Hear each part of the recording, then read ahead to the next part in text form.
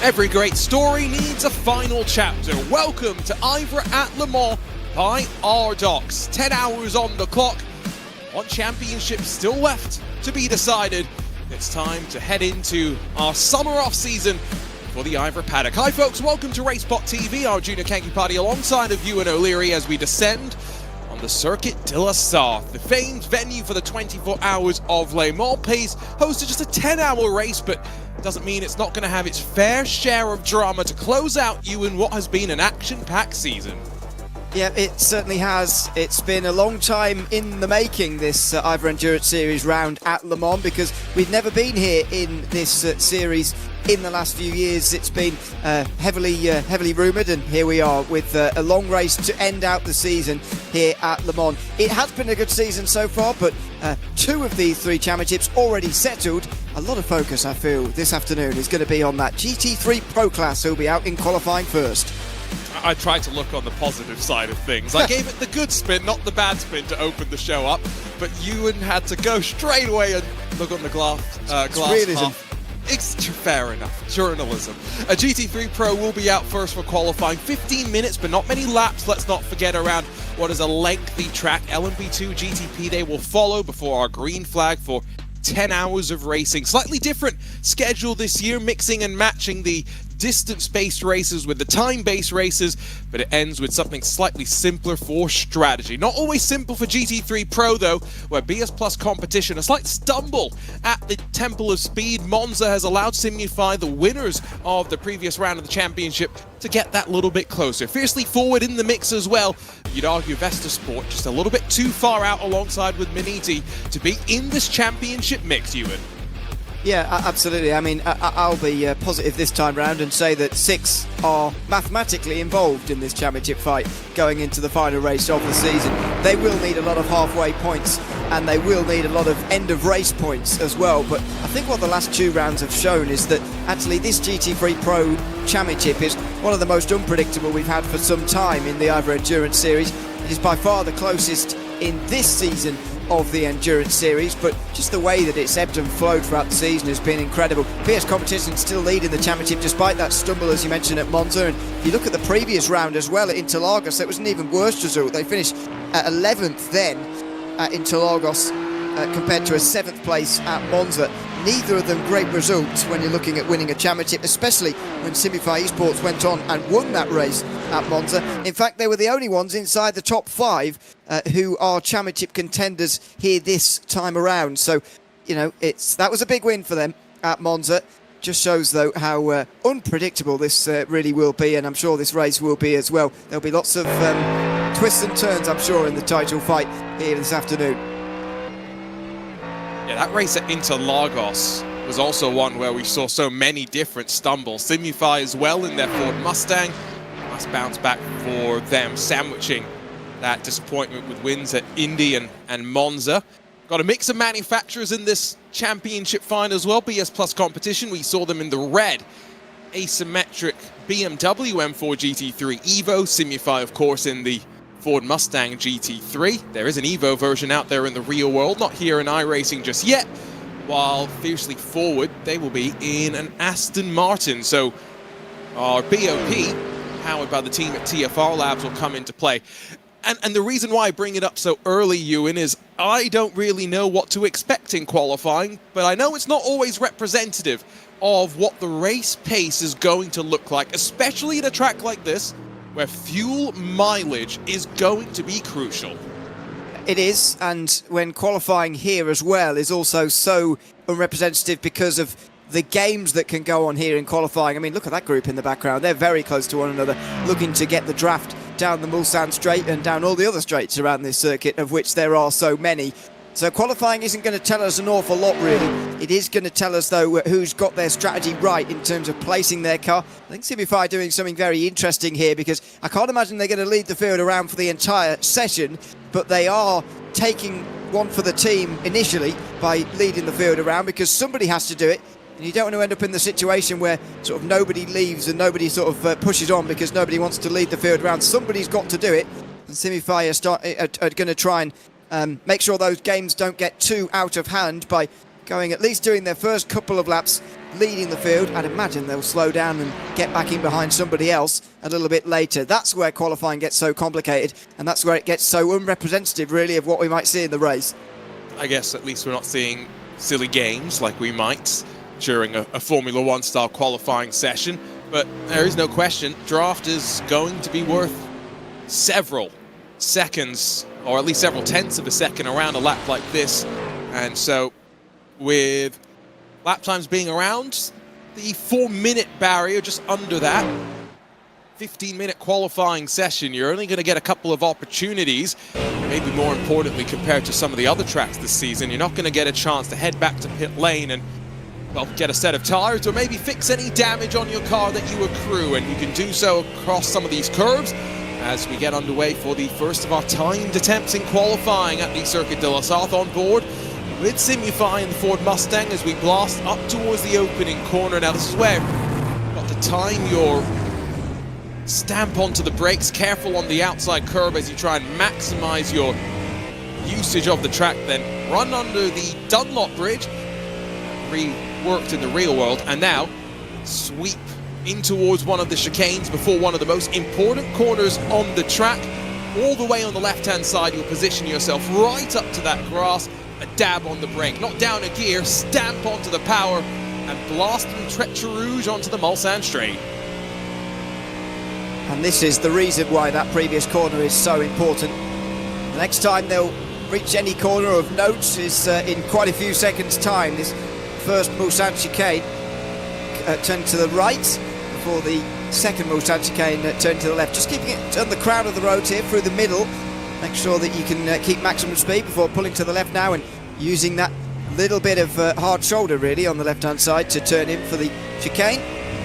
Get on the power nicely and out onto the next part of the straight. But just watching this Mustang so far on board, I've got to say, just look rather nervous at sort of lower speed corners, and you really don't have to turn the wheel very far to get that front end pointed in. Now, everyone has different driving styles, of course, but I would hate that, to be honest, the pointy front end. It looks very, very tricky to control for the amount of time that they're going to have to, but I mean, their season's been going fine so far, so I'm not sure it will be a problem today either. It just look a little bit nervous sometimes on turning when the rear's dancing around a little bit. Well, remember, loose is often fast, and when you're trimming out as much downforce as is reasonable, now they're going to obviously have some of the rear wing still left and working, but I can imagine that most of your turn is going to come initially from the front, and then hope the rear will settle underneath you with some of that mechanical grip. It's relatively steady though through what is also an important corner at the end of the Mulsanne Straight. Blast down towards Indianapolis, but in the tow of Simify Esports is a big green machine for Beniti Racing. It's Tim Matska, who's a couple of car lengths back maybe from the majority of the draft, but getting enough of an advantage, you think, on this opening lap. And again, I say opening lap because at best we're going to get maybe 3 timed attempts, Ewan? Yes, I think so. I mean, maybe the reason Simify are going out so hard and so early is so they can grab a 4th, but I don't think that is going to be possible. I think it is just the 3, and that, as you said earlier, doesn't give them a chance to come down the pit lane. It doesn't give them nowhere near as many laps as what you would normally have, even on the longer circuits that we've had in this season, of which, to be fair, there hasn't been many, like Barcelona, Monza, probably the longest, and even then way, way, way, way shorter than what you have here. So it's just a completely different session entirely. And Gavin Montoro, so far, as to what we've seen, is at least going to get a time on the board early here without an off-track, which is perhaps more vital here than maybe we realise. Stole the words out of my mouth, especially coming to corners like this at the end of the lap, where it can be so easy out of the Porsche curves in towards karting to slip off the track. But now just a couple of chicanes left to navigate. First through the Ford chicane for Gabby Montoro. We mentioned lap times around that 4-minute barrier, but what's it going to be for the majority of the field? A 3:52, the first benchmark thrown down, and already 6 tenths between Simify and Beniti, so draft no problem. Let's see what the rest of the field will have. Smilia Esports there Mercedes jumps to second. I did see BS Plus competition, by the way, pull out of line, so Ruben Bonga's going to be towards the tail end of these times that begin to trickle in. But yeah, no draft, no problem at the front of the field for the Ford Mustang. Yeah, maybe it isn't going to be quite such a draft-heavy session as what I was expecting here, because there's also some drivers down the back end, like Ebel Salan, who is on his own at the moment and going fine. This is Fast Repair Motorsport, the final of the teams who have got a mathematical chance of winning this season. However, they're 114 points behind going into, 116 behind going into the final race, with only 134 to play for. So it is very, very, very unlikely. But you've got to hope. And Abu Sayan is going to work his way towards the line right now with that 3:52.3 to beat. It's not going to be beaten by this Fast Repair Motorsport Aston Martin. Similar Esports so far, the team to have gotten closest, but surprised me, it really has, that Simify have held up so strongly with no draft compared to those who do have further down. So I'm counting at least seven GT3 cars who I think invalidated their first timed attempt. That includes Fiercely Forward in the Aston Martin, so one of our Championship 3 that we're really keeping an eye on. No benchmark for them. 11 times on the board, 36 thousandths of a second split Simify Esports from Smilia Esports. Ansgar all tricked her at the wheel of this Mercedes. We get a great camera angle as we exit out of that second chicane and run down to the end of the Mulsanne Straight. Quite crazy to think that go back 50 odd years and there were no chicanes and you'd be coming over the crest of this hill and hoping that your brakes were going to work. Yeah, I don't fancy that, personally. And of course, the kink in the Mulsanne Straight as well used to be quite a corner back in the day as well at those kind of speeds. But I do like the chicanes that we have on the Mulsanne Straight now, to be honest. I think they add to the circuit rather than take away, which is what you normally get in chicanes, sadly. I think they actually add to the circuit, a few more overtaking chances, but I mean, it's going to make the first part of this race so draft heavy. It's hard to get away from the Mulsanne Straight to length, no matter how many chicanes you put into it.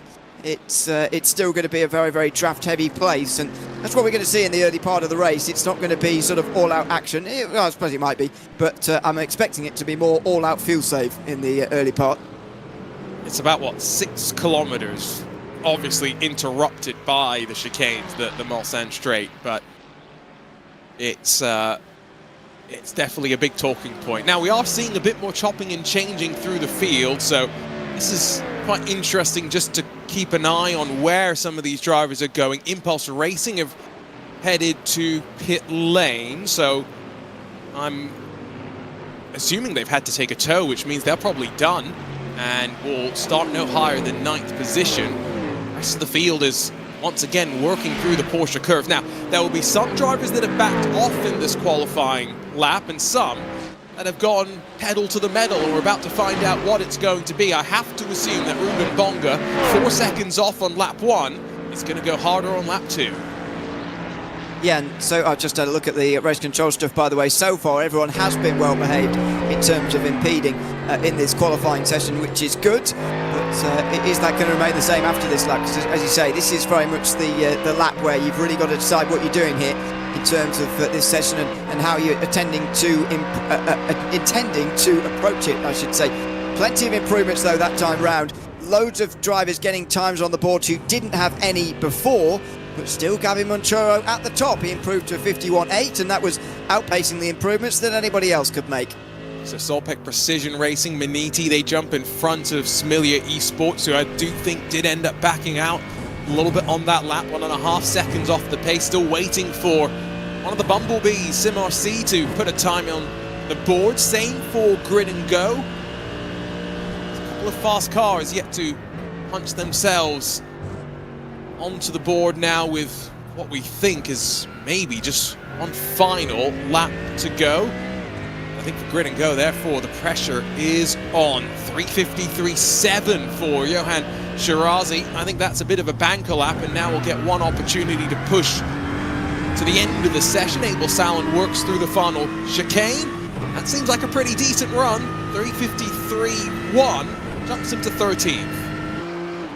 quite a gap actually to the next position as well. That's going to be taking quite some catching there for Cyan to get to Jacob Hansen, who is the partner driver within a second of Gabby Montoro on the pole. But with those second times in, it's time to see who is really going to be challenging Gabby Montoro on this final lap. And Montoro still running out front, is going to complete this lap by the looks of things, or at least for now looking like he's going to. Well, he leads the field around with no draft. Garrett Berry has got no draft either, and he went pretty quickly on that last lap as well into second for Saltpit Precision Racing. So it's the draft, it's such a less of a factor than I was expecting it to be, really is. And I'm surprised, so we'll get some word from our drivers post-qualifying. Again, they've had to fuel the cars up for the 3 laps as well, so they're not necessarily fully loaded. I'd say probably starting the session at closer to about half fuel capacity. Garrett Berry just under 3/10 off the pace of the Ford Mustang. So a BMW sits in second, a Ferrari sits third, a Mercedes sits fourth. But again, remember, who knows what that will actually mean when we get down to the nitty-gritty of the racing itself. Quite remarkable. You had talked about track limits, and Fiercely Forward third in points coming into this championship decider. They failed to set a lap time on their first 2 attempts. They cannot afford to do the same on this third and final attempt, because there are now only 60 seconds left to go for GT3 Pro. Yeah, and you know, it's such a dangerous place to be down the back end of the field at the start of one of these races. I know it's such a long race, and it means that there's going to be lots of opportunities to make your way back through the field again and get yourself back to the front. However, the likelihood of getting involved in an accident is so much higher. And we saw it last time out as well for BS Competition at Monza when they qualified right in the middle of the field. I guess Monza is even more of a precarious first chicane than it is here. However, even so, they weren't even that far back, to be honest. Still got caught up in an incident and still dropped away. They were a lap down for a very long time in that race before getting themselves back onto the lead lap, helped by the fact there weren't many others off the lead lap as well, and they were able to recover to 7th and keep this championship lead. But it just shows the dangers as Garrett Berry comes into pit lane. He's done for the day. Montoro comes over the line. Not sure whether there was an improvement. In fact, I think there was. 51.6, the new time to beat. Checkered flag is out. There was an improvement at the front. Maniti have jumped up to second. And now Ruben Bonga, crucially for BS Plus, up to 4th for the championship leaders. Team Australia by OPR jump in front of them. But Vesta Sport and Josh Thompson in the Mercedes, 0.8 of a second clear. And I get the sneaking suspicion there was draft that helped, but that was a clinically executed lap. Now, where will the final of our championship contenders put themselves up to? Fiercely Forward late in the day in front of BS Plus Competition. All 3 of our championship players inside of the top 7, Ewan. Yeah, not a great qualifying for BS Competition in terms of where they found themselves, because even the outsiders, Vesta Sport, are in front with that amazing lap time from Josh Thompson. Also got Maniti Racing, who are 5th in points, tied with Vesta Sport. Ahead of them as well. Abel Sayan at the moment the only one of the championship contenders behind BS Competition. We've had to wait a long time for this final lap time from the Aston Martin. Where's he going to get to here with this late lap time? I'm afraid he's just not really been able to get going. It's an improvement, and he moves up to 7th ahead of BS Competition, but nowhere near Josh Thompson, because nobody is more than 0.8 of a second faster than everybody else. And so I've gone and shot him the question, was draft important? We'll get the answer, but regardless, Vesta Sport will lead us from the front. They are 4th in points. They're on the outside looking in, but mathematically have an opportunity. Simufy 2nd, Maniti 3rd, Solpec Precision Racing, and then Fiercely Forward down in 5th. All in front of Team Australia by OPR VE, Fast Repair Motorsports 202, and then championship leading BS Plus Competition. Smilia Esports and Impulse Racing by TAM Livery, your top 10. Nice mix of the manufacturers in those front 5 rows. Before Holder Motorsports, WSR Esports, Team Hoistingveld, Scuderia Volpe by P1 Sim, Delta Sport Sim Shop, Switch It Amber, Vesta Sport Second Car, Sim RC, Impulse Racing by Walter Art, Lion GP Fenster, and then one car not classified in times, Grin and Goes, Ford Mustang. So that's the GT3 Pros now set aside for the time being. LMP2, though, already our championship has been decided. Delatraz Automotive by Majors Garage, 143 points clear. There's a maximum of 134 points up for grabs, and that means FX Simulations fiercely forward. And it's locked in a fight for second coming into this 10-hour showdown. Yep, indeed. Delatraz successfully defending their title from last season. They did have a championship finale to survive last season, though, at Spa. They did end up with 104 points over the rest of the field on that occasion, but nevertheless, they did have to survive a championship finale. And that, of course, is the only two LMP2 championships that we've had here in the IVRA Endurance Series since the Dallara was made the middle class when the GTPs were added a few years ago. But unassailable advantage of 143 has been just really created by a great season of podiums, consistency from Delatraz Automotive. Only one occasion where they've been off of the podium here, and that was at Watkins Glen. FX Simulations weren't really able to take advantage of it on that afternoon, and I was speaking to James Ibrahim actually of FX Simulations about where this season went wrong, and he told us actually that in the last round, when it was looking like it would go this way, he said, well, it's less about the Monza race where they did fall off the lead lap and drop a long way down as a result of various incidents. They ended up off the lead lap in 8th place on that day, but the bigger problem was contact under the safety car at Interlagos, which gave them a lot of damage, dropped them even further down on that day when they finished in 11th position. And in his mind, that was it for the season from that point. So a shame that we don't get a championship finale, but some key points for you there as to how it's all happened and how Delatraz have successfully defended their title.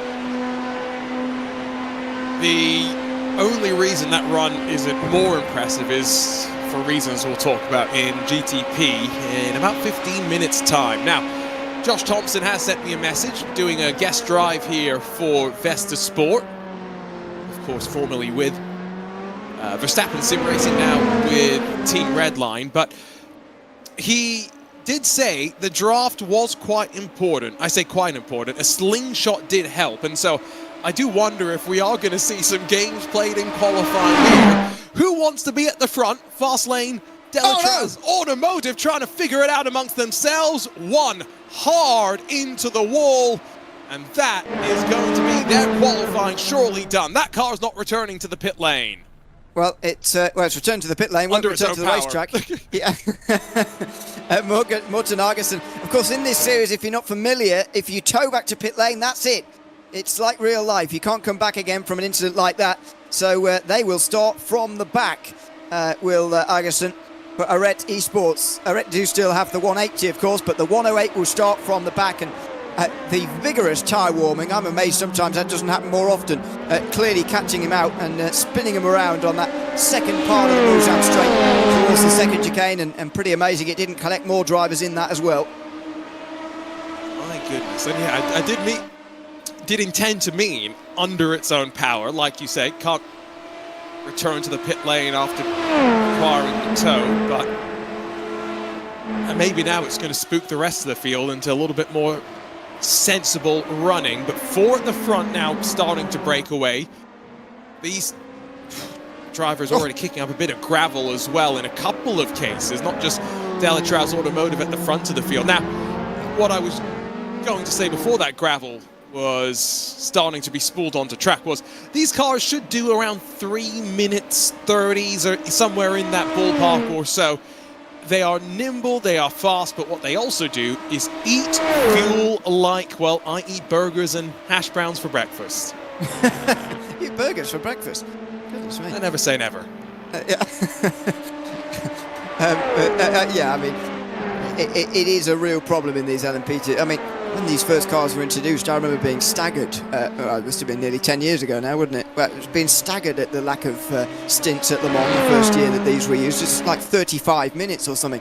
I don't think it's quite that short anymore, but it's not that far off. But don't forget, for all these classes, that fuel consumption is going to be rather high here. But we're coming off the back of Monza, where it was quite high there as well. So it's not going to be much of a culture shock for the drivers and teams, because only 2 weeks ago we had a pretty similar circuit. It's been a high-speed end to the season, that's for sure.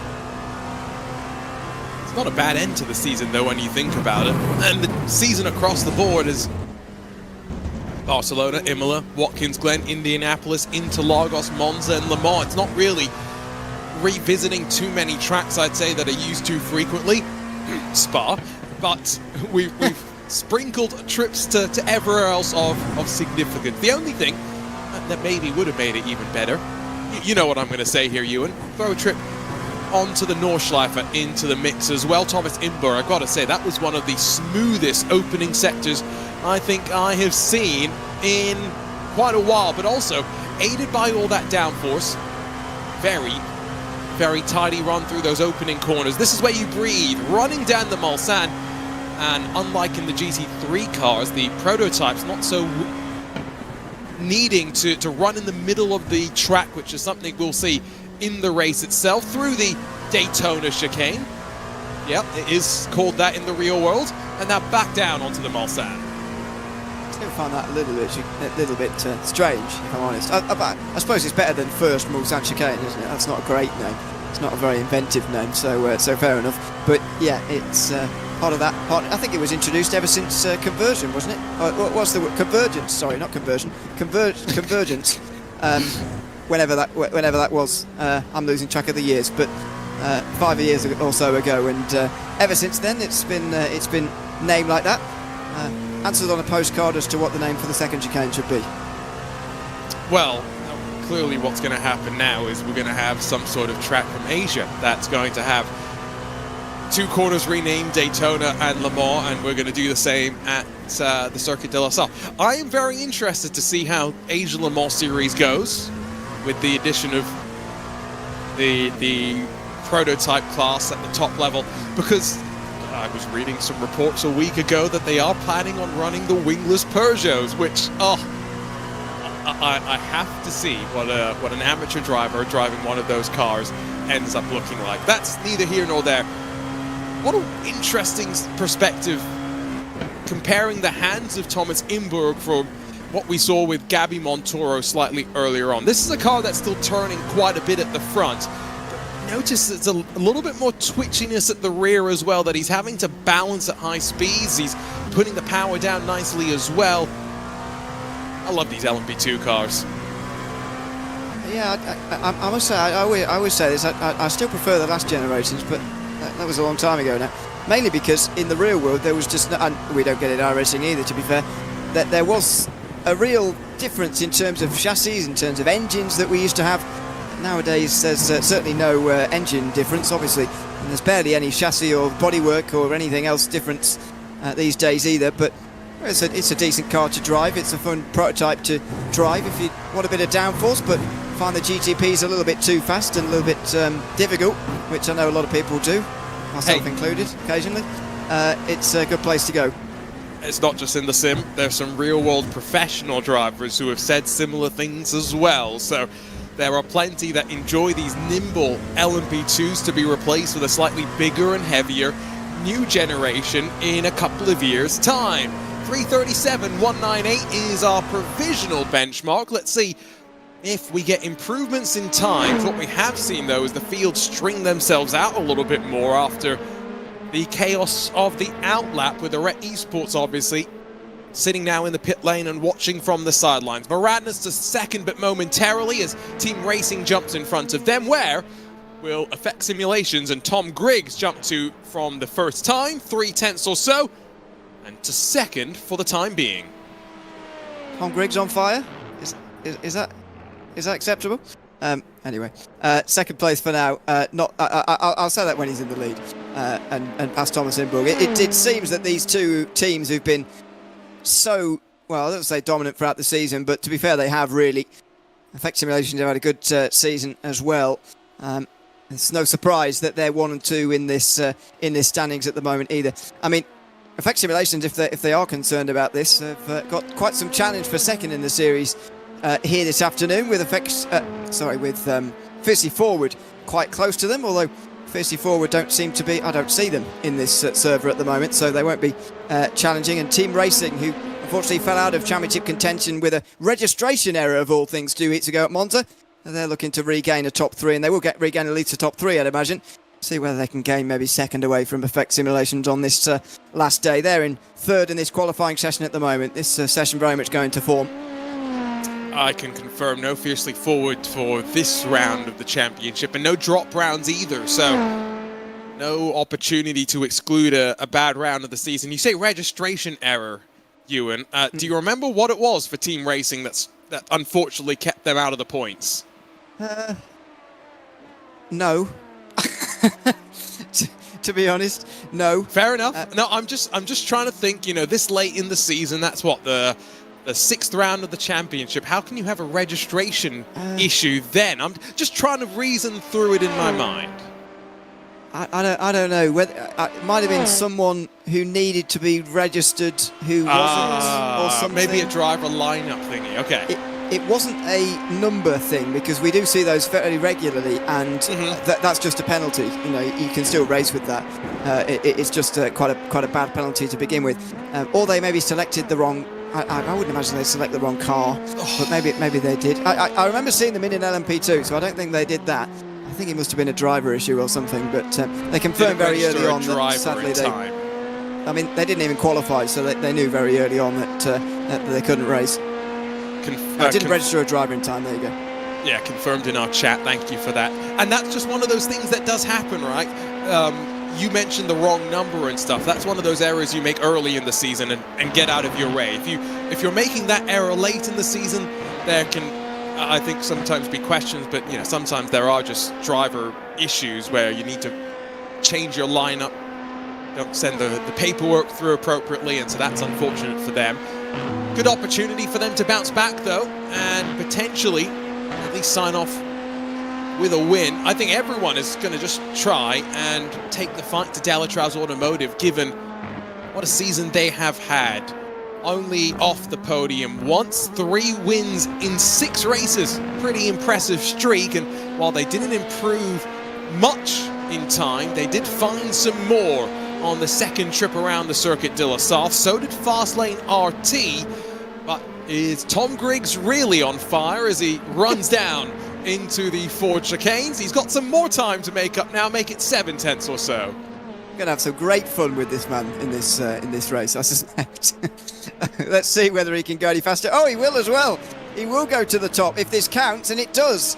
So Effect Simulations do take provisional pole for the moment by less than a tenth of a second in front of Tom Einburg. And, you know, it is still early in this session, because I believe, based on the speed of these LMP2s, and the same will go for the GTPs a little bit later, I believe these guys will get 4 attempts rather than the 3 that GT3 gets. So there is still plenty of time left for Tom Einburg here to improve. But he will have to actually do it, because he's been pushed off that top spot. I agree with you. I also think that in these cars, you're not so worried about heating the tyres up over the 4 laps you're going to get as compared to those GT cars, where we did get the back-off lap. No back-off yet as Einburg flies down the Mulsanne once again, and again noting that he's on the right side of the track, beyond where the GT3 cars will sit in traffic, and that is going to see our prototypes moving to the left and the right to work their way through. I mean, if that is on the track... Yeah, it is. It's just, I'll leave my comments at track limits at the door then, thank you very much. To be fair, I mean, even in real... The white line there doesn't actually make very much sense anyway, but I agree, that's not really on the race. He's so far inside of the curve as I know. It's... It should be allowed. I'm amazed that is allowed, but there you go.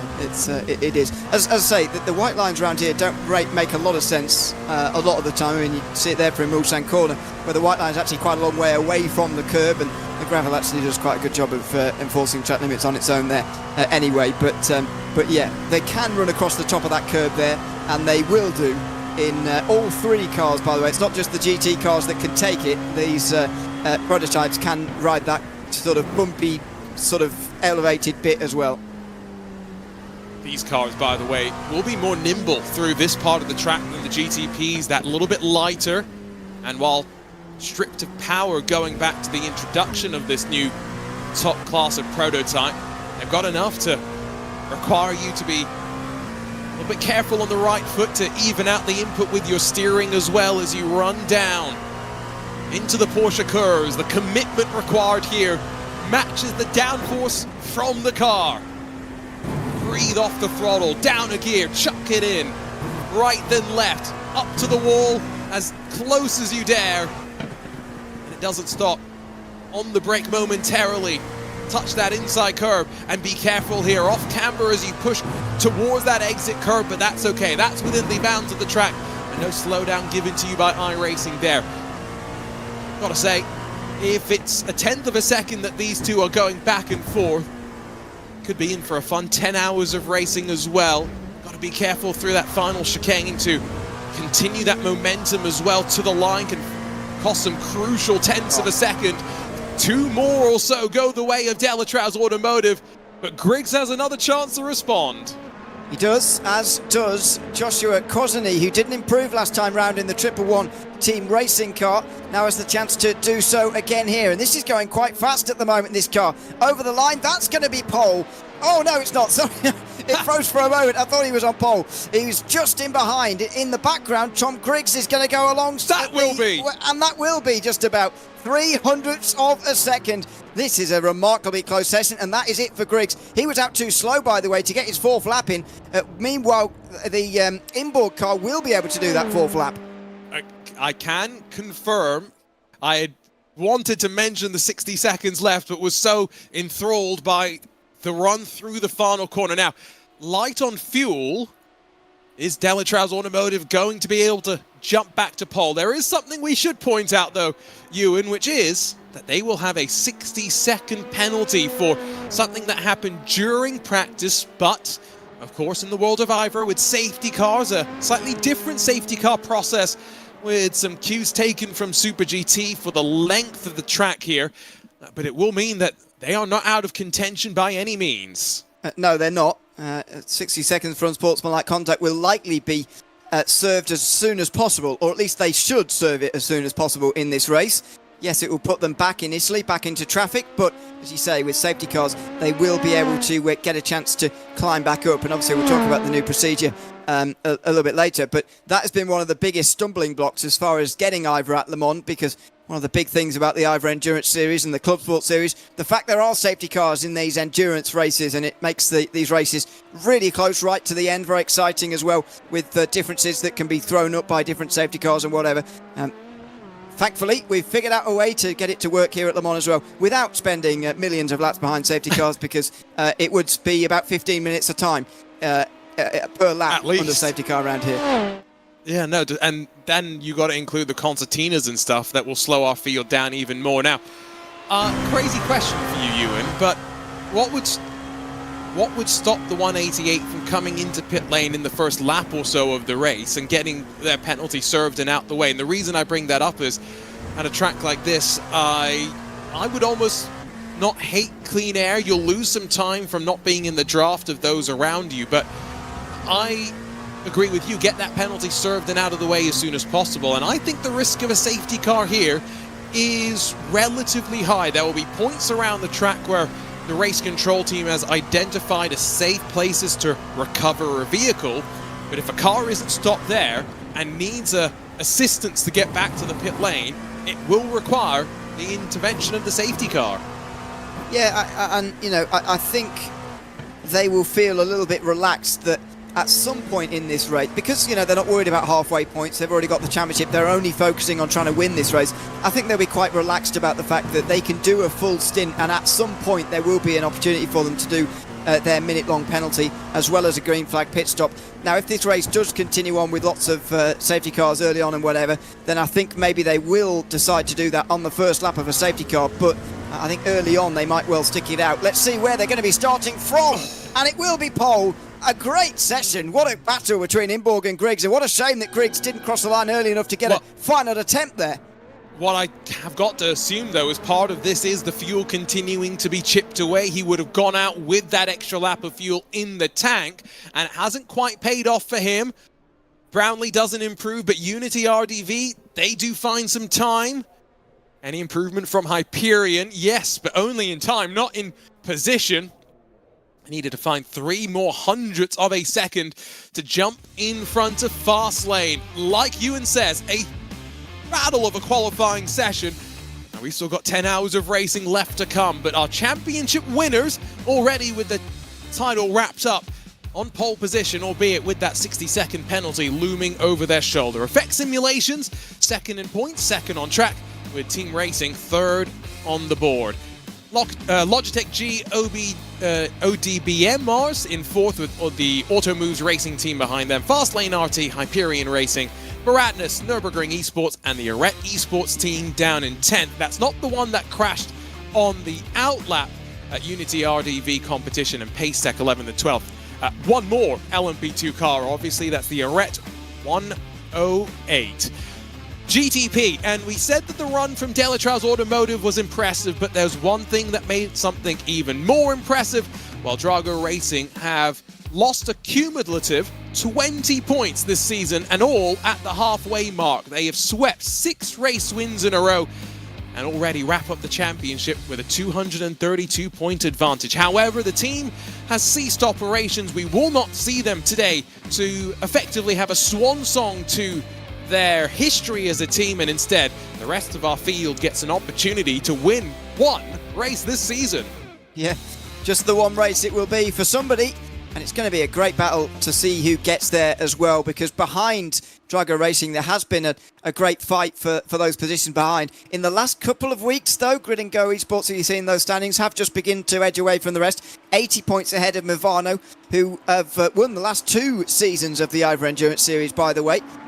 All since we've had the GTP category, they've been the champions. They're going to finally give up that number 1 on their car, although it's the 33 that's been doing the best. Orbit Dropbear have had one of the standout performances of the season, I think, for 4th place, best of the 4 Porsches in the field as well. And yeah, this race is going to be fascinating in isolation. There's no championship to worry about. In fact, for the last 2 rounds, there's not really been a championship to worry about, with Drago sealing it very early in the previous round as well.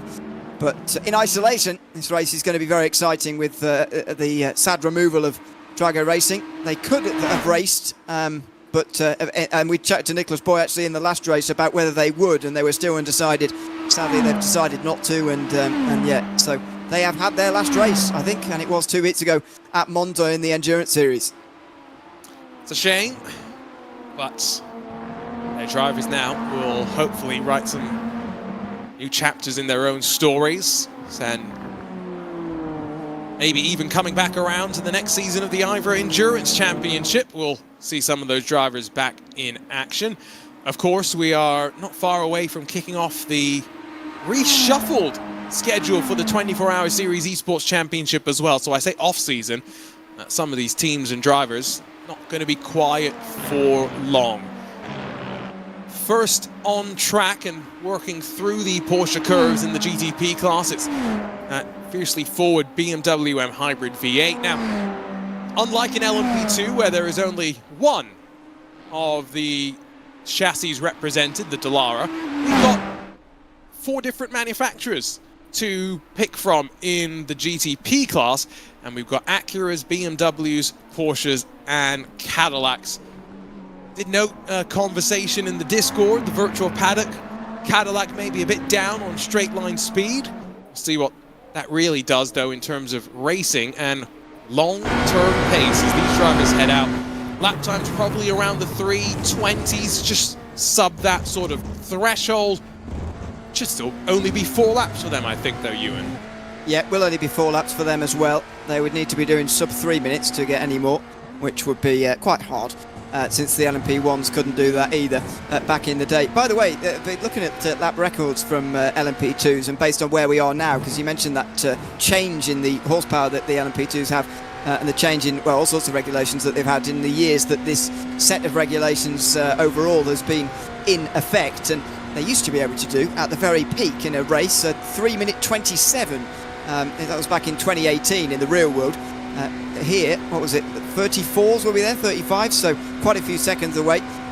That will just allow these GTPs to be about 10 seconds quicker around here at Le Mans, which means they really, and this has been the case throughout the season, they really won't lap these LMP2s very much in this race, especially if there's lots of safety cars. The LMP2s could be on the lead lap for hours. I don't think either class is necessarily going to complain too much about that, to be honest, because the interactions between the traffic is going to be difficult. Someone in chat says they'll get a 5th lap. We'll wait and see. We've got to cross the line for checkered flag fly, so all about making sure you get out on track in front as well. Let's not forget, it was touch and go for some of those LMP2s to even get a 4th lap on the board, so we'll need to shave a significant amount of time, given it's still only a 15-minute session. This BMW M Hybrid V8, not the what's the correct way to describe it? Not the facelifted front end on the BMW M Hybrid V8 with the larger sniffer that it now has. Technical term?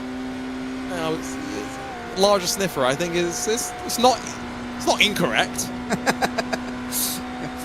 Well, no, I suppose not. I've always looked at. I've always thought that the front end of the BMW looks one of the best of the GTPs in this new generation. Looks most like a BMW as to what the other manufacturers look like they're manufactured, if you see what I mean.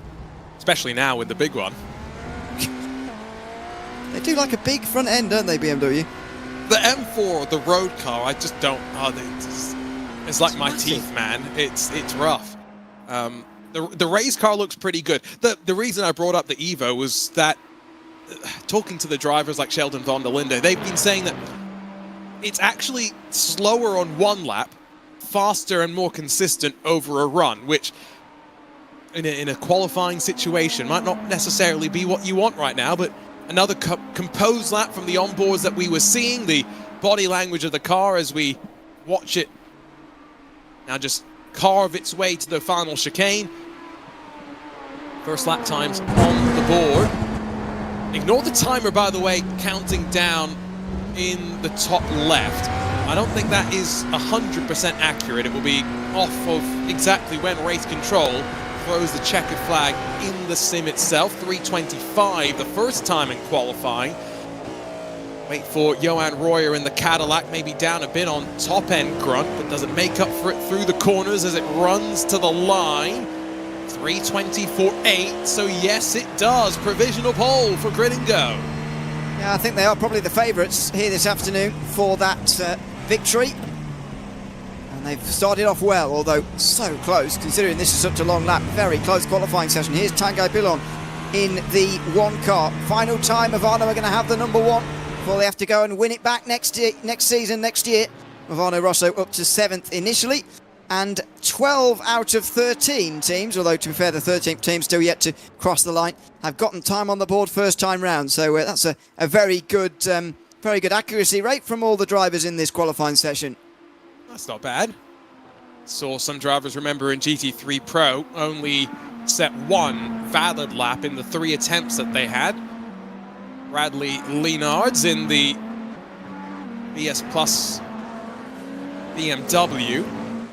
Relatively new name to me in that car, but seemingly up to speed quite well, sharing the car with Jaden Munoz and Daniel Alves Lorenzo, 2 of the familiar faces in the team. But 10-hour race, 2 driver lineups for a couple, 3 driver lineups for some as well. Got a bit of a mix.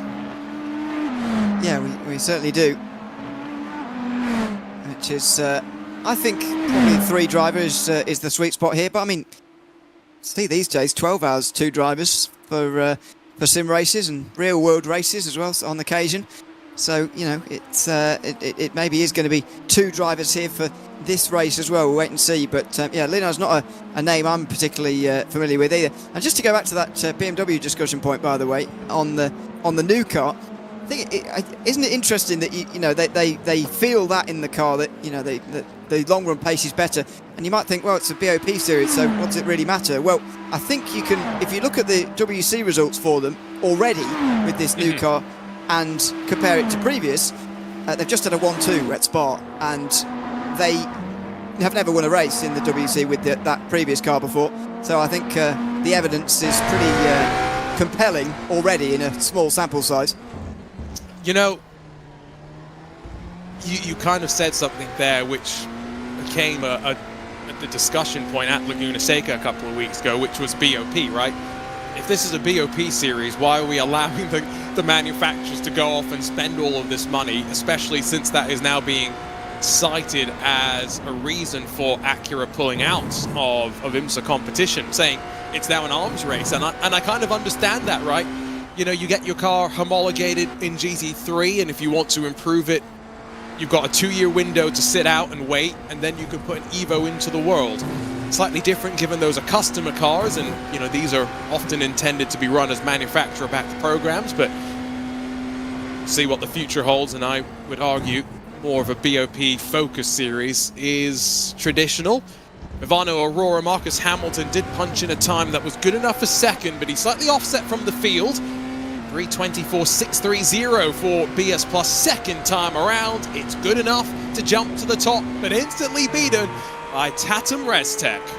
Yeah, Andrea Muscolino taking the pole, which is a bit of a turn-up for the books. But 3 teams covered by less than a tenth is just an extraordinary qualifying session so far. Now David Adam for Blue Mercury Sport goes to the top, and that's only by a tenth and a half or so. Here's Tanguy Billon again for the number 1 team. And he moves, oh no, that's Sohom, sorry. He moves up to 7th only. Sohom goes to 4th. I'm getting overexcited on his behalf. But so many improvements happening lap on lap here for all of these drivers coming across. And Marcus Hamilton has foregone an extra lap and he's instead gone for nobody around him at all. I'd be willing to bet there's at least a minute to the driver ahead of him and behind him. At the very least, I would agree with you there. But again, it's quality of laps rather than quantity that count in qualifying. And this car does sit 3rd in points, so still fighting for 2nd with grid and go, albeit very much uphill battle, maybe more looking over the shoulders at those trying to hunt them down, not just Orbit Drop Bear, but Solpec Precision Racing, fiercely forward, not too far behind, and the second of the Movano cars as well. Second time attempt coming in for a driver sometimes known on RaceSpotTV as Marcus Hamilton, as his Smurf account affectionately became known as on RaceSpotTV. Very nicely done through that final chicane to keep the speed up for his next timed attempt, and once again it's good enough for 2nd. It's been a deja vu, once more 2nd on the board. Yeah, that's his final lap time starting now, by the way, I would say, or maybe he's just about crossed the line in time actually to get in 2 more like the rest of them. But as these guys all cross the line here this time around, this will be setting up for the final lap time, I think, if they're going to be able to go along. Are they going to be able to go past the checkered flag here and do another lap, or is it going to be it? I'm not sure, but they're going to cross the line with less than the amount of time there is in 1 lap, starting once again with Aiden Metash, who's currently the furthest forward of the drivers, setting lap times. Fiercely forward yellow, the first ones across the line again, and they're only 3/4 of a second off pole, down in 11th. Now, I haven't seen the 60 seconds to go marker from race control, so I do think we're going to get 1 more lap after this, Ewan. But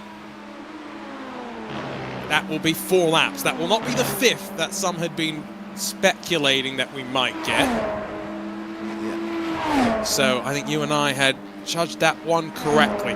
I do feel as well, it's sometimes hard, especially at a track as long as this, to sense track temperature and where that's moving around. Feels as though, just gut instinct, cloud cover at this part of the circuit compared to when we saw Marcus Hamilton come to the line about a minute or 2 ago. Conditions might just be cooling off. Fiercely forward back to the top. But rest of the field's got some improvement. There comes BS Plus competition, the first of the sub-324s. Tatum Restech can't match that. And so now some pressure on the rest of the field. I saw at least one back off. I think Muscolino has said, I'm done for this qualifying session. Launch over the curves for Marcus Solholm in the Solpec Precision car. Blue Mercury have jumped to the outside of the front row as well. Some quick times coming in. And it should be outside of row 2, inside of row 3 for Solholm. Very close to row 2 though from Solholm. up to 5th position. Manuel Sudau has been pretty quiet in this session so far for Maniti Racing. And that's going to be a final lap needed for them as they cross the line. But you're right, Andrea Muscolino has come into the pit lane. Maybe thought that there wasn't going to be another attempt and hasn't got the fuel to do it in any case. So he's in pit lane already, as is Marcus Sohom. Simone Nucera is going to be at best 9th for Absolute Motorsport. Maniti Racing's Norbert Tamaskar is going to be at least 11th on no better. Orbit Drop Bear also in. Now BS Competition in as well. And to be fair, Blue Mercure in. If anybody is sort of going, if they're getting off track or whatever, then they are just going to come into pit lane straight away. And here, there's no point in carrying on. So there might be very few cars coming to the line, to be honest, in this final run. I think 4 cars continuing for a 4th lap. The checkered flag is officially out, though. So the lap that you're on will count. And Marcus Hamilton, there's another comfortable gap to slot in to the outside of the front row, but can he find that little bit more speed and pip BS Plus competition to pole here at the Circuit de la Sarthe? He's committed over those final curves, no question there, but it's a 3:24.067. 3 laps, Marcus Hamilton punches his ticket to 2nd once again. Fantastic drive, fantastic way he's been able to go through this session. And if he carries on here and has one more lap up his sleeve, I don't think he's going to be challenged by anybody else on the racetrack. I think he's the only one who can beat Bradley Leonards at the moment. And, well, no, he's not going to do that. He comes back to pit lane now. So that is a shame. He's not going to get up towards BS Competition, but that means none of the top 4 are still out there. There's only 4 teams I can see still running. So it is grid and go. Oh, fiercely 5. Forward. The number 8, though, not the number 11, fiercely forward. Ivano Rosso, the number 1, and Maniti's number 17th. 13th on the board, and quite a ways off for Manuel Sudau. He's looking to try and get within a couple of seconds, you'd think, of our pole time. Johan Royer at the slowest part of the track now as he puts the brakes on in towards Arnage, and this is where these GTP cars will be at their worst. They're heavy compared to an LMP2 car with the batteries and all the systems that they have to run at the speeds they can go up onto the higher parts of the track. And now hybrid spools up as they head to the Porsche curves. Tires will be at their worst through the qualifying run. The fuel will be at its lightest to the wall. Oh, could barely fit a paper between that right rear and the tires sitting and waiting for anyone who's a bit too aggressive. Johan Royer, the Frenchman, hoping now for just 2 more solid chicanes. If the Cadillac is vulnerable in a straight line, qualifying spots will help it defend track position early, you may think. Oh, unsettled, car unsteady as it put the power down for the final time. 4 tenths gained, and to 4th with the number 7. It's the number 1 car, Tanguy Billon, over the line from Ivano. Only a 10th or so needed to move at 1 place, but it's going to be much more than that. 2nd onto the front row for the number 1 car. What a great lap time that was, and Manuel Sudau will end the session with Maniti Racing. Pretty disappointing, sadly. He improves on his own lap time, but he doesn't gain any places. The late lap time from Billon, only 23 thousandths away from pole.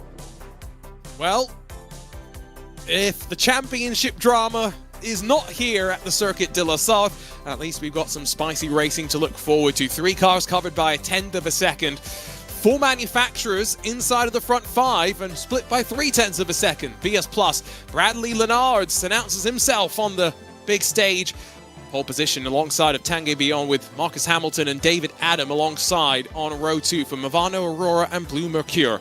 Grid and go in the Soul Cadillac 5th with Tatum Restech and Fiercely Forward's BMWs behind. Solpec Precision Racing, Fiercely Forward, and Absolute Motorsport Asalith, your top 10.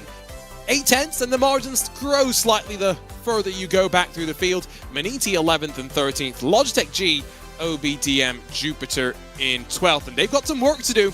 They're in the fight for 3rd in the championship. Well, qualifying done and dusted, a chance for us to breathe, Ewan, because some very close qualifying sessions as well.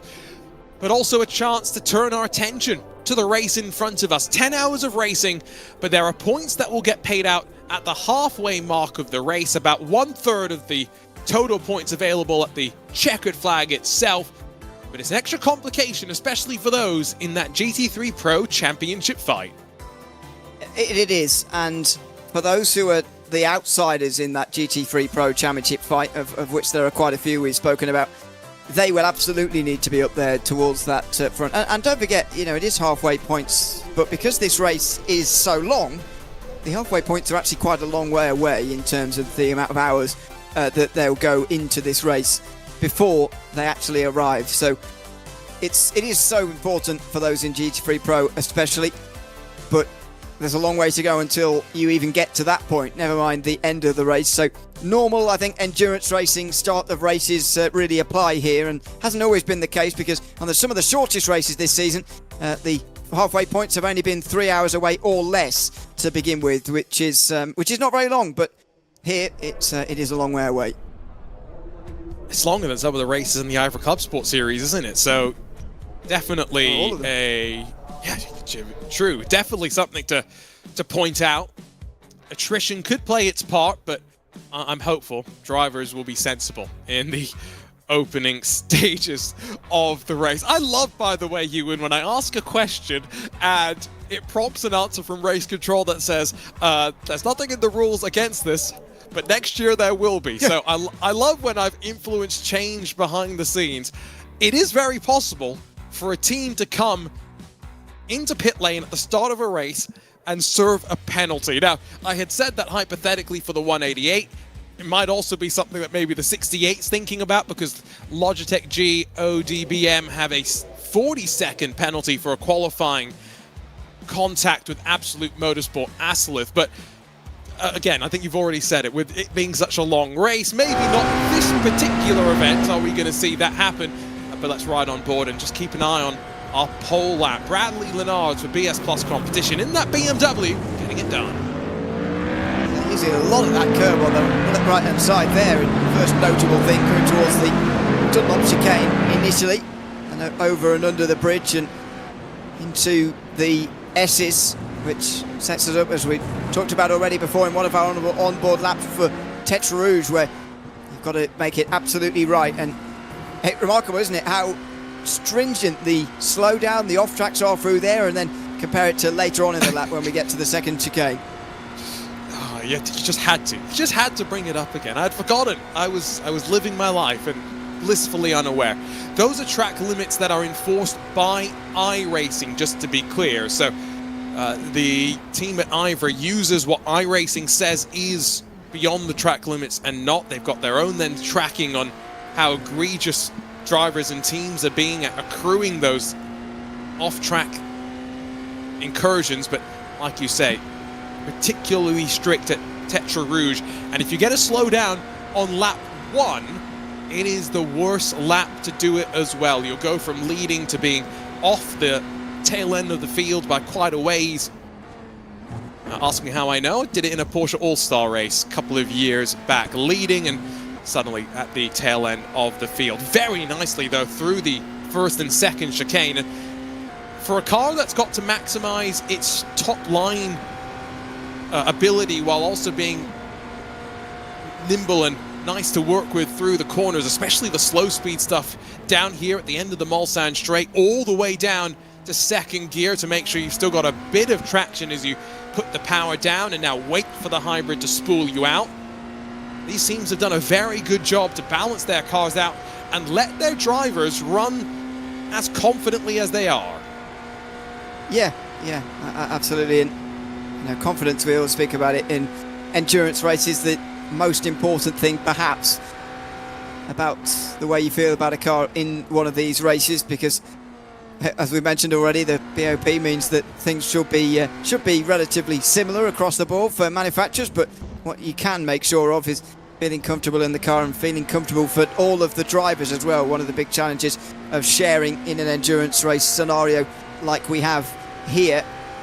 Even though there's not many corners around Le Mans, you've got to feel comfortable through them, and they are still very, very important corners as well, as we watch Linards now come towards the Porsche curves. To my mind, the most exciting section of this racetrack by some distance.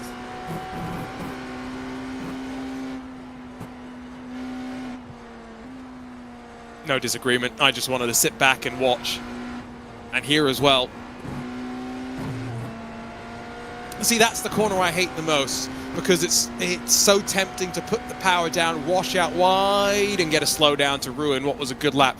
It's another point where you can open up the track on the pit entry, just use that wider line to cut the car in. And these cars, you've got to be careful with how much of the curbs you take, but well judged by Bradley. And the only driver sub 324, I think he can be quite proud of that lap. We'll also keep an eye on the whole time for Delatrau's Automotive. Thomas Imberg putting this lap together. And our championship winners, remember, they come into this race with 3 wins in 6 races, 5 podiums in those 6 races as well. And a team that's well and truly, I think, being one of the, and if not the name, in LMP2. The last 18 months or so, they have really been firing on all cylinders. Yeah, certainly. You know, it's I mentioned before that this is Delatrau's Automotive's second IVRA Endurance Series title in a row, successfully defending their previous one, which they won by over 100 points. They might well hold on to over 100 points of a championship advantage here in LMP2 this season as well. I think the bigger thing for them maybe to hold on to is a run of 6 podiums out of 7 rounds this season, which they've so far managed to do. 3 race wins along the way, including a maximum score of 134 2 weeks ago at Monza as well. And they'll hope to do the same here. It was a pretty qualifying session though in LMP2. Well, so I mean the best of the 3, I would say. But you might be right about the fuel load for Thomas Imberg, because Griggs got past him multiple times there, but as it turned out, he didn't have the fuel for one last lap there, whereas Imberg did. And maybe that was all we were watching, just that sorting itself out slowly throughout the 15 minutes. You were wondering the capacity of the car, has it really improved much from 35 minutes? The answer to that, by the way, will be no, because at Daytona, they're also only doing 35-minute stints, which is rough on the pit crew, man. I've got to say. Every other class, you're basically able to go an hour. Even in GTP, you can go an hour at Daytona if you really want to. And it allows your crew to get a bit of sleep, right? To recover a little bit. Not such in LMP2, because those guys are in every 35 minutes and they make the loudest noise as well. So, you know, double whammy. It's too often, isn't it? I don't like that. That's my least favourite thing, actually, about these. Well, it's quite a lot of my least favourite things, to be honest, about the category compared to what it used to be. But the stints are just too short for me. 35 minutes is no stint, really, either. As you say, it takes a big toll on the pit crews. It doesn't really allow you to get into any sort of rhythm. I think that translates to about 10 laps around here, which is really not very many at all. And yeah, I prefer to see them a little bit with slightly bigger fuel tanks, to be honest. I know the LMP2 rules are changing soon, aren't they? So hopefully they'll be improved to have slightly longer stints. Well, if they have longer stints, it will come at the expense of being heavier, slightly slower. I'm fine with that. So that's fine by me. we will see. I was talking with someone from Orica about the new generation car. About 85% done. Just waiting, of course, on the regulations to be finalized, so that the final bits of the car can be finalized, really. That's why they're 85%, just the connecting bits. It'll be a shame, though, as much as we have the Dallara, the current Orica LMP2 has become ubiquitous around the world, and what a car it is. But we are ready to go for the final time this season. 10 hours at Le Mans. IVRA at Le Mans, brought to you by RDoks. Here's a look at our starting grid. Bradley Linares gets it done for BS Plus competition.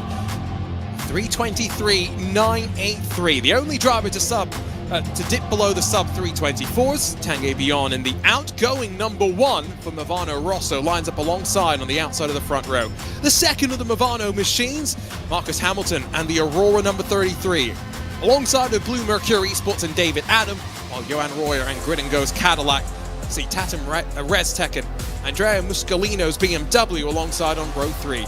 Grizzly Forward and Solpec Precision share row 4, while to complete the top 10, the second of the Firstly Forward machines and Absolute Motorsport. Aslith Maniti Racing back in 11th for them, while the Logitech G OD BM Jupiter number 68 back in 12th. They've got a 40-second penalty to serve in the opening 90 minutes of the race.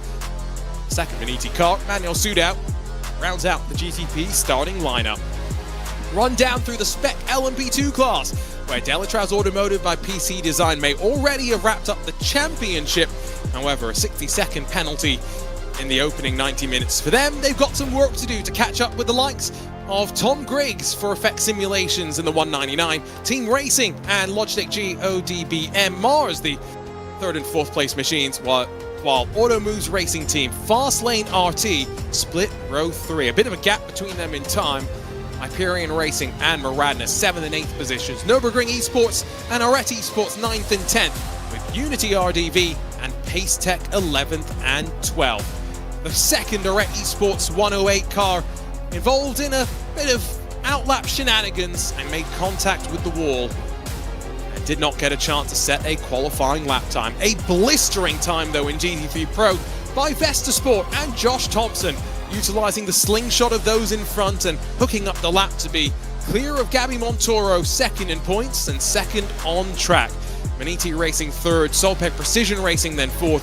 Fiercely forward, third in the championship, are fighting to try and take the hunt to our points leaders. Team Australia by OPR make up the outside of row 3, while Fast Repair Motorsports are inside of row 4. While a championship leading BMW for BS Plus competition, that big red machine, not the best qualifying effort, but has a bit of a championship buffer to fall back on.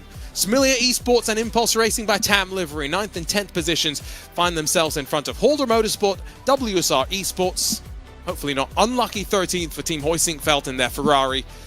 On their outside, Scuderia Volpe by P1 Sim. 15th for Delta Sports Sim Shop, 16th for Switch It Amber, while row 9 splits Vesta Sports second Mercedes and Sim RC's Black and Yellow 276.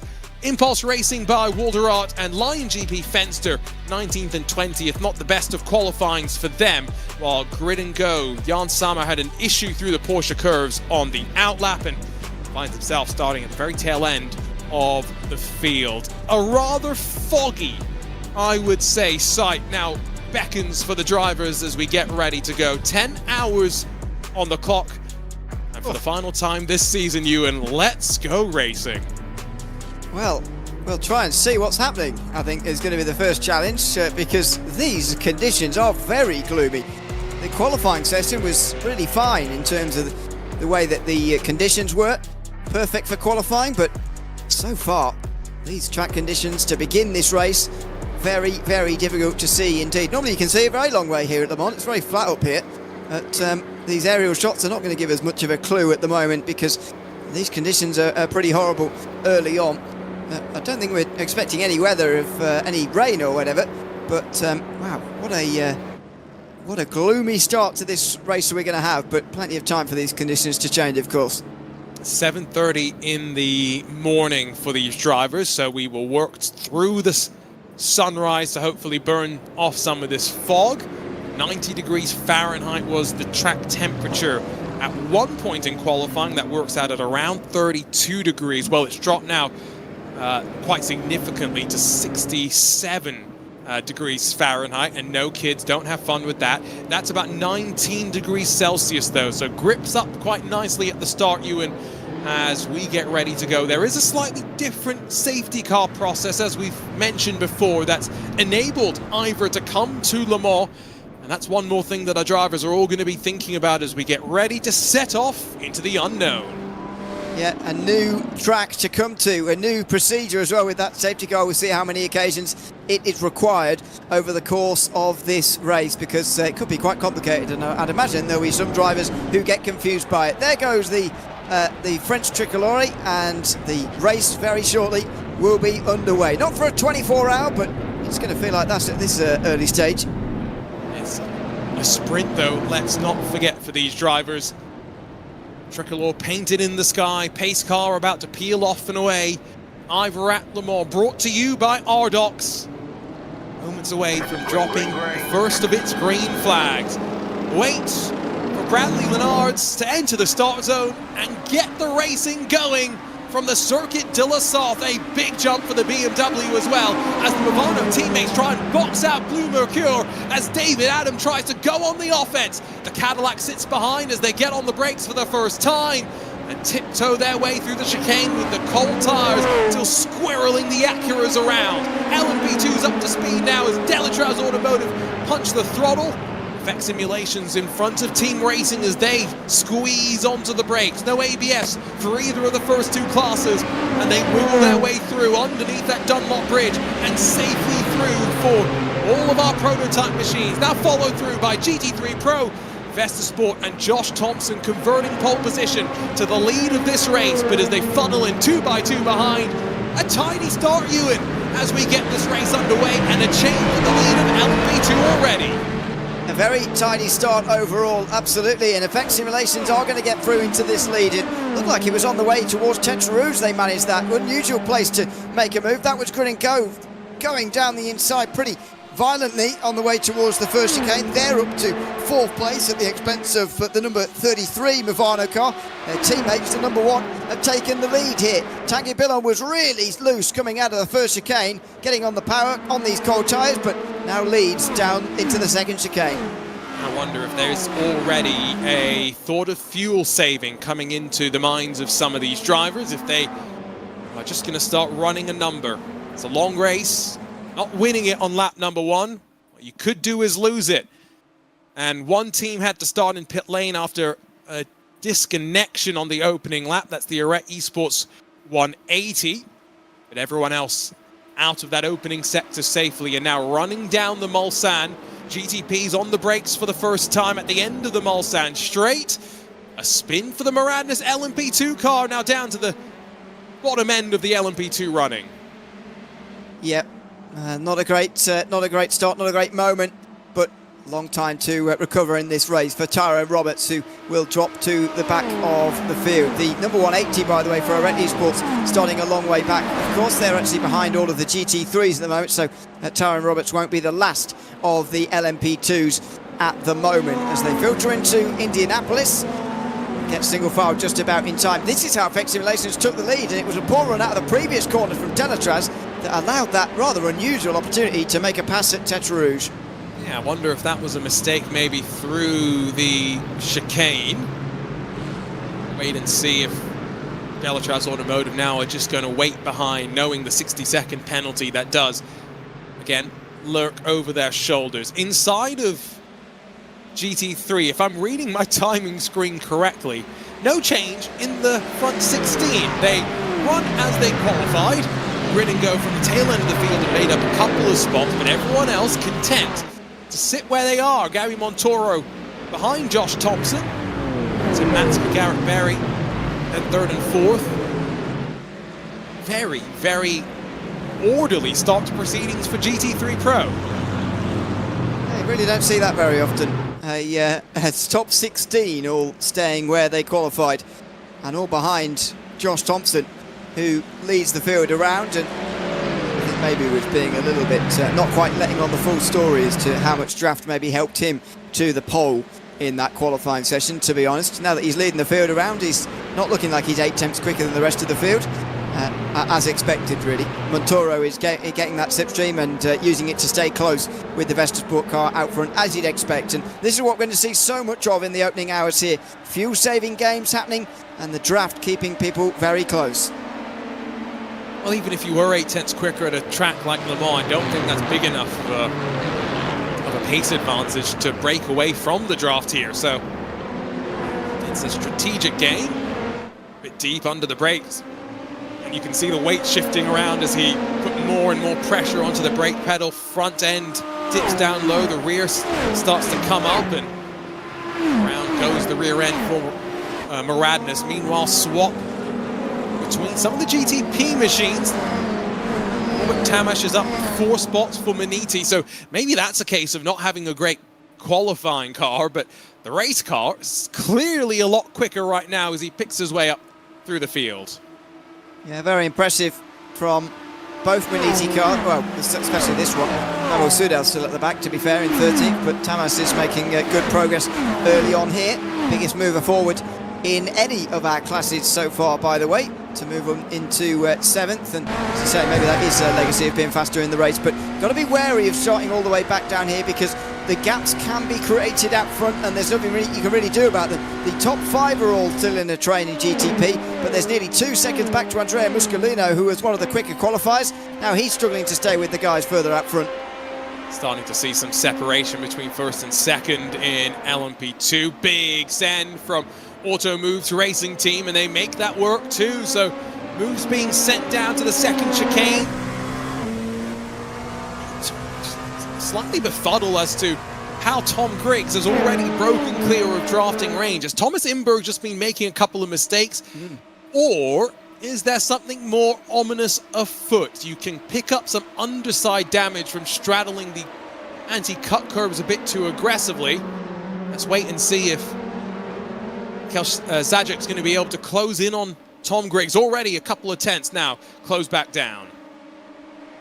Yeah, I think it will be quite telling, but I'd be more inclined to say it's a mistake from Imborg, because if you remember the opening lap, the way that actually Griggs got the lead, it was a bit of an error, getting slightly wrong-footed down the Tetrus S's there before Tetrus itself, just allowing that Effect Simulations car to get to the lead.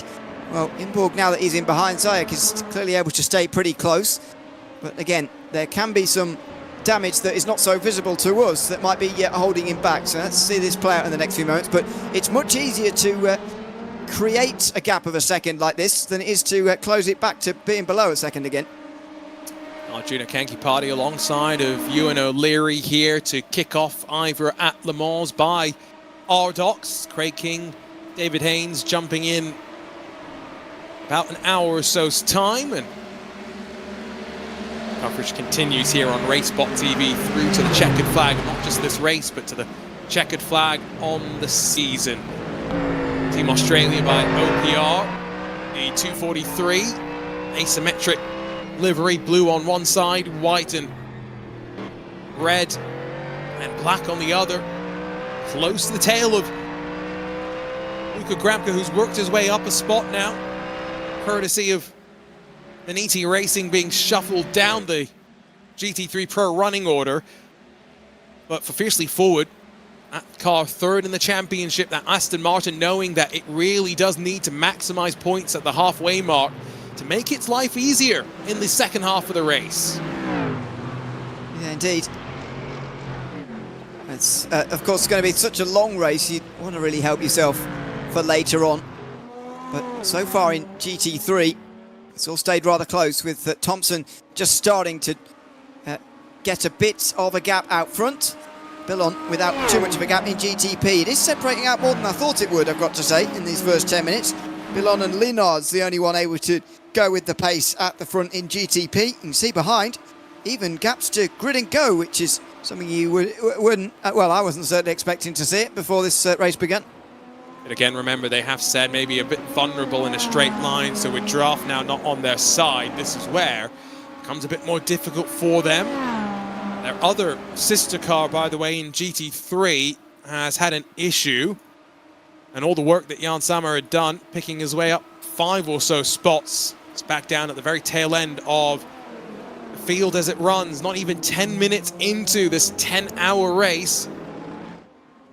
Body language of some indicating a lot more of a sprint than an endurance race. That car is already around, by the way, by the time we picked up that replay. So clattering over the curves a bit too aggressively in the Ford Mustang, and I think unsettling the Grid and Go car. Yeah, really clattering over those curves. That's Jan Sammer who's driving it, and yeah, spinning around and dropping to the back end of the GT3 Pro field. Won't be the last of those Ford chicane troubles that we see tonight, though, I would imagine, with the curves that you see. Oh, Linard with a surprise dive. Wasn't expecting that into Arnage with this amount of time remaining, but that was a sprint race move. Yep, that is a questionable one as well, I would argue, at this stage, because all you're really doing is bringing back Johan Royer into the mix. He has dropped David Adam in the Porsche, so it's an Acura from BMW, from Cadillac, from Porsche. All 4 of the manufacturers running at the front right now. An Acura engine intended to go into an Indy car. Never has and never will, it would seem, hit the track in the real world. Through the French countryside, but the joys of iRacing, we get to put all these manufacturers into the mix See them open up the entry, running on the pit entry for a moment as they come through the final couple of chicanes. It'll be 3/10 between first and second, and Johan Royer is now back in the draft as well, so see if he's going to be able to use this to close up slightly further. Not expecting him to go on the offense too aggressively. He is thinking about pit stops and his windows to get that little bit closer. LMP2, Tom Griggs trying to break away, but they're going back and forth through the sectors. Draft not quite broken, but on the verge of doing so. Josh Thompson has broken draft in GT3 Pro, and traffic hasn't even played a part there. No, and it won't do for some time. The GT3 Pros are still about half a lap away, and here they are through Indianapolis and Arnage, still about half a lap away from the GTPs, who are closing quickly, of course. But the only bit of traffic you can see in there is an LMP2. That's Pascal Vale, who's coming through for Arret Esports. And he started from the pit lane, as far as I can tell. Yeah, he did. And that has meant he started from the back of the GT3 Pros. So not only is he starting with that big disadvantage, but has the biggest advantage of actually having to pass all these GT3s for legitimate positions as well. When there's still 21 of them all running in one line, that does take some time. Yeah, I mentioned the Arret Esports. LMP2 had the internet disconnect right as we were forming the grid. See how they can fight back, but have stayed out of trouble to open up this race. That's exactly what we wanted. The safety car procedure that the team has been working on hard behind the scenes, not called into play just yet. The fog, by the way, now you're good, the fog is quite drastic from certain camera angles. It's not an issue for the drivers behind the wheel, just something to keep in mind. That BMW goes back to the lead of the race though, cut back from the Acura. BS Plus and Movano going at this, and once again Grid and Go closing. The train of GTPs does not extend far. 11 cars split by 6.5 seconds. I mean, it's going to be a lot closer as well if these two continue like this. Bradley Linhardt wants to lead this race, and Billon wants to keep continuing to regain that lead again. It seems on the brakes into these slow corners, Linhardt has a real advantage. He did it into Arnage in the last lap. He's done it into Mulsanne corner this lap, but Billon surely will be expecting it this time, and so he defends into Arnage. How many times do you see that in one of these races? Never mind a 10-hour race, I should say. On the power now for Linhardt, in behind that Acura. Can he maybe get through into the Porsche curves? The BMW has seeming to struggle to get out of the slipstream and pull alongside the Acura so far. Can he do it here? Wondering if there's an element of fuel saving or maybe just top end. No! Grunt! The BMW pulls alongside and in his haste and urgency forces the Acura wide. Grid and Go sweep through. Blue Mercure sweep through as well. But that was inevitable. We were wondering if that was maybe overly aggressive for a 10-hour endurance race, maybe overly aggressive for a 40-minute sprint race. Well, that was lucky, really, that we got away without a big crash, because Linhardt and Billon there make contact at one of the highest speed, perhaps the highest speed corner on this racetrack. That was remarkable, and in the end, Billon just about saves it. Marcus Hamilton is right there now behind him to avenge that, as he moves up to 4th place. As you mentioned, Blue Mercure move up to 2nd, and Johan Royer now leads this race by 2 seconds. But have a look at this. Hard to tell whether it's Billon who turns in on Linhardt or Linhardt's on the inside who misses his apex. You can certainly make debates about the sense of going for a move like that at this stage in the race, but as to whose fault it was, it's very much up for debate. We need an angle either from up above or maybe on board with Johan Royer to really tell, because the way that the corner comes over to the right and where the cameras are going to be placed, that's always going to be a difficult judgment. Now, has Linhardt picked himself up a slowdown penalty as well, because he was wide through Tetra Rouge? I mean, from that perspective, it kind of looks like the Acura just kind of turns in. I agree, I think so. And here's the definitive angle, well, as definitive as it's going to get in one of these 50-50 incidents. I think Linhardt is down there, and I think he makes his apex for me. I mean, well, it's close, isn't it? I think Billon does maybe just slightly turn in, and it's easy to forget, because it's such dramatic contact at such a high-speed corner. It seems like, you know, it's a big piece of contact, but actually It's a very, very tiny touch between the two that has meant they made contact, and here they are side by side again. And I wonder if they are now already dealing with some damage to the side or the under tray of the car, because that can slow you down in a straight line. Now, the contact itself was about as square as you can get, so they may have gotten away with it. We'll see if they're going to lose more time to Marcus Hamilton. Our field, by the way, is still only covered by around 6 seconds for 11 cars. So very, very competitive. But out of the draft for Bradley Lenards this time, no hole in the air to be punched by the IVRA. He's able to hold that inside and through Mulsanne, put the power down and just hold on for the time being. This fight is not done. David Adam is 1.8 seconds behind Johan Royer. So the leader has been able to break toe. And for all the talk of Cadillac maybe not being so strong in a straight line, strong enough right now, as is the IVRA back alongside. I mean, it might be down to damage, but to be honest, in the battle we were seeing earlier, the IVRA was comfortably, to my mind, faster in a straight line anyway. So this might not be down to damage, this might just be the way the manufacturers are making lap time around this circuit. And IVRA back in front of BMW again. I think that incident, though, has put Lenards onto a bit, he's put himself on notice, as it were. He's made sure he's not going to make another move at Arnage, because in previous laps, I think he might have done. Race control, by the way, still looking at that incident, because so far it's actually been a very clean race. They're already able to get to it, and have a look right now. A couple of other things have been submitted, one NFA and one bit of contact in GT3 that will be looked at next by the team. 15 minutes done, which does mean we're probably only 20 odd minutes away from LMP2's down to pit lane. That's going to be a rapid fire run through on strategy for them. GT3s will get to the top of the hour. GTPs will get a lot closer than their LMP2 counterparts will be able to do so. Royer has built up the advantage, by the way. He is punching in lap times, representative of qualifying pace right now, while everyone else a little bit further down in terms of speed, maybe as a result of some of the side-by-side and passing we've seen as well.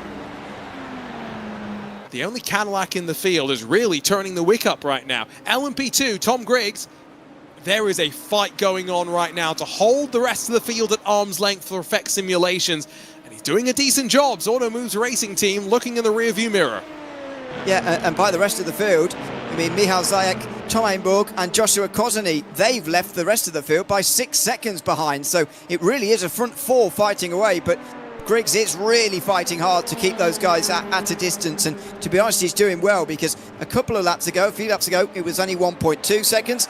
Now it's half a second bigger than that. Last time round before this one, he extended another 10th just over. And he might well do roughly the same here, but they're so evenly matched. If these guys were in the slipstream, you get the feeling Griggs would find it hard to pull away. But because he got that second quite early, he's been able to hold them at that arm's length with everybody so evenly matched. Here they go again, just around a 10th quicker again from Griggs. It's very, very similar lap times across the board there for those front four, and lap on lap they're very similar as well. Update from BS competition, a little bit of damage, so there will be a bit of impact to the top speed, but we'll see if that's maybe something that can be repaired in one of the pit stop sequences, of which there will be many today. And trip down pit lane here is not fraught without its own different talking points. Now, BS Plus competition, points leaders in GT3 Pro, all the way down in 9th position right now. Simify second in points, second on track. Fiercely Forward third in points, 5th on track right now. But as it stands, the championship advantage is going to shrink slightly if we were to be like this in about 4 hours and 40 minutes time when the halfway points get paid out. It would, and it would keep Vestasport alive. First of all, I mean, I know they're not the big contenders, but they need to really finish ahead of BS competition, and right now they would, so that would certainly help them out. But most of the teams will be closing on BS competition, of those who matter, because BS competition are beating about half the field. Just not many of the big contenders who are going to challenge them this season are behind them right now. But it does feel futile thinking really even about the halfway points, never mind the end of the race points at the moment, because it just feels so far away. But 4 hours 40 is the number until we get to the halfway point, with 5 hours still to go in this race. By the way, the investigation has been complete as to that incident in the contact for the race lead, and no further action given, which I think is probably the correct thing. Yeah, 6 of one, half a dozen of the other. At least we survived. It could have been a lot worse. The car control on both sides was quick enough to hold on. Now, what's happened to Simufy? Because Gabby Montoro's dropped from 2nd to 4th pretty quickly, and that will also now reduce the amount of championship advantage he was able to take away from the points leader. So these are crucial things that we will be talking about in 4 hours time, I would say. Especially because there is a mathematical calculation where the championship lead in GT3 Pro changes hands at the halfway mark. So lots for us to be looking at. And for Gabby Montoro, pretty simple. Slowdown penalty, I would assume, using a bit too much of the inside at the opening chicane. You're really walking a tightrope through that first chicane. We saw it with the onboard laps when we were in qualifying. So close to, cutting a little bit too much or using a bit too much entry or whatever it is, and just going over that little bit too much. Montoro has dropped himself from 2nd to 4th. He's had to come in behind Garrett Berry and Ryan Bettes, who've both gone past there, and Josh Thompson therefore gifted an even bigger lead. And it's so important for Simplify Esports, of course, because of that championship scenario we were just referencing there in GT3 Pro. Long way to go for that. Gabby Montoro sharing the car with Lucas Camba-Moreo today. So just 2 drivers, but again, 2 drivers is enough for a 10-hour race, I would argue. There are some that have a 3-driver lineup, but you would hope most teams able to control the cockpit of their homes a bit more than you would the cockpit of a real race car, where maybe doing a quad stint is all you can physically muster. You're physically sore after a quad stint at Le Mans, that is for sure. Especially in one of these GT3 cars. 4 hours straight with your right foot full throttle for plenty of the time as well. Team Australia continuing to work their way closer to the back of the BMW for Solpec Precision Racing. There's a bit of the lifting close. Save a bit of the fuel. Now 4 seconds back from Josh Thompson. Yeah, Bettes just trying to help Solpec, looks like, with whatever way he can to try and get them closer to Josh Thompson out front. But shout out to these guys, to the Team Australia team with OPR and Vermilion Esports, because this race is going to be a very long run through the night for them. I think in Australia, if I'm not mistaken, it is currently 11:30 in the evening. It's almost the worst possible start time for a 10-hour race, but they're here anyway, racing overnight in Saturday. And it's going to be a big effort for them, but they're so often so fast and dare I say it, so used to racing overnight that they're going to be contenders for this race, no doubt. You've seen your fair share of IVRA competition. Finally able to be here at Le Mans does feel quite special. It's really nice to be able to do this, and Team Australia late into the night using that energy to pull alongside and get up to 2nd, even earlier in the morning, it turns out. Yeah, well, maybe it means a later finish, I suppose, doesn't it? But for a 6-hour-ish race like what we had at Monza last time round, when it's sort of 1:30 or 1:15 when it begins, 7:15 when it finishes, that's a terrible set of start and finish times. Traffic for the first time. Here comes the GTPs. Johan Royer's got 2.6 seconds. And often the first driver to hit the traffic, it can go one of 2 directions. Which way will it go for Johan? As he swings under the Dunlop Bridge, one way, then the other. Has to be patient through the chicane. We'll give him a chance to slip through before Tetra Rouge, but he'll be on the inside, slightly offline if he doesn't get back to the left, so breathes back over. That was nicely done, but already gap down to 2 seconds. Yeah. David Adam with a little bit of a run through the traffic there that's helped him to get that little bit closer. Hamilton and Billon have also managed to get very close because of this traffic. They're teammates though, and they've left Bradley Linards behind, which they'll be very pleased about. Here comes the Mulsanne straight, and the GTs running down the middle does create a bit more of an obstacle than you'd think, really, and miscommunications can be a lot easier on the Mulsanne straight because of that. It's not really the GT car's fault. They're entitled to run where they want, but GTPs have to make it ultra clear where they're going to go. And I alluded to it in qualifying. The GT3 cars sit in the middle of the road.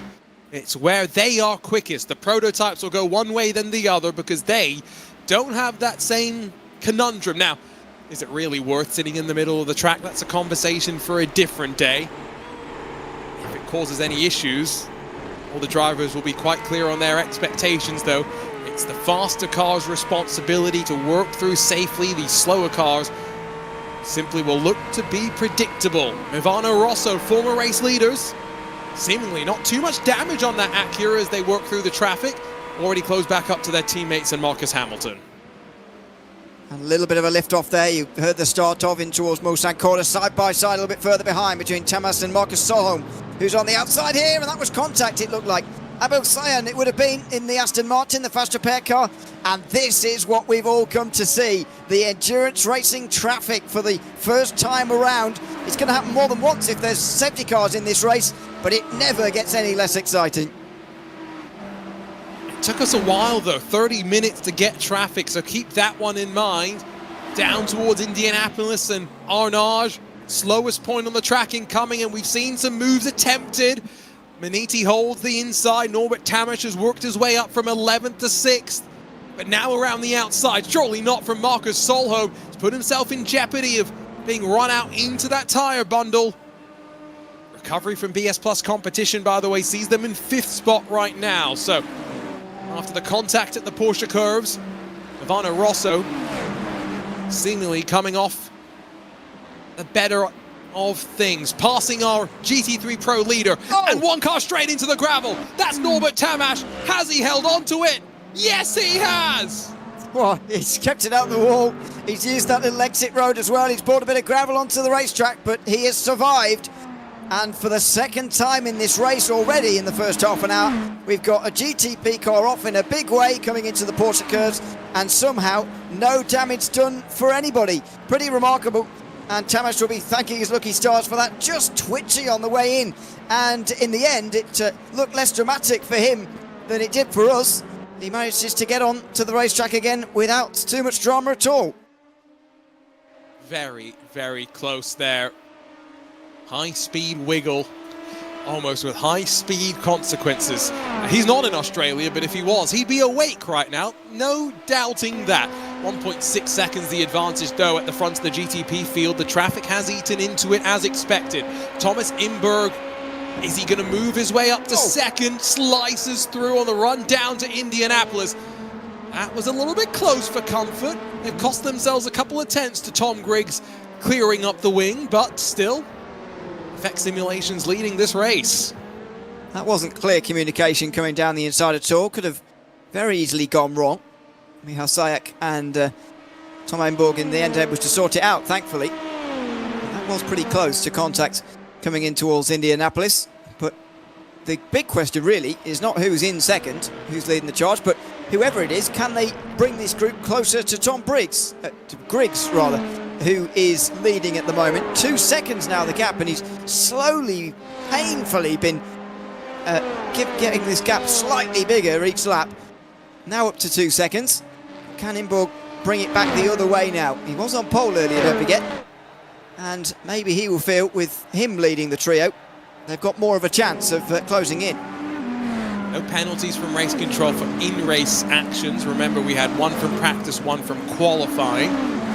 All to keep in mind, because it has to be served in the opening 90 minutes of the race. About 30 minutes complete. We're getting close to an LMP2 cycle down onto pit lane. Will Thomas Imberg lose about 60 seconds to the rest of his class for some miscommunication of their own on one of the straights in practice? Paddy Wolf in the fiercely forward second car, down in 11th place, behind Absolute Motorsport Asleth. Simone Nixera at the wheel there. These drivers lost a little bit of ground to those in front, but by no means that far off our race leader. Wolf going to use the draft and get alongside. And it's a similar move, but a bit clearer the communication, I would say. BMW slots its way forward. Porsche tucks in behind. Yeah, it's much more likely that you're going to be allowed down the inside, or at least not going to make contact. If you pull out of the slipstream early, you put your nose down there clearly into the mirrors, and you make it clear what you're going to do on the way down into the Indianapolis right-hander, because it's such a fast corner. You don't want any sort of contact through there, because the consequences are pretty disastrous. But yeah, that was nicely done through Indianapolis for these GT3s as well.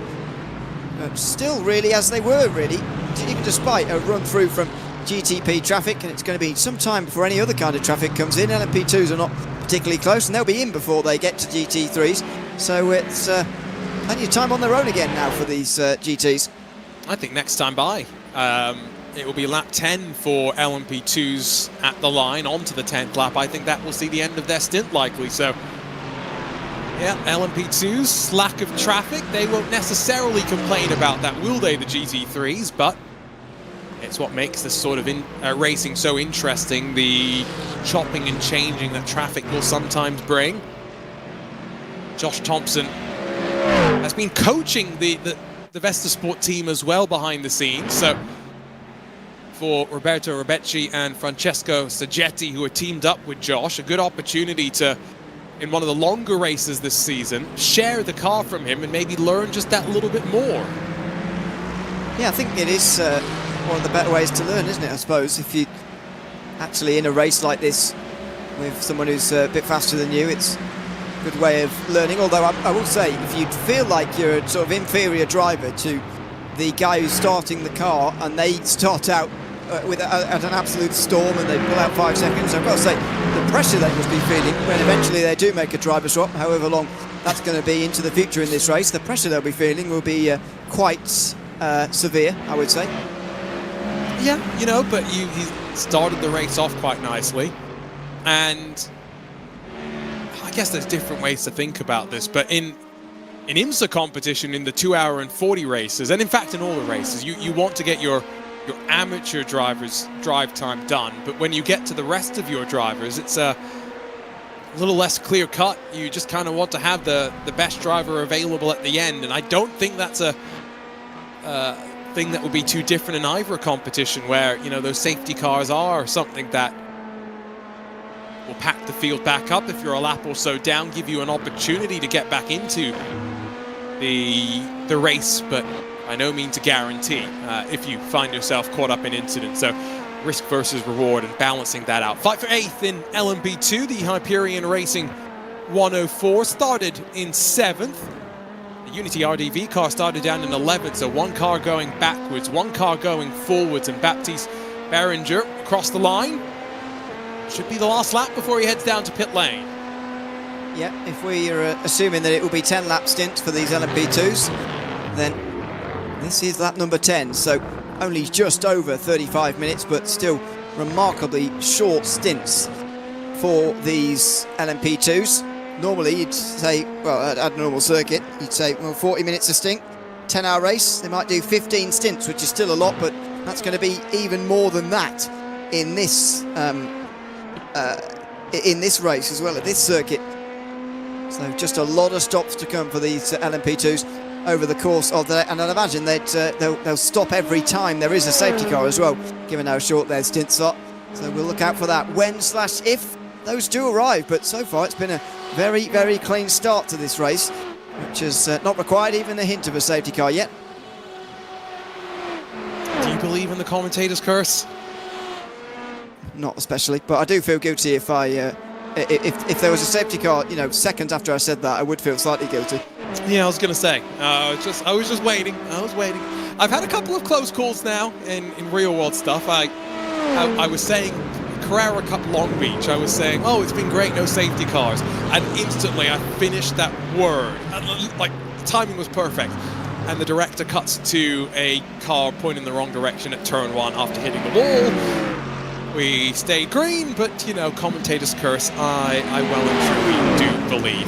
Now that LMP2, by the way, we saw Delatraus Automotive slip past Auto Moves Racing. Thomas Imberg's back in the draft of Tom Griggs. So that's definitely one thing to keep an eye on. Our GT3 Pro fight for podium spots right now, starting to pull a bit of a gap to Fast Repair and to Abel Salin. He's got to be careful that he doesn't make a mistake here and lose those 3 cars in front. Yeah, it's looking dangerous. Those 3 are just starting to create a small gap and can't afford to get that any larger, really.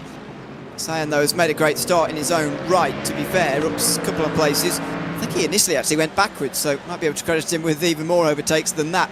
But he's into the top 5 now. Montoro has made a mistake, and that is going to allow a front 2 now, even better of an opportunity here. Montoro with his second slowdown of this race, and a second costly one. Cost him another place. And what that now means is Fiercely Forward haven't been able to really push forward and take advantage. They started this race off well, but Luca Bramka's dropped back slightly, so no chance for them to take advantage. It ends like this. At the halfway mark, BS Plus would still have the points lead, and then we need to go off and do all those calculations about what will happen in those final 5 hours. There's such a long way to go, but for the 47 starters, we have had one DNF, it looks like. The Grid and Go car that had issues in qualifying, issues in the opening laps of the race. Retirement for them. There's also a car that's running around with significant damage. There's the Vesta Sport Mercedes running 20th, and at the tail end of the GT3 car that's lost its engine cover. That is not ideal and unusual as well. We haven't really seen anything. Also seeing that the Grid and Go car of Jan Summers 3 laps down now just disappeared off the face of the earth. They had issues in qualifying with a crash. That's the DNF I just mentioned. Oh, sorry. I'm not paying enough attention. So down to possibly just 20 in GT3, but for the most part out front, they are all in one nose to tail behind Josh Thompson very nicely. These 8 all in a line, and you were correct that it's going to be 10 in LMP2 for some. They're in at the moment, but some able to go to 11, which is a bit more encouraging. Yeah, only 3. The Nürburgring Esports, Pace Tech, and Arret Esports 108. Remember, the 180 started from pit lane. Those 3 stationary, and it seems as though 39.2 seconds for Nürburgring Esports off and away. I would expect a full hour from the GT3 cars. My real now wonder is how much fuel saving is Josh Thompson doing while still being 6.5 seconds clear of the rest of the field. Now, for those that don't know the name Josh Thompson, maybe you're more watching IVRA competition on the regular. Josh Thompson's a former Porsche Esports Super Cup driver, former Team Redline driver as well, so he's right up there in terms of speed, and he's showing the field what he's capable of. Gabby Montoro pulls to the inside down at Indianapolis. That's on the Fast Repair pink Aston Martin. Not able to get alongside on the run down to Arnage. It'll be interesting to see what Gabby Montoro wants to do here in terms of regaining these places. Don't forget, earlier there was a slowdown before this one, which dropped him into the position that he was in. Now he's behind Abel Sayan as well, and he's super close now, and Sayan feels the need to go on the defensive, coming into the Porsche curves. The Mustang, powerful as it is, powering round to the outside. Sayan not wanting to give this up. Montoro giving an extra car width there, just a little bit to make sure they remain side by side, not into contact. Sayan now though on the outside for the next double left-hander, seemed to back away. It's not... oh, there was contact though eventually. There was a little bit of contact, wheel-to-wheel contact as well, and Sayan was briefly lifted off the ground. Here comes the Maniti racing car around the outside, and a few more might follow. Yeah, it was suboptimal. He thought about backing out, but didn't back out enough, and I think now the front bumper slightly disconnected from the main bodywork. That's where the tape would be pulled out by the pit crew in the real world. Try and stitch the hole in the bodywork together. It's now going to be compromised for the remaining 20 minutes of the hour. Behind, Luca Gramka's got to be careful because there comes the Mercedes for Smilia Esports. And third in points now dropped down to 8th. Ruben Bonga not having the best day, but it helps when the rest of your championship competitors are slightly stumbling here and there as well. It certainly does. As we mentioned time and again, the halfway points are still quite a long way away. However, As long as you can stay in this front group, as long as you can stay there or thereabouts at this stage, then you've got a decent chance. As the LMP2s come through to complete another lap, bang on 40 minutes, they're all in. So I guess a bit of fuel saving maybe to get to this lap. Into the penalty box for Delatraz Automotive. Remember, 60-second penalty for some contact in the practice session that was actually judged to be intentional, and no place for that in IVRA competitions. Race control very, very quick on handing down a rather stern penalty, which at most tracks would put you close to a lap down. Of course, here puts you about a third of a lap down because of how lengthy your trip around the Circuit de la South is. Remember, it was 39 seconds for the teams that came down pit lane after 10 laps. Will teams that came in after 11 laps be able to do something different on that number, or is it going to be fairly similar across the board as our GTPs are going to come into pit lane now as well? So using a bit more fuel than normal and wanting to avoid the LMP2 traffic that they would have been dropped into as well. See, Delatraz Automotive's had to merge into the oncoming GTPs. Not ideal for them, but it's a busy pit lane right now. Now, don't forget, you can't drive through all the pit boxes in IVRA. That's why you see everybody down the pit lane like a normal person. And then just a few boxes before theirs, they're able to pull in. But look at the amount of drivers here who've got to go through other people to try and find their box. It's not ideal, as all of the GTPs in so far. They were very close to the LMP2s as a result of their pit stop, and surely they'll be close on the exit as well from those LMP2s. GT3s will be quite a long way away because of all these prototype pit stops happening for the very first time. No penalties apart from 468 in the GTP class, and so Sam Sutton will come out quite considerably behind the rest. And that was again a qualifying thing. Mentioned that was contact with Absolute Motorsport. They made contact in the opening couple of laps of the race as well, but that was judged to be an NFA. 42 seconds for Johan Royer, off and away in the Cadillac.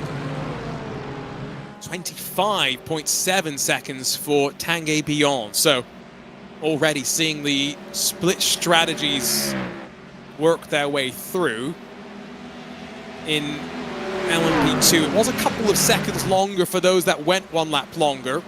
We'll now keep an eye on stint 2 if there's a difference between 11 and 12 lap stints moving forward. A long race. I guess conceivably you could cut a pit stop out here. I guess with the, yeah, conceivably, I suppose. I think the likelihood of that is low, but conceivably, yes. And already strategy games beginning, which is fascinating to watch. One last class yet to come in, the GT3 Pros. Obviously, every driver looks like they're coming in every lap, don't they, with the way they enter that chicane by using the pit entry road a little bit. But these GT3 Pros still have some time until they come in, and when they do, they'll hope to actually pit just before the LMP2s get to them and then come out behind them and the GTPs. They'll do well to time it quite perfectly like that. However, that would be the ideal scenario. Might actually be a benefit, given that, knock on wood, you will expect a safety car at some point. Might not be a bad idea if you're further down in the running order. So to risk something on that call. Thinking of a Fiercely Forward, for example, now down in 8th. Their championship could be brought back to life with a good result relative to their competition at the halfway mark. Fight in the GTP class. It's a little bit unsteady as we work out of that second chicane, and they are 3 wide. Goodness. One of the Fiercely Forward cars picks up 2 for the price of 1. Their teammate and Tatum Restec for Paddy Wolf. Heavens, that was bold. Yeah, well, Wolf and Matches made contact there out of the second chicane. I'm absolutely sure of it. And being shuffled back was Muscolino. He's coming back again into the Mulsanne corner, though. That was a bit wide on the brakes from Patrick Wolf on his own. Matches had to go a little bit wide to allow the space for Muscolino to head down the inside, and they just about give each other the room. Goodness me, that was close. You do not want to see that from your teammates. If you're the Fiercely Forward management, you'd be pulling your hair out. They seem to be a bit slow over the longer run, though. It's now an Acura from Cadillac from Porsche. The best of the BMWs is BS competition down in 6th. Yes, they've been off the road, but it's not like Bradley Lenards is closing up to Solpec Precision Racing in 5th right now. little bit off the number. Hard to judge lap times given that they've been in and out of pit lane, but we'll wait and see when things settle down. No driver changes, of course. Maybe expect that the next time around. Jaden Munoz was having a quick chat with him. His power had gone out during that opening stint of the race. It's already come back, fortunately, but he'll be driving the car third. It will be Danny Lorenzo in next, and Jaden Munoz will jump in after that. Always nice when drivers are willing to tell you stuff. Well, sometimes they can be a little bit secretive and so on. I'll just tell you something wrong completely, but yeah, nice to know that there's some reliable people out there as well to learn stuff about. It's going to be one of those races where so much stuff happens sort of behind the scenes, and, you know, with a longer race than what we've had this season, more scope for technical failures, more scope for individual things to happen to drivers who maybe can't race anymore based on they could have done at the start of the day for whatever reason or whatever. All of these things become more of a factor in a longer race. I've got to go back and look at the schedule to remind myself now. 15 minutes or so before we'll expect GT3 Pro down to pit lane. It's now an 8.8 second lead. And you were wondering, by the way, VestaSport, just let Josh Cook be chill. That's the mindset right now. But we've had 2 6-hour races this season. Indy was 1,000 kilometers, if I remember correctly. Watkins Glen was 1,000 miles. Is this the longest race of the season by some margin? Not by some margin. I'm not actually sure what the final time was, but for the Barcelona 300 and the 1,000 miles at the Glen, there was an 8.5-hour time limit. Okay. There's obviously a 10-hour time limit here and no laps. I hope so. Yeah.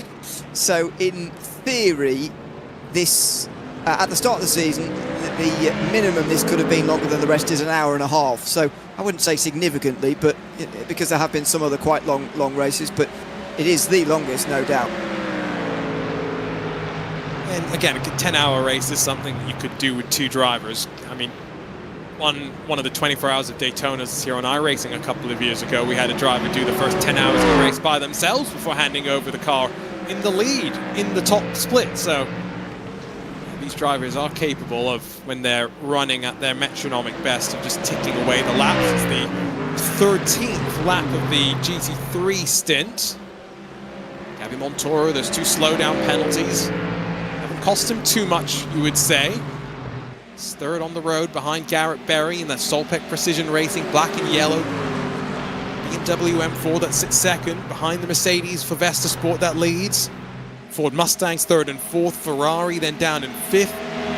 Rest of the Aston Martins down in 7th position, and no question to me, if Gabby Montoro continues to sit behind here, it's all because he doesn't think he's close enough at the end of these straights to pull alongside and not cost them time into these braking zones. Look how the BMW gets through the chicane quite well. It's taking the extent of the time they're running full throttle for the Mustang to close back up. Which is pretty remarkable, really, when you think about it. You'd expect the Mustang to be able to get through. I think it is more down to that point you just mentioned there about trying to get through without actually costing everybody loads of time. I think he could get through if he didn't care about that. But, well, I suppose that's always true, isn't it? But it's, especially here, he would cost them time if he tried to get through. And so at the moment he's not doing that. He's just staying behind Garrett. I mean, these guys are so close to a pit stop anyway. I would probably advise against making a move like that anyway, really, with the amount of time that we surely have left in this stint now. But maybe he has other ideas. Back down to the end of the Mulsanne they go. And Ford Mustang, its Evo upgrade is really starting to make it even more competitive around the world. We've actually added some dive planes to the front of that car, because it had none in its first homologation. Worked a bit on the suspension as well, which at a track like Le Mans might not be the biggest thing in the world, but of course coming off the 24 hours at the Nürburgring recently, that's definitely a track in which that area of development has been a focus. Very excited to see Ford back in the top class of prototypes, and maybe that's one of the next cars coming to iRacing. We've got a McLaren hypercar. I say hypercar, it's an LMDH, as is the upcoming Ford. We've got a Genesis that we could maybe add as well. But I'm sure plenty already thinking about the next car they'll drive on iRacing whenever it's available. Yeah, that was a while where people thought it might be the Lamborghini, but that's not going to happen, I wouldn't have thought, in the LMDH class, of course, I'm talking about here. Next up, maybe it'll be the Mustang Evo that will be next, rather than the Ford prototype. I mean, I think most people would prefer to see the Ford prototype, but, you know... Timeline. They might not get that before they get a Mustang Evo, which might be next. But who knows? So it's coming up to that time in the year, isn't it, where we'll be finding out what maybe finding out some more about some future plans, what's coming soon. Indeed. Future plans on pit lane for Josh Thompson, clearly, because he's on the pit entry. And only about 51 minutes into this race. Let's sequence through our first GT3 now. We have to wait for the rest of the field to come down to answer the question of how much fuel saving everyone else maybe wasn't doing, but look how busy it is behind him. There are only five cars, inside of the front 15 that have stayed out on track in GT3. So clearly, Josh Thompson not needing to burn that much more fuel to run his speed up front. No, and that's very good news for Thompson, really. The fact he's not been in the slipstream there, but actually he's able to go as long as some of those in the pit lane with him right now as well. In fact, he's with the majority, so that is fantastic news for Thompson. 40 seconds in the box, he stays in the car, he's back out on his way again. Nobody's short pitting to try and get with him, which I think would be a little bit, you know, it's too early for that kind of thing to my mind, but having said that, the overall race leader, the number one car, has done exactly that in GTP, so who knows. But Thompson is out on his own first. We'll see whether any of these guys who stop on this latest time, the 6 who are left, see if any of those do something a little bit unusual to try and get with Thompson and try and use his slipstream to drag away from the rest. There's no point in getting near Thompson because you don't have the pace to keep up with him. So really you're just getting track position on everyone else, which might not be a terrible thing. Although I think it, especially in GT3, is a price you end up paying later in the race. Especially with how early they have boxed. There are some that are now going to be thinking about how much more extra time they'll spend in pit lane, maybe to get to the 5-hour mark. A couple of things to think about. Gabby Montour is probably not too unhappy about drafting behind Garrett Berry on an additional lap around the track. Gets you closer to the top of the hour. And we'll see them into pit lane for what should be another 40 seconds stationary as well. Not much to change there, because as you and I both are not the hugest fans of, you do fuel and tires at the same time here in iRacing with GT3 cars. It would be nice if you did them separately, but that is not the case. Talking of together, I think it's someone in chat that suggests why not both the Ford GTP and the Ford GT3 Evo at the same time. Well, they haven't even tested the Ford GTP on track in the real world yet, so for us to get that in the sim, I definitely think maybe next year at the earliest. Yeah, I think that's probably the case. As somebody else pointing out, probably going to be other manufacturers first, maybe the Valkyrie, maybe something else. Who knows? As I say, we're quite close to finding out and might get some more ideas in the next weeks about, if not plans for Season 3 of 2026, then for later 26, maybe early 27, if they're willing to tell us what's going to go on for that long in the future. But who knows? It's the exciting time in the year. But yeah, might be a new record for us. That's 128 minutes of broadcasting before we brought up the fuel and tyres at the same time. Possibly a new record. It's definitely not the new record, because I'm sure we've done races without mentioning it before. Don't know. No, I'm pretty sure. It was a moment for team racing. Joshua Kozeny has lost a couple of seconds, and that's given Effect Simulations and LMP2 a 5.6 second lead as we come to the top of this hour. Remember, Delatraz Automotive having that 60-second penalty to add to their pit stop time that will work out as being longer than 60 seconds because you've got to get in and out of the penalty box. It's dropped them back quite considerably. Only one lap longer at the Circuit de la Sarthe. You're not going to get 2 laps out of a track like this on a fuel tank, and so it's a 14-lap stint for GT3 Pro at the front of the field. Garrett Berry hits his marks, Gabby Montoro in front of him, and no tires being taken. So even though you can do them at the same time, clearly no need at a track like this with conditions as cool as it is. No, with the limit on the amount of sets that you can use in a race in IVRA, it's cool conditions where you want to be using double stints, and that's seemingly a feeling across the board. 14 laps the maximum, as you say. It sounds about right, really, for Le Mans, as Montoro and Berry's times go ticking up above 30 seconds. Josh Thompson knows now that he will be the leader by some seconds here, although is that an early stop? Was that just someone coming to their box? That's Mark Winkler just coming to his box, I think, just in front of Berry, who stays in front of Montoro as they make their way out. And by the way, we were speaking about timing it with the prototypes. They haven't really had any choice because they couldn't go any further, but they've effectively dropping themselves right in the middle, really, of certainly the latter end of the prototype field. Not into everybody, but certainly into the second half of the prototype field. Yeah, it's only a couple. The leading LMP2s that have skipped through unperturbed, so no real element to play there. Automove's racing team taking advantage of the mistake from Team Racing, and Joshua Kozany to be now in the wheel tracks down the Mulsanne Straight, continuing to work through a 4-lap run so far, so they are not far away from re-entering pit lane as well, let's not forget. Blast past, no real effort to defend. Clearly, I think it is an important racing weekend. Tomorrow is the Indy 500. These two need to learn how to swap back and forth and draft like they do at Indy. Yeah, it looks like it at the moment. Yeah, it's the big weekend of motorsport indeed, and it's remarkable, isn't it? Somehow how some similar phenomenons that you see in different races can apply, even though this race could hardly be more different in a lot of ways to the Indy 500 tomorrow. There's a bit of traffic that's going to ruin that in any case, that being Johan Royer of the second placed overall car, just getting in the middle of these LMP2s, so interrupting them from any hopes of switching around in an orderly fashion. The big sniffer BMW, as it was dubbed earlier today, finds its way through the second chicane. Scalino, Tatum Restec, GT3 car to pick their way through in the fight, with Paddy Wolfen fiercely forward.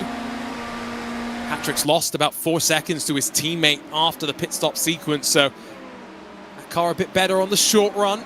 Scalino maybe taking advantage of Wolf's vulnerability this early in the stint, and slides up the inside at Mulsanne corner. Now some LMP2s to work through as well, so for the first time, Ewan, we've got all three of the classes interacting, and it's going to be a rare phenomenon, so it's definitely a different type of a multi-class race. Yeah, the fact it's taken us an hour to get here is quite remarkable in itself, but as Wolf just holds on for Muscolino there, just about.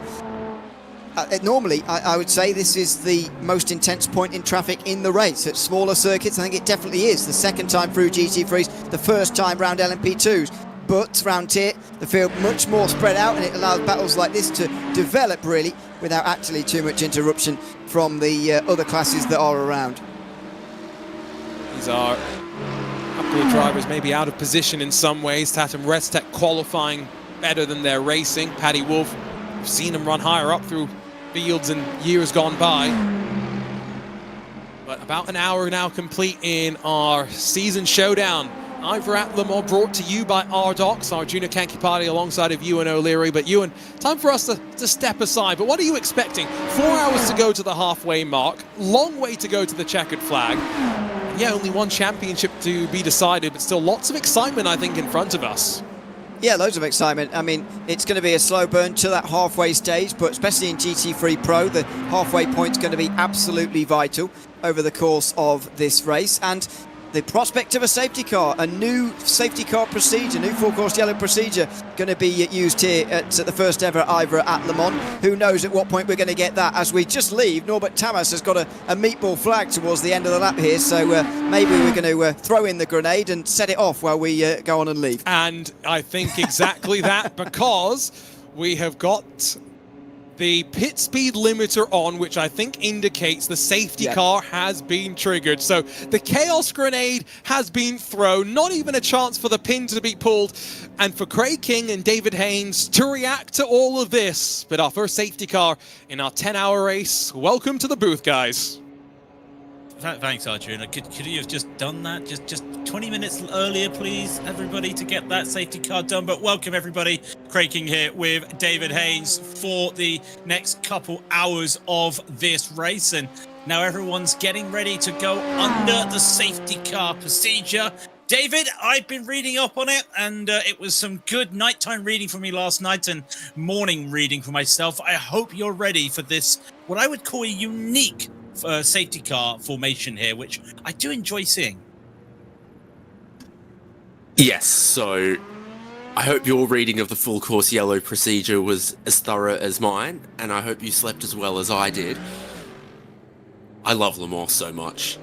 I'm loving just the sights, the sounds of this, the speed of these cars.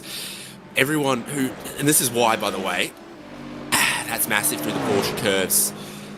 Manidi going backwards into the Armco there, just after that really quick section. LMP2 cars, these prototype cars, to a lesser extent the GT3 cars, they're designed with this track in mind, and they just so happen to go racing everywhere else. This is where they look so at home, they stretch their legs, they spend so much time at full throttle, and I love the kind of racing we get here at Le Mans. Strategy comes to the fore, and this also resets the strategy a little bit, I'm sure. Yeah, this is definitely going to reset the strategy a little bit here, where they're now having to go under a certain speed. I believe the pit limiter will be on right now as they get themselves ready. Race control letting them know what they need to do, and they'll get themselves all lined up, and they'll be putting themselves into 3 lines. It's not an Indy 500 start, but you get the idea while it's going to be 3 wide out there when they get ready to do that restart. And I must say, this is a good compromise, because if we use the iRacing safety car, it's a good safety car, but you're going pace speed around the whole lap with one safety car, and you can see why back in the day, I'm showing my age, of course, because of how much I love Le Mans, you had 3 safety cars, and that brought its own strategy here. This is going to bring its own strategy as well, because it's neutralized the field. They've basically, for most of them, we know the GT3s have just done their pit stop. The GTPs are about a quarter of the way into the tank, and the LMP2, as a friend of mine used to call the pipette of a fuel tank that LMP2 has. They're going to be a little bit close to lap time, but they're on the second half of their tank right now, so it's going to be interesting to see what they'll do on that restart. But for the other cars, I think they're going to be a little bit happier. It's just a complete neutralization of the field. And of course, at this reduced speed, the margins on the timing screen expand and then will contract again once we get back to speed. I see a few cars looking towards the pit lane right there. Who are the cars that are right at the end of the lap in that class? Vesta Sport are around. Both Vesta Sport cars are not that far from the pit entry. Grid and Go also. And here we go. Interesting, because as far as I'm aware, I thought the pit lane was meant to be closed, and we've got 252, a Vespa Sport in the pits right now, so not entirely sure what that's all about. You can see the drivers getting ready to go around through. There's one of the Vespa Sports. It was the other Vespa Sport I was on about. This is the leader at the moment, the 211, as they go around through the Porsche curves and at Virage de Pont, otherwise known as the bridge corner. This is what this is right here, where we saw Maniti lose it, and very tough because you get the camber and the small uphill elevation at Porsche, and you come to this flat part to set yourself up for the karting S's, which is a little bit downhill as well. You don't see it in sim, but when you're there in person, and it's one of the best things I've been able to do in life is to go to Le Mans, you start to see those elevation changes. And that's one thing about this, David, that you don't realize it in the sim until you're there. And think that it wasn't what caused the issue there for Maniti, but as elevation changes, if you're not ready for it, can catch you out. And the number 78 Maniti Racing GTP basically absolutely written off. That car, meatballs, it has been in recovery for about 5 minutes now, getting towed back to pit lane and all the damage upon it. Just a little snap, a little correction, and everything ends so quickly at those speeds. So we're going to get 3 nice columns here. GT3 leader, LMP2's lining up, GTP there. I gotta be honest, I don't know if I am the curse or not, but last time at Monza, there was no real safety cars until I went into the booth, and then we had 2 basically in a row. So I come straight into the booth getting ready here, and we get the safety car for here at Le Mans. And if it's me, I'm sorry, I'm not taking any offers to do any more cursing, but you can see the drivers all getting themselves lined up now, and all the classes are just there. I think all the GTPs are basically all lined up now. The LMP2s are just getting themselves there, and this is what they need. The leader will take the front, and there'll be no chances as well to do any sort of side-by-side on the restart. They're going to slowly work their way, sort of like a free-wide procession, as they'll go down onto it'll be onto the Mulsanne Straight, or as I like to flaunt a little bit of the French knowledge, the Hurideres, as they say, down that road. And then they'll be getting ready. But only 2 retirements. Well, we know 1 retirement, of course. Grid and Go had that issue in GT3 at the start of the race, and Maniti just there having their own tow. And, well, with the amount of damage on that car, might be all she wrote for Maniti, and it's unfortunate for them. They weren't in battle for that for the other podium spots in the GTP. That was Grid and Go 7. Who's currently P2, and Movano, who's leading at the moment. Sorry, Movano number 1 isn't in it. It's Movano 33 as we see the rest of the cars going by. So even though we've got champions lined up in LMP2 and GTP, the rest of the podium spots in those are still up for grabs. And for GT3 Pro, get your D20 diced out, because until we get to the halfway points, it's going to be hard to really work out who needs what. Yeah, a big 10-hour race to see out the IVRA season. So our 3 columns beginning to form just before the pit entry on the exit of the Porsche curves, just past karting as well. And this is the last of the cars to come around and join. Lion GP, Switch It, Impulse Racing, and that Vesta Sport car that we saw in the pit lane will actually be the very, very last. The 252 Jacob Hansen. Jacob Hansen 12, what's the largest number you've seen for a driver? The large number I've seen for a driver? What, as in like car number? What are you talking about here? As in, if you're the second John Smith to join iRacing, you become John Smith 2. One of my teammates is Kyle Smith 37. Okay, I got a teammate who's Kyle Smith 37. Okay, no, that's a new one for me. I can say I am the only one Craig King, which is really weird to say. Q Chesney Horse, I am the one and only, as they joke out there, as drivers now getting ready. Now they are able to take pit stops. I told you I did read up, but sometimes you do miss those things. I thought the pit lane would be closed, but no, pit lane is now open, and everyone will come down in single file. And then from what I understand, that's when they go up to what is the old Dunlop Bridge. One of the things I have to get out the way right away, David, is in the real world, the sponsorship has changed there. It's no longer the Dunlop Bridge. So we still got it in sim, and I do like that we've still got it in sim. Same deal over at the Nürburgring Grand Prix Strecke. We've no longer got the Dunlop hairpin, it's the Goodyear Kerker now. So as pit lane opens with the yellow flag procedure, basically all GTPs except for one came into the lane. You can see basically all of your LMP2 field coming in, but the GT3 pros had all just stopped, so they're staying out by the looks of things. So that's track position for Patrick Wolf.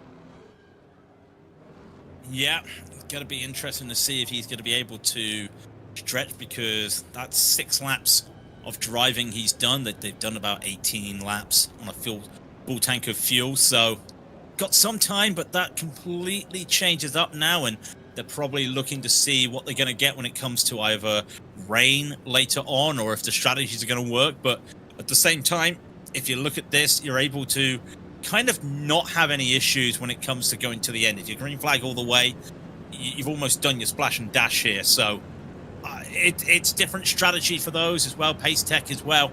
Not pitting in, well, have pitted in the LMP2, sorry, as well. So Fiercely Forward, they haven't really got a lot to gain or lose. They're just having to see if they can get a good result. It's not been the best of times for Fiercely Forward after Imola, the number 8, did get a really good result at Imola, and Monza was then their next best result. But for the rest of the season, it's not gone well for Fiercely Forward.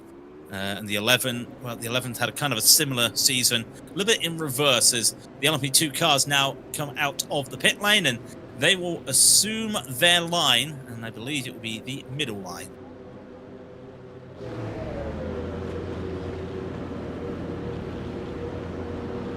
So very interesting to see the decision on some of these strategies under the full course yellow procedure. Fiercely Forward Black stayed out. Everyone else came in to top off their fuel, even if they had stopped only quite recently. Similar story in LMP2, but not for GT3 Pro as much. Fast Repair Motorsport, Team Hoisingfeld, Scuderia Volpe by P1 Sim, and Impulse Racing taking that. LMP2's all come back up here. I'm just thinking, I think it was, I want to say it was Ewan who said it, or someone said it earlier, that this is the same type of procedure that they use in Super GT, which unfortunately I don't get a chance to see Super GT due to time zones, so I would not be aware. But this almost does feel like, and shout out to Hugo, it does feel like this is a bit of a shot at the whole field here. Right? We're not getting the like the F1 drivers do their whole shot at the end of the season with all the drivers. This is kind of like the big photo for all the teams that have competed through the whole season as they get ready to roll away, and they will stay the single file until they start to go green, and then they'll be going green, as I was saying, down the Mulsanne Straight. So going to be a very interesting run down to the Daytona chicane, as there's one of the Grid and Go cars already getting themselves going, and they're just waiting for information. Now the LMP2s are going. We're getting it at the same time. They have done trials of this. They have done trials as they're just getting themselves ready into the lines, but dress rehearsals are one thing, David. The real thing is going to be a little bit crazy. It's always a bit tougher with the stage lights on and race controller giving some instructions about who goes end of line, who pulls away, who lines up heading towards a restart.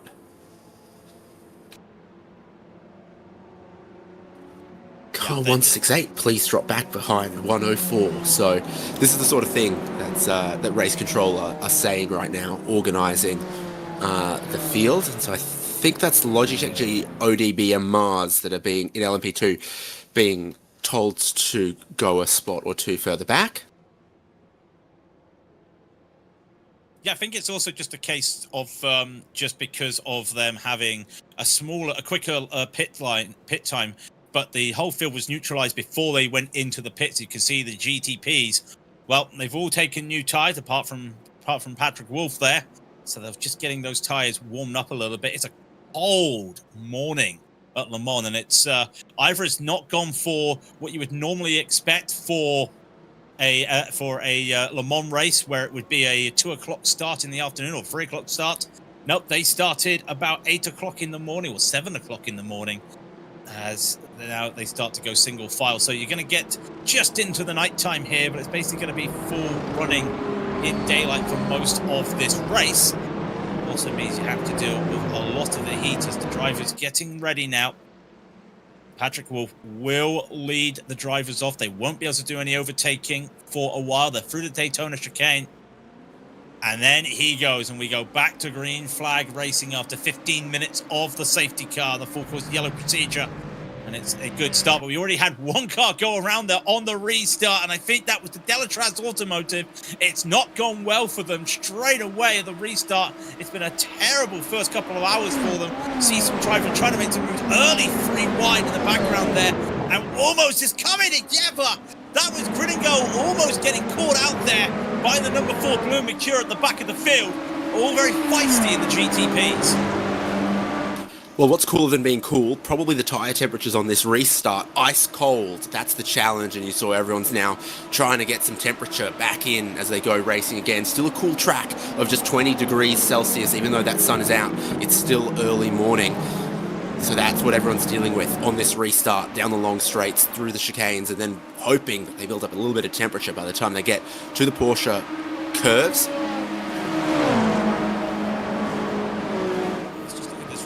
Well, that's what happened to Delatraz under braking for the Daytona chicane. They got caught out, and as we saw in the live picture a few moments ago before the replay, you saw that the Fiercely Forward Yellow had a bit of a wobble coming out of the Mulsanne corner, but gets it back under, and you can see that car is struggling. That BMW is really struggling getting the heat in the tires, and Marcus Solholm's got to try and make that move, but around the outside of Arnage, not exactly feasible. Is now they're losing a bit of time to the leaders, but I don't think they'll be too worried. You can remember Patrick Wolf in that Fiercely Forward having to, taking a different strategy right now. They know that he'll be hitting early on. I think we had some other issues. I thought we had other issues, but no, everyone got themselves out out properly in the LMP2s.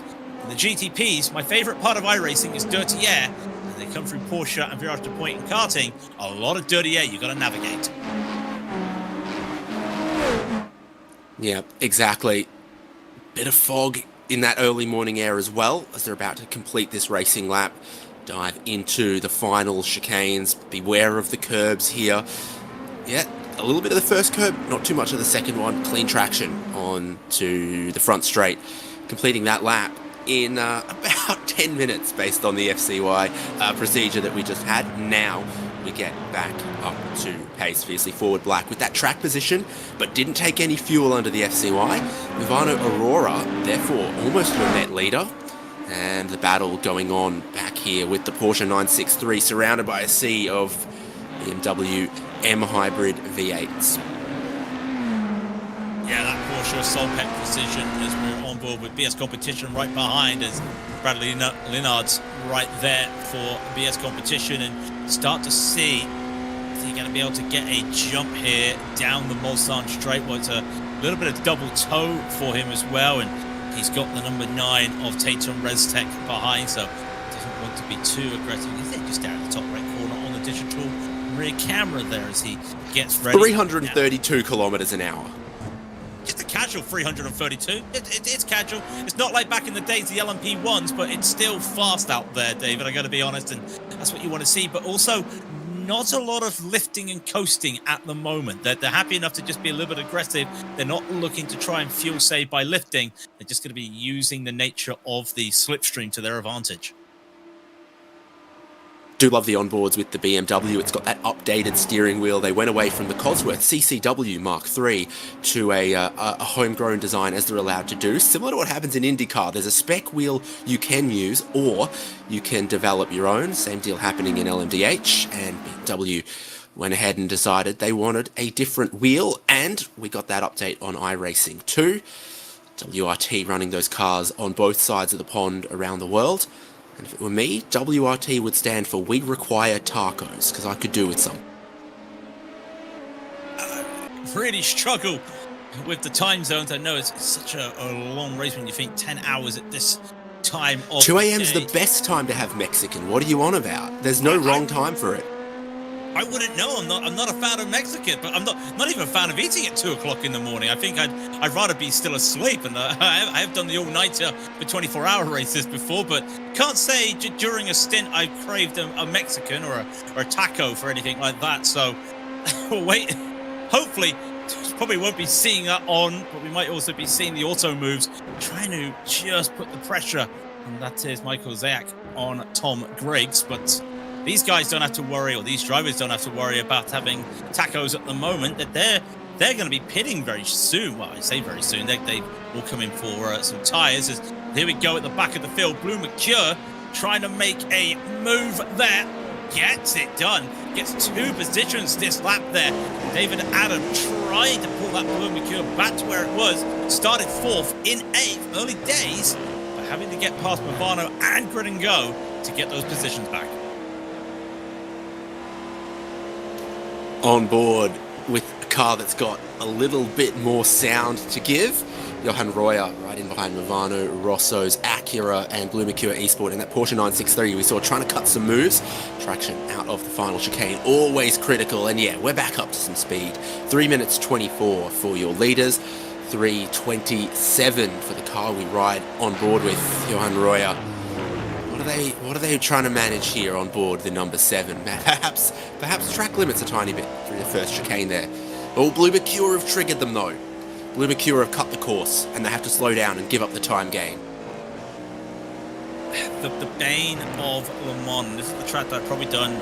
This, in terms of hours, that's a block there maybe from David Adam trying to hold that position when getting back up to speed. I've done a lot of hours on Le Mans in the sim. It's one of my favourite tracks, of course, so that's probably why. But when you get a slowdown, that stops the rhythm. And then you force yourself and you get another slowdown. And then you get another slowdown. And then you get another slowdown. And all of a sudden, you're losing time because you're overdriving because you're worried about these slowdowns. So can Adam just hold it this time? He can indeed. Johan Royer behind for Grid and Go was really trying to put the aggression there in the Cadillac. And the Cadillac having some real good pace on the straight line there compared to that Blue Mercure Porsche. But I just feel it's too close. You're just seeing it just in the haze there. Too close to really look for a move here. And with traffic up ahead, although I'm saying that, Royer sees the opportunity to take it around the outside of the second chicane. Want to make it stick and we'll have to try and split the GT3. No, he doesn't. Still looking for some moves here is Royer. Probably will get it now done in to the Mulsanne if they both look to go. I want to go there. No, I want to go there. They're all trying to work out which way they want to go. And Johan Royer will probably have to just try and go around the outside of Mulsanne. Won't get it. Gets a really good over-under, though, to head down to what used to be the Gulf Straight. Yeah, so Blue Mercure with the slipstream of Movano Rosso proving difficult to pass because you get an option like here, Johan Royer pulls out, but suddenly he's out in that airstream and all of his overspeed disappears immediately, has to tuck back in a line, pulls out, tucks back in a line, and it's making that very difficult. Maybe he'll have to wait for the first chicane again and see if David Adam picks up another slowdown through there. They're clearly really touch and go. And you've got battle packs a little bit further up the road as well. That could help this group catch, because I got the feeling like as they battled here, they were losing a little bit of time and pace with the top 5. Yeah, we saw the BS competition just getting past there, going down into Indianapolis on the Solpec. It's now in the second picture. You're seeing Musciono in that Tatum ResTech trying to hold and trying to see if they can just put the nose in, get a cleaner airline, almost like what they do at Indy. Of course, Arjuna was saying earlier, the Indy 500 this weekend, trying to see if they can get a different line to really get that car clean and not overwork these tyres. As Royer just struggling ever since they had that shot coming out of the Daytona chicane. Not a lot they could do there, but again, now it's just the game of putting the pressure on, either work with each other or put that pressure on to really see if he's going to make that same mistake, because it's always that case. Fool me once, shame on you. Fool me twice, well, I'll get another slowdown. So let's just see if everything stays calm here through the old Dunlop chicane. It does indeed. Royer's going to Not at the best of exit, though, but as Adam's not in the best of exit, sorry. It holds up, Royer. If he's surprised going into the Forest S's, he'll look for it. He puts the nose there. The door is left open, side by side, through that little ridge, and the cars get very unstable over that ridge. You don't know it, but there is that ridge. And if you go over it the wrong line, prototypes do not like it. They were able to have to back out of that. Slowdowns through the early part of the lap, a continuing theme as Team Racing and Daniel Gorachov gets one in LMP2. GT3 Pro is still a little while away from coming around to that part of the track.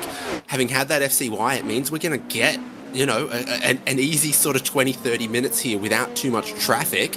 But then eventually, Patrick Wolf and Fiercely Forward Black will come around to the tail of that GT3 Pro field, and was like very dense traffic for a short while as it all sorts itself out again. Battles up and down GTP as they stay a little bit slipstream and draft locked to each other. But what's interesting to me is that having stayed down under FCY, Fiercely Forward Black have broken the toe to the rest of the field, so they're almost making that track position play work out for themselves a little bit at the moment. Movano Aurora are also looking really good with Marcus Hamilton in second place. They did take that extra fuel under FCY, and while they haven't been able to go with Fiercely Forward Black, they've broken away from the rest of the field. So if you look at them as a net leader, they've got about 2 to 3 second lead there. So the first 3 positions are a little spread out from each other, and then everyone else is a battle pack here on the long straights. Yeah, that's what's happening in the prototypes. You can see on the timing tower, Josh Thompson continues to do, as I would always say, Josh Thompson things, and extended that gap out a little bit in the GT3s, and not a lot happening there as we just had a big moment there. And is that one of the Vespers? No, that's WSR, sorry. WSR's just had a big moment out there. And I wonder if he's going to be able to get that car back. That was Jorge Sanchez as well getting caught up there. With both WSR cars caught out. No, Fast Repair has a meatball flag. Lots of damage there. That was Jorge Sanchez Gonzalez having a slowdown. Sorry, not a meatball flag, but somehow Daniel Ferguson with a lot of damage to that wing. And here it is again, just trying to... Oh, no. There's road there. But it's off. It's a side lane. It's the hard shoulder of a real road track or real road, and there is no way you can go. But I'm wondering, that almost looked like it was hardware failure with how hard he went into the barriers. Well, you kind of want to pick the onboard from a bit further back for Jorge Sanchez Gonzalez. Because was there a bit of a checkup from the cars in front? He's come out of Tete Rouge with more speed. They're too wide in front of him, and he goes, I don't want to have to check up 15 kilometers an hour here when there's an opening. And here we go, massive checkup in front of him. It just gets, there's a big bump in one of the driveway access roads there. It spears him sideways. So, oof.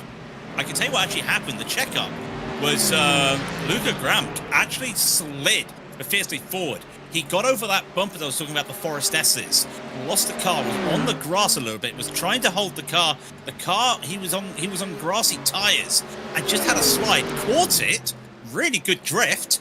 Not what you want to see. Everyone tried to check up, and that just caused that whole moment, people trying to get through. And I know that they have smoothed out some of those big bumps there on those access roads, the hard shoulder, but the hard shoulder. And last year, iRacing started to simulate, I think it was last year, might have been the year before, but you get the idea. They start to simulate a lot of how dirty those sides of the road are. And I know myself walking it in 2024 for Le Mans, is you actually do see all the debris is still there from the year prior. As we're going to see, well, that's a car with definitely no front bumper there right now. As you can see, that was the Halder Motorsport. That was the car that went into the barrier first. That's Farron Polis.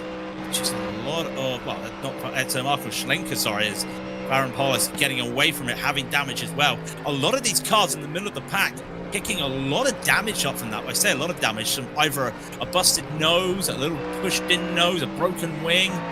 That was a little bit of the big one that I'm surprised everyone's able to drive home with, but I wouldn't be surprised if we see that 2-1-2 coming into the pits. And yeah, I think, no, not fiercely forward, sorry. One of them, I can't remember who it was, will definitely be coming into the pit to get that damage repaired. Not this car, though. That's lighter for Impulse Racing. I think gonna get a nice little run here. Try and pick up some cars with damage. Yeah. So that's a lot of the front missing for Halder Motorsport. They're certainly not especially quick, but they seem to want to hold their position here and not lose the track position at the moment. Dropping like a stone. I wonder if from the driver's position they actually know how much damage there is, because that's the front bumper and the headlights missing, but the bonnet's still there. Everything else is still in shape. You would think you'd have a teammate right now telling you, hey, look, you've got damage.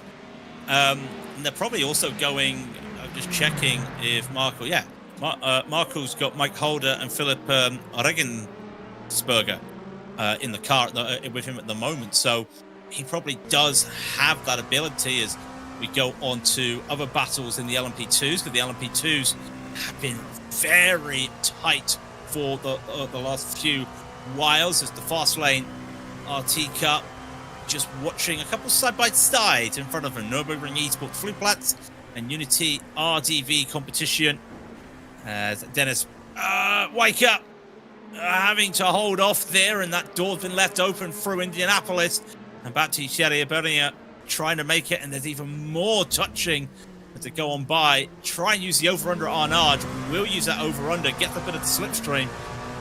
What is the 187 going to do right now is, well, for Felix Fair, he's just having to just watch at the moment. Not a lot he can do. He's going to have to see if these drivers are going to just finish off what they need to do. If they come to Porsche, try to get those positions back, because I think that was a slowdown for Fastlane that put them in this position. Now they're looking at a battle in front of them when they should be looking really at a battle behind them, but that's what happens at Le Mans if you get caught up by the slowdowns. Ferrier was watching all of that play out, going, nothing good's going to happen here. I am going to sit 5 or 6 car lengths back. Had a big lift and coast into Indianapolis as well. And that's Fastlane RT with the slowdown now. So having sat back earlier, now he's going to drop back. Maradness goes past Felix Ferrier. And that would be a slowdown for Blue McCure there. By the looks of it, pulling aside. Is Solpeck. Solholm's got to try and get this, but it's the second chicane and can't really get the over on Giuseppe Lafaro for Movano Rosso. We'll just have to wait for a moment. Just a couple penalties to bring you up to date with, as probably won't be an overtake here. Josh Thompson actually has a 20-second penalty for not maintaining contact with the pacing line when going to the restart zone. So that will be there as well. Be a stop and go for the 27 as well, which haven't been served. Patrick Wolf gets got a warning for the restart. And of course, that incident we just saw there with the GT3s is being investigated at the moment. It's been a quiet start to the race, so the stewards able to have a look at it, and they've gone through all their issues at that first safety car, or first full course yellow. So now they can focus on that. But for Josh Thompson, leading in the 2-1-1 Vespa Sport, well, he's got a 5-second lead, and he's going to be 15 seconds behind, and then some once he serves that penalty.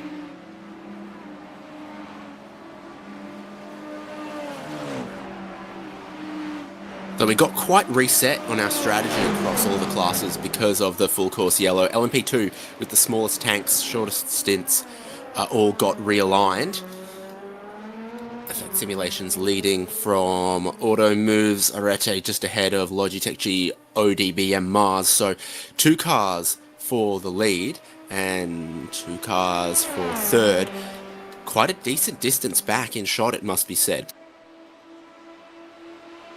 They've been like almost a second faster the last couple of times, and we were talking about that whole, having to almost IndyCar slingshot like we saw last week in the Indy 500 broadcast is fiercely forward black. Patrick Wolf does indeed jump into the pit like we thought he would, and they're on different strategies now, but also gives them clean air. So it's the trade-off, and if Paddy decides he wants to stay in the car, that's probably not a bad idea. But I say that he's swapped drivers, so I am wrong there for the moment, as he's done his 2 stints in the car, and that's probably one of the reasons why he decided probably worth just staying out, so they didn't have to do fuel and a driver swap, because they would have spent more time in the pits because of the driver swap. In these two, almost 10 seconds now. In fact, it is 10 seconds ahead of the Arata Esports car, the 108. And effect, well, they're just putting dominance on this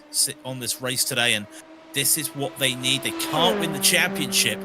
They know if they just win or just be better than everybody else behind them, well, they should get that P2 in the championship. And well, if you can't win, getting second is the best you can get, and they know they've still got this battle to have just to finish. So with 8 hours and 24 to go, just because they're leading right now doesn't mean they're going to be finishing second in the title.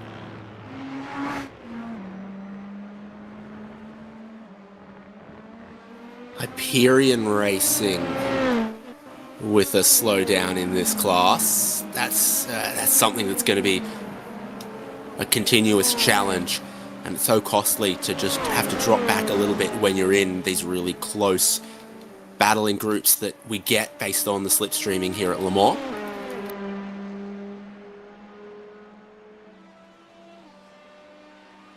So 336.2 for our cars in the lead of LMP2, while the battle for third did a 337.8. So consistently, these are the 2 fastest cars out on track, pulling away.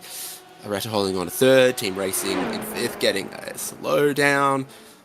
Logitech G, ODB and Mars holding on to 4th.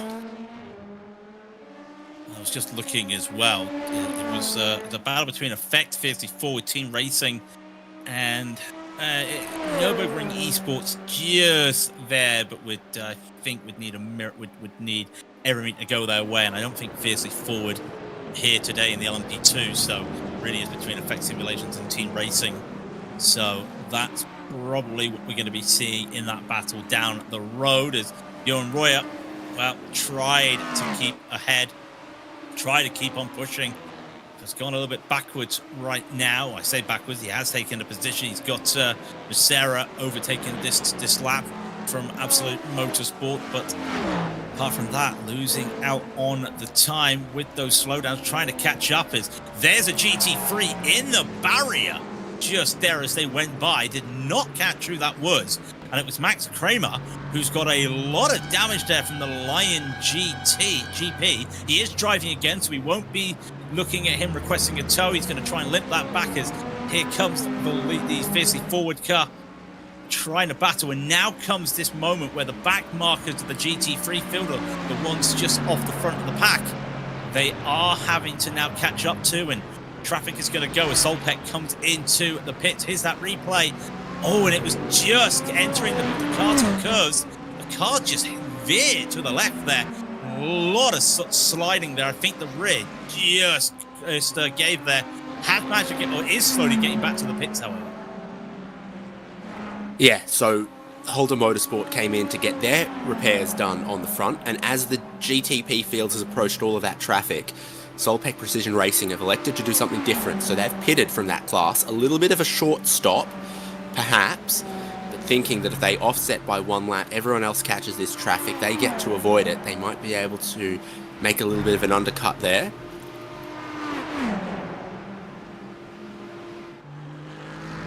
I think you've got to look at the undercut with this traffic right now, and especially when you realise that the GT usually in a sprint race around here, the GTPs are usually catching the GT3s about a lap before or after the pit cycle, and you're not going to get that this time because of full tanks, and also we've had that restart where the GT3s didn't come into the pit, but the GTPs did. So realistically, as much as it's a short pit stop, it's also trying to avoid the bulk of the traffic, because the last thing you want to do is lose time in the traffic. Yes, you could argue a little bit of fuel saving, Yes. However, I don't think that's going to be helpful at this stage of the race. You kind of want to get the best track position and hope that nothing happens if you get another full course yellow. We almost did there. We're not going to see it as Leonard goes for the late long lunge down into Mulsanne on Fiercely Forward Yellow and BS competition right back up into P2. They'd love to get that lead back, but look at the traffic ahead of them. They've got quite a gaggle of GT3s ahead. And then I wonder if Aiden in that 11 will look to go for a move here. Can't get it. A lot of bump drafting, almost bump drafting. It just has to just yield off as Bradley tries to claw that BS competition right back to the rear of that Movano Aurora car.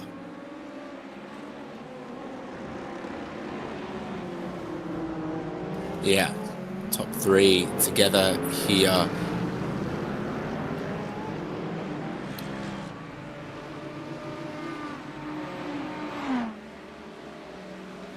So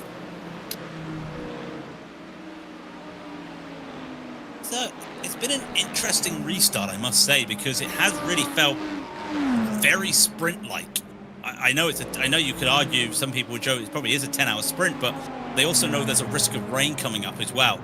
I think it was 57% chance of rain. If you're wondering about that forecast, there's nothing yet. Don't worry. Come back to it in an hour and a half, maybe. We'll let you know what's going on there, but there's no rain at the moment. I know some people earlier were asking about that, but possibility of rain later on. And remember what happened last time at Monza as Gabriel Montoro there, right ahead, having to take a slowdown. That holds up Bradley Leonards a little bit. But Tatum can't make that catch up. And attacking the curves there at the Dunlop chicane. Really aggressive there as the BS competition car. Almost getting the rear just kicked up there as he went to attack. Just now giving Fiercely Forward a little bit dirty air. Something they wouldn't want to see. They're probably used to it at the moment. And, well, they're pretty much through the bulk of this traffic as well. And the only real casualty, when you look at it, Movano Rosa losing another position behind as they got overtaken from grid and go, but everyone's kept it clean at the moment as the GT3s straddle the middle of the road. I think that has helped Movano just get a little bit of breathing room. You had the other Fiercely Forward black car from this GTP field that was leading because they didn't pit under the FCY when absolutely everybody else did. Eventually, they had to come in for fuel. That was 2 laps ago. Patrick Wolf handed over to Ilkka Hapola. So that car's resumed a minute 10 seconds behind the race lead, but with the stop already covered off.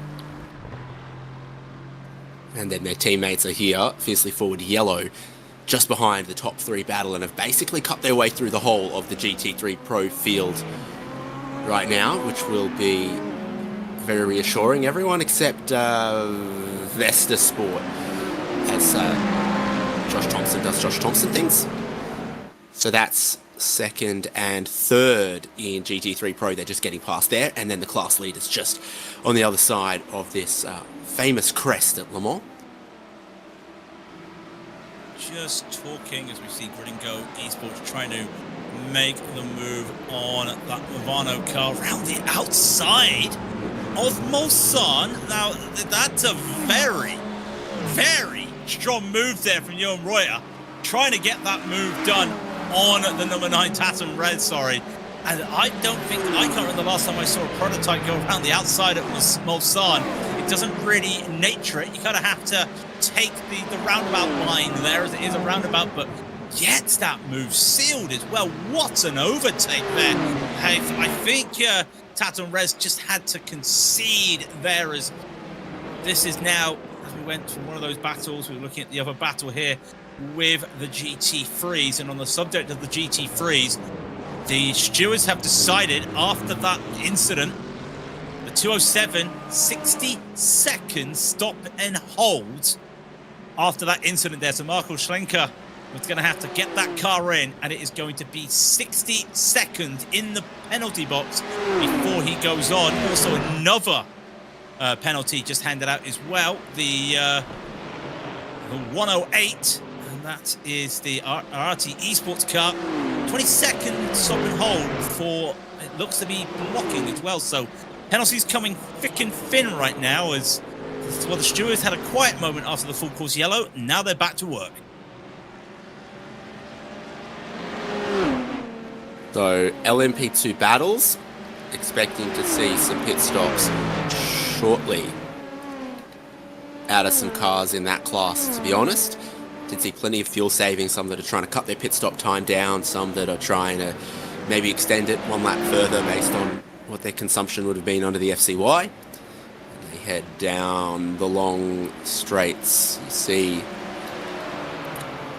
Pace Tech, Muradness, Nürburgring Esports, Delatraz there in that group bottom of screen.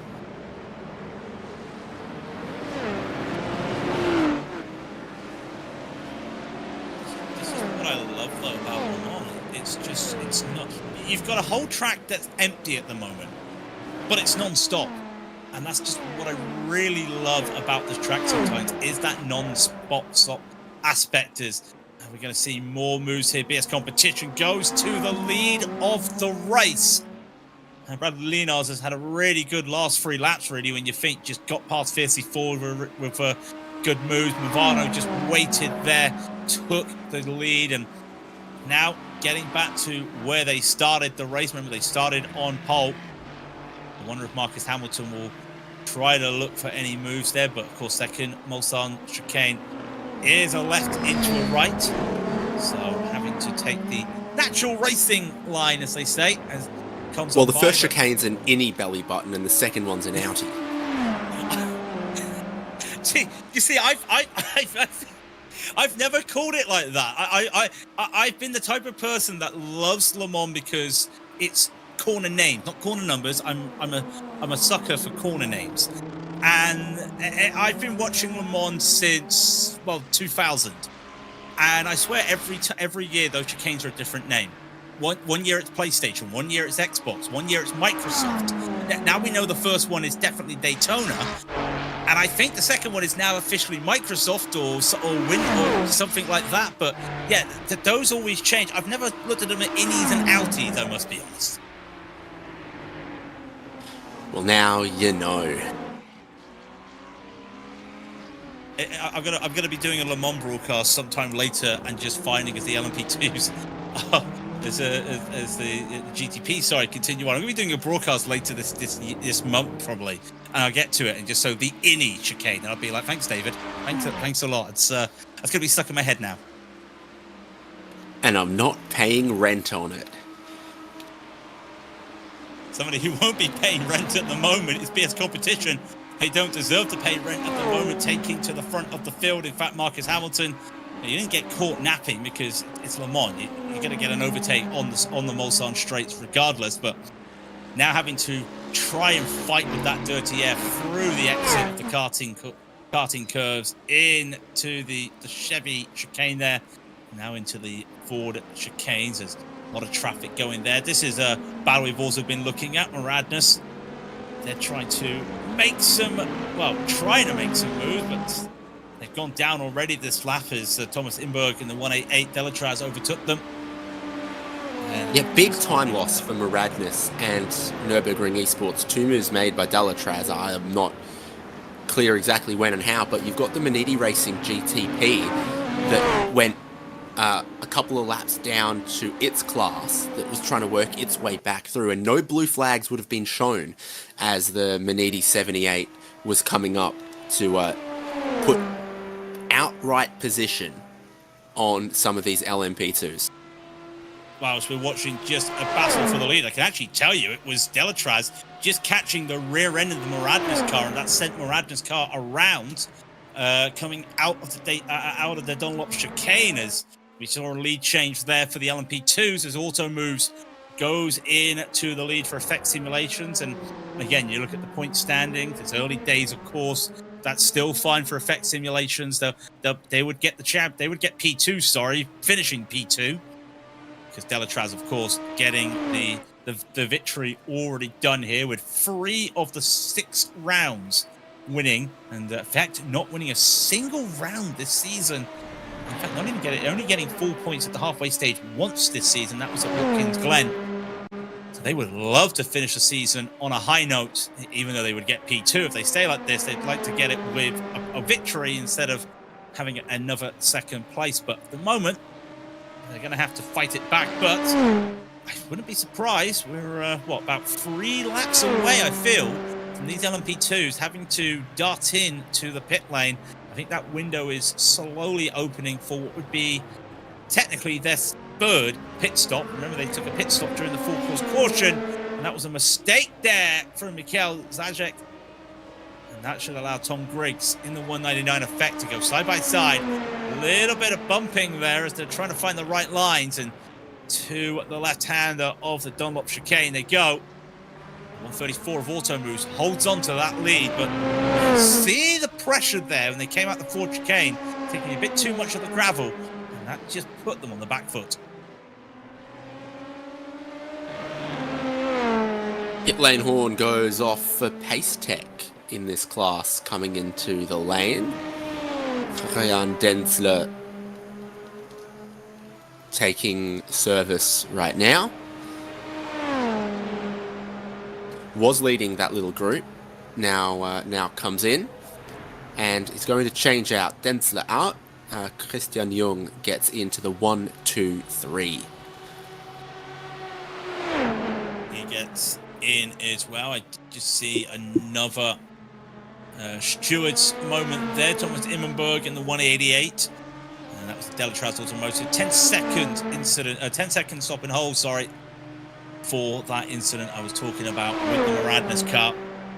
So probably going to hurt them a little bit now, but that's one of the things we always forget about here. It's not just to the fact with the penalties just adding more time, but this is unfortunately one of the longer pit lanes you have to contend with when it comes to motor racing, because you have to slow down at big speeds to get into the pit lane. Then you got to do the long run, basically up the entire start-finish straight at Le Mans, and it's a very slow pit lane. And you look at it, you are looking at almost over a minute and a half cone to cone in the pit lane. It is one of the more annoying ones when you're racing. You have to factor in a lot more when it comes to pit time at Le Mans than you do for, I only think really Spa. If you're doing the Spa 24, that's the only other track that you've got to really factor in pit lane time compared to Le Mans.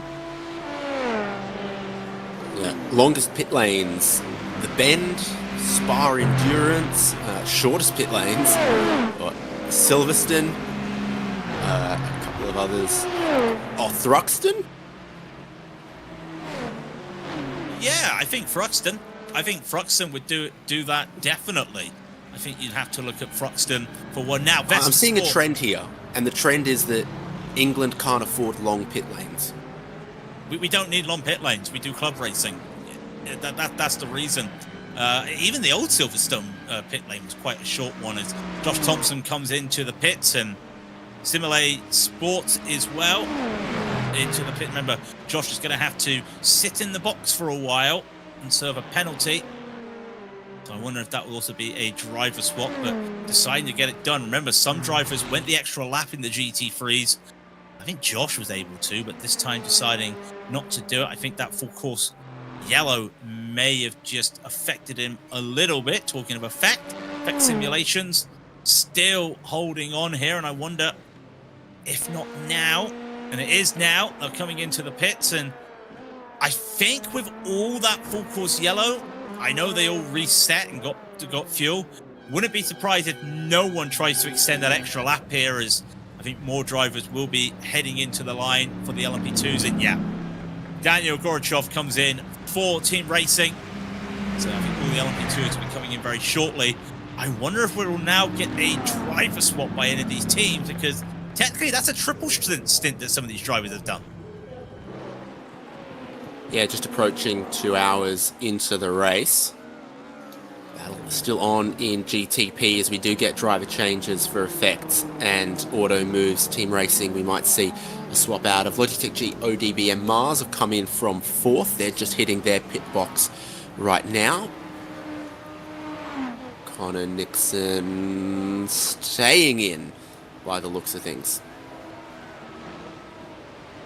It's interesting. You see other drivers making swaps as well. Lucas Diaz and Antunes in for effect simulations. I think Team Racing keeping with Gorachov, Connor Nixon as well. Max Campbell getting in the car there for the auto moves as well. So some teams deciding to go for the swaps and others deciding not really worth it. The key thing is if the leaders stay where they were, and if anything, maybe, yeah, just a little bit of a gap there that auto moves get as they go in, as more cars going in. There's the drop bear car, or it looks like drop bear. I do apologize.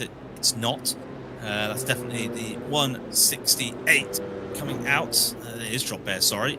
I get confused with the colors. I always like that Galaxy-esque livery. And then the GTP's coming in just at the same time. It's competition leading them away. Movano as well. We may see some driver swaps there as well. We do see for BS and Movano. I wonder if we'll see it for Grid and Go. Nothing for Grid and Go. So a couple teams making swaps at the moment as Daniel Lorenko comes in for BS competition, and for Movano, Loic Revia will be dropping in as well for the Movano 33 car. Second and third in GT3 Pro becomes first and second with the pit stop from Vesta Sport. So BS competition leading Solpec into the Porsche curves, prototype behind them, always a nervy moment and you're not quite sure what's going to happen there. It's Ruben Bonga leading the class with the biggest fuel tanks and the longest range. The stops go through for the prototype classes. BS competition have a slowdown on the outlap here. How have they done that? Okay, it's cleared itself and they hold on to the race lead. Headed fiercely forward yellow, and Movano Aurora becomes your top three once again. Cold tyres, you saw them all have a little bit of a wiggle as they came underneath the bridge. But they'll sort it all out in good time. Sun comes out, 9:30 a.m. local, and that sun will continue to climb across the day, but then a bit more cloud might come across. We'll see what the weather holds for us with 8 hours. I think anything can happen in 8 hours. 20 degrees Celsius is still a cool track, even if the sun's now beginning to shine on it. Now, I wonder if the stewards are going to pick up on something I've just noticed. Because I know there is a pit lane rule that if you have to get back to the fast lane. And it did not look like the BS competition car got back to the fast lane and took advantage and made a jump. Now, because they are the first car on the pit lane, I know they're a little bit disadvantaged when it comes to getting back to the fast lane. But I do wonder if the stewards will be looking at a pit lane infringement there. We'll be keeping our eyes open on that. Comes out, of course. Now, remember, cold tires, and there we go. Lorenko does have to serve a slowdown here under the cold tires, cutting too much of that exit curb of the second Mulsanne chicane. Able to get it served. Will Aiden Matthias try to make this a fiercely forward? We'll get alongside and get that move done. I'll keep my eyes open when it comes to the stewards' reports there, but either I read the rules wrong, but as you can see, I was doing a lot of cramming for this race, and it looks to me like that might have been a pit lane infringement.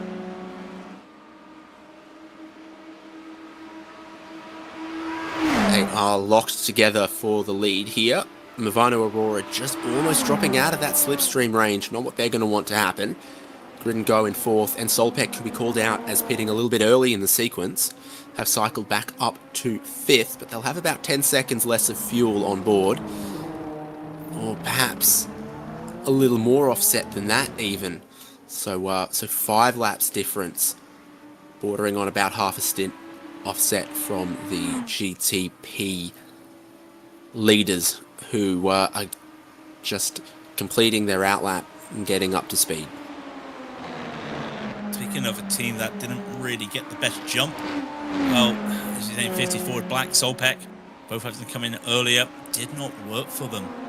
And in fact, 50 forward, down 8 seconds. Now, remember, they were leading, took a real good jump there, thinking, let's just continue on and let's not pit with everybody else. It's not worked for them.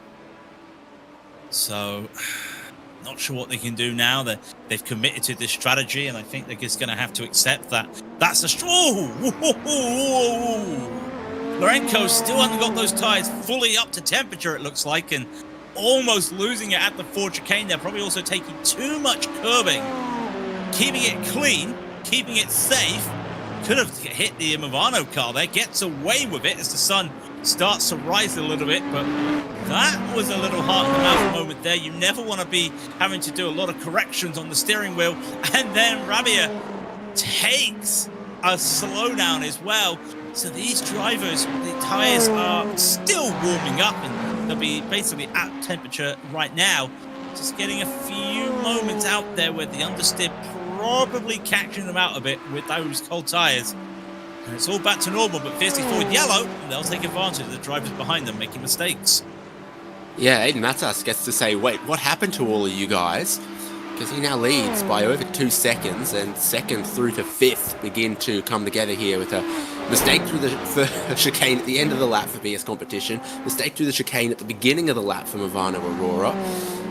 Grid and Go get a little bit closer. And Solpek's car again is going to be a bit lighter at the moment. It'll help them out as well, but they know that their strategy is offset. Another FCY at some point might help them out. Now, as we're watching Max Campbell battling with Lucas Diaz in the LMP2 battle here, they're 16 seconds ahead of everybody. Some real good racing between these two, and the GT3 through Arnage goes by. I sat there for most of Le Mans at Arnage. Really good place. You're probably the closest you'll get to the cars at all of the track. A great place to pick up some Metachrome engine pieces as well. But okay, funny story about that. We decided we were going to go onto the bank so we could look at Indianapolis and the big screen.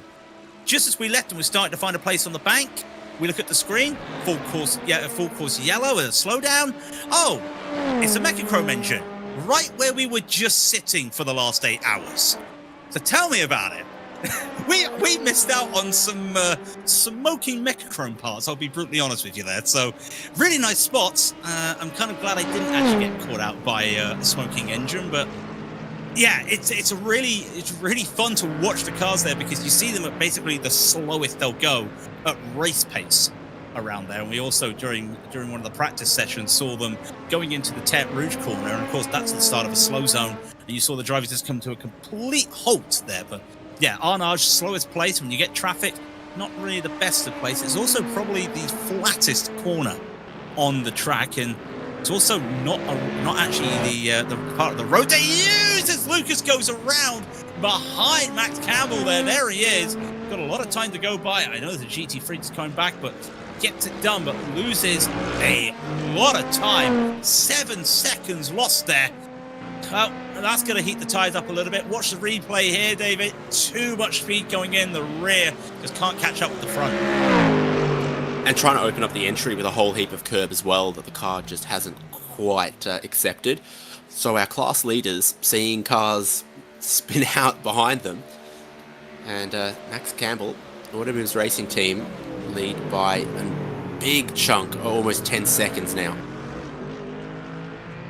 Yeah, and they'll hopefully be able to use that to their advantage, as we've got this battle still going. And of course, remember, it's a little bit hazy out there, but the drivers are getting clear, and that's why we're not seeing the Ford have their headlights on here, as these cars yet to pit. There's the Scuderia Volt car leading there from the Impulse Racing.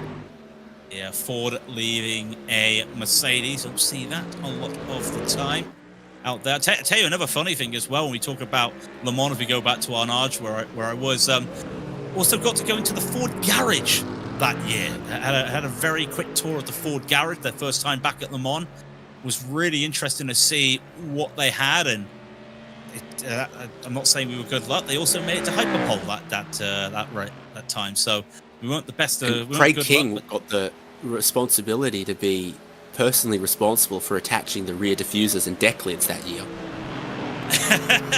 Well, I'll tell you what, all three of them were there, and one of them just came back from Hyperpole, and one of them was also just all split up there. They were getting ready to go in for the final free practice, and they were fiercely working on those cars, even though you know, free practice getting ready, and there were 8 of us in 2 groups, and the second group got to see him leave the pits. We got to see all of them getting worked on, getting ready for that free practice, and that's interesting. Scuderia goes in, Impulse Racing going around again. Now Huisgeveld comes into the pits this time. That means Impulse has gone, well, I would say +2, even +3 now on some of the drivers. So is this short stops from some of the drivers, or is this just real good fuel saving from the Impulse Racing? I didn't see a Mercedes, I will say. I did see a few Fords. I did see some very nice LMP2s right up close. So this is Pace Tech. Christian Jung got in. Fast lane RT, Felix Ferrier behind them, and now ahead of them. Well, you say it like that. If you didn't and now hit behind the gravel there, yeah. If you hit the gravel there, you can't really. You're a little bit unfortunate that those curves. I know iRacing doesn't have the 3D curbs here around at Le Mans. That would be very treacherous. I go back to our story. You can get a little bit of story time with me at Le Mans for 1 year. We actually drove through Indianapolis to get to our on the Tuesday, on the first day. The track was open to cars. We actually drove there and rode those curves, walked over those curves at Indianapolis. They're steep, they're really aggressive, and if they were 3D curves on iRacing, you'd be seeing a lot more incidents out there, and maybe that's one thing I can ask iRacing to do somewhere down the pipeline. But even just catching the gravel there in sim, as you can see right there for Felix, just not helping whatsoever, losing quite a bit of time there. Just made that one mistake, and we've seen many races get called out and crashed out because of that gravel trap there, Indianapolis. Thankfully, it's just a slow car there. We're going to be losing a bit more time as traffic comes on through.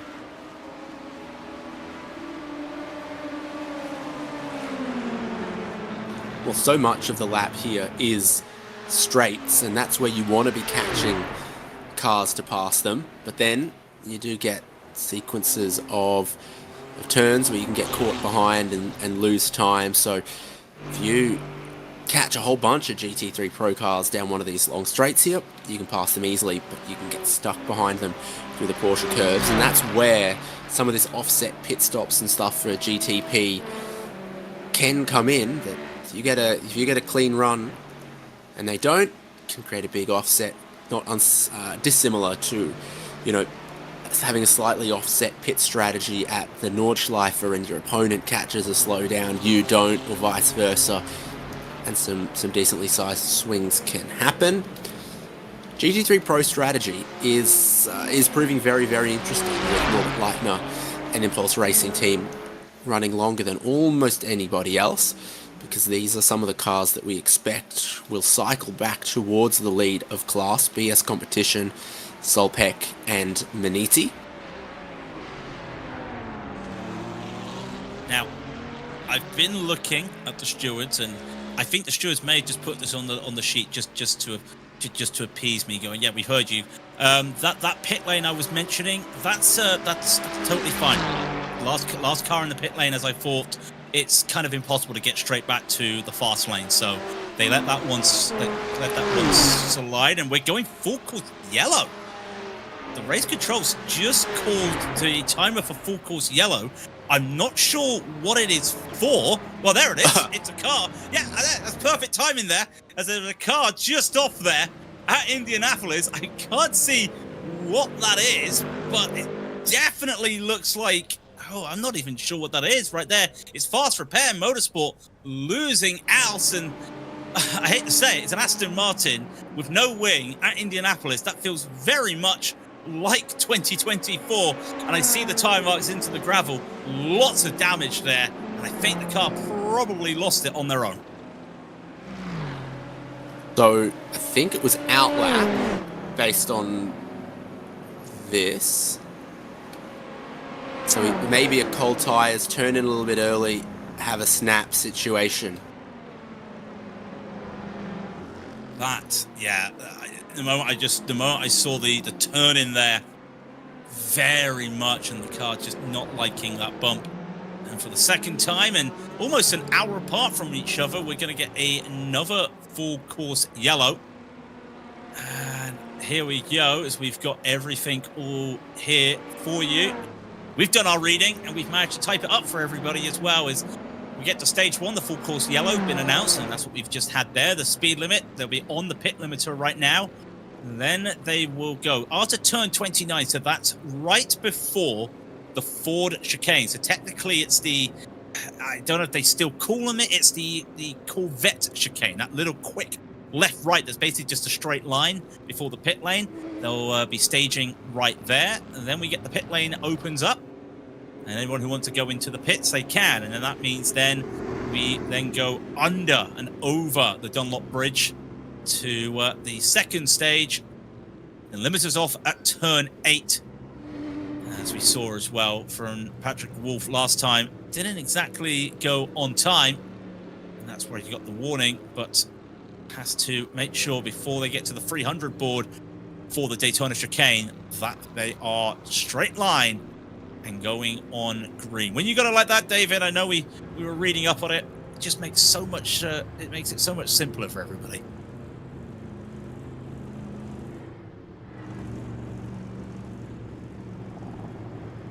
So this comes at a time when GTPs and LMP2s, it feels like, had just stopped.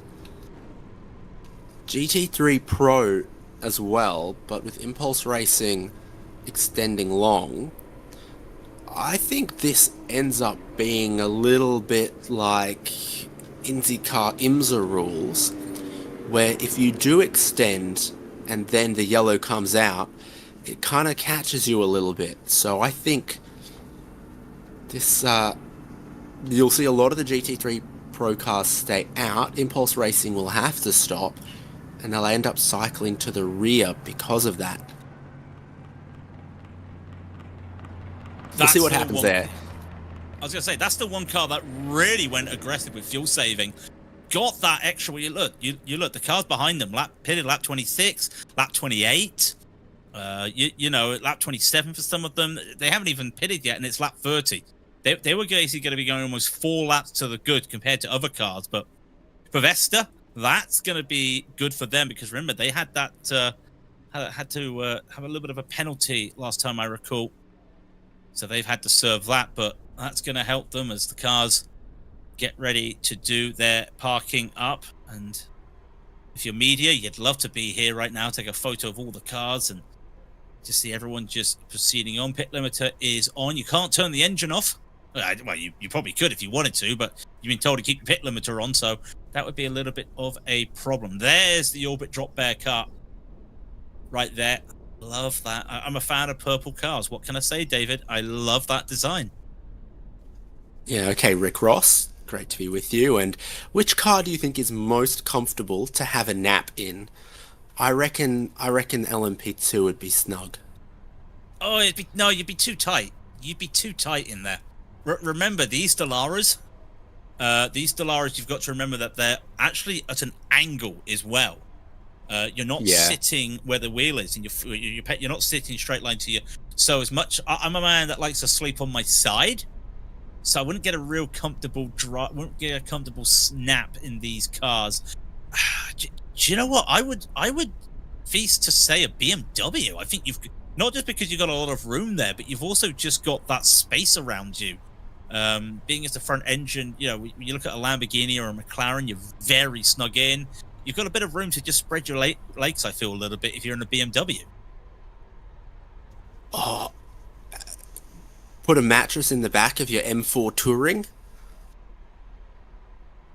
Now, don't get me tempted. I know there were talks about that last weekend in the Nürburgring 24, and what joy that would be, just to get that car just preserved. But you talk about cars that really should have been preserved. You look at Garage 50, there's the Mercedes. You look at Garage 56 as well, with the NASCAR car. So I that would have been one that would have been great to have scanned or put on a sim. Never got it on iRacing.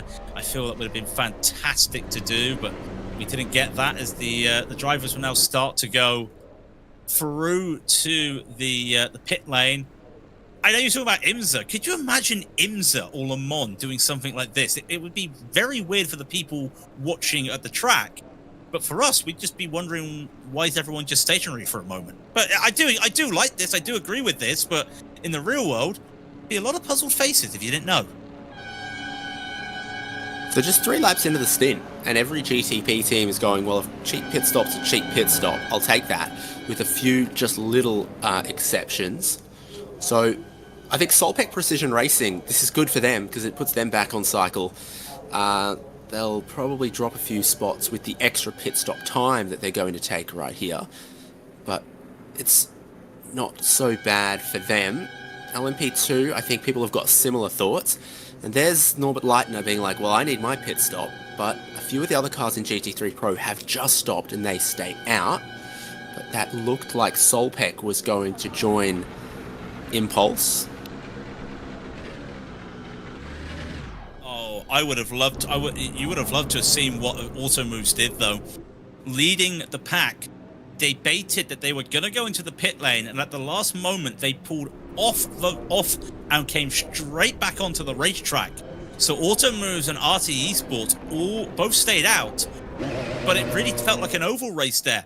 You were baited. The leader baited everyone to go into the pit, said no, everybody goes in. That's gonna be a little bit treacherous later in the stint, because if the LMP2s are gonna get the same bad luck that the likes of Fiercely Forward did, as there it is, just the last second move, very late. I'm not going to say will the stewards look at it. They probably will go, not sure you can do that. There's the dotted line, and then, ooh, I don't know. But that, in the real world, that would be a no-no. So, again, will the stewards be looking at that? I wonder, but sold the dummy. But like I said, if anything would be like what happened with Fiercely Forward earlier, they tried to stay out, it did not work, and they were 8 seconds down. Is this going to work for Max and the Also Moves? So, 2 GTP cars that stayed out, Absolute Motorsport, are going to be the race leader. Directly behind them, Logitech G ODBM Jupiter, and everyone behind that in GTP took service. There's Absolute Motorsport Asalith, Francesco Iliano. You get to choose what colour running lights you want on the Porsche 963, and just to appease Craig King, they've gone with purple. Yeah! I don't like purple lights. I'll have a purple car, but no, let's do something different for the lights, you know. It makes you feel too much like you're in one of those bathrooms where they're trying to discourage antisocial behaviour. Oh, I wonder if I thought you were going to be like the ultraviolet lights that you get when you use the hand washers to make sure that you know what you know. I know, but I know they're blue more than that neon purple. I've never had that, unfortunately, when it comes into a club. Because you talk about the headlight can be a different color. Remember, on the hoods of GT3s, you can have different colored LED lights. You won't get that when it's not nighttime or rain time out there. So as they get ready. By the way, that story of rain. I said I'd give you an update in an hour. Here's the hourly update. It's dry. It's staying dry. Come back to me in another hour and a half, and I'll tell you something different. As they're getting ready to do the formation, they're getting ready to get back to the racing, and they're still going. By the way, the 207 still driving out there, trying to get the lap back. Still got no nose. Holder Motorsport came out with no nose on that car, by the way. So how does it smell? I don't know, but it does mean I can get to do the old famous Futurama bit. Holder Motorsport, your nose, it is gone. You have no nose. Or something along those lines. I can't remember the precise wording of that quote, but they're getting ready to go. And then they just start to do the weave and warm these tyres. Well, I say warm these tyres. Not 2 cars here have got warm tyres. So I wonder if that's going to be an issue. In fact, look at it. There you go. The leaders aren't doing a lot of the weaving at the moment, but they realise they're going to have to do it very shortly. Just on the inside of the track, this part is where the Le Mans Football Club Stadium is. I believe they've secured a promotion. So they're very, very happy. Maybe they dribble back and forth like this as well. Did a meet up with Jonathan Heindel just on the car park at the football stadium. And of course, you come to the KFC next to it. That's shut for drivers during Le Mans week, because you can see nowhere to go there, as the drivers probably want to have themselves a nice fast food to get ready to go fast once again. And remember, Francisco will have control. There is the aerial shot of the start line of the very iconic timing tower. It's not really it is a timing tower, but not in the center of a giant pylon like you would see in America, and the Ferris wheel. And then, of course, the bridge, how you get over the track, is getting ready to go green very shortly. The leader will set them off. Francisco Liliano will be getting them as all the drivers stop their weaving now. And you also see the LMP2s right behind, the GT3s right behind. They'll go slow around the Daytona chicane. Then for Absolute Motorsport, they're going to try and lead a lap here on some used tyres. And same with Harrison Lias behind for the Drop Bear Motorsport Jupiter Cup. Green flag as we go once again. Francisco does get a good jump here, catches some of the drivers out, and now you look behind. Will anyone go to try and take an advantage here? But no, there's actually quite a big gap actually between some of the fields, so more drivers will be starting to try and warm their tyres up a bit more. But everybody so far keeping it clean and just keeping it in that straight line until we get hard onto the brake for the second chicane.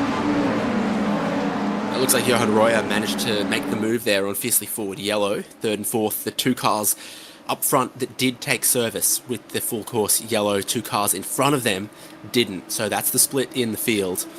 First two, a little bit short on fuel compared to this battle for what could become the race lead, depending on how it settles out, if we get further full course yellows, etc., etc. Iliano runs deep and into the gravel at Mulsanne Corner. Deep, and Iliano now on a little bit after defense. Remember, they got tyres that are warmed up though. And we've got another car into the gravel. And I think that is I'm not entirely sure who that was, but it's definitely one of the cars taking a tow out there. That was Unity RDV, and Areta Esports have got a different problem elsewhere, I think. Oh wow, yes, you are right. Yeah, Unity going around on their not on their own devices. I think RT Esports took a tow. Here we go. I think they had either a sim freeze or something along those lines. They've had to take an emergency. There's no allowing to tow, and they've had to take an emergency tow. I reckon that's a hardware failure. So I think it was Morten Agerson driving. I think that's more of a skill issue there, isn't it? No, sorry, because he bounces over the curb in the early part, gets a lock-up. We're still at cold tyres and it doesn't stop. I'd love to see some other angles of it, potentially, but I'm not seeing quite the sim hardware issues you are. I'm seeing cold tyres, restart, lock-up. Well, you might be right, good and go. Go on through. Yeah, I'm just having a look at it myself. Yeah, that's a lock-up if I've ever seen it. As we may get another replay. In fact, here we go. And we just start to see going down, tries to find the move, hit that little bump, and then that steering wheel, the moment you see the steering wheel try to go to the left, that's a lock-up, and yeah, just straight into the barrier. And you're not meant to tow and during this race until you get permission. That could have been another full course yellow, or probably should have been a full course yellow. But we keep going green because of it, and good and go, getting past the Drop Bears to now hold and pull ahead. And it's not gone well for Drop Bear. Lias with a slowdown. That's the car going slow on the left. Taking a slowdown at Tete Rouge. I think it was earlier. It was earlier than that, and then he carried it through till the exit of Tete Rouge and has pulled aside and given up perhaps 4 spots. You are right. Oh, it was actually the first corner of the Dunlop chicane, which is very rare to get a slowdown there. To really attack that one if you get that, I think sometimes you need a pat on the back to get that slowdown, because that's not one you usually see as Delatraz Automotive continues their slow run back up the field. Remember, they started pole. They're down in 7th, was the lowest 10th at one point as Grid and Go. Jonathan Royer looking to retake the lead or get to the lead, and Grid and Go, that's what they kind of want to see at the moment as they continue on. I think Grid and Go, I'm just looking at the points, need this. I mean, they're 80 points ahead of Movano, the 33 Movano, but if they can get these points, get the victory or get ahead, well, they don't need to worry about any other permutations. Their key for the day is to just get to the points mark and just hold on to get that P2 in the championship. About a 50-50 split in the strategy in GT3 Pro. So about half the field did pit with that FCY, half of them stayed out. Of the cars that did pit, it's Solpec and then SimRC and then Vesta Sport.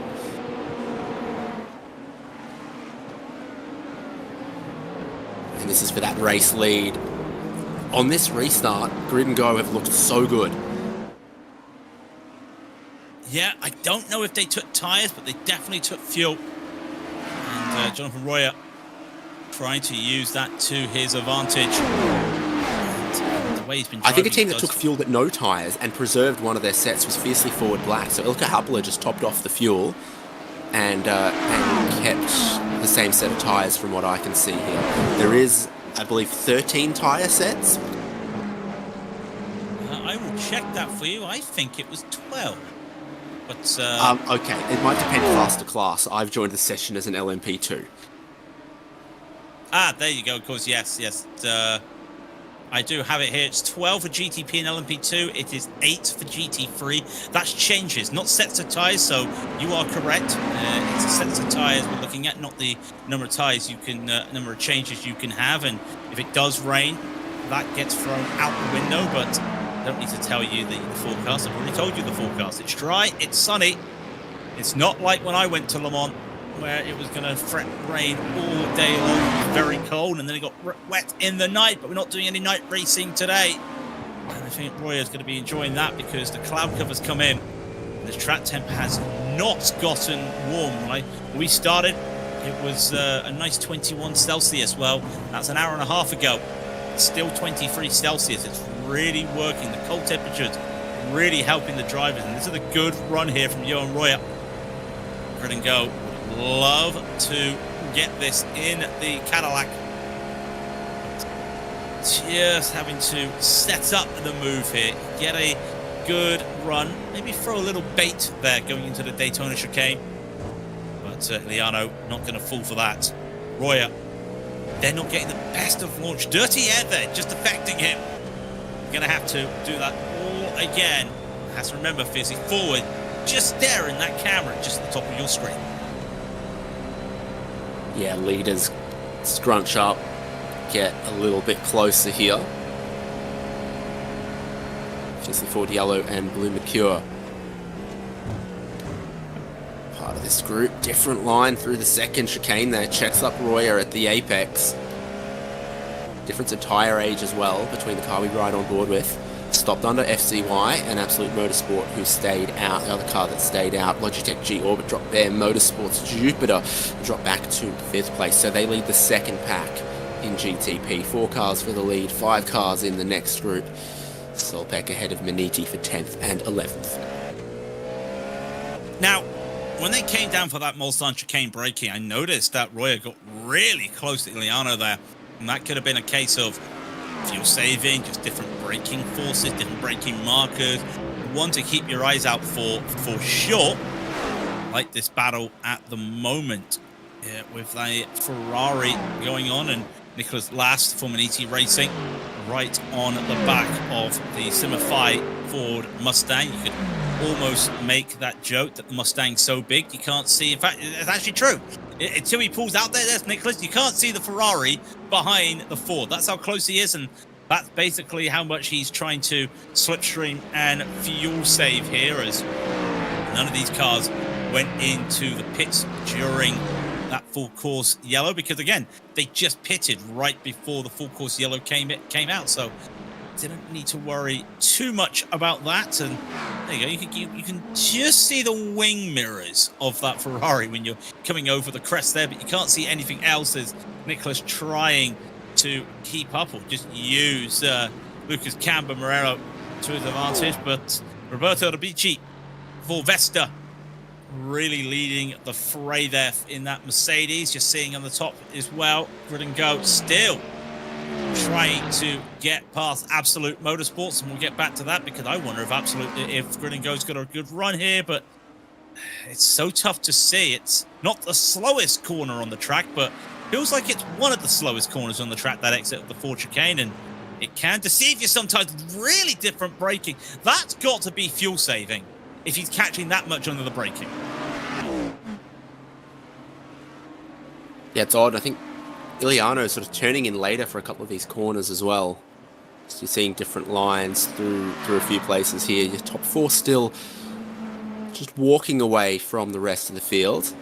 Harrison Lilas in that next group picks up a slowdown at Tete Rouge. Well, we've got some more penalties. The first safety car, full course yellow, sorry, was clean. This one hasn't been so clean. We'll get to that in a moment, and just in case that Grid and Go look to make a overtake here, and they do. Can they slow it down? They're carrying a lot of speed through the Daytona chicane. They can indeed. They go on through. Now this does feel a bit IMSA-y when we talk about the penalties here. We've got a 10-second penalty for the 206 for the safety car procedure. A stop and go for the 104. That's Hyperion Racing. Be a stop and go for the 181 as well for issues. That's Unity. And then also 108 gets a 10-second penalty. These are all infringements from the safety car in pit lane. 206 gets a 10-second infringement in the pit lane. We can also say that our RT Esports, well, they're probably done for the day. They've got a 2-minute penalty. And then 5 seconds to the 180, which is the RT Esports that are currently P2 in LMP2. So that full course caution, well, we thought it was all nice and clean the first time, but I don't think it was that clean the second time, as everyone's just trying to find their way through right now.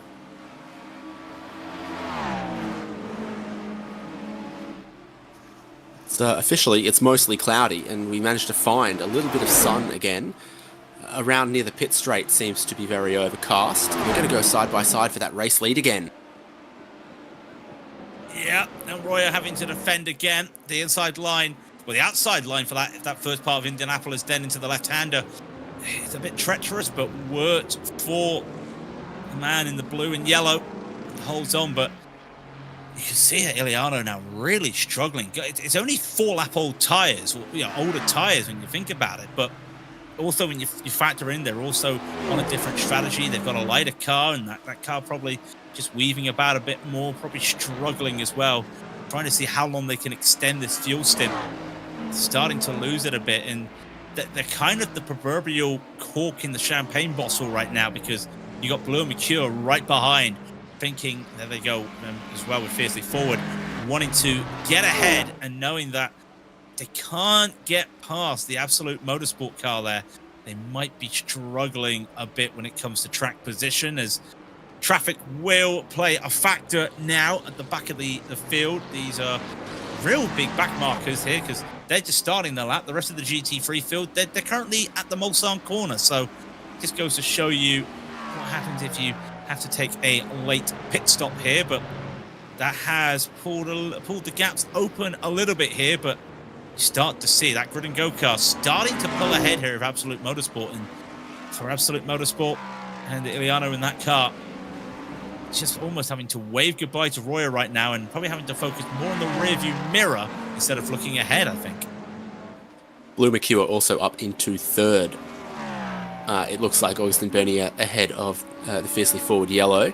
Next pack of GTPs also encountering the traffic. Movano Aurora leading that ahead of ODBM and BS Competition.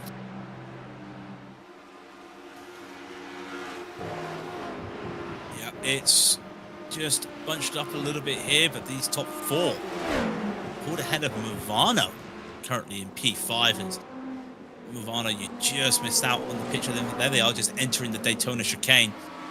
So they're a little bit out of the position. Need traffic to help them get back up as we go back to green flag running. Remember, we basically got through most of a fuel stint before we had the second full course yellow. So everyone is back to different strategies on the track. There is Movano currently holding off the drop bears. It's BS competition, I do apologize. That's the other Movano car looking there as well. Both Movanos under pressure from different teams at the moment. And Giuseppe Lofaro for the Movano number 1 car currently at the moment. And Rabia in that 33 Movano Aurora.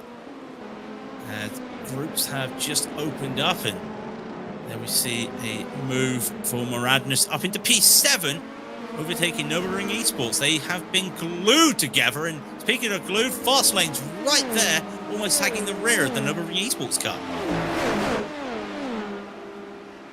Hyperion and Pacetech side by side behind that as well, so plenty of action to happen in LMP2, where Automove's racing team saw effects spin out of second place, and that's opened up a massive gap for your class leader, but battles, multiple car battles in other places. Maradness there in 7th. Delatraz, always a car to watch in this class, in 5th. And effect simulations after dropping back from the lead. Have the Aret Esports 180 and Team Racing right with them. 2nd, 3rd, and 4th.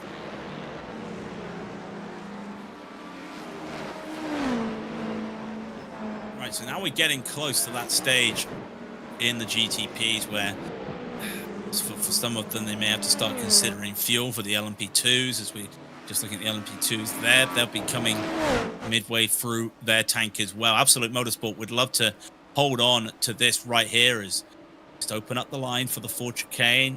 That's what they like to do nowadays. Probably won't get a slowdown here. I say that, but Iliano does get a slowdown through the first 4 chicanes. We'll have to serve that, and thankfully there's no bingo out there today or sweepstakes on number of slowdowns through the 4 chicane, because I think the number you wouldn't be able to predict. But Iliano going to have to serve that.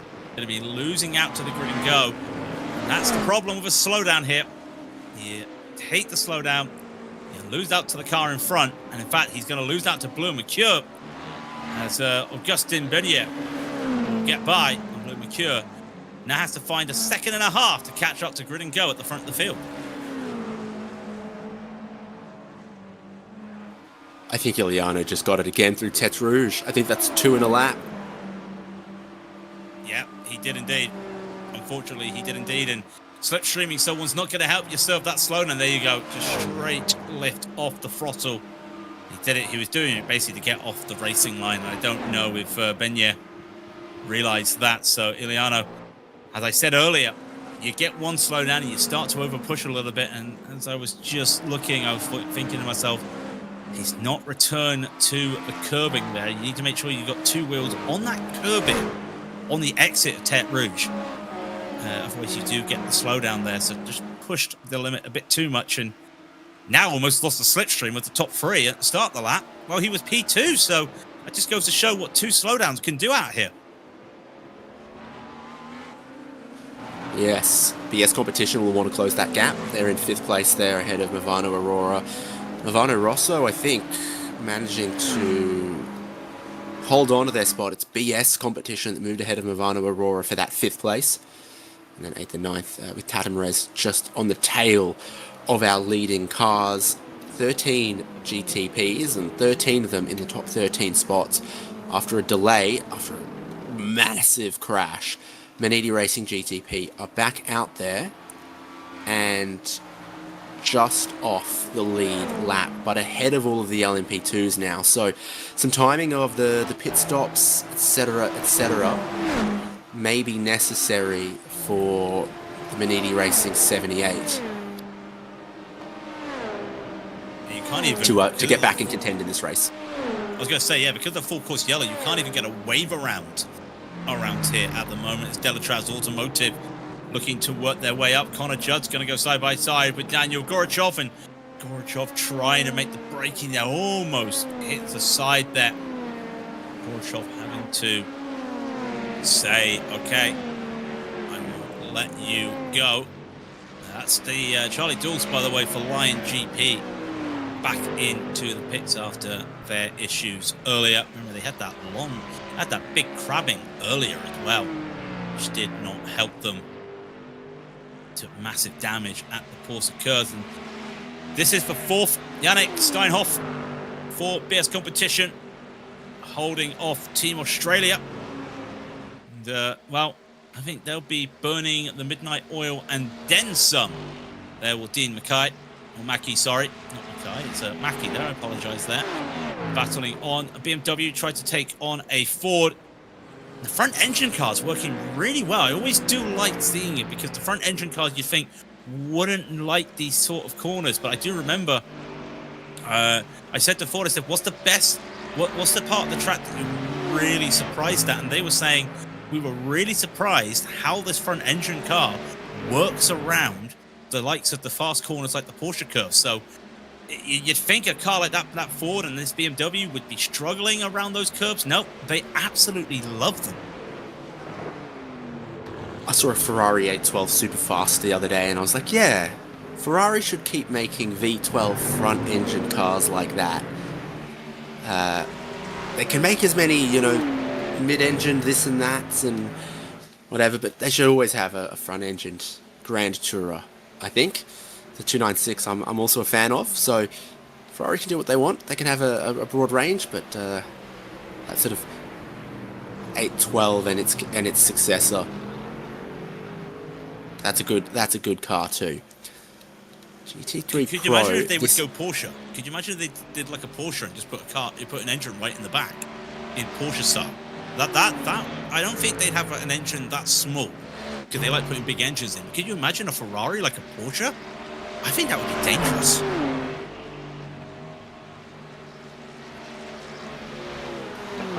Yeah, that would be. So the split in the strategy for GT3 Pro has these cars up front, Vesta Sport leading, Maniti, that Ferrari's in second, Simify's Mustang in third. We're sort of 7, 8, 9 laps into the stint here. You go back to the other Vesta Sport car in 12th. They're only 5 laps into the stint because they took on fuel at the full course yellow. And then they lead Impulse, Scuderia Volpe, Stim RC as well. So what I think we've learned is that if we stay green, going long is an advantage. But if you go long and an FCY falls in the middle of that, it can kind of cut your advantage. So for everyone who stopped under the last FCY, they don't want to see another FCY. But we can't say caution breed caution. Technically, we should have had another full course yellow with the 108 taking the leaving the track without permission, but did not get that. So they would like it, but again, it just the timing where it was last time, right when we were getting ready to do fuel.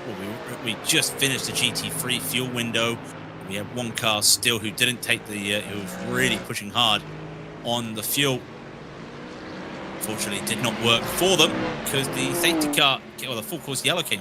Go remind myself, it's not a safety car here, it's full course yellow. And I've tripped over myself far too many times on that one today. That's Lucas Moreira still trying to hassle Nicholas Laster in the Ferrari. As in comes some of these drivers. Iliano comes in as well, and the drop bear of Harrison Lilias come in. And remember, they were the cars that stayed out on that full course yellow. And I wouldn't say it hasn't worked for them. Kind of did work for Iliano, but a couple of slowdowns last lap, or the lap before, really affected that track position. I think they were looking for track position more than anything. And well, with where the GT3s are, it may work. They may get a jump on the GT3s and be able to overtake them while they're all into the pit window, but apart from that, I really can't see anything else for them. Well, say anything else, you never know, but it does feel like that's their strategy. They're going to have to stick with it. And that might help them to the end of the race, but, well, you've still got 7 hours and 15 minutes to go before you get to the end of that as BS Competition still trying to hold on to this P4. Right behind from Movano. Movano now running 5th and 6th. There goes the Rovano teammates right behind. Giuseppe Lofaro still battling the Tatum Restec, and that's Nicolo Finori, in the car for them.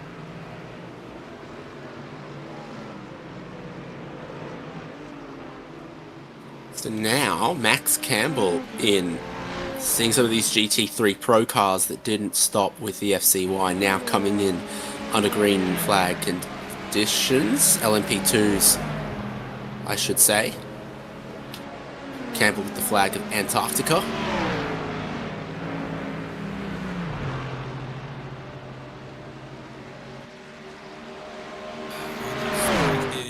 Well, they'll go in and they'll do some driver swaps. Nothing at the moment. This still continues on in the GT3 field as they get close up once again and losing out to Vesta.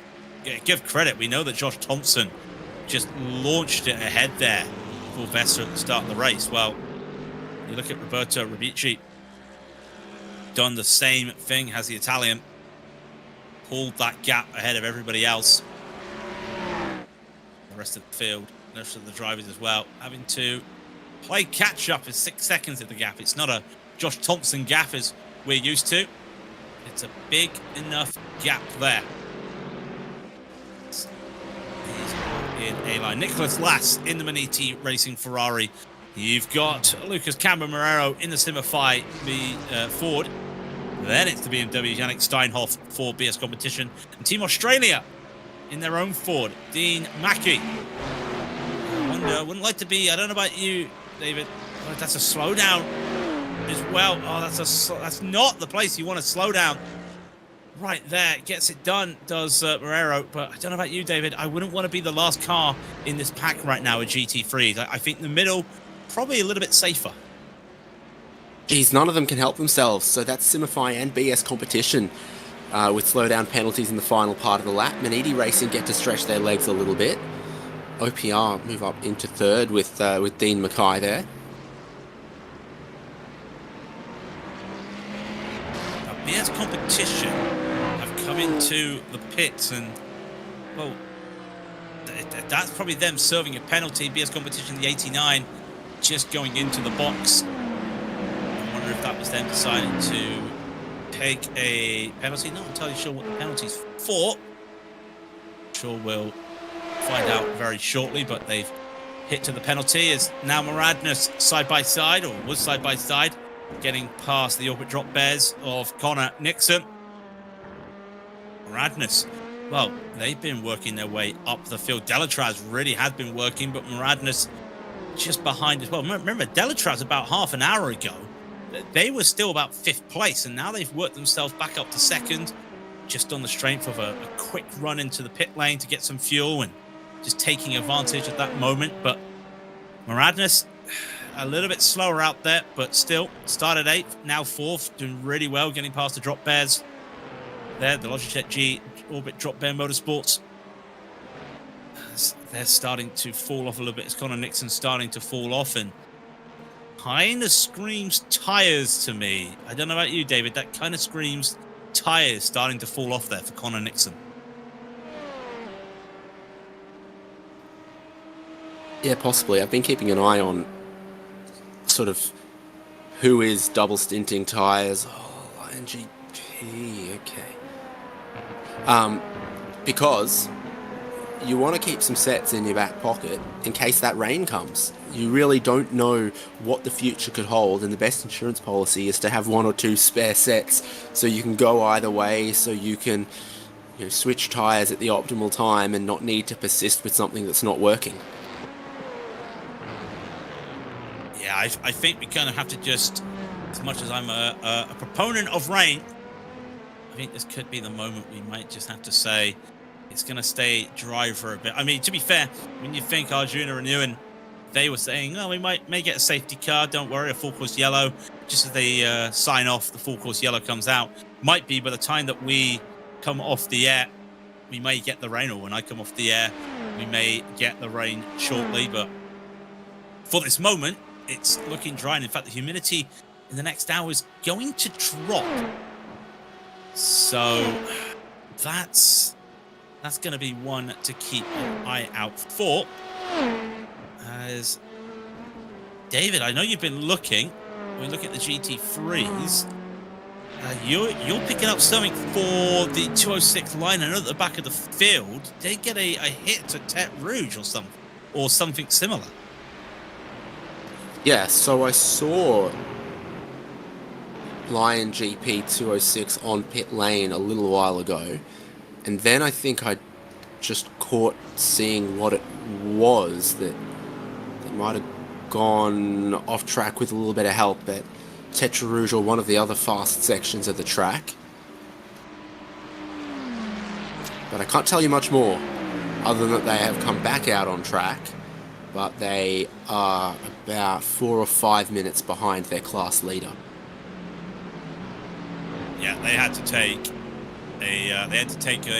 into the pits for some damage, and they spent quite a bit of time into the pits. But then also during the safety car as well, the full course yellow. I tripped over myself once again. The full course yellow once again. It's Yannick Steinhoff holding off. These two were battling for they were battling for third and fourth earlier, and second as well. And last lap, they managed to get themselves a slowdown. So they were both just over pushing the car. But yeah, Lions not had the best of times out there at the back of the field after that moment through Virage de Pont. Getting caught out there and having to nurse a very damaged car back, and didn't bring out the full course yellow. Could have done so. Drivers are kind of set now. They're about 10 laps. These GT3s are about 10 laps into their stint. So now they're just in this set stage where it's not bring the car back, it's just make sure you make some moves. And Solpek deciding there as Florian Dorkhoff decides, I'm just going to go right on the rear here of Leonard Schweigel to switch it. Almost bump drafting there. Just trying to get as much of the advantage as they can, but also saying, look, I'm happy with your pace. Just keep going. We'll catch up to the rest. There's no need to fight right now, because we're about 10 laps into our stint right now. And for Leonard in the 273 for Switch It, they pitted late, they pitted earlier, so really it should be roll from first, I feel, because I think Leonard might need to come in before Florian does.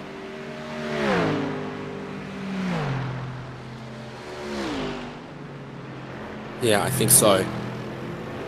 Switch It, I'm seeing as 10 laps since they last stopped. That was quite deep on that second chicane there. Solpek 8 laps since they last stopped. A couple of other cars coming in and around at the moment. So LMP2, a few of those off-cycle GT3 Pro cars. And now about 9 laps removed from our last FCY, we're starting to open up some of the strategy a little bit again. We've had 2 full course yellow procedures in this race to this point. Is 2 going to be the magic number? Are we not going to get any more? Well, you never know. Anything can happen in the next 6-7 hours and 6:38, 37, 36 to go. You just never know. We've seen it already today as car comes out the pit lane. That's the Nürburgring Esports 187 LMP2. We'll dive out of the pits. And I think they're going to be one of the first ones to head into the pits for the LMP2s very early as well, actually. I think some of these LMP2s will be probably heading in next lap or the lap after. So they got a couple more laps to go. And well, that safety, that full course yellow may have helped some of them when it came to it. Is there's that moment we were looking for Line. It wasn't Tet Rouge, it was the Porsche curves. And it almost looks like, I thought for a moment that was assisted, but it just looks like taking too much speed there going off, and thankfully no serious damage. But yeah, when it doesn't rain for Lion GP, unfortunately it does pour, and well, there's no rain at the moment, but they might be seeing Travis very later on.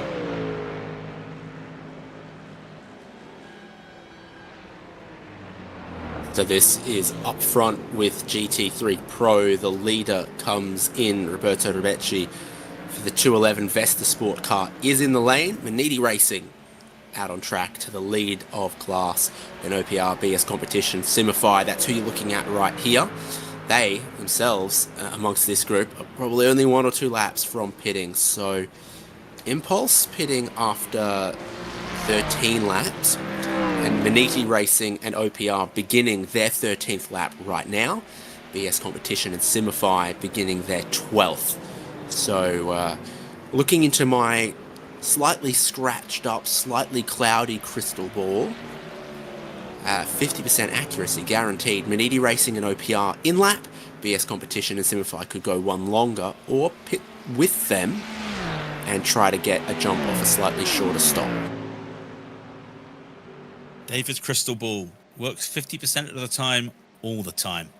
But no, it is one of those when you're having to play the games, and this is the best part of endurance racing. This is what got me into Le Mans. This is what got me into sports car racing all those years ago when I was just a young boy. Back when I was watching Le Mans for the first time in the early 2000s, you have the strategy that you take to the pit. The pits aren't going to win you the race at this stage of the race. They're going to put you in the right track position to get ahead. And then if you get the right track position, that sets you up for the win. So you just have to be there. So if they can get some good times, but again, if we're factoring in if this is going to go green for the next 7 hours and 3 minutes, and in all due fairness, I don't think that's going to happen. We can be we can hope for it. And we always like, yeah, green flag racing would be so cool. But, you know, anything can happen, and just one small slip up could be the end of it as more drivers in the LMP2s come down. Unity do drop into the pits. Alex Maita will head in, and this is now really that window starting to open. We're about lap 41, 42, I want to say, for those drivers. The LMP2s will be coming in, as we were saying. I wouldn't be surprised if, well, they're so spread out at the moment, and I know we were talking about it. If you somehow magically save that extra lap in LMP2, I don't think you're going to get the advantage. I think you just have to drive and take everything you can. These GT3s don't have to worry about it too much. They'll be getting ready to pit, I would say, in the next 5-6 laps. Yeah, if you're the LMP2s, you don't really gain anything right now trying to do fuel saving. If anything, you'd almost be looking to undercut, but then you run the risk of another safety car.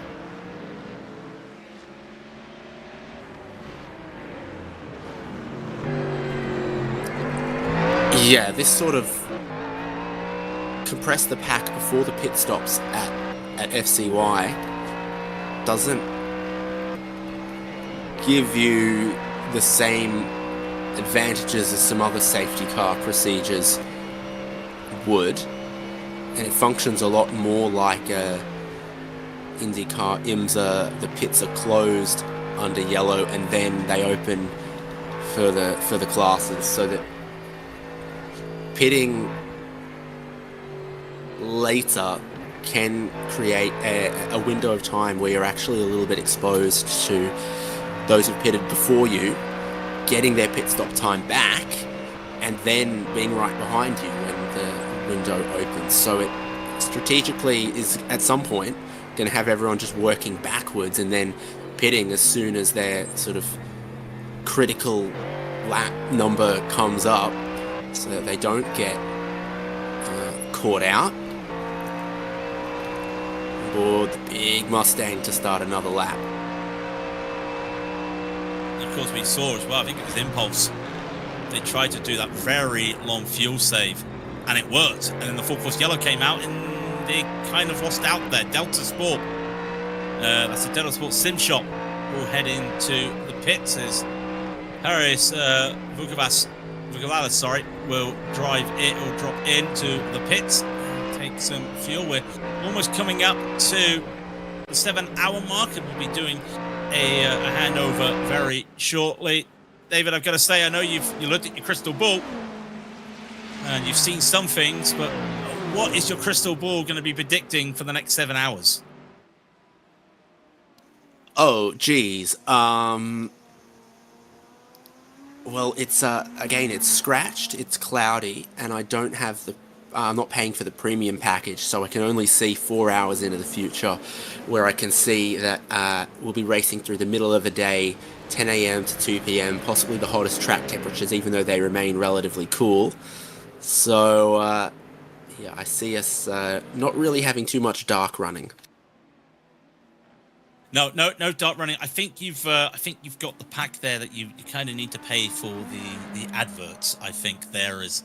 We head to the 7 hour mark there as we go on. David, thank you very much. I know you're burning midnight oil at the moment, and hopefully we continue on as these 3 drivers continue on. I'm just double checking. I thought David was running out. Hello, of Craig. The finger. Yeah, sorry, I was just checking. I was just looking through that digital doorway if he was leaving. But no, Arjuna is here right now. You can have the seat. As we say in cricket, I'm going to shift over to one chair and you can have my chair. Absolutely. We will work our way towards the halfway mark. I grabbed a couple of hours to pick up lunch, leave you with 2 safety car periods. Boy, the timing on that first one was about perfect, and come back right on the cusp of a wave of pit stops for LMP2 cycling out and GTP cycling their way in. David Haynes will be back in about 4 hours' time and be part of the run to the checkered flag, which I do get the sinking suspicion, Craig. It's a very closely matched field in many ways, and so I don't think we're going to get many answers to our questions until those final moments. No, I think right now we're just trying to get to the end. I think some of the drivers are trying to see if they can make different strategies work. And as you can see, some of the cars just really, they're not stretching out these stints at the moment. They're basically going because some of them, as you can see, BS Competition, Absolute Motorsport, Logitech, Orbit Drop Bears, they've not come into the pits because they did not come into the pits during the full course yellow. So these GTPs will have to come out, and some of them will take tires this time, because I think a lot of them, when they came in for fuel last time, decided not to use one of their sets of tires up. So that does mean Sean Campbell in the grid and go is going to have to be dealing with some cold tires right now. 75 degrees Fahrenheit, so it's warmed up around 10 Fahrenheit in the first 3 hours of this race. I think David is correct. Qualifying is our form book. Expect track temperatures to maybe rise another 15 or so degrees Fahrenheit. GT3s roll down to pit lane. Now just wait for that all to cycle through in the next handful of laps, of course, with a couple of teams able to do a little bit more fuel saving. It's going to be 1.6 seconds at the front between Grid and Go and Blue Mercure. And one thing, Craig, I do want to ask you is, lots of talk pre-race that I saw Cadillac maybe a bit slower in a straight line. Is that something that's played out in the couple of hours that I've missed, or is that car still looking as solid as it did in the first 2 hours of this race? No, it's been looking solid, but I also think that some of the drivers haven't been showing their true pace out there. I know myself and Sean Campbell from talking to him during the fortnight leading up to this, after the last race at Monza, was trying to pull out as much pace as they could in the Cadillac. I know there's the BOP on the series, but they also know that if they've got any tricks up their sleeve, and Grid and Go really been working on these Cadillac, they can just find something to work with. So I do wonder if that's helping them. They're the only Cadillac out there, and I think that just goes to show, if I know they got to pick the car beforehand, but if they're comfortable with it and they know what they can get out of it, why not? So that's going to help them a little bit. But yeah, they're the only Cadillac out there, and well, they're very brave for doing that, I must be honest, but Sean and Co know what they're doing. I think the Williams at the start of the season may have also been in that car, but not seeing them in contention. Battle going on down at the end of the Mulsanne as Fiorini slips back behind Harrison Lilas for that ODBM crew. Of course, fighting for their own spot inside of the top 3 in the championship, although going the way of Vano and grid and go in the battle, at least for the time being. Halfway points to be awarded in an hour and 55 minutes. I say halfway points, they're really 1/3 of the points available at the checkered flag, but they can be of consequence, especially in GTD, where our two championship rivals have just swapped around down at the end of the Mulsanne themselves. Lucas Moreiro slots in front of Yannick Steinhoff, Simufy's Mustang BS Plus in their BMW M4 GT3. These are the two teams split by 32 points coming into the day. And at this point, given how qualifying went down in 9th for BS Plus, I don't think they'll be too disappointed. Yes, pit stops still have to cycle through, but the Mustang continuing to feed some draft back and forth. The teams will work together here, Craig, to try and build up some speed, although the Mustang a bit too much of a grunt in a straight line for the BMW to sweep through. Mustang really has had quite a bit of pace out there. Able to use that to their advantage, and yet the points, it's going to be very close. I think at one stage, 7 cars had a chance at the title here in GT3 Pro, but I think it would have been a very long shot for some of those cars. So for a lot of these cars, they're going to have to wait. I think we'll get some elimination from that championship contending when we come to the halfway points. And at the moment, we're looking at it, I think you might have to just cross out probably fast repair if they don't get close here, because I know fast repair are just in it by about 120 points. If they don't get any points here at the halfway stage, it could be just down between BS Competition, Simify, fiercely forward, but they're not having the best of races. Vesta as well, and then Maniti Racing with a very long shot. But when you get to classification, as they come into the pits, well, you get points. So I think all these cars will get to that classification mark just so they can get points.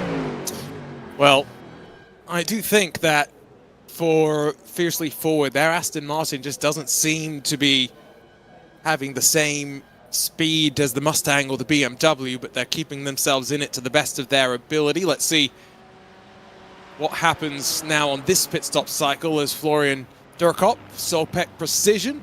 Garrett Berry started that car off. Continuing now to run around on what is the 12th lap of the stint, so they've got at least one more. And see if that will slot them in potentially slightly in for a short fill heading into the halfway mark. Now that will give them a bit more leeway to find some track position. See if they take advantage of that. Vesta Sport behind them still yet to pit. It means the first of the cars that has pitted is the other of the Vesta Sport machines, the 211, coming through the final corners right now. And so as the pit stop time comes to an end for those that sit and wait, it was 40.9 seconds for Simufy. Not off the limiter yet, but there goes the Mercedes. It's going to blow on through and sweep through, even after what has been a dramatic start to the race for the team. They had a good start, and then Josh Thompson getting a penalty that had to be served. So what good start they had was kind of negated, but then that first full course yellow, which you've just missed. You're very lucky to miss that one, I must say, but it went pretty clean without a hitch. It did kind of put them back a little bit, but being able to make some moves here. Roberto Rabici doing well out there, and this is important because if you can extend this stint, could you then look to go for a shorter stint maybe for the next stop? Because you don't want to be caught out in a pit cycle at the halfway stage. And I wonder if these teams will start now maybe looking at shorter stops just to try and avoid it. This time, no. Next time, I think we may get the shorter stops because those halfway points, as I was just mentioning, are vital to these teams right now when it comes to championship contention. Exactly, and I do think for Solpec Precision, they put themselves in that spot that they could do that as much as they're not in a championship fight outside of the last round of the season, where they finished second at Monza. Boy, what a brutal campaign they have had. Just one of those years where the luck's not on your side. It's a short off-season as well for some of these teams. Coverage next weekend on May 31st of the first round in the 2026 24-hour Series Esports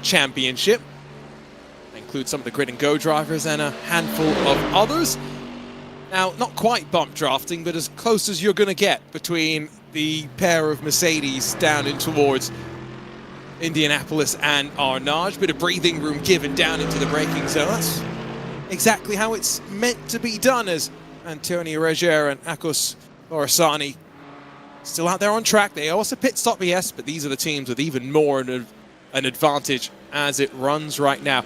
You mentioned tire limits, I think, Craig, just a couple of moments ago, and I think the cool conditions that we're having for today's race, it's probably helping some of the teams out in that regard. Cool conditions, ideal for the tires underneath you to go racing.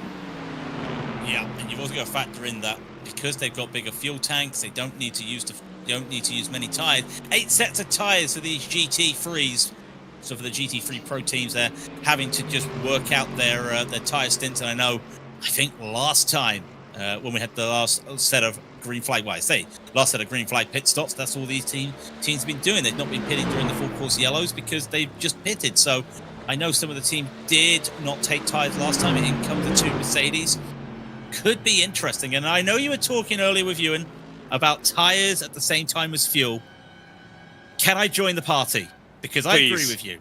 Please, because I want the strategy. I'm an endurance fan, and the pit lane, I keep going on about it for years. This is the strategy. You need this. Bring me back the GTE days where you pitted and you had to take tires and fuel separate. So, having said that, and I know what I said, Impulse Racing in pit lane, by the way, followed, of course, by SimRC.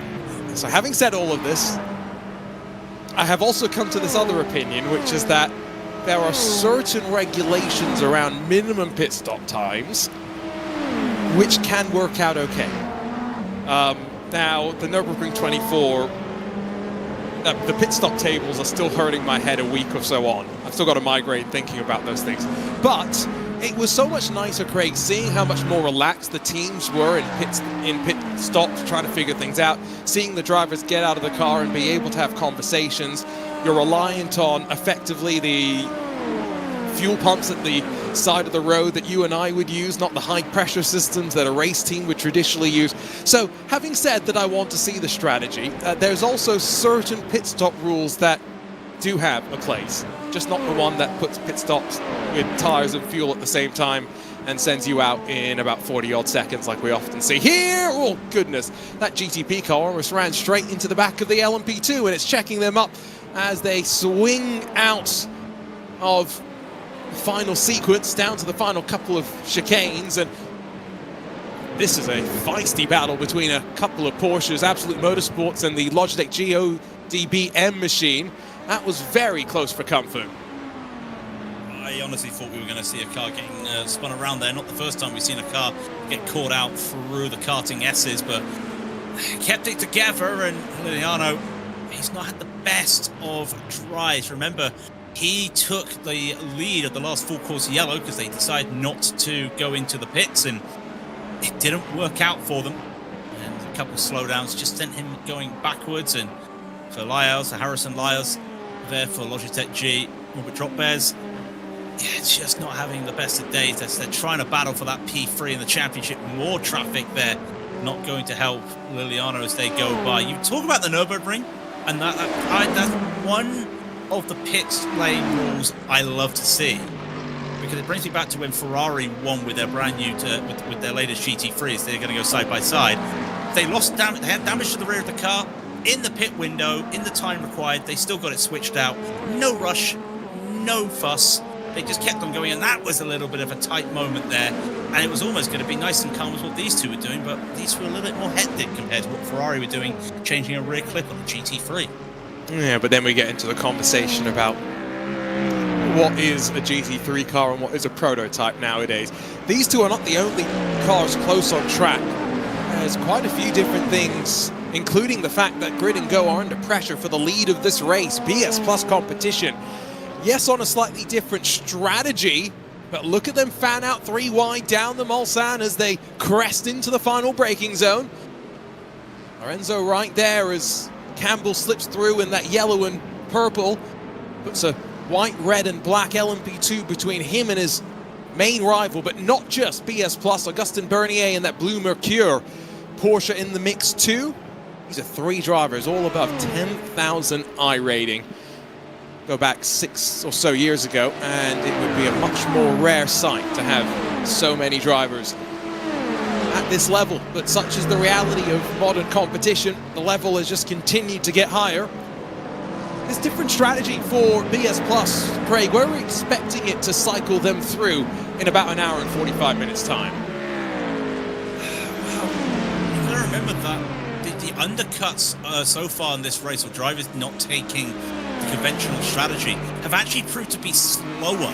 You look at the first full course, Yellow Fist forward it with Patrick Wolf, decided to stay out, so they were 6 laps to the bad to everybody else, and they took their early pit stop. They actually finished from the lead at the race, came out after everyone took their pit cycles, 8 seconds behind the leaders, just because of traffic and also not having a tandem to work with here. So BS Competition probably don't want that. They probably want to hold on to what Campbell could do as much as they can, as Campbell will push on. You talk about Campbell, he only just got his 10K this week. And I know he once said that he would, once he got 10K, he might dabble back into vintage racing. I don't think he's going to be doing that, but I do know he has picked himself up some new sim hardware, because he said to himself, if I want to race in the Porsche North America Esports Championship, I'll buy myself a new wheel. Well, that's what he finally did, thanks to the Coanda guys crashing themselves out in Indianapolis. So, as I said to him, I think your words were, oh no, please don't crash, I don't want to buy this wheel, but he had no choice. Well, it helps when Mitchell de Jong's having such a great year, when teammates go and pile into each other. Almost driven into there, sweeping out through the first of the sweeping S's. If I'm Campbell, I may not fight this one too hard, knowing that Lorenzo's not far removed from a return to pit lane. Either side they go. One of the Mercedes. Oh, I love this sort of racing. Who's going to be the first to blink into the Daytona chicane, because they are door to door behind the Porsche for Blue Mercure. A great spot to just sit and wait, decide if there's a move to be made down into that second chicane. The American holds the inside. Talk about going vintage racing. For the time being, focused on the modern, and kick the hybrid back into gear, sweep to the inside of one of the bits of traffic that's used for some draft by BS Competition for a moment. There's so many different things going on in this battle, and now 3 contenders split by 0.3 of a second, and the attackers now going into defense mode for a second. Bernier backs out of the move for second.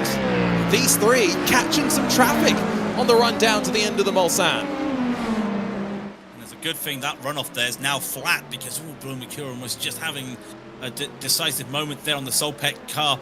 Having that flat part of road there, I remember when it used to be a massive bump there. You couldn't do what they're doing now and be a bit more aggressive through the traffic. Is there going to be a late break? No. But this traffic really not helping, because they're also now mixing in with LMP2s and GT3s. And very shortly, I think they'll be coming up to one of the lead battles of the GT3. So they want to get themselves through, but not too aggressive. That Blue Mercure move, by the way, looked like they were trying to get it through the second chicane.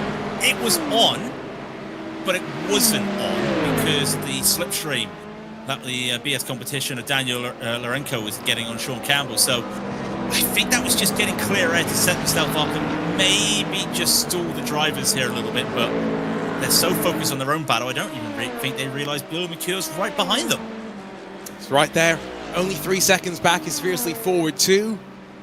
They started this race off a little bit on the back foot, did that number 11, but things coming back towards them. Ivano, former race leaders, at one point they made some contact with BS Plus Competition in the fight for the lead here in the Porsche curves. They're down in 6th. The Acuras maybe sliding backwards as the heat of the day has started to build and rise. Next into the car for BS Plus is going to be Jaden Munoz, the Texan, who was having some power issues earlier on, hoping that all of those have settled themselves out as he sits in the wings and gets ready to jump in.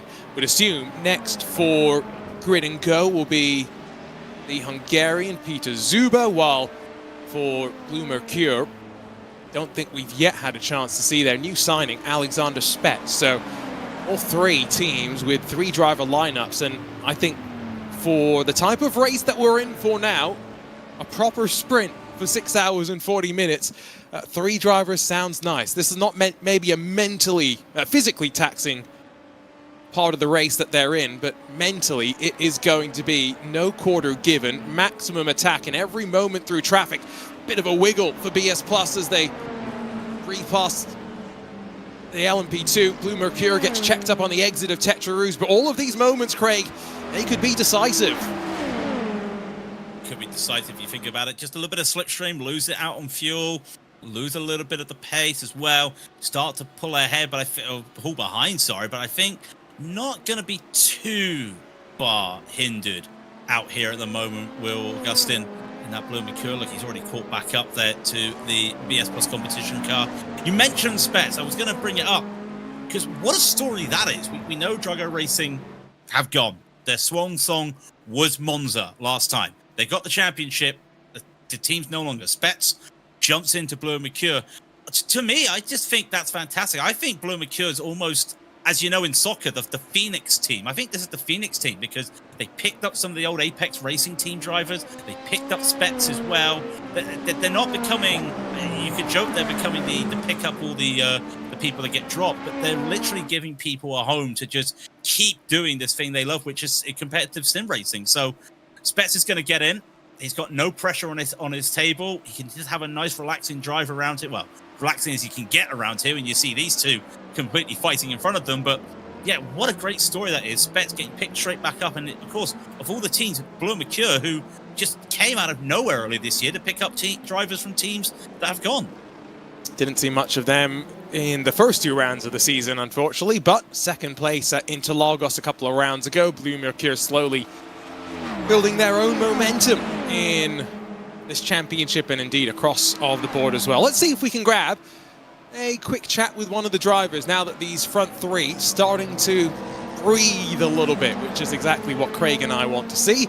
Still a long way for them to go to fight at the end of this race. Let's catch up with part of the Solpec Precision Racing crew with Marcus Solholm. Marcus, an interesting start to the race. Talk us through it behind the wheel of the Porsche 963. Yeah, well, first of all, hello. Second of all, yeah, it was quite tricky. I mean, from our side, I felt a bit off, to be honest, on the race start. So it was not as good as I sort of hoped for. We had I'd been the quality for a start, and then straight into the race. Got a couple of slowdowns on the race start, so kind of chilling at the back. But then, you know, the good thing about this series is that there are a lot of safety cars and stuff like that, full course yellows, which I really think makes it a lot more interesting. It sort of gives you a redemption chance as well, so you can come back. And it's been super tricky though with the restart with the cold tires, but it just adds an extra element and has allowed the field to stay very close. So at the moment now, we're just, you know, running the car. It sort of mostly matters where we run later on in the race, and instead of where we are like right now, because everything can turn upside down very quickly. And because I guess it's a relatively long lap, you have the benefit of being able to not worry too much about losing all of the time now. How quick's the car going to be at the end of the day, where the conditions, I guess, will be quite similar to what you had at the start?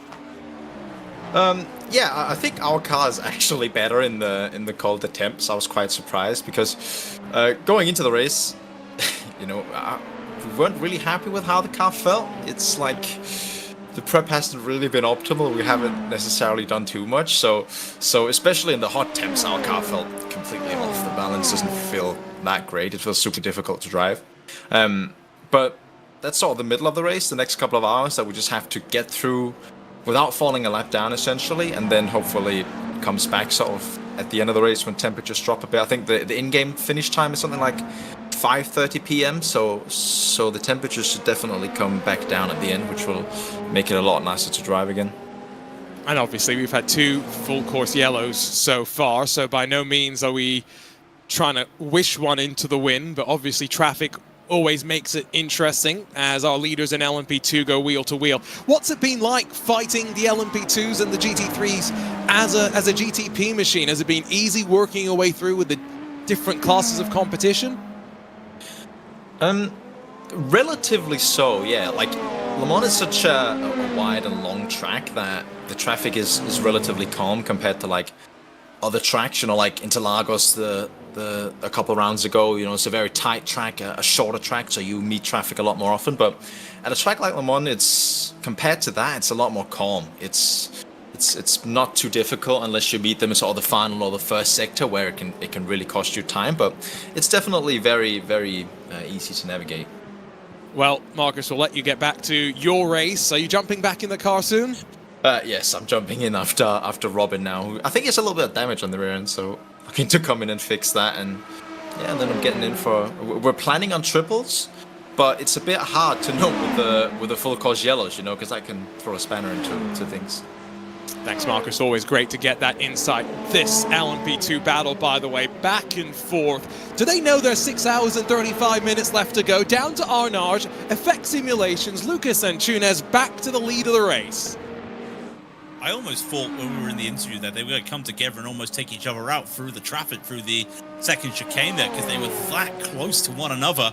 And you've got to give it up to Delatraz, because over the last, 2.5 hours, they've been having to claw themselves back up the field. They remember, they started pole, but they've been as far down as P10 on pace. Not just on pit cycle, on pace at one point. So they haven't had the best of starts to the race. They're working their way back up, and, well, that's the nature of LMP2. You're having to almost get your elbows out because it's basically a spec series or spec car this. So doing the best they can. And like I said, I was surprised. We may get a little bit of damage there. Speaking of damage, I did go back. Solpec did catch damage with the Tatum ResTech number 9 when they were coming through the Daytona chicane earlier on. So that's where the damage was, and that might be affecting their straight line speed. See if they can get that fixed up maybe in pit lane. Absolute Motorsport and the ODBM crew. That's one I've mixed up a handful of times already today. Down to the box after an 11-lap stint respectively. Third comes in from LMP2. The Auto Moves Racing team have lost out a little bit, both on strategy but also on speed, to Connor Jupp, Lucas and Túnez. These two very much the class of the field. Through the championship season, you have to argue. Delatraz Automotive just on that amazing run. 5 race podiums in 6 attempts. 3 wins in that as well. A little wide on the entry in towards Tetra Rouge. It's allowed a little bit more breathing room between these two. It's exactly what they wanted, and maybe they'll settle back in, remembering still a long way to go. The benefit, I guess, for Delatraz Automotive here is they've wrapped up the championship. They've got a big enough gap that nothing that they do really matters. On the other side of that, for Effect Simulations, as much as I think they would want to win the race, anything goes wrong, they may not hold on to second spot. So there is a little bit more jeopardy for them. Just goes to show that how consistency's worked for them. They've only been on the podium twice this whole season, Imola and Indianapolis. They didn't have a best of run at Interlagos, and that probably was where may have cost them the title. But they're 24 points ahead of Fiercely Forward. Fiercely Forward aren't here today, so you looked at the next team, Team Racing. They're about 60 points ahead of Team Racing. 63 points if my math serves me right. So they've just done consistent, because Team Racing, they didn't turn up last week. They've had 2 podiums as well, and that probably cost them, as these cars are still going as well. And yeah, for Effect Simulations, I think they would love to win, just as I was saying earlier, finish the season on a high note. Delatraz, it's just their... It's not the I'm just here so I get fined. They're just here because who wouldn't want to drive around Le Mans for 10 hours? Come on, it's fantastic. For the first time in IVRA competition, maybe for some of these drivers, an opportunity to prepare for the Majors 24 as well, but it is not a track that by any means gets much regular usage. I miss the days of the iRacing 24 hours of Le Mans, and, you know, hope that one day we can have some more regular coverage of that. The overall lead back on offer for Danny Lorenzo. Now, Austin Bernier's lost out through traffic. It must be as simple as that, because the last lap was as quick as your leader. It's just on this lap where he's lost a couple of tenths here and there, and now Sean Campbell under pressure once more. But will the VS Plus Zebra gallop off to the right? Is that why he's flashing the lights? The mental mind game's being played? Yes, it is. An 11-lap stint for the BS Plus team. And now 90 minutes to go till the halfway mark. BS Plus not really thinking, I would assume, of halfway points given their 9th in the standings. So they must be just setting up for some track position. Let's see if it is going to be a full service and not just the fuel and tires to be changed on the car. The big sniffer variety, as I dubbed it slightly earlier on. But will the driver change go through as well? Because 2 drivers have seen action, still waiting for one. It goes up on the jacks. And indeed, the pit crew gets to work as the driver change rolls through, Craig. Yeah, Jaden Munoz into the car for the BS competition. And also the GT3s still having their little battle just at the back of the field as Impulse Racing not where they want to be. I think the issues they've had with the full course yellows not helping them, but there goes Chris Shorter getting past the Delta Sport, and they're just looking to pick up points, pick up positions, hoping that there's going to be another full course yellow, because they're one of the cars, I can't remember which Impulse it was, one of the Impulse cars trying to extend very hard on those fuel stints as well. Always going to be interesting when we see this car here, just as it comes up, Jaden Munoz. Cold tires around here. Now, some drivers have been caught out. The track's a little bit warmer now, but they have been caught out on the start of the second lap out. So basically the first full lap, they've been caught out a little bit with a bit of understeer. So this cold tire run is going to be very important, because remember, they are off cycle to the rest. It may help them in the long run, but again, anything can happen in the next 6.5 hours. Well, the new Michelin, what they call it, Vision tread tire for 2025. It's more just a surface sheen over the slick compound itself. It's meant to be even better with the warm-up. We didn't have too much issues during the 9 hours at Daytona to kick the year off in the real world, but especially here when there's not much force being put through the sidewall of the tire, so much of your time being spent in a straight line, and drivers not thinking or deeming it necessary to be weaving back and forth and putting the energy into the compound. See if the Texan fires himself up. Plenty of clean air, that's the important thing. 30 seconds, in fact, so he's the first that pits. And the next driver is not likely to come in for another 3 laps, I would wager. So 3 laps for him to put the pedal to the metal. 3:24.2 was your leader's lap time last time around. And even on full fuel, that's what the target will be. LMP2 lead, jinks to the inside for a moment. Does Connor Jupp, but back in line. Back down to Indianapolis. They've got 12.5 seconds to Dion Fiallo in the Maradness car that started this race off with a small spin, but by virtue of the full course yellows and timing of pit stops, they put themselves up now into 3rd position. A great spot for them.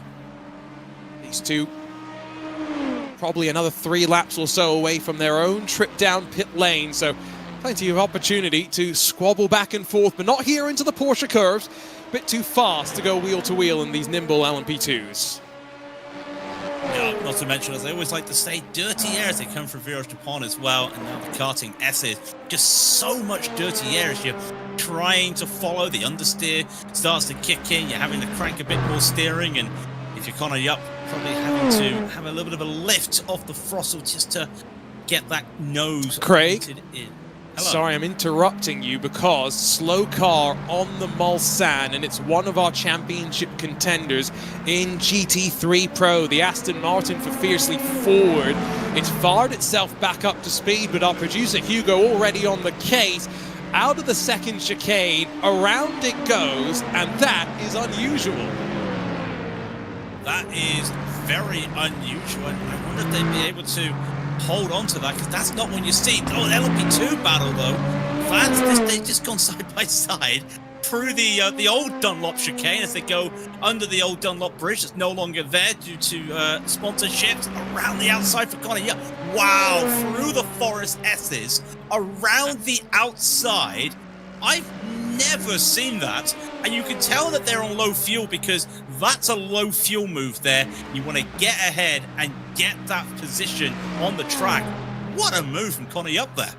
I've got plenty of traffic in front though, so just now watch and see if Lucas Antunes is going to slingshot out of here. We're going to get a bit close into the braking zone.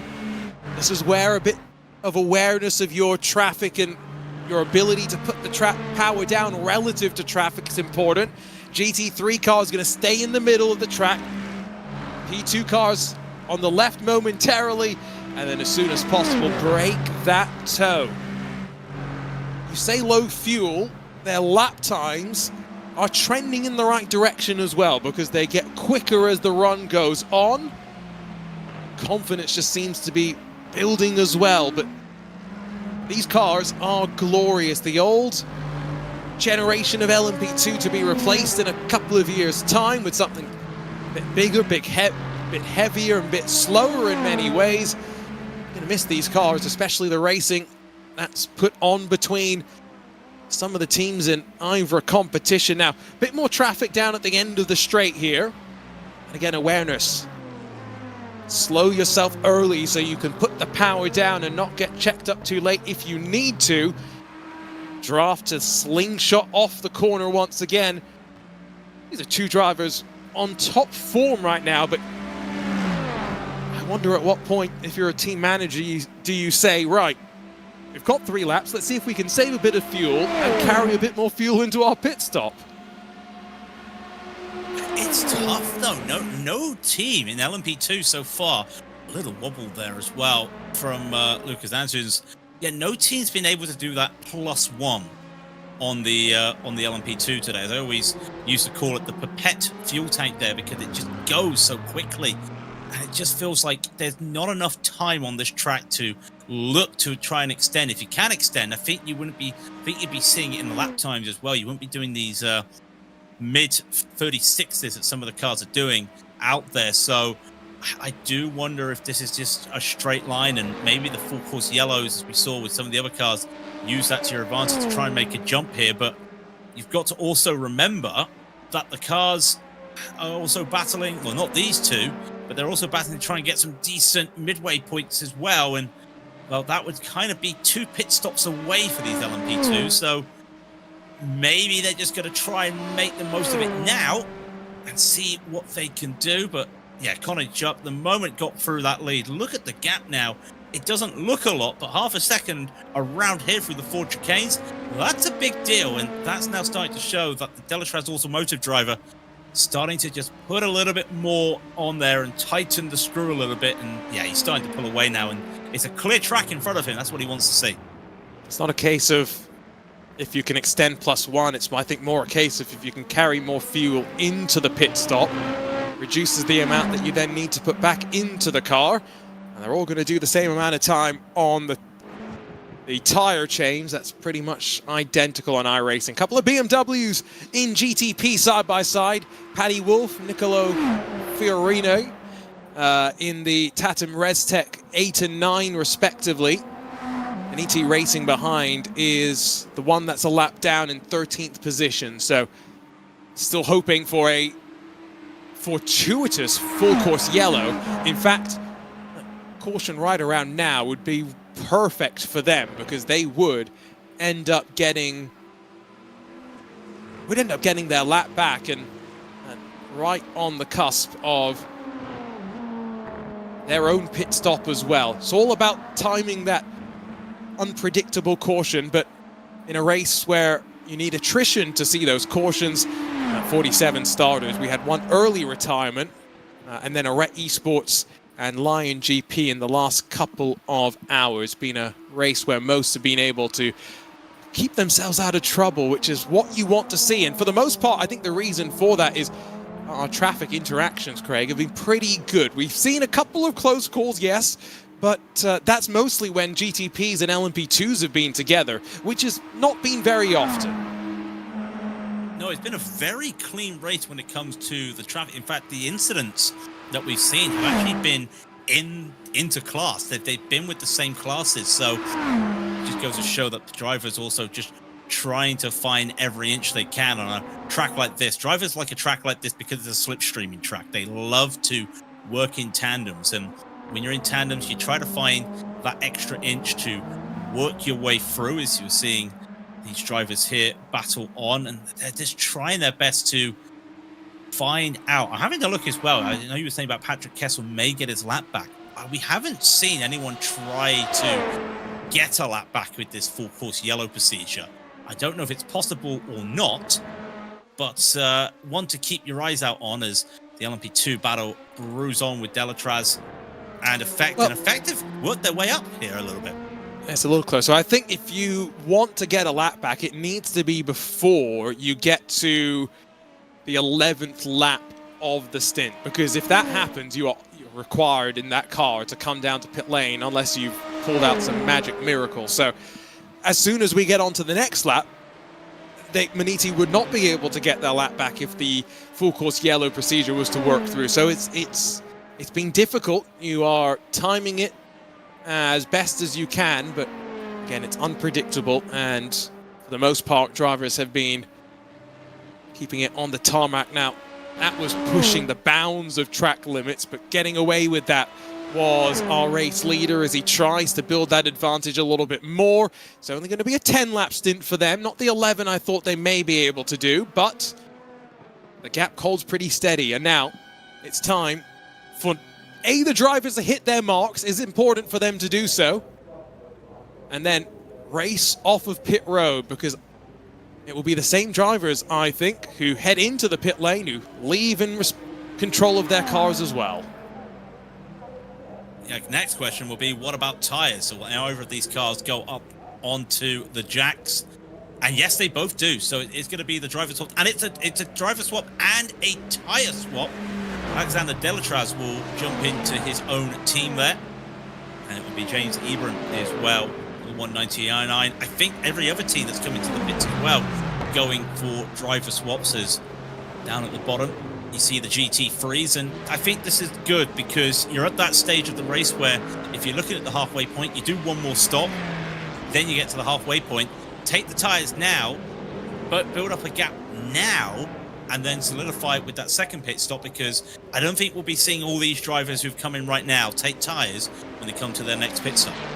Yeah, the thing about Le Mans is I forgot that you do 13 or so laps a stint, just under, on average across the classes, so it was a double stint for both of them, off and away, in the order that they entered pit lane, but with the gap slightly grown, mainly because of execution from Delatraz Automotive. They were 7/10 quicker from cone to cone, identical in the box itself. That goes to show the importance of getting the work done.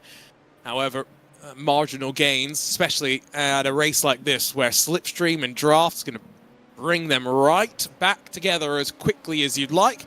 And how heavier cars, will they be as aggressive in their fight? 6 hours, 17 minutes to go. Now, a gap to Maradness, 12.9 seconds or so. Mitchell Johnson's jumped in there.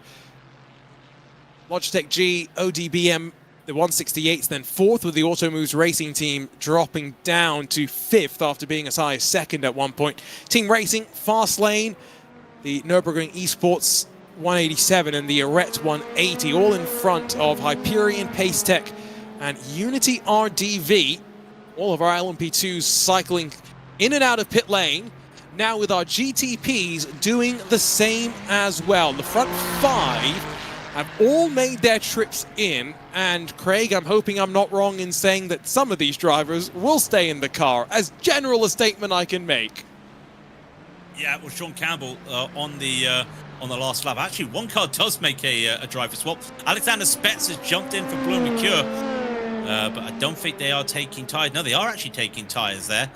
So they'll be doing a full work there, but Sean Campbell stays into the car. Rabia steps in, keeps in as well. So this is going to be interesting now that Spetz is in. It puts a little bit of a spanner in the work of those drivers up the front who were working very well, as see more battles in the GT3s. We talk about that Automoves for a moment. You were just saying Automoves fifth. Remember, they pitted early as Sean Campbell comes out first. They pitted early, and it has worked for them, but they're still a little bit off where they want to be. So quite interesting in that LMP2 battle with that offset. Campbell comes out, then Spets. Now remember, Spets in that blue Mercure is on cold tires. The question I was really going to ask you, Craig, is where's BS Plus going to factor into all of this? Not the GT3 car that's now in front of Simufy, top of your screen, but you saw an early pit stop for Jaden Munoz, but it was a full service. Remember, the previous sequence they had done that had put them towards the front of the field had been a slightly shorter stop, and it's just in front of Marcus Hamilton in the Movano Aurora car, so that's for 4th position. They're 15 seconds off the lead. And remember, Grid and Go did not take tyres, so what can they do to catch up to Fiercely Forward and Blue Mercure? I'm not entirely sure, and that just goes back to what I was saying earlier with Patrick Wolf in that Fiercely Forward car. They tried to go for an early pit stop because they decided not to pit during the full course yellow. Lost 5-6 seconds, and BS Competition, that's almost 4 seconds lost there. And I think that's going to be a strong sign to the drivers when if we do get a full course yellow, go in. Don't try and do an alternate strategy. It's not working. I can't believe I'm saying it. The undercut is not working for these drivers. One thing to remember is when we talk about tire limits, I think you want to keep an extra set in reserve for the final hour, just in case there is a safety car, and with 30 minutes or so to go, you need to attack to the end. So maybe there are some teams that are saving that. Big swing in the opening sectors for GTP lead. Alexander Spets is 5 seconds adrift from Sean Campbell. That's partly because of the tyre staying on the race-leading Cadillac, already up to temperature and pressure for the most part, so we'll get back up to speed that little bit quicker. Let's see how rapidly Alexander Spets can get himself closer and closer. For BS Plus and for Simufy, we're expecting Vestasport in. In fact, they're already in as Roberto Robecci jumps towards the pit lane. And ET should be in 2 laps time, I would say. And then BS Plus and Simufy will have another lap beyond that. So Craig, is that enough for them to get beyond the top of the hour and not need to stop 2 times before we get to 5 hours left to go? I think for Vesta that might be an issue. They'll have to take a pit stop, definitely. For the other cars, just looking around. Remember, Maniti, they're going longer as well because they actually pitted a lap before BS Plus and Simufy, so they're going to struggle as well. So you look at Simufy, you look at Team Australia, I think they're in a real good place. Solpec might be a surprise because they were the last to pit, so they could be the surprise when it comes to that top of the hour, or a halfway point. Really, I feel, because that's what they're all gunning for. Again, I keep saying it, I think it may happen. I'm the crazy person when it comes to strategy. You want the points, take the short stop next time. I think we may be seeing that. I believe the 211 did also have to serve a 20-second penalty that was still lurking, so that will be them demoted down the order a little bit more as well before the halfway mark.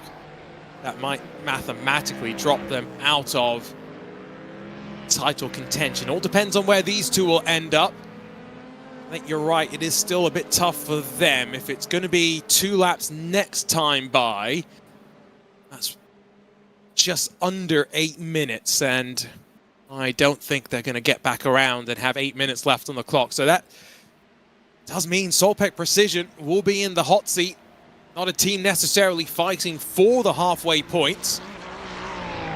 But could that also mean that they're in a good spot to run to the end? Again, all waiting for an inevitable mix-up from another full course yellow process, which was slightly different than the traditional full course yellow process. And Craig, I do think that caused a little bit of confusion in some camps, some clarification required from race control, but we did have some warnings and whatnot that came out as a result of that, which are things that teams will be thinking about if we do get a repeat. The first time wasn't too bad. There were a couple warnings. Patrick Wolf got told you didn't go green early enough or something along those lines. There wasn't any severe penalties. I think the only penalty was someone not actually going to the race, going to the full course yellow speed. But the second time, when me and David sat here was thinking everything's fine, everyone's got it under control. Well, they didn't have it under control, and that's where a little bit of chaos happened. And we saw drivers trying to bait out in the pit lane like it was the Indy 500. We saw drivers just not getting up to speed in time, and also drivers making moves. So if anything, everybody thought that the test drive was fine. When it came to the real show, it was fine the first time, and then everyone else changed their seats and no one knew what they were doing, it felt like. So we may get that same situation again because we've got another set of drivers in the car if we get another full course yellow. So that's another factor that people know what to do, but they haven't actually driven it yet in some cases. And the unexpected is always where the surprises are lurking, aren't they? So fingers crossed we stay green, because it's an interesting strategic race that we are being presented with right now. But by all accounts, drivers are aware of that threat and that reality. Now, have Maniti Racing ducked down to pit lane? This time by just in front of Yannick Steinhoff and Lucas Camba Marrero. No, Nicholas Lasht is staying out there, as indeed he should, for what will be a 12th and probable final lap. The championship duo fighting first and second in points. Now split by an LMP2 car, a momentary breadth and gap between them. The ever close nature of iRacing competition put a string between you and your competition, and you'll often stay within a car or two's length for multiple hours through a race. Miranda's feeling some pressure and some heat now, by the way, with Mitchell Johnson losing a couple of seconds to your overall class leader. Still about 15 seconds behind second spot James Ebram for Effect Simulations. But here comes Brandon Walker to sniff up the inside down to that second chicane. He's really put himself tight on the entry. He put himself through the corner with enough speed and momentum to now defend down to the Mulsanne, because it's not just Johnson, but Lockhart Brownlee for Logitech GODBM has joined the mix as well.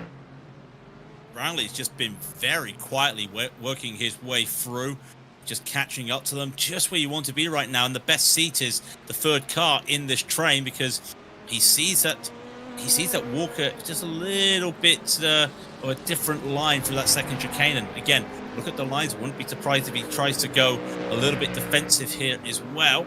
GT3s continue on. And again, if you look at that, first ones to come in, probably Maniti, Team Australia. Definitely not the cars that we're seeing here at BS Competition.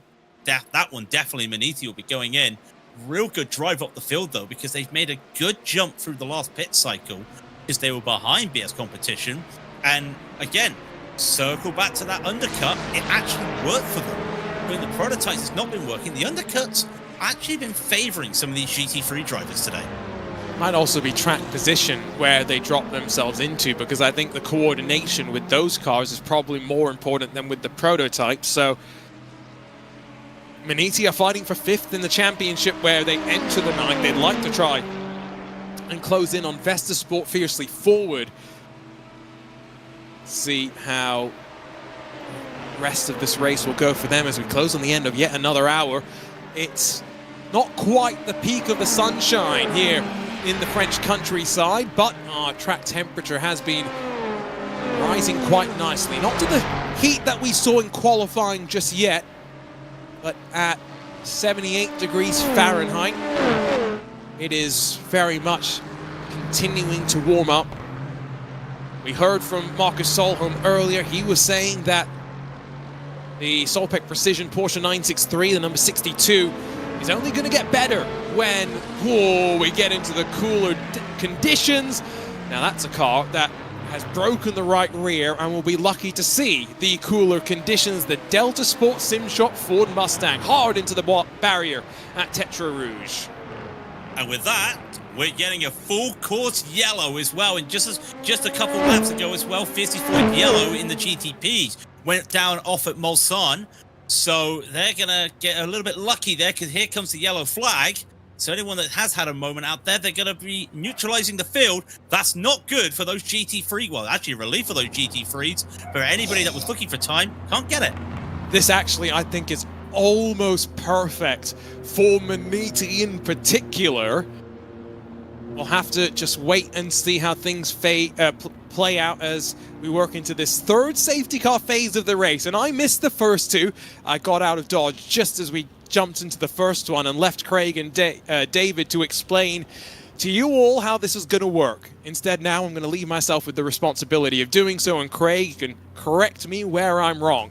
If you are between turns 23, so that's the entry to the Porsche curves, or turn 8, you must have your pit speed limiter on, but everywhere else on track, you are to be racing at full speed. We're going to stage the drivers just before the end of the lap, order the classes up as well, and from there, run some drivers down into pit lane. Once we've done that, everyone who's not been on pit lane will just go down the regular racing surface. We'll reorder the classes again and get the race back underway on the Mulsanne. Rate that out of 10, Craig. How did I do?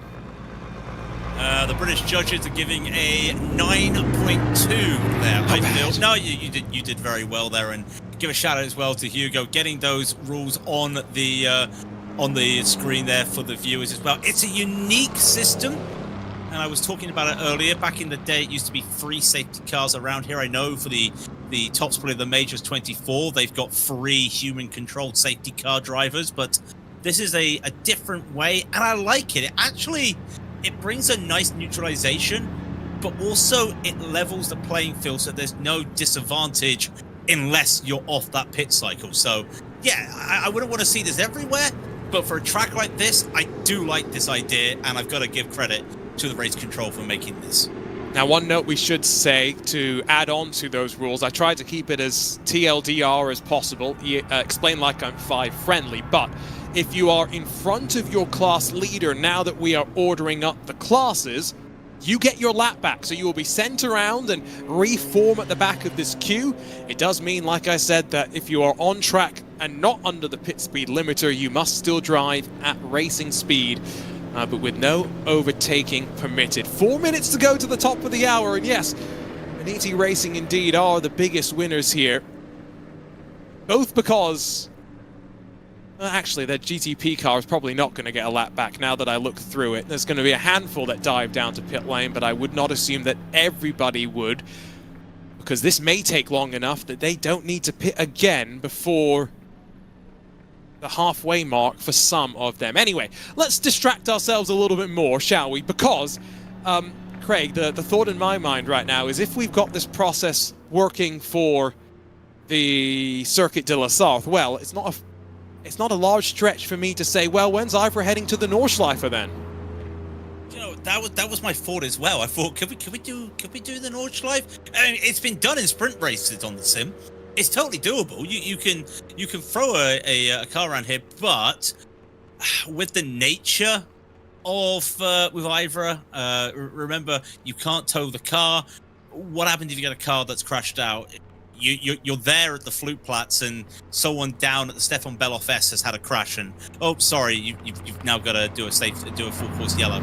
I don't think we'll be seeing the Nordschleife. I got to be brutally honest. You may have to change the rules. I know. It's so much fun seeing this sort of endurance racing at that track, but I can't see them coming to there at this stage right now.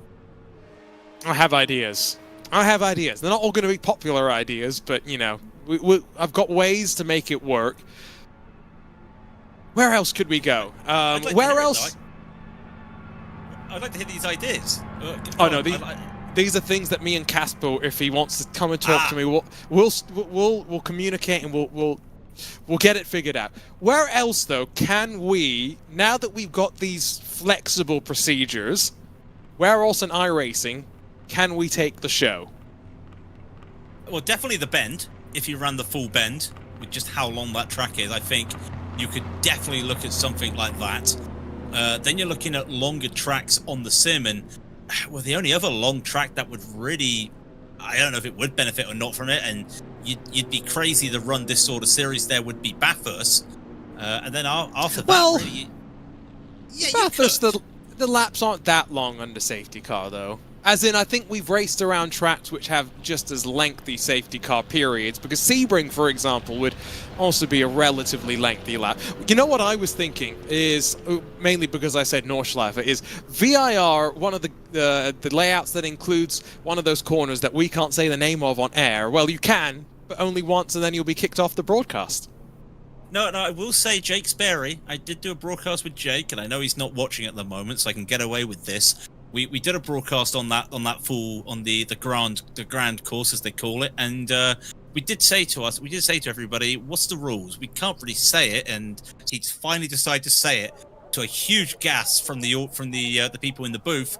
But no, you can't say it. That would be good, but could you imagine? It'd have to be the Clubman Series. You wouldn't get these cars running around the VIR grand course. No, you 100% could. It was not a good idea, but you could. We do the... what they call it now, the iRacing Production Car Challenge. It's one of the new special events that they added in 2024. Yes, it is production cars, as you can imagine, but it is glorious. One of the more fun special events. Definitely Club Sport could go there, though, so that's a good shout. Let's see. I think now that this is being tested and worked through, and I'm sure there's improvements that Race Control may have on their own side that they want to suggest, but it opens some possibilities. That is for sure. Officially, another race hour has passed, though. 6 hours left to go here in the 10 Hours at Le Mans, powered by RDoks. The penultimate round of our 2025 and 2026 IVRA season. Club Sport champions already decided. 2 of our champions here in GTP and LMP2 already crowned as well. It's a goodbye party for the summer, and of course a championship coronation for GT3, where if it finishes like this in an hour's time when we're paying out the halfway points, BS Plus competition will have slightly extended the 32-point lead that they came into the night with.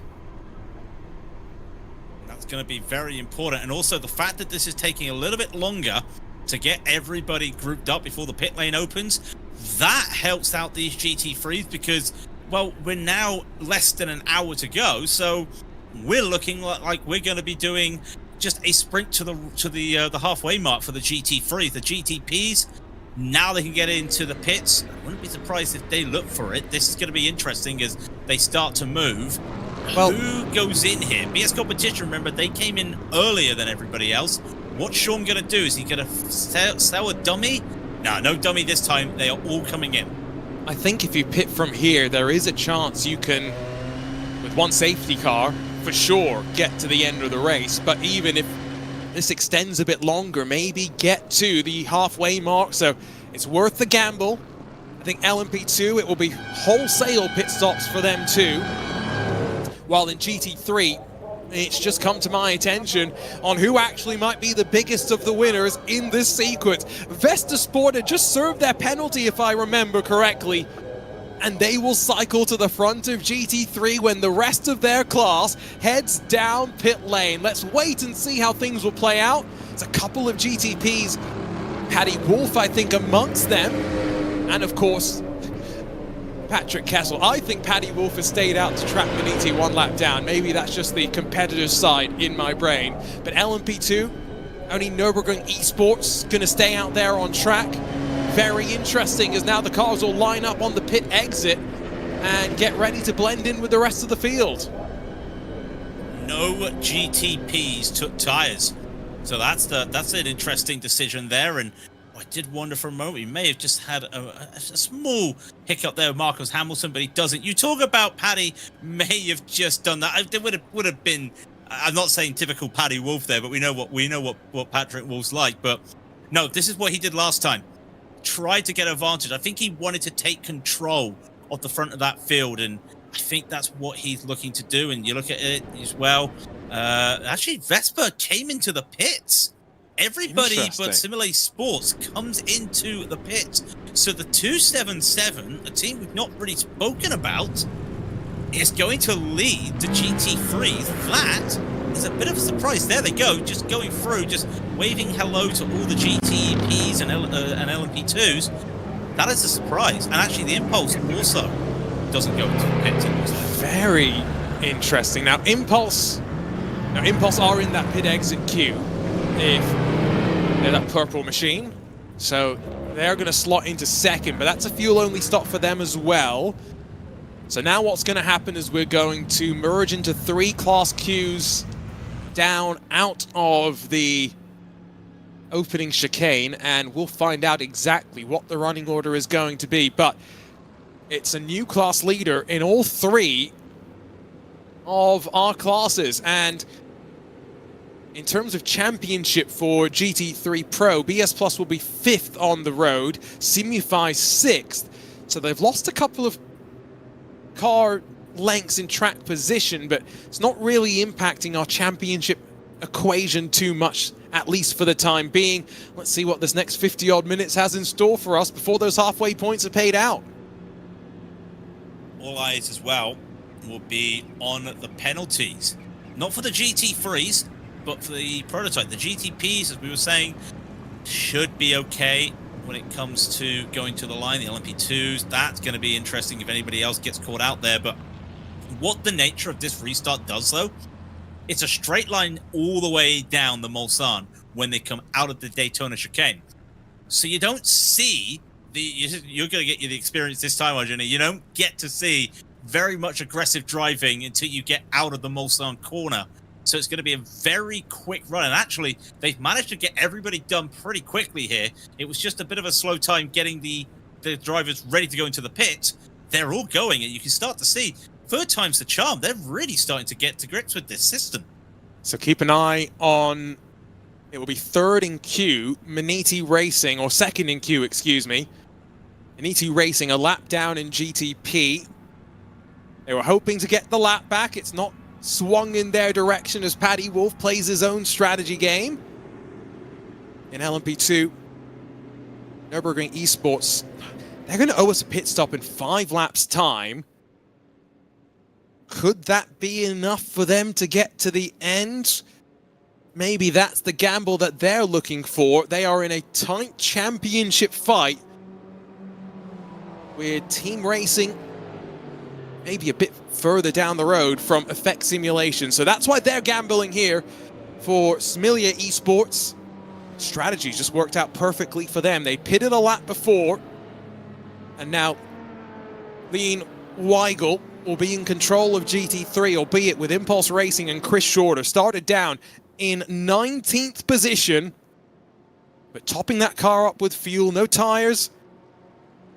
In the 3rd full course yellow process here in the 10 Hours of Le Mans, brought to you by RDoks.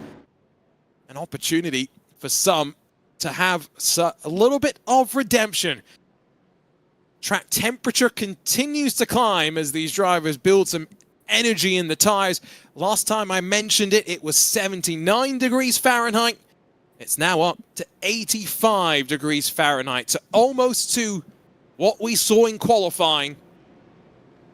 And different cars will be set up for the heat of the next couple of hours before the sun starts to dip below the horizon.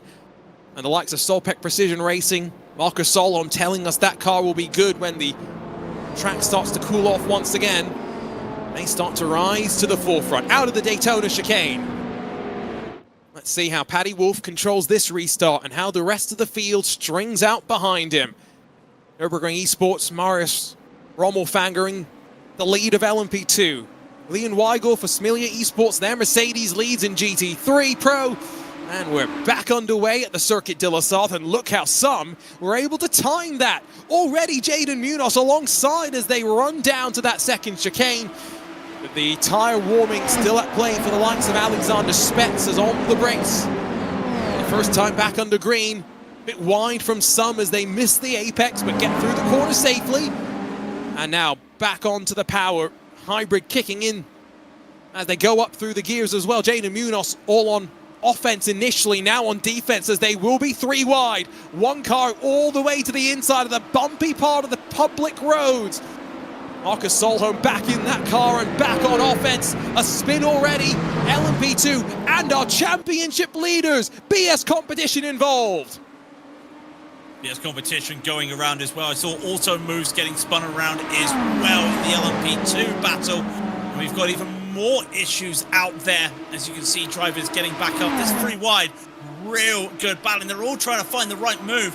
Marcus saw him. Remember, he was just in the move about an hour ago, talking about what he had to do with getting back into the car. Can he get past Jaden Munoz? And yeah, I think Jaden's realizing, yeah, be aggressive, but we still need to keep these tires warm a little bit. There's still a long way to go. Just hold on the station for the moment. But you start to see they're getting very aggressive. Here's the replay what happened to auto moves. I think they just got a little bit loose coming out of that second chicane. But just lucky not to cause a big accident there, going to be pretty honest. LMP2, by the way, that's where all the fighting is. As poor Ruben Bonga, that's a rare mistake, just oversends it into that chicane. LMP2, Delatraz Automotive have dropped down to 6th, and they are in the midst of a fight.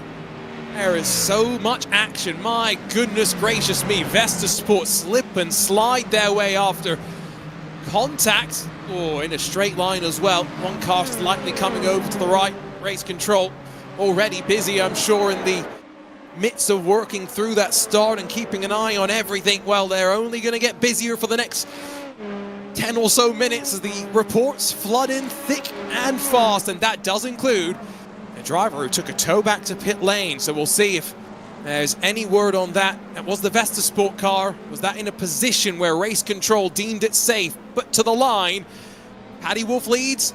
Blue Mercure, Alexander Spetz have got in front of Sean Campbell and Grid and Go. Fiercely Forward now dropped down to 5th. All behind Tanguy Beyond and the Movano Rossa Acura on the move. Some drivers using this early stage of the restart to really be aggressive. Yeah, Spetz getting out to the aggression there as well. The Medici car, Kessel taking advantage. I think Spetz has just got to slow down coming out of the corner. And look at that, he serves it right away. And that will allow Campbell to get right past him. And these drivers as well, Fiercely Forward. This is the other Fiercely Forward car. And they're going to see almost like Noah's Ark here. We've got 2x2 down the straight. And is Dirksen going to get this done? And this is where they're finding it that they're finding it a little bit jumpy. We didn't see this last time. Drivers weren't getting this jumpy out there on the restart. But you start to see that they're almost knowing what's at stake here. They want the points. They know what's going to happen there. Tanguy Billion, though, well, another slowdown, a rare slowdown at the Daytona chicane. Yeah, you can tell just how much they were all pushing that. There's been 2 top quality drivers that have been just over that threshold at the part of the track where it is quite strict. Getting to the part of the track where there's a couple of places you can push your limits. Right to the edge there. Meanwhile, in LMP2, Delatraz Automotive, Alexander Delatraz back in front of both the Maradness and Fastlane LMP2 machines, but pop to the inside, does Robin Mellon of Mitchell Johnson. He'll get one. He won't quite get Delatraz, but the former race leaders and already crowned as champions in that white and green LMP2 car. Eyes firmly focused forward to the ODBM and Effect Simulations machines that have slightly broken away. Still leading is Paddy Wolf, still has Patrick Kessel between him and the rest of the chasing field. That includes Fiercely Forward going on offense. Lucas Dirksen was in our chat to start this race off, but he's hopefully turned his attention fully to the racing in front of him. Look to the outside from Tanguy Beyond. That's a dangerous place to leave yourself, down into Indianapolis where the track cambers one way than the other. We've seen some aggressive lunges down to Arnage, but in these rather lumbering GTP machines, this is not the place to make your move. Neither is the run up to the Porsche curves, but we've seen it tried before. Love these restarts because what it does, it puts the field closer together, and all those storylines that are built up in the hours preceding Craig, they get neutralized, and suddenly Patrick Wolf, started on the edge of the top 10, finds himself in a great spot. And he's going to find himself in a better spot because the reports are coming in and they're looking at it. Let's go down the list because there are 6 drivers and some big names here that have stop and go penalties for pit lane infringements. Not safety car, pit lane infringements. The 180 is going to get a stop and hold. That's the Esports LMP2. Lockhart Brownlee in the 168 gets a stop and go. James Ebron in the 199. And then Brandon Walker in the 134, for the auto moves, gets a stop and go. Then the 2 big names, Jaden Munoz, Alexander Spetz, both stop and go penalties for pit lane infringements. Wow, so using the wrong lane, much like in the real world. There's a slow lane, a transition lane, and a fast lane. Being dinged for that, and that's what I was saying, where race control will be busy for the next 10 to 15 minutes. Get that out of your system sooner rather than later. Stop and go penalty. At least a track like this is not going to put you a lap down.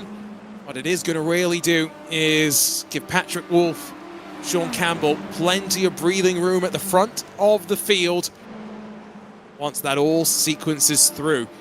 Smilia Esports still only half a second clear of Vesta Sport. The GT3s, that conga line continues to stick relatively close. Marcus Solholm up the inside of Lucas Dirksen. He'll try and slam the door shut on the apex of the corner. BS Competition goes for a slide. Jaden Munoz hangs on as they put the power down now.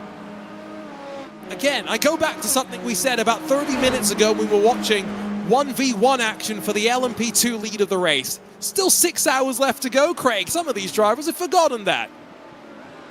They're also realizing that the halfway points could be vital. Points at the end of the day, that they're not battling for the championship, they're battling for pride, and they do come together there, and Dirksen's going to lose out not one, he's going to lose out 2 places there as the number 9 of the Tatum comes in, and more drivers. That's not a slowdown though. What's happened there to Marcus Solholm? I think you're right, that is a slowdown, and maybe was waiting and trying to minimize the pain of serving it a little bit later. These are all the games that get played, but at these speeds, can't afford to make a wrong decision. He'll tuck back into line now, 4th in queue. That's how painful that one mistake can be. The pair of Movano Acuras running 4th and 5th. They're respectively 2 seconds adrift of Alexander Spetz and Sean Campbell as well. So these drivers are starting to cost each other time with their fighting, and fighting that's not done because vulnerable in a straight line potentially. That BMW now feeds the draft back to those in the tow, and Andrea Muscolino still alongside of Lucas Dirksen. That was forceful back down through Indianapolis. Very forceful, and that's not the first time we've seen a driver just continue the fight through the second part of Indianapolis at the left-hander. And I think they're just taking too much liberty. At one point in the race, someone's going to get into the barrier there, because we've seen that quite a few times in the last few hours where the fight's not over and they continue on after they've gone around the outside and then to the inside of Indianapolis as they head on now to the Porsche curves. Not anything too extraordinary here, but these drivers are really just looking to get ahead. But look at it, they've lost the time to the rest of the Movano crew and everybody up ahead. Not by pace, but by just this constant fighting. And as you said, you know, there's still less than 6 hours to go.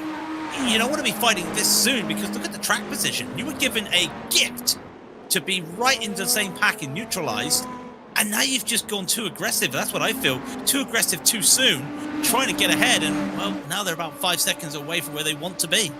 So there is a chance that Grid and Go could confirm themselves as second in points in about 43 minutes time if they continue in this vein and the rest of the field does not get their act together.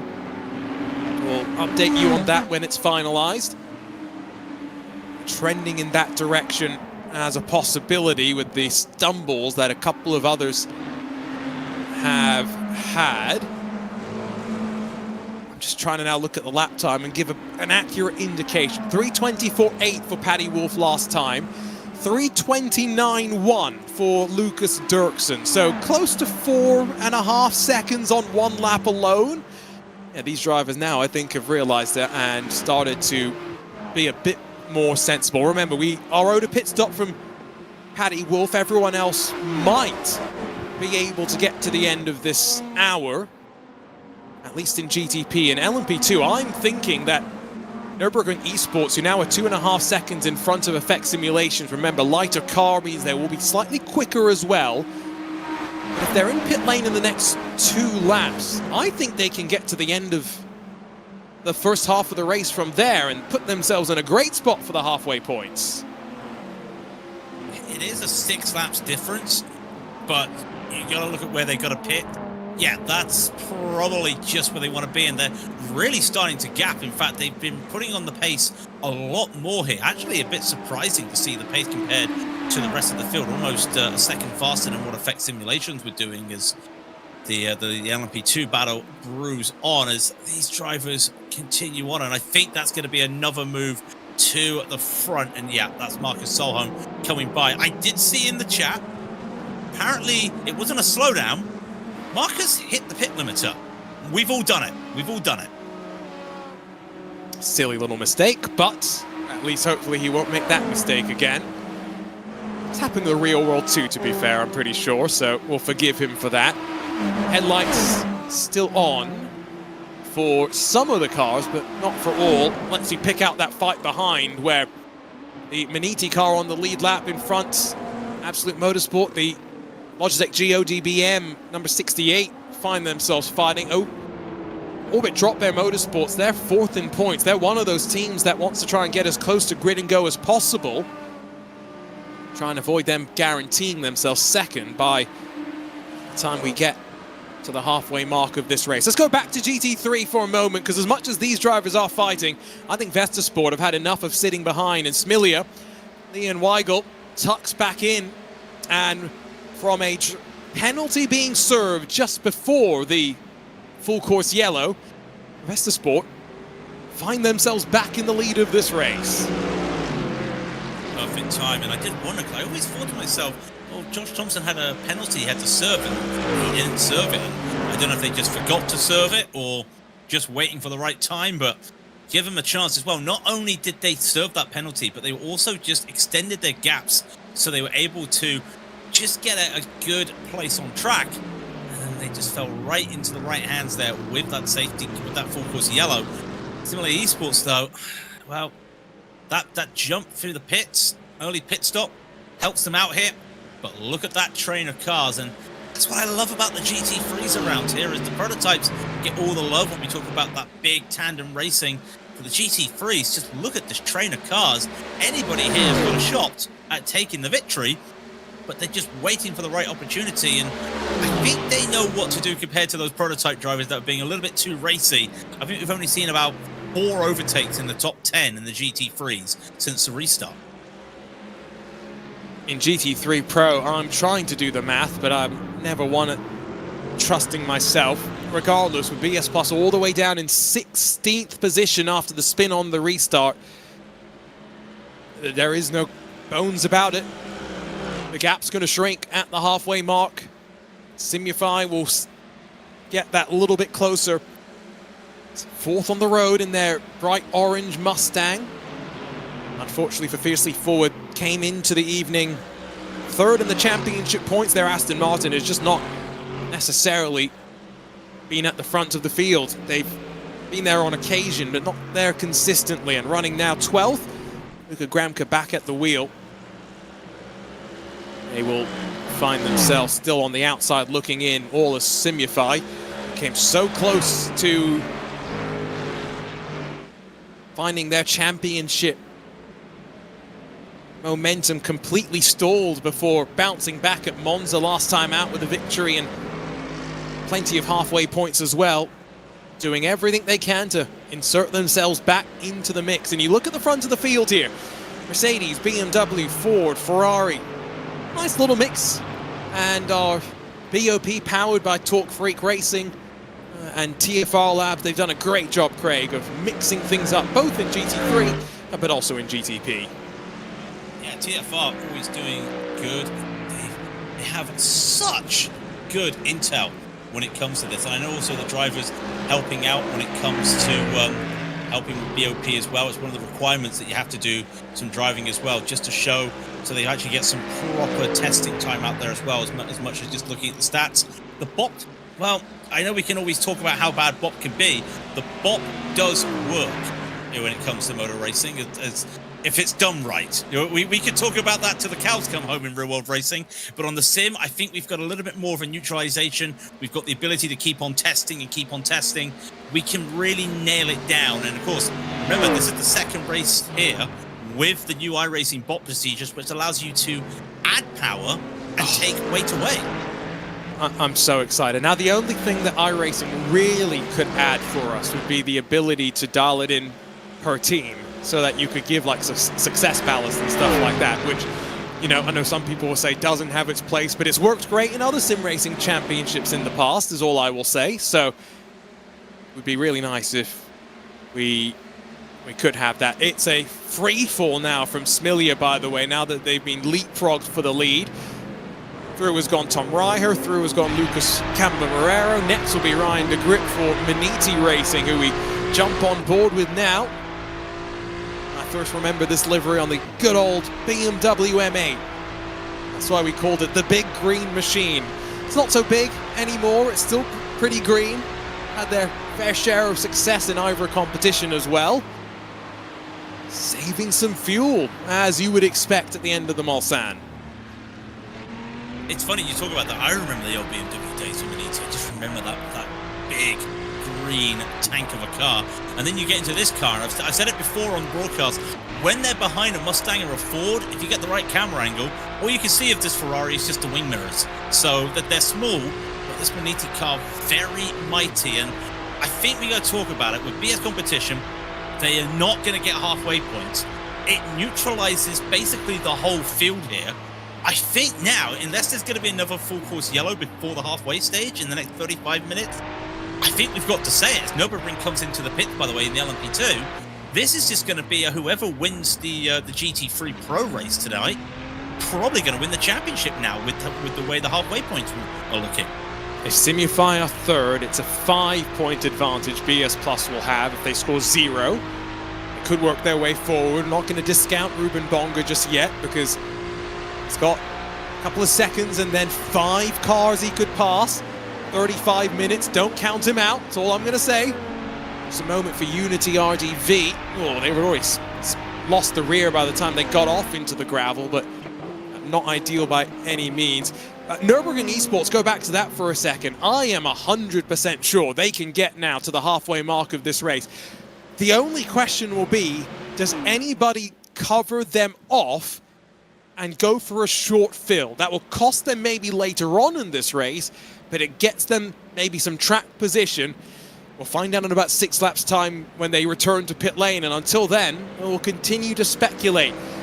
Lucas Cambamarero right up the gearbox of the BMW for Tom Reiher, Solpec Precision Racing now. With not much draft being given off the race leader, I think that Ford Mustang's got enough grunt on the Mulsanne to make his move. So set things up through this opening sector, and things could be on. Well, as Ford told me a couple of years ago when I asked them, they loved how this car could go through the straights down here at Le Mans, but their strengths were actually through the twisty stuff. So if they've got the power at the front here, that's going to help. And you can see Lucas really feeling a little bit more in tune through the Forest S's there. Comes around Terre Rouge and just a bit too far behind here. The dirty air just kicking up too much. What can they do on that slipstream, I wonder? By the way, Weagle, it's just not going well. When you get one slowdown, you get more slowdowns, and that 277, that Small Esports going to go down again. Here's the run we were talking about. It's strong, stays behind. They are just trying to just save what fuel they can to get a jump in the next pit stop. I think he's quick enough to bridge the gap to Vestasport potentially, but he played a bit of bump drafting. If you're wondering what it is, why they're sitting on the middle of the track effectively, straddling the white line, well, remember, it's a public road for 350 odd days of the year, and so it naturally has a crown to it. Left side, right side, a little bit of a discrepancy, of course, and so sit in the middle. And for these GT3 cars, that seems to be the quickest way, at least in sim. Not necessarily claiming it's accurate to reality, but it's a reality that these drivers are dealing with here today. That's one of the track limits that I questioned, by the way, because that is well inside of what looks visually acceptable, but iRacing deems it okay. GTPs don't trip over each other. Rule number 1 of teammates, Marcus Hamilton and Tanguy Bion going to swap around. And the outgoing champions, number 1 on their car for the final time, at least for a year or so. See what they can do to push forward now from 4th position. Meanwhile, out of Mulsanne corner once again. Look how much gravel has been dragged back onto the track from everyone slipping wide there. iRacing's permissive with track limits too at that point of the track.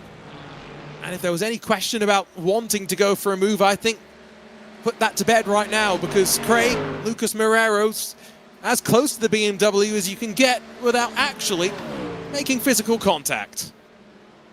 If he wanted to make the overtake, he should have done it down the Mulsanne straights. We said about that, because if you're a prototype, go for that move going into Indianapolis. But here, I'm not entirely sure it's worth it. So maybe looking to Porsche curves, but you got to get it done right away.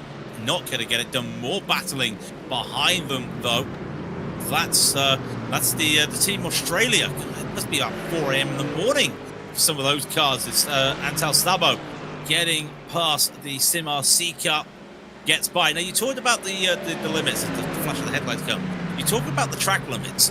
From visiting this track in person, I need iRacing to bring the 3D curbs here, and I reckon that will cut a lot of this issue here. Please. One of my friends drove over the curves at Indianapolis when we went to park up in his little Volvo Estate. I've never felt fear in my life. That's how aggressive those curbs are. So do they have 3D curbs at Sebring? They do, don't they? Yes, they must. Yeah. Because I will tell you, I drove my rental car around there at the start of last year, and I have never been so scared, because the sim makes that track feel wide. But you go through turns 3, 4, and 5, and you go, I don't want to touch those curbs in my rental car. Oh boy, the racing line suddenly becomes even smaller. Yeah, turn 1, example, and into turn 2, right? You would not enter as confidently as I think you do right now. Contact between Delatraz Automotive and Effect Simulations down into Mulsanne corner. That was Alexander Delatraz himself sweeping past James Ebram. Are we going to be treated into another chapter in this wonderful battle between these teams? Alexander Delatraz, though, to be fair, I think does have another gear in him if he wants to kick into overdrive and pull away. Would kind of need to do that now, though, as they go each other way around that GT there. That's Jakob Hansen. You got to remember, they are battling for, I know it said battle for first here, and it is, but remember, Nürburgring Esports took to the pits early. They can go to the end of this halfway marker for the points, and I wonder if this battling might just be a bit of an issue. Delatraz got by, but how fast can he start to pull ahead? Well, he's already half a second ahead, so that's going to help as well. This battle's just brewed as well in the bottom with Tom Reiter. Now for Solpek, just trying to get ahead, but again, look at him now starting to gap the Simify Mustang. I am surprised at that, and look at the different lines they're taking. Now it's Solpek deciding to bump draft. I think that's also maybe a factor that the gap's being closed. A bit less pressure is needed. The closer you stay in this 3-car tandem, the more nervous it gets. Garrett Berry in our chat going, please no. I think he's a little bit anxious watching on, teammate of Tom Reicher in that Solpek Precision car. The German currently in the middle of that sandwich. But they're on the 6th lap of the stint, so no question, they are good to the end of the hour. So 28 minutes will pay out the halfway points, and we'll move forward from there. Josh Thompson has jumped in to say it's all under control for Vestasport. We'll calm down, Josh. If you come and have a chat with us, why don't you? Oh, I mean, last time I spoke to Josh Thompson, he was actually still driving on the track, and that was a long time ago in a different series, but always nice to hear from Josh. But he had it under control at the start of the race, and Vespa's got it under control right now. It may not look it, but if he's controlling the pace on the front of that field, then everyone's got to be fine. And I think you just need to be calm right now, because if you look, this has been the closest, I think, all race that there's been battles everywhere. The lead battle for all 3 classes are pretty neck and neck, and we haven't seen that after restarts, the last 2 restarts. On this restart, everything's just changed up. So everything now, I think this is getting to that tense moment. It feels weird to talk about a race within a race, but that's what we got right now with this halfway stage coming up, and no one wants to be the first one to make the run. No one wants to make the breakout yet. But I feel like we're going to get to that point in about another 10 minutes where these drivers may start to just find that extra gear. track temperature is now getting to qualifying highs. So only the GTPs really saw the warmest, if I remember, of qualifying. Let's see who has got a car that is balanced out well. Now that fast lane LMP2 car, that is pushing the bounds of what is acceptable. At the very least, he's compromised himself slightly on exit. Running down into the Mulsanne corner once more. They've got a bit of separation now to Maradness and in turn to Hyperion, to the ODBM and Effect Simulations cars. The restart that had really compressed up LMP2. It's opening up the margins. Now, lap time wise, going back to what you had correctly called out, now that we've got a couple from the Nürburgring esports team, they're not going that quickly. Again, go back to the reality, Craig, of what we've said a couple of times today. But the heavier the P2 car, the slower the lap times. And so Nürburgring esports aren't necessarily gaining time right now. They'll be a whole lot quicker, though, when the pit stops have all cycled out and we're fighting to the top of the hour.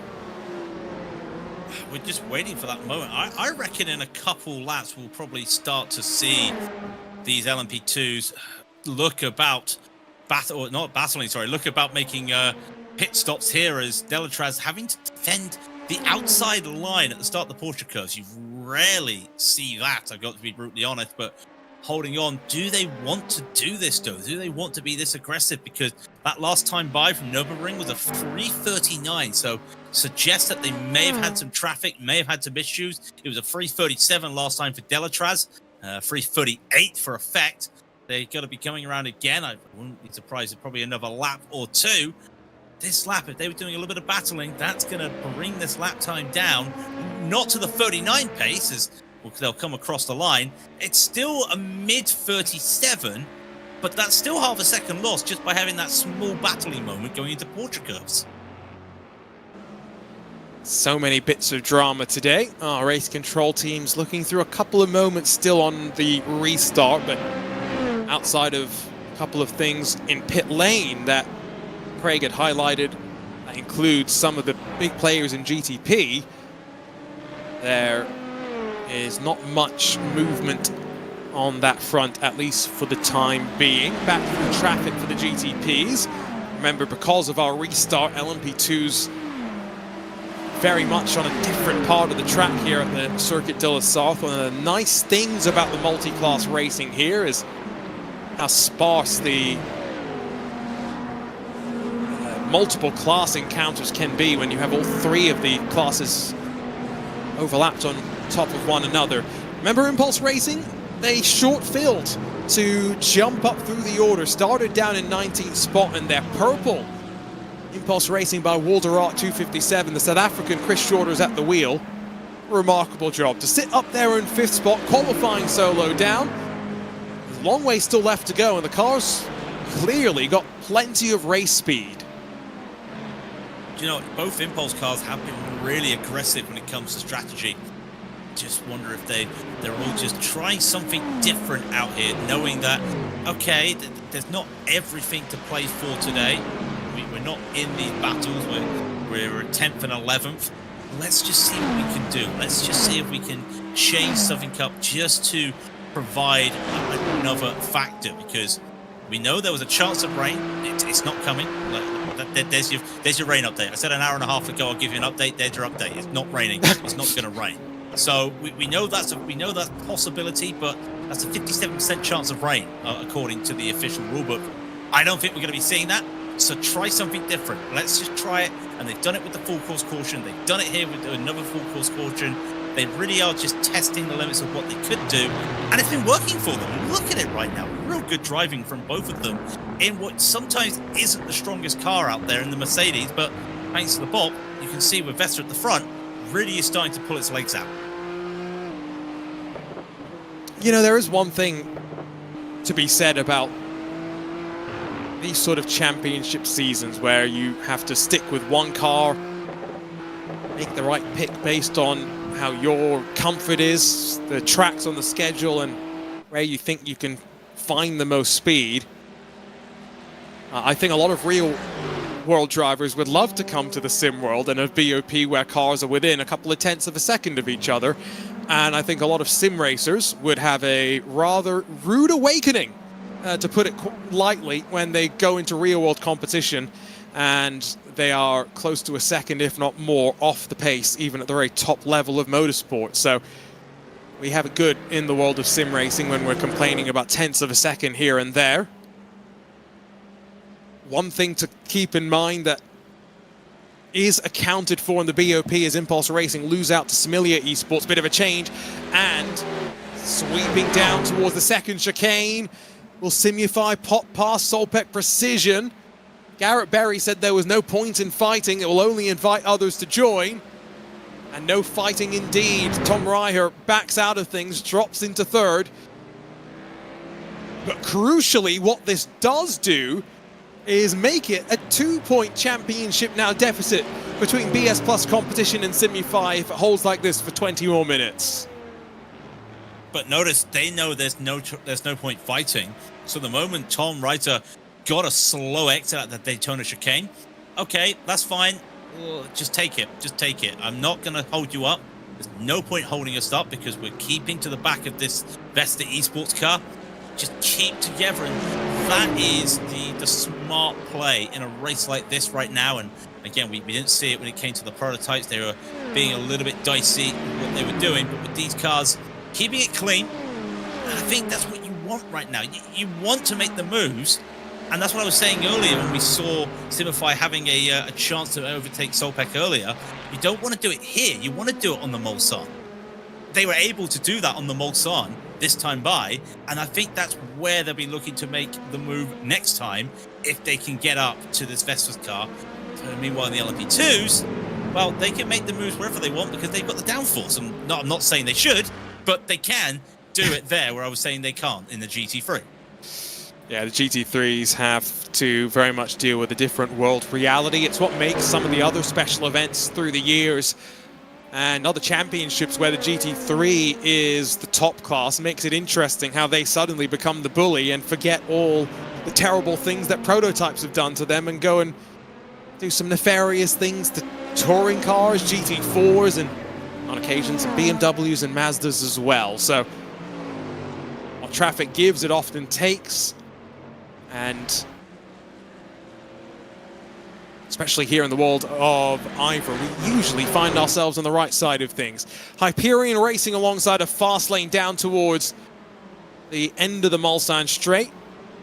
Oh, deep under the brakes as well. Mistake from Mitchell Johnson allows the cutback from Robin Camus-Mayon, who sweeps through clinically.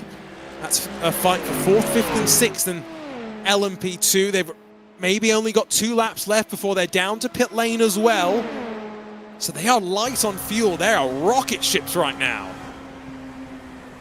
Will they look for anything here? No, just keeping it safe. And I think that's one reason that they are a little bit light here. They're a little bit looser. Probably just a small tap with that lighter car. Gonna just cause it a little bit of unsteadiness, but what a weird mistake that was, going too deep. Wasn't even defending anybody. Mitchell Johnson didn't have to worry about the 2 cars around him for just making that mistake, as Walker Carroll was basically just allowing everyone to just do what they had to do there. Was just happy enough to be in that fight, and he's at the back of this train, but it could have been Mitchell Johnson at the back, and yeah, just really weird. Probably looking too much about what was happening behind, and that does not help them. But what helps them as well is that pit window that's coming up. I would reckon probably next lap we see these drivers go into the pits, and again we then bring up to the question, what will that do with Nürburgring Esports? But again, that pace has not been there. They've been in the mid 38s. Everybody at the front of this field had been in the 37s. I say that the top 2 leaders in the LMP2 just did mid 36s. So I don't think that I don't think that's that alternate strategy is going to work for Nürburgring. It's the difference between pre-lunch Arjuna and post-Chipotle Arjuna that we're seeing right now. Light LMP2, heavy LMP2. One is quicker than the other. They are close as well. They could do a splash and dash and get to the end of the hour if they really wanted those halfway points, but I don't really think there's much to play for. Remember, Delitraus Automotive came into this race with a 143-point lead. Maximum points, 134. They are guaranteed the championship no matter what.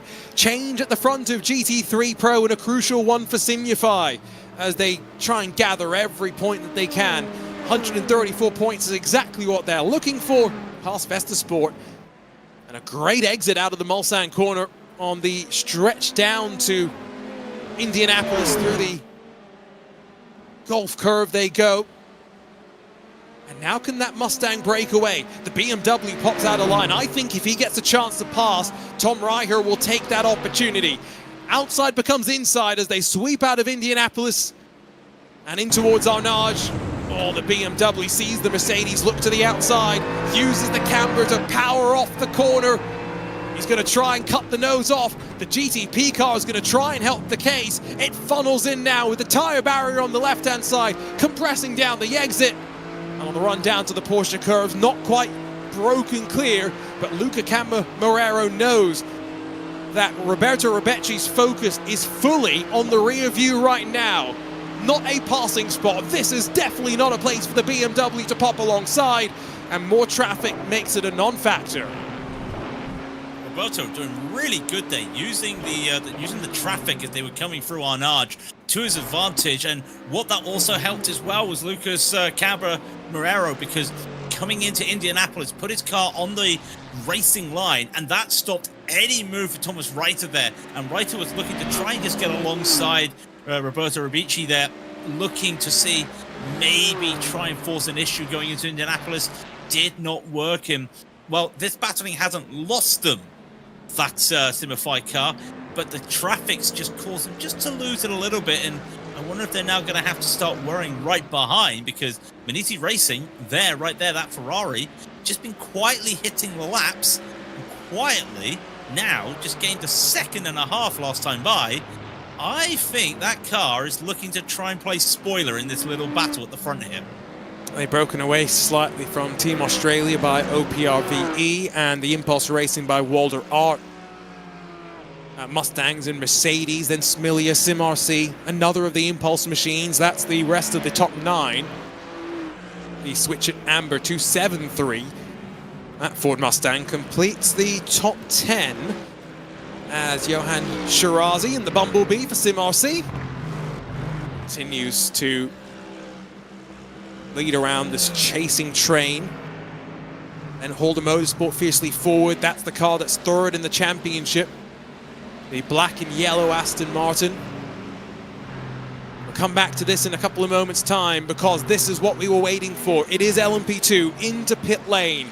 We know Nürburgring Esports can make it to the top of the hour. Will anyone elect for a short fill? Alexander Delitraus leads in. James Ebram, Lockhart Brownlee, who does not elect to jump in and serve the stop and go, I would assume. That will, I guess, be combined with something else.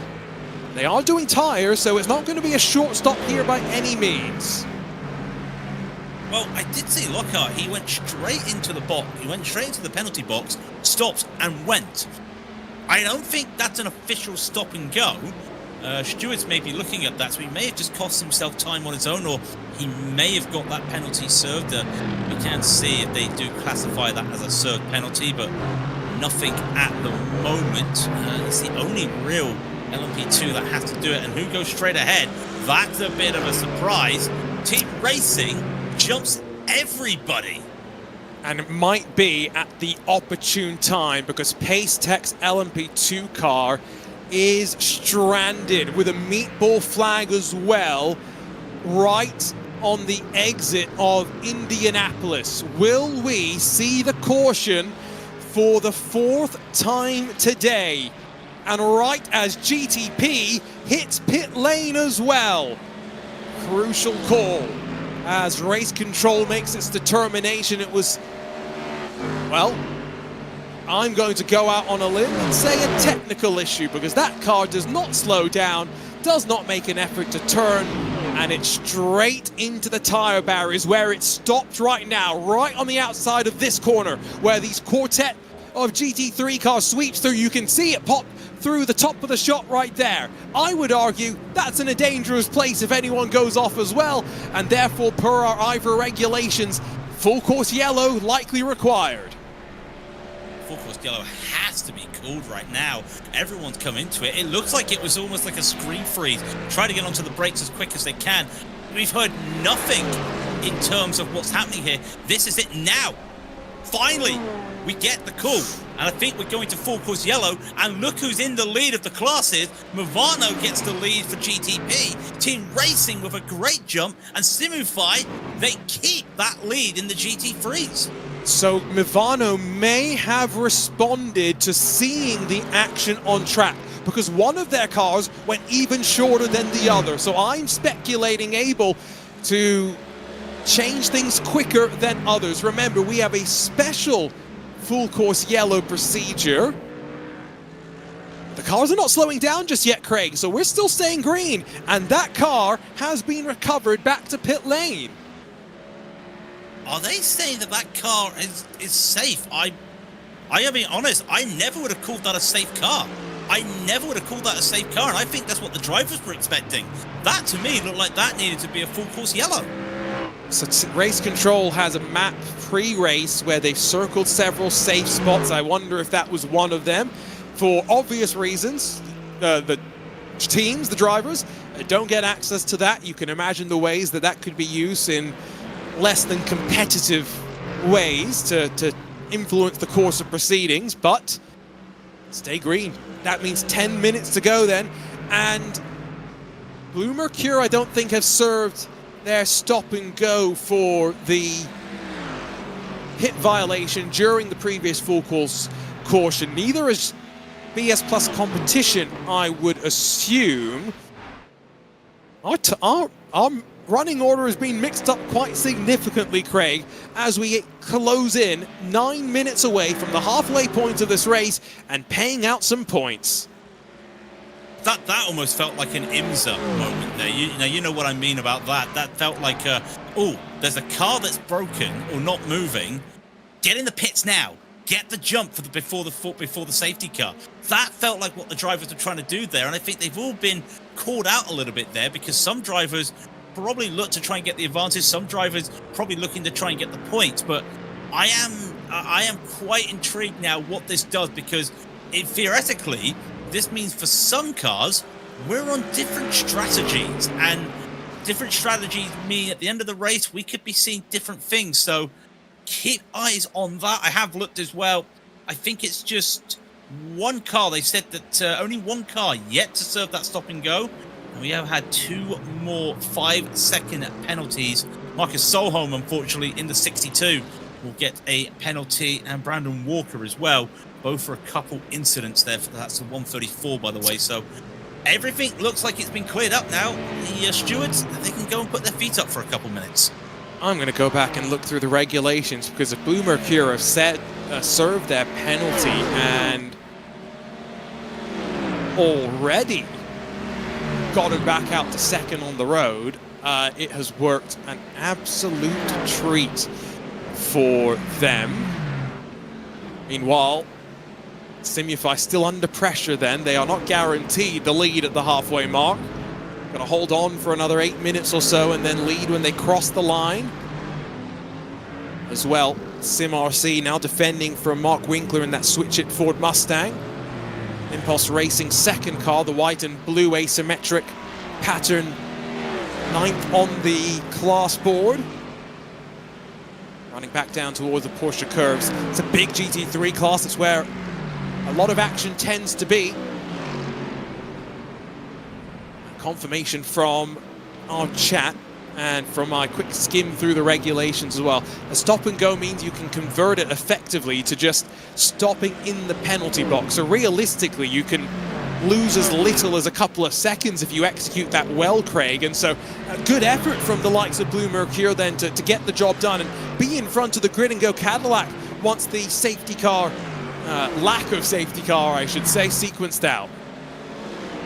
Yeah, and I think that's also why they probably served it as well, because they thought we were going to be going into safety car. But that's done. let's move on from that. We're into the strategy game now, and I do like how it's just serve it in the penalty box. It does feel a little bit like you're back at the Nürburgring. You've got the penalty box just at the front of the pit lane. Just serve it there, but again, another good thing there. And I did wonder about that when we saw it with Lockhart Brownlee. Is he going to serve it? Did straight away. That helped him as well. These drivers don't need to worry about that. Don't even need to worry about having any worries out there with full course yellows or fuel. They're going to be coming to the end, but what great this would be for Simify, able to hold on to this. And I don't think Vespa, but they've got the run here, but at the top end speed, I think this belongs to that Mustang. Wondering if Josh Thompson is going to be saved to jump back in the end for the Vesta Sport 211 on a one-off appearance in that Mercedes. Not fighting for a championship, I would argue, now at this stage. Or Becci defend is finally a lunge from Tom Reicher at the Daytona chicane. It's going to cost them a little bit of ground on exit. Which side of the track does the draft go to? Cameron Marrero helps the BMW as they make a bit of hip and check. Argy-bargy, but still alongside. Not quite closing his Maniti Racing's big green machine just yet. That Ferrari lurks in the background and waits for its opportunity. 1, 2, and 3 bits of contact. Lights flash, but hello, the steering wheel works for both of you. Yeah, I don't think they realized just how close they were. And I think they were both just trying to find that moment. But the moment you have the first contact, you should know where you are one another. That's usually one of the rules you go by. If you're touched, well, you're too close to one another. Let's try and get rid of any issues and just get back going. But what's that done? Well, that's managed to just allow. Look at the gap now for Lucas Cameron Marrero. Started to just pull ahead a little bit, and that gap can be slowly brought up with these straights down to what used to be called the Gulf Straight, but I don't think they'd be able to. And behind, more battles going on. Mark Winkler, well, Switcher Amber, not the best of times out there, trying to catch up to SimRC. SimRC as well, taking advantage of some of these moments out there with safety cars, with issues. But at the moment, they're a little bit off the pace, a little bit off that main pack that we were looking at. So a quick mental summation done in my head. I think part of the reason why Movano's #1 did the alternate strategy is they're fighting for, at the very least, maybe a top 5 in the championship points. Came into the evening 7th. And for our defending champions, outgoing champions, that might be the result that they are focused on. 4 minutes to go till the halfway mark of the race. Now, Mercure and Grid and Go are separated by just a car length or 2. Sean Campbell, Alexander Spetz are ready to fight. But really the question will be, where is Tanguy Billon relative to the clock? Because the points are paid out once the leader has crossed the line after we reach the halfway mark. So I don't think it's going to be this time by with our race leader coming down the Mulsanne Straight. It will be next time by. So after 77 laps, that will pay out the points. Sean Campbell and Alexander Spetz, a swap around down into that second chicane, but two teams that don't really need the points, if we're being honest. They're more just thinking about the next 5 hours and where they'll be at the checkered flag. Points do help, points do mean prizes, but at the same time, I think if Grid and Go got that, I think they could pretty much say that, yeah, we're doing good when it comes to the end of the race. Now, a lot of the GT3 drivers jumping into the pits there. They're at the back of the field. I think they're the drivers that know they're not going to make it to the line for these points. And I think when you look at them as well, is there anybody that we're looking at that in that championship battle? I don't think so. I don't see anybody in those pits at the moment who are part of that championship battle. So that looks to me like some drivers have just resigned themselves to the fact that they're getting no points today. Well, so if the leader is in the Porsche curves, I think the leaders are coming in at the end of this lap as well. So I think this is basically just the reality of where we sit right now. It's why it's so feisty between Vesta and Solpec precision right now. This time it's Reiher on the outside. He's going to push. Oh, Roberto Rebecci a little bit wide there. Lights flash, and I'm not sure as to why. Tom Reiher is flashing his lights because Roberto can't quite see them. Yeah, I think that it's the end of the 13th lap right now. I think they come into pit lane and they'll end up doing one lap with tires coming back up to temperature and pressure, effectively fighting for the halfway points.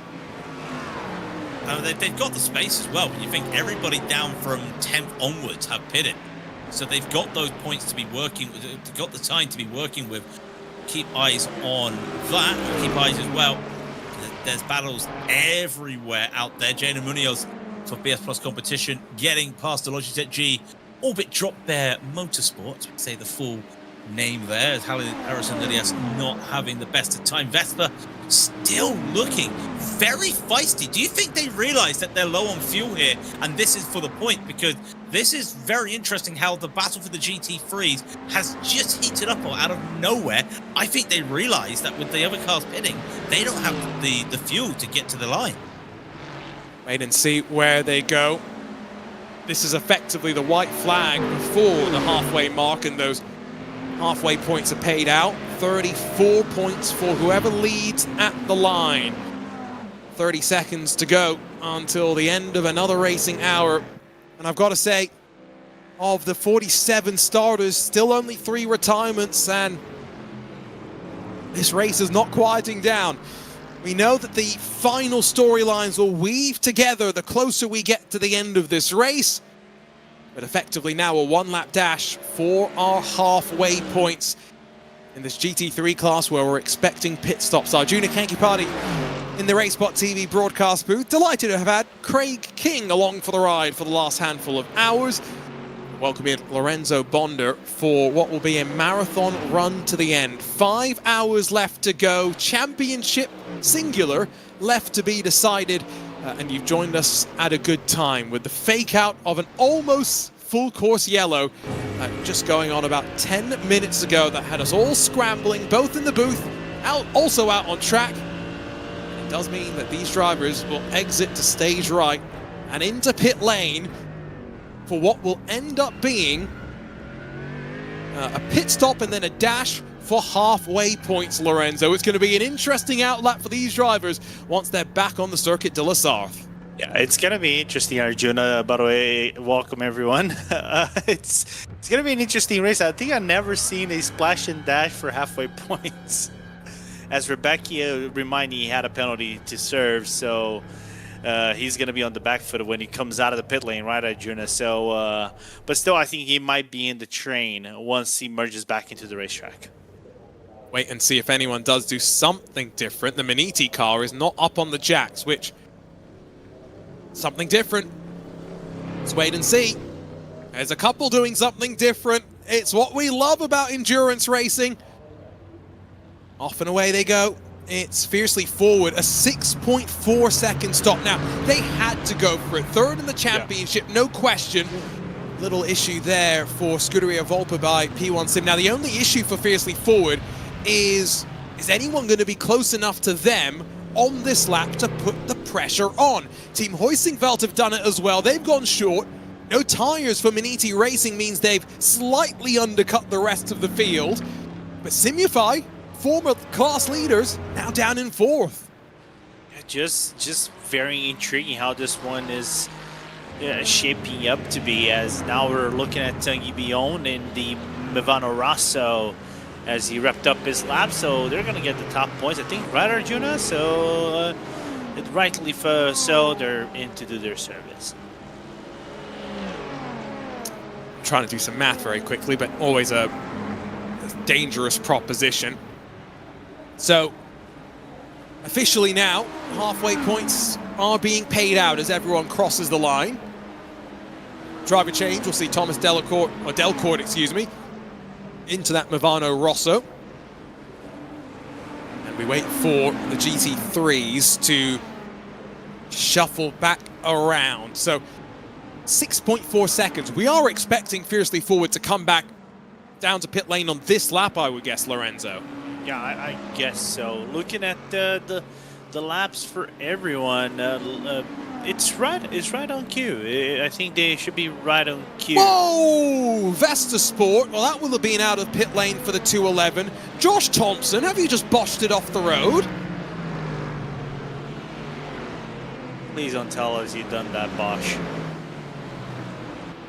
Yeah, I think, unfortunately, back into the car, and he's self-bopped himself behind Switch It Amber, Holden Motorsports. They are playing some side draft off one another right now. Switch It Amber's Mustang on the preferred line down the Mulsanne.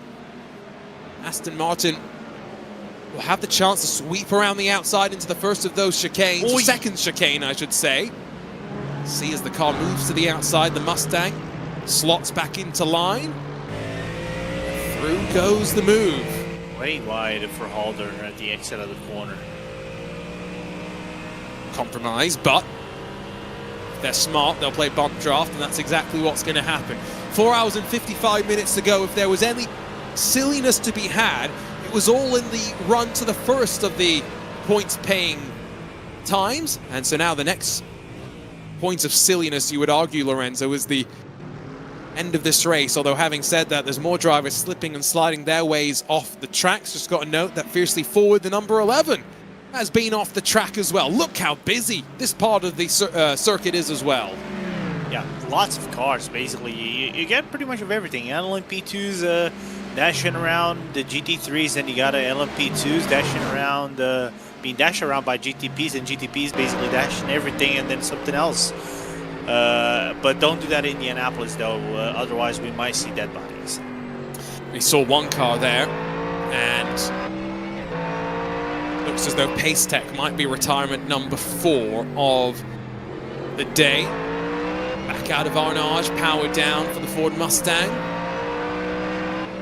Goes through the gears. Traffic on the right side of the track, and all 3 classes overlapping. This is when the drivers really have got to be on their toes. You have some tools in iRacing you can rely on, that F3 relative box. If you had that in the real world, you would love that. Oh, that's what happened to Lucas Dirksen. Down on pit lane, by the way, for Team Racing. So they had gambled on getting the halfway points. That's exactly what they've done, and they'll give up the lead in LMP2. Yeah, and if you consider the gap they had to Simufy, right, Arjun, I think it was rightfully due for Fiercely Forward to come in this lap and risk it all, isn't it? So they would get the 33 points. Just the question, which place Simufy crossed in. I think they crossed 4th in the GT3s.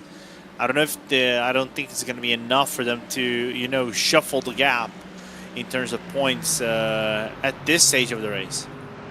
Just looking, Team Racing actually scored 2nd because they had to go through the pit entry, which slowed them down relative to the cars on the regular racing surface. So Delatraz will get maximum halfway points, I think, in LMP2, while we'll wait for confirmation actually on that. I'm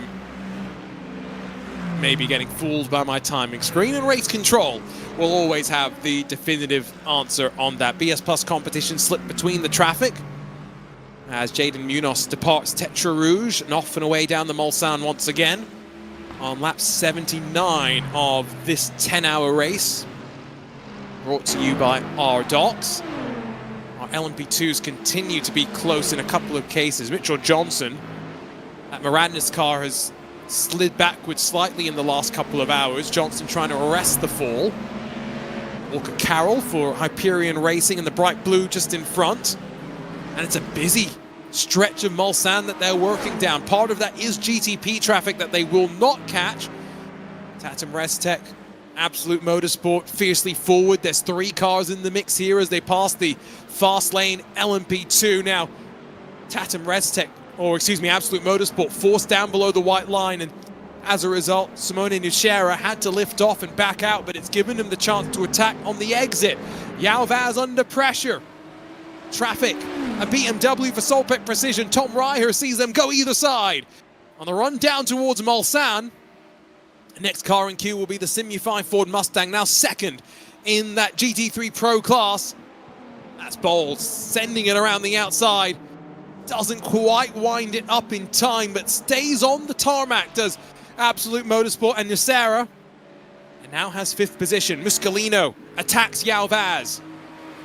And ET Racing in the mix as well, but that's the car that's a lap down, I'm pretty sure. Yeah, I think so. Looking over here. Yeah, it might be Kessel going around the outside, but then again, it's good racing or trying to unlap yourself. And I wonder what happened over there to João on the entry of the Mulsanne corner, right? Because the car just nearly, I'm not gonna say it's kidded, right, Arjuna? It's kind of like lost complete grip, and just because of that, not only Nucera but also Muscolino just easily went on through at the exit out of the corner. These drivers are fighting. It's within 0.6 of a second for our lead as well. Sean Campbell, Alexander Spetz, picked up by Blue Mercury Esports, making his debut for the team. But no stranger to these GTP prototypes by any means, as Alexander Spetz hunting down Sean Campbell with the newly minted 10K on the side of his name. And continuing. 10K. He's got a nice ring to it, doesn't it? Yeah, it's swaggy. That's the best way for you to describe it. I'm sure all his fans will love it, and for those that get that pun, must be ardent viewers of RaceSpotTV. For those that don't, I remember. Exactly. For those that don't, we had Sean Campbell's webcam once, and it was just like 6 fans. And when I say fans, the spinning type, which you put behind you when it's a hot day. Yeah, 6 of them he had behind him. And so his biggest fans watching and supporting. And Nicolas Cage's face as well, but we won't mention that. BS Plus competition. Ruben Bonga, I think, was able to recover up to 10th at the time of the halfway point. So we'll get confirmation, but they may have grabbed a couple of points. But regardless, the championship leaders have got some work to do if they want to hold on to this lead at the end of the day. Yeah, because point gaps prior to the race, right, Arjuna, was 32 points to Simify, and if we're wondering, Bonga is sitting only in 10th, while their direct competition is sitting in 2nd place. So it's a tough day at the office for the Bonga drums. It's been, I think, the past 2 rounds, Arjuna, have not been, the best rounds. I would argue even Interlagos, they struggled quite a lot as well, especially with the rain and everything. But it seems all the momentum has gone away from the Zebras. It was a self-inflicted mistake as well from Ruben to drop down on the restart. It had been a good spot before that. He's taken it on his own shoulders, you'd assume, at this point, to try and get as close as possible to the front of the field by the time he gets out of that car. It's about all he really can do in the time that is remaining. 4 hours, 48 minutes to go. Track temperature, 92 degrees Fahrenheit, so matching now the highs of qualifying. We're not expecting it to warm up much from here. Probably seeing the zenith and expecting not maybe as cool as it was to start the day off, but cooler conditions by the time we get to the checkered flag in 4 hours and 48 minutes time. Arjuna Kankipati alongside of Lorenzo Bonder. We'll do our own change in the broadcast booth in about an hour and 50 minutes, and David Haynes will be back awake, bright-eyed and bushy-tailed, hopefully after a couple of hours of sleep, and ready to take you to the end of the championship season. An interesting championship season as well, Lorenzo. Barcelona, Imola, Watkins Glen, Indianapolis, Interlagos, Monza, Le Mans. It's basically the hits of all the tracks you want to race at and the ones that we don't want to race at because we race at them too frequently. Spa, cough, cough. And some other would argue you could add Monza into the mix. Fair. Fair. But I like the combination. I'm not gonna lie. I think this season we had arguably one of the most interesting combinations in terms of racetracks, because you had a selection of tracks that are highly technical, but at the same time can provide you some interesting racing. We had great racing everywhere. I'm trying to think of a race where I was going to say, oh, this was dull or something like that. But provided great action from start to finish. So I loved it. I loved the fact they brought like Imola to Glendon to Indianapolis and then Interlagos, which is 4 tracks that are raced differently, right? And you have to take a certain different way how the track flows and everything, and especially with the rain in Brazil. So it was good. It was good. What Casper and everybody else in the organization done, and I'm can't wait to what they have in store for 26-27. And a nice mix as well of formats, right? So I think that was also a nice part of what we have seen this, I was going to say year, but season is more appropriate given how we abridged 2 different years in this single championship. And that obviously means as well we abridged some iRacing changes as well. So good effort from some of our drivers to adapt to things that have been thrown their way. And that always, of course, goes alongside of whatever BOP topics that we are talking about. So where did those that gambled end up dropping after they returned to the pit lane in GT3? I'm trying to look for Fiercely Forward. If it is the pink car, they are back in 15th. Yeah, the 212 is sitting in 15 in class, just about 4/10 behind Team Hoisingveld. Okay.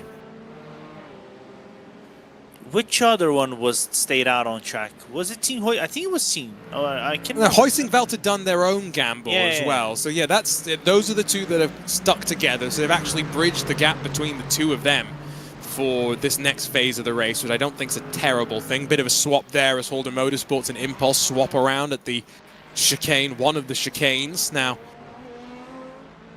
field is kind of settled back in, and this is what I was expecting. We had all the action up to the halfway point, Lorenzo, and then everyone realized, wait, you're kidding me. We've still got 5 hours left to go.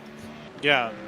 It isn't a 24-hour race, but it's still long enough for them to realize they cannot push like it is the final lap of the Daytona 500 or the Wiener 500, which I have not seen it, so no spoilers, Arjun. I know you are an Indy fan. Oh no, don't worry. I have not watched that. I have refused on the grounds of it's not. It's fun. Don't get me wrong. That shouldn't have been on national TV. Anyway, I'm ruining the fun. I tell you what, though, we should. Some of the nicknames that those cars had, it really set up for some. I didn't see it. Oh, I heard some of the innuendos that were made. Boy, did the commentary team have their fun with that. The Weenie 500.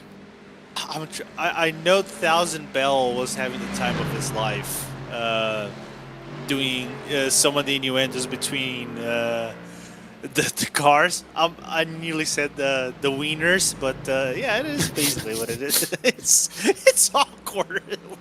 We're doing that. It's still not RaceSpot After Dark. The RaceSpot After Dark would be, I don't know, in about 3 hours. Lorenzo, 17 minutes in, already managed to derail this conversation. Yeah, man. Although, I won't complain. I will not complain that we are sitting here talking about Weenie 500. Yeah. No, again, we had this topic with Craig. Now that we've got the safety car format, we were discussing which tracks we could take it to, and I said, you take it to the Nordschleife, take it to VIR with one of those layouts which includes a corner name that we're not allowed to say. Yep. You know which one I'm talking of, right? Yeah, the great name, the five-letter name. It's the one that you say when you drive it because it's really that of a corner. It really is. GTP's 4th place. Andrea Muscolino, Yao Vaz, Jaden Munoz. This is a fun little fight. Patrick Kessel has been able to clear himself, at least for the time being, from this fight. Simone Sarah has been in and out of pit lane, so we are expecting stops. I think Yao Vaz owes us a trip to the box this time by. Yeah, he does. He's on 11 laps, so he's due anytime soon. If it isn't on this lap, because if I know my GTPs, which and now at the state nowadays, being a washed-up sim racer, I'm probably gonna say I don't. But if they haven't changed anything, Arjuna, they go about 11 to 12 laps. 12 laps out, I would say, is the maximum they do. So I think that he's due this time into the pit lane.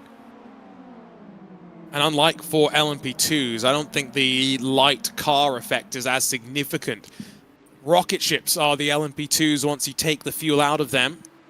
We've seen some really quick times at the end of stints, and they are only a couple of laps away from their own pit stops as well. They seem to come in every 40 minutes or so. It is with almost Swiss-like precision. You could set your watch by those LMP2s down to pit lane. 2.3 seconds at the front of GTP. Sean Campbell has opened that gap back up.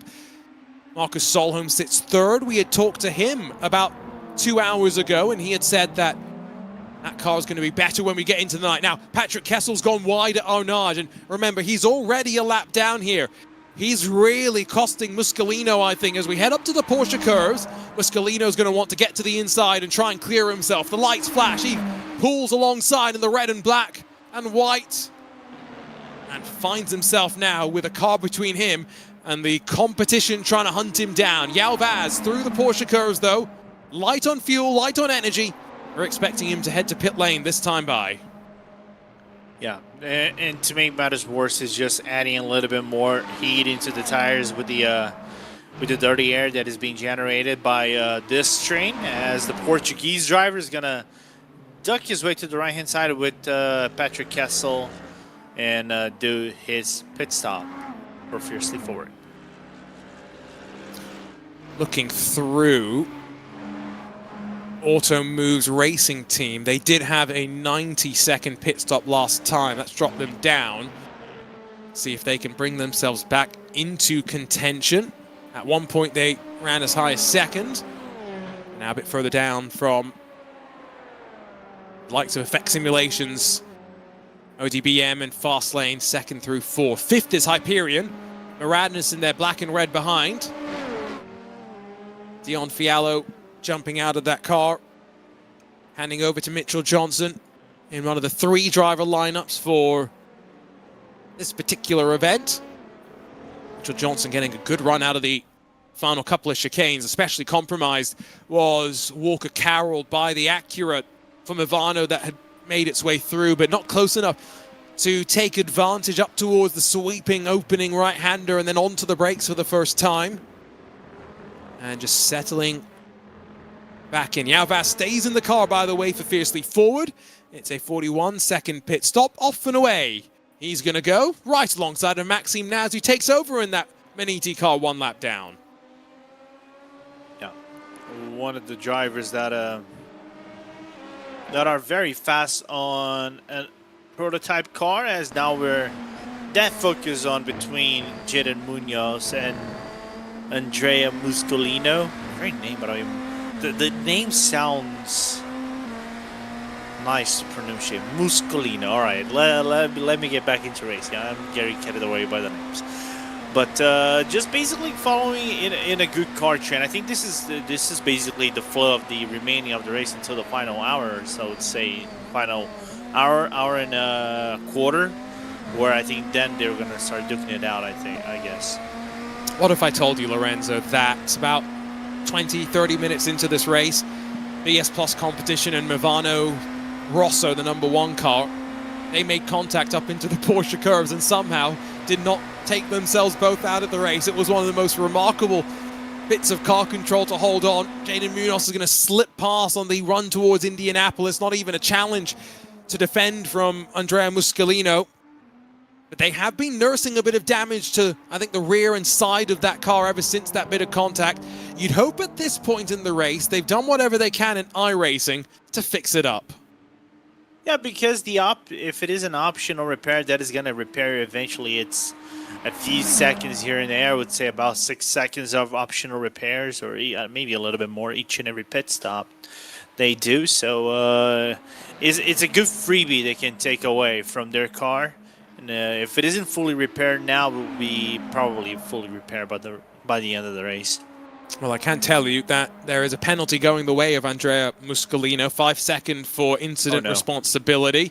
There's 10 seconds for Walker Carroll.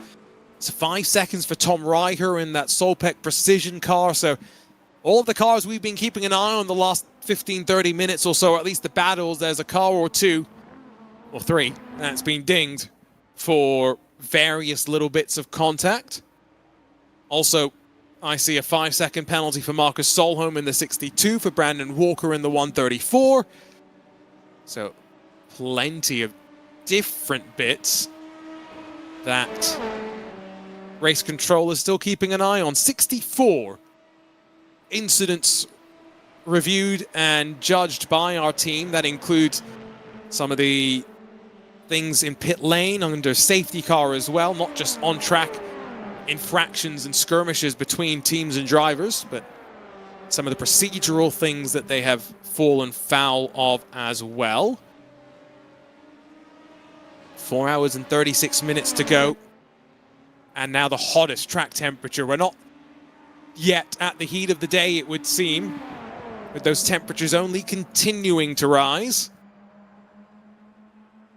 Radness back in front of Fastlane, by the way. So LMP2, that's chopping and changing. All as they are getting ready to enter into a sequence of pit stops. So we are about to find out where these LMP2s are going to sequence through after our halfway points have been awarded. Yeah, we're truly going to know the proper splitting off this grid, as these two cars, basically, as we're looking into Dirksen's perspective, they are about 10 laps in. They are, I think, not due this lap or June. They're probably going to be due next lap as everybody else. Like from 8th to first place, they're all in 10 laps. So there will be a switcheroo here, but it won't make much of a difference when they come into the pit stop, because they're going to basically come in at the same time. Doesn't overcommit, slightly deep, but able to make it through the corner. And then onto the non-racing part of the Mulsanne, I would argue. Daniel Sood out for Maniti Racing. Now, these are two drivers that are probably due to pit lane in a lap or so. So light on fuel and energy. Car at its, I won't say maximum grip, but offering plenty of speed right now, that is for sure. We'll let these two tussle into their pit stop sequence. All as the track temperature might start to take a bit of a dip, because there does seem to be a bit of cloud cover that has slowly started to make its way over the surface of the track. These drivers have got to start to be aware of what that will do in terms of balance changes in these GTPs. You've got anti-roll bars and all sorts of settings to really dial the car in. And Lucas Dirksen, Manuel Sood out, will have to reset their expectations once they've made their transits down pit lane, as Sean Campbell does now from the lead of this race. Alexander Spetz extends on fuel, and so will take over in the Blue Mercure Porsche 963. But if I remember correctly, I've heard the Porsche is really good on fuel compared to some of the other cars, and if we're doing the realistic comparison of them probably going a lap longer, they would be the car for it to go a lap longer. So it doesn't surprise me that the power of the Porsche engine is a little better than the V8 in terms of fuel consumption. See if the drivers can extract Lauren Heinrich-worthy performance out of it as well. These two will stay out on track, but their gap has increased slightly, and so we'll leave them be, focus on their final in-lap before another trip down pit lane. Let's jump back to GT3 Pro. And championship leaders coming into this race, well, first half of the day has not been so easy. They have some work to do. They have to get in front of the Simufy Ford Mustang. It is as simple as that. For Ruben Bonga and for BS Plus competition, let's go RaceSpot Fan Immersion, turn up the engine, and take in the sights and sounds of the Circuit de la Sarthe. Full chat in a BMW M4.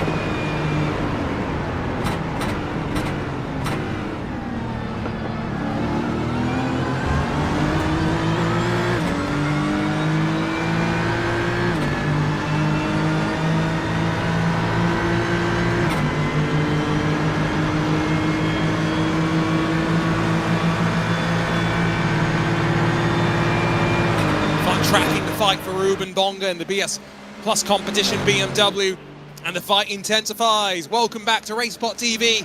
3 wide for the 10 hours of Le Mans. IVRA here at the Circuit de la South. Our action sponsored and powered by RDoks today. Arjuna Kankipati alongside of Lorenzo Bonder. To be fair, we probably could have kicked back for a little bit longer and enjoyed that fight, but 4 hours and 27 minutes to go, Lorenzo.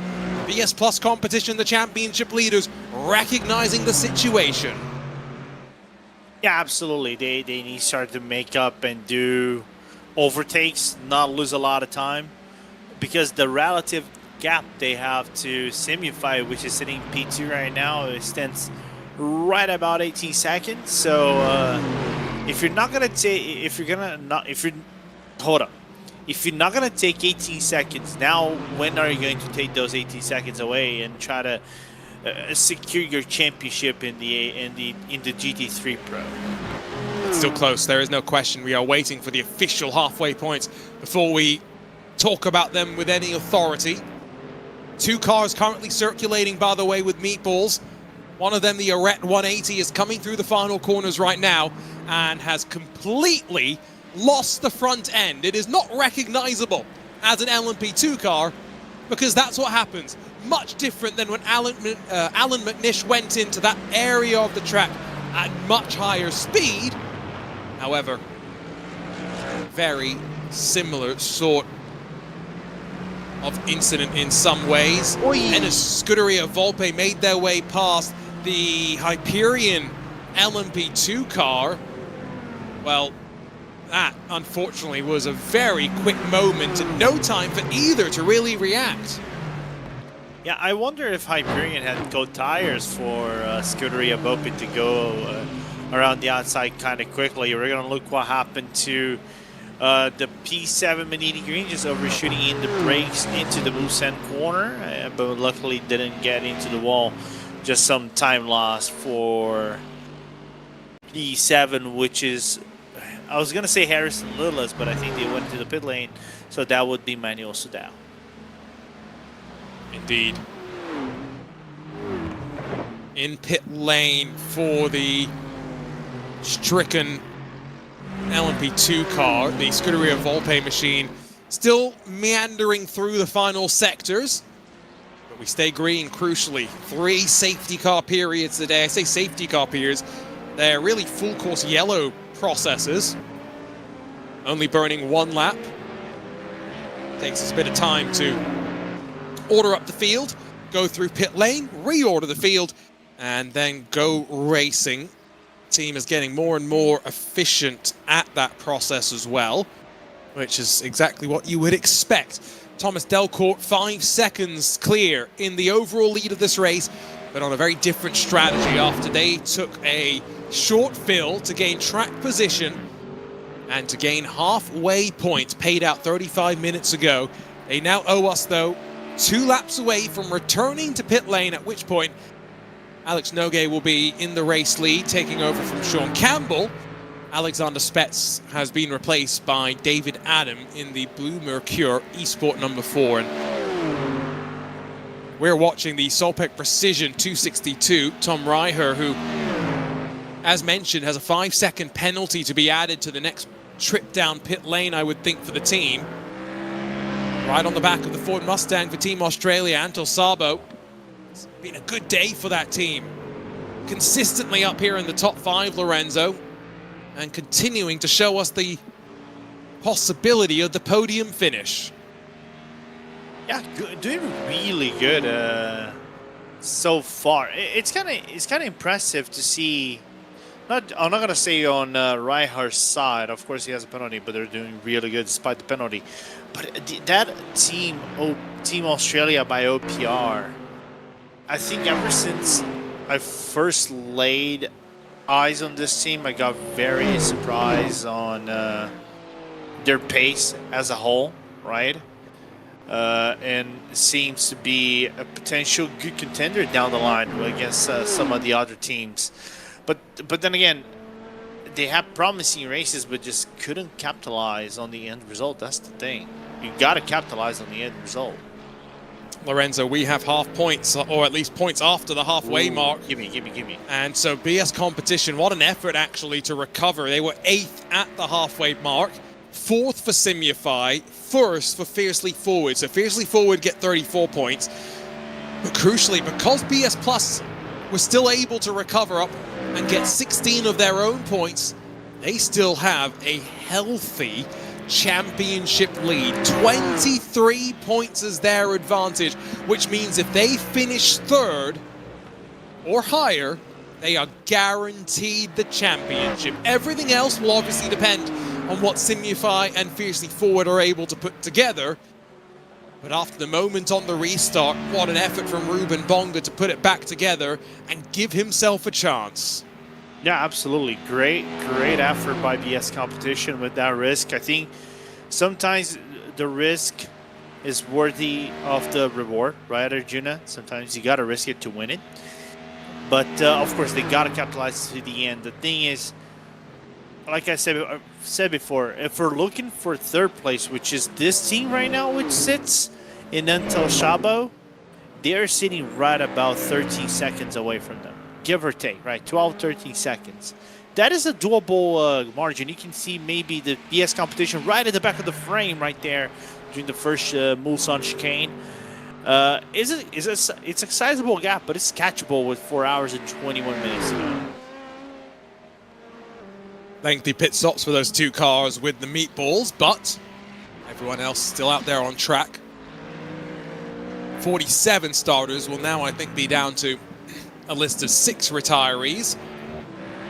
You do have to be classified to finish, so you would hope that some might still show some of the endurance racing spirit. I saw a question a couple of minutes ago about effect simulations. They, in the LMP2 pit sequence a couple of laps ago, well, did have a penalty to serve, about 10 seconds extra loss for them. Not as much time to be lost for Tom Reicher in the next visit to pit lane for that BMW, which is only a couple of laps away, I would say. That was for contact with the Vesta Sport Mercedes. We saw plenty of contact, actually, between them. Once, twice, and thrice down, I think, 1 single straight. So, race control taking a bit of a dim view, I would guess, on one of the particular bits of contact. I think there's only a certain amount of contact you can go like that, because remembering this is not BTCC or TCR's World TCR, right, Arjuna? They're not driving in more like packed racetracks or condensed racetrack. They are driving on a 13-kilometer racetrack, going about, for some of the GT3 cars. Oh, Mivano. That was the Mivano Rosso car that I think that went on the inside and got a little bit squirrely. But they're racing 280 kph, nearly 290 kph, right, Arjuna? So doing RG barges on a straight line and then heading to a curve like that, sometimes you're playing with fire. Yeah, we've seen a couple of moments where we have played with fire, but for the most part, gotten away with it.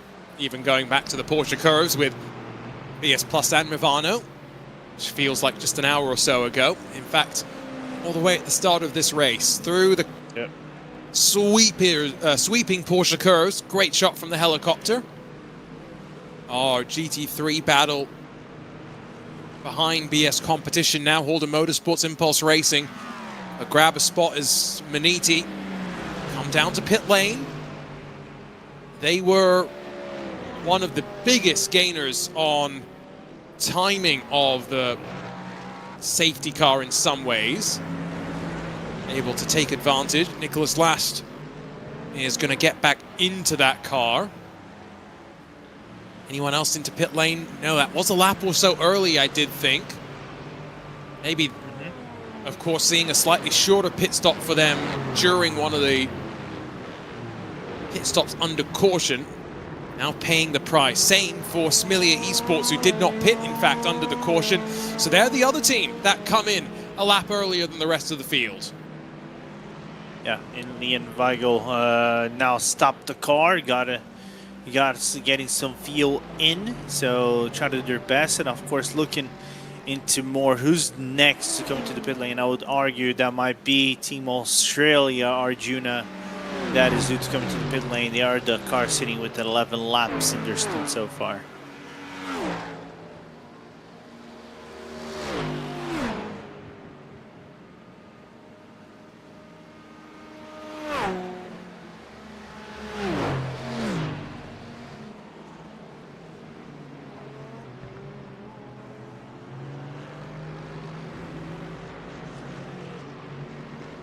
As both GT3 cars shuffle on around the Mosen chicane and still on this great snaking of cars.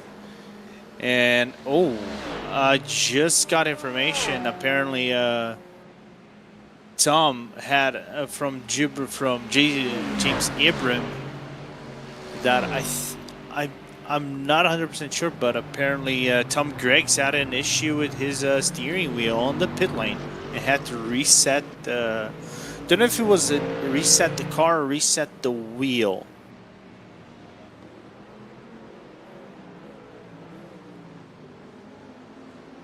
Though maybe we can, if it is something, we're probably going to see that on the replay. But still, the team is out in 4th place, about 2 to 3 tenths behind the Logitech G Orbit Drop Air Motorsport that has been driven by Lachlan Capel at this current moment, as he's still trying to sort out his 4th lap, both of drivers in Le Mans, as we're slowly approaching 4 hours of this race left at the current moment.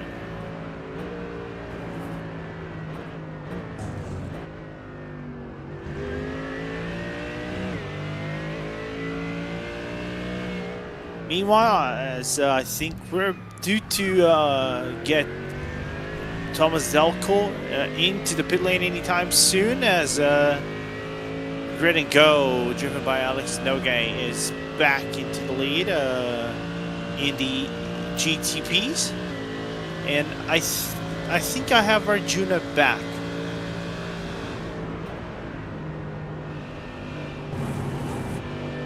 Hopefully, I've turned Discord off and on again, and hopefully things have gone back to normal. There you go. Interesting little sequence there down on pit lane. Like you said, didn't catch that it was a technical issue for Effect Simulations. I think we're taking a look at that moment as he fires off of pit lane, realizes, slow realization as well, and then eventually able to do the old IT solution, much like I've just had to do, off and on again, and firing off then away. And the traditional iRacing stutter, which does tend to happen when you unplug your things and plug them back in. Yeah, absolutely. A small jump scare over there for Tom Greggs, but what happens is he pulled, I was going to say he pulled his Zen Suzuki wheel change. Because all it takes is like the Dan Suzuki clip I saw a few days ago. I think him driving, I don't know if it was LMU, but or iRacing at Spa, and he couldn't shift up on his steering wheel, and it was like, oh, let me just switch it up really quickly over here. I think he did it on the Camel Straight. Switched the wheel back off and put up a new one into the wheel, and it just started working 100%. So the BS Plus GTP sweeps past this fight for 5th in GT3. Your LMP2 lead is getting closer, but that's really just because there's one car light on fuel and one car slightly heavier on fuel that leads the race. So Connor Jupp in the Delatraz Automotive by PC Design 188. Only 6 tenths clear of Joshua Kazani. Lachlan Capel in the Logitech GODBM Mars 168. He's only a quarter of a second in front of Tom Griggs. So that car is now on the recovery. And Tom, when he was in the car, was amongst the quickest in the class. So I get the sneaking suspicion the purple and yellow DBM car is going to be under fire quickly. And then a 21-second deficit is then on the table up to the race leaders. Kazani down to pit lane from 2nd, which now means that fight between the Orbit Drop Bear crew and Effect Simulations now becomes for second on the road. So these GT3 cars, relatively stable in their fight. They also do owe us a pit stop probably in 2 laps time, we think. Yeah, give or take. But it's good that what also can happen, Arjun, if you think about it, is maybe Tom gives a little bit of a nudge to Lackland and works out as, you know, as the pusher in the draft train and try to get closer to Connor Jupp. But then again, it's 24 seconds they would have to take it back. While we're watching this GT3 battle over here, though, I was looking at the relative gap they have to P3, and that is about 13 seconds. That's still stabilized between P3, which is now Tom Reihar in the Sopak, and Ruben Bonga. Lachlan Capel holds on to second, but that lap alone, they lost 1 second to Connor Jupp. So I do think if you are Tom Griggs, you want to get past sooner rather than later. He's pulled alongside either side of the Vesta Sport Mercedes. They'll go now inside for Griggs. He cuts through, and Clinical. Effect Simulations up to second. And let's see how quickly now he can start to reel in the race leader, because might be the quickest 2 cars on track. The entirety of the GTP field at this point has kind of separated itself out, so there's not really too much to keep an eye of on note. It means we can keep an eye on pit stops for GT3. Gabby Montoro leads the cars in on this particular lap, but Holden Motorsports are going to seemingly be followed in by Impulse Racing as well. There's a couple of crucial takers to pit lane with 4 hours and 11 minutes left. Yeah. Meanwhile, both, I was going to say, Tom Reihar and Josh Thompson stay out in the racetrack. Ruben Bonga, as well as I'm seeing Mark Finkler in the Switch at Ember, and Dan Ferguson in the WSR Esports car, who's going for one more lap in the second train of GT3 cars. Even though they are not in a train, they're very well separated in between each other. Pit area is actually quite well shaded, so wondering if that's a nice place to be during the heat of the day here at the Circuit de la Sarre. Oh yes, yes, yes. Yeah, well, take it as someone who's been there 2 years ago. Anything that has a shade, you take it. I'll imagine being in a fire suit. I don't think it's too much better, regardless of being in the shade or not. Back down to this LMP2 fight, sweeping in towards Indianapolis, or rather up towards the Porsche curves. Excuse me. Another 6 laps to go, so they're not quite at their lightest, I would argue. But they're at that point where they're really starting to pick up the speed that we've seen late in the stint. Quicker and quicker they get. Track temperature, though, is at its hottest, which is where I think these LMP2s will be at their best compared to the other cars. Rely more on aerodynamics compared to mechanical grip in GT3 case. GTP is a bit more heavy and lumbering than these LMP2s. 100 degrees Fahrenheit we've reached now, Lorenzo. It's hopefully only going to get cooler from here. Yeah, it's going to get a little bit cooler. I think the drivers are going to appreciate it, rather, Junior, if you're thinking about that, is because the likelihood of them doing a double stint on the tires, if they really want to try to go for something more out of the ordinary. Don't know if that's going to be the strategy moving forward for any of the cars, but it would open up the possibility of you doing a double stint as the Logitech G Orbit Drop Bear car just decides to have a bit of a skid right after Dunlop. I think that's just the pressure of having to try and keep pace with a car that is flying already, now released. Tom Griggs down the Mulsanne. Not quite out of draft, but as close as you can get. Now, World Sim Racing on the offense. There's a car that's just lost its front bodywork. It's the SimRC Mercedes, but it's back up and running. So we continue green, no full course caution incoming. The car doesn't even have a meatball flag, actually, so it will return to the pit lane, and you think continue once more. The inside curb on the exit of the second chicane is bit.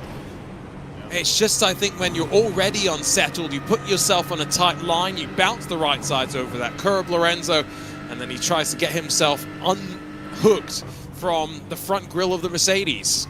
Yeah, pretty much. I think that's just what happened right there. It's unfortunate, Arjuna, but you try to do everything that you can to stay within the racing line, as the second pack of the GT3s are going to come in and do their pit stop, leaded by Tom Reicher. Oh, okay, switch it. Ember's going to go for one more lap. Not surprised that someone will do something different. 13 laps is not abnormal by any means.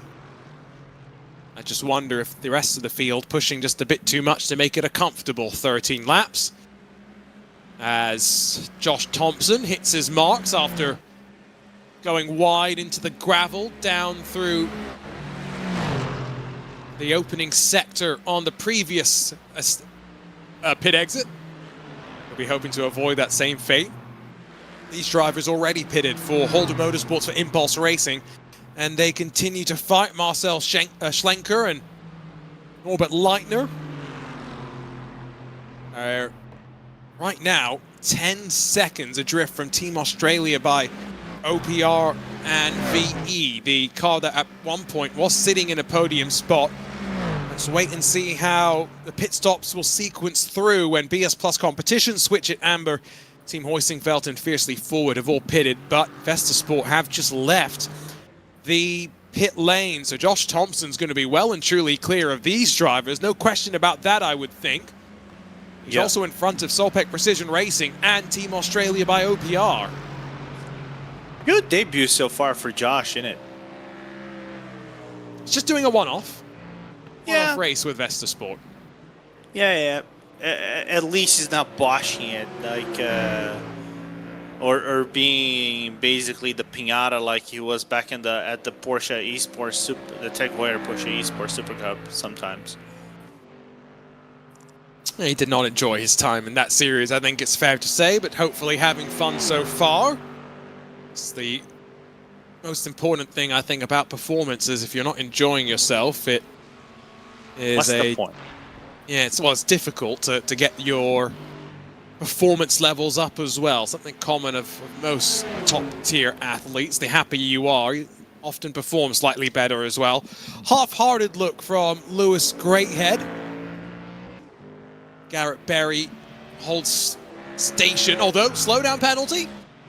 Not going to hold station for much longer, has to pull off to the side, give up time, and now hope that he can get back into that draft. The Euro Cup 3 driver making that small mistake, and a mistake we've all made plenty. I probably would lose my count if I check how many times I got to slow down on the first chicane and how many times I completely bottled the second chicane. By the way, Arjuna, which chicane do you think it's hardest for you to take it more cleanly or master it? I think it depends, to be honest. I think the second chicane in some ways is trickier. But the first chicane, you're often carrying especially if you get a good exit out of Tetra Rouge, you can be carrying so much more speed. So I think it depends. Slightly different in their shaping as well. So it maybe depends on what type of car you're in, setup you have as well. Ewan O'Leary at the start of the day was commenting on the hands of some of the drivers and saying that they looked quite nervous in the GT3 case. So it's always something that you can be factoring in. 2.5 seconds at the front of the field, so it's still grid and go that lead from Blue Mercure. It's been a back and forth between them in the last hour or so. Just lap times being traded more than wheel-to-wheel racing. LMP2 is still being led by Delatraz Automotive, and we're about to get a good sense for GT3 now that Ruben Bonga leads the remaining. Couple of cars into pit lane. Not sure though if Team Hoisingveld and Fiercely Forward will follow in. They could end up going one lap longer. But Switch and Amber and the big red BS Plus 289 now in pit lane and getting the full service, you'd think. Yeah, 100%. I wonder what Team Hoisingveld and the other Fiercely Forward car are going to do. Well, there's your answer, Jan Sintikowski into the pit lane. It's all on Haroon Shahad as Haroon also into the pit lane as well. They're not going to stick it out one lap extra. So about to hit the top of our 6th racing hour complete. 4 left to go. And time slowly ticking away, ready for maybe another set of driver changes in about an hour or so. That's all to come. Where is Yannick Steinhoff going to release himself in the BS Plus competition BMW? In front of these drivers, but where is he going to be behind? Behind Solpec Precision Racing. So 2 seconds, in fact 1.5 seconds back from Team Australia now is Garrett Berry. So Lewis Greathead's been able to pull away slightly there after Berry's slowdown. Keep an eye out for BS Plus closing that advantage. Meanwhile, a little bit of a fight developing in GTP as Movano Rosso and the Maniti Racing Green, number 17, Manuel Sudau, had been off the track earlier. He's placed himself between the two Movanos now. Okay. I was just taking a quick look on the gap between Josh and Yannick right now, sitting right about 11 seconds. So good job from BS Competition to take some time away from the net E3 in this race so far, and keeping this fight honest between Simufy and BS Competition till the end of the race. Right now, I would say Simufy are in a spot where the championship is not quite theirs, but yeah, trending in their direction. If BS Plus finish any lower than 3rd and Simufy win, then it is Simufy's championship. So there's a lot of jeopardy left in this run to the end. There is nothing settled in the only championship fight yet to be decided. GTP, Drago Racing, already crowned champions, but the team officially ceasing operations. We'll get a new champion next year, that is guaranteed. Delatraz Automotive by Majors Garage, already champions in LMP2. They lead, looking to try and make it 6 podiums in 7 races this season. And looking pretty good odds on for that. Watch the exit here from Thomas Delcourt. He's got fresher tyres, although a bit more fuel right now, given that Manuel Sudau is 4 laps deeper into the stint. Pulls out early on the Mulsanne and pulls out wide. Doesn't want any chance of Sudau sweeping across and pulling a bit of side draft and slowing down the Movano Acura. But no worries, straight through. And Movano now sit 9th and 10th positions. It's a shame that we will never get the chance to see these Acuras race around Le Mans in the real world. I mean, face it this way, Arjuna, we kind of saw them back in the if we're considering Alpine as basically the Acura version of what? Go ahead. But it's 2 very different cars. I know, but if I remember correctly, it's the same chassis maker, and if I remember correctly, there's only a few minor technical details on the body of the car that differentiated them, if I remember correctly. But then again, it could be very wrong. Yeah, bodywork, engine, you know, kind of a core piece of the difference as well. This is such a great twin-turbo 2.4-liter V6. Meant to be in an Indy car. God, what an Indy car that would have been as well. So, I can only imagine the work that Honda Racing have done to bring it into this form of competition. And the LMDH regulation rule set at the end of the day, hopefully, is the one that brings us forward.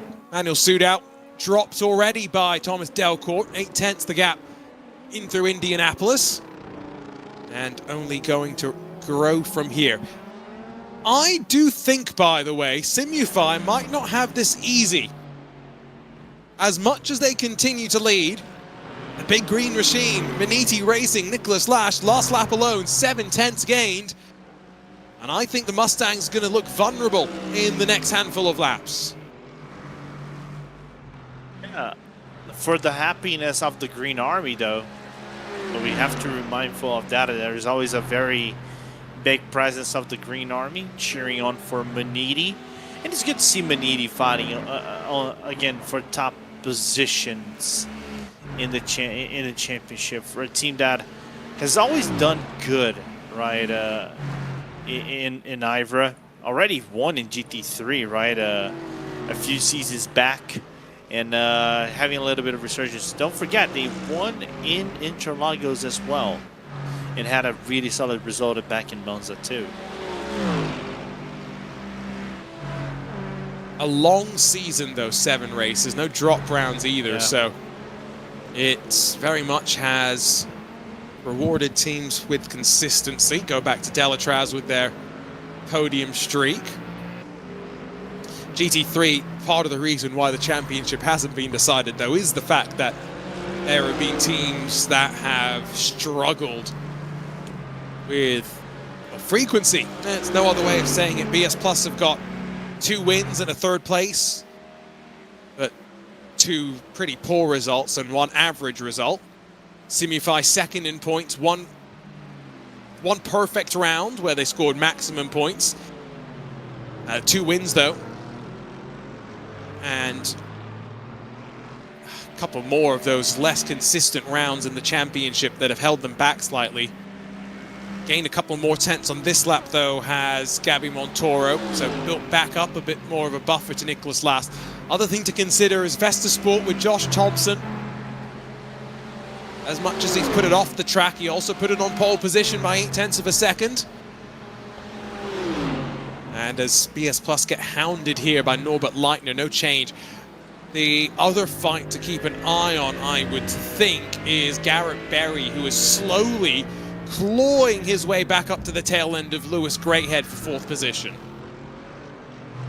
Yeah, 7/10 of a second is the gap between Greathead to Barry, so there is a likelihood of Barry catching up to that car, to that Mustang in front, and then re-engage themselves into a chase for 4th position. Meanwhile, I'm trying to look what else is happening in the field, if there's anything else. Notice, I think Montoro's gap is going to be much more increased by the end of the lap. I think Montoro with a good fight back in this lap against Nicholas Last. Like I said, gap has been built back up once again. Side by side, the Impulse Mercedes pulls to the left rear quarter panel, and then message sent, Yannick Steinhoff has to back out of it.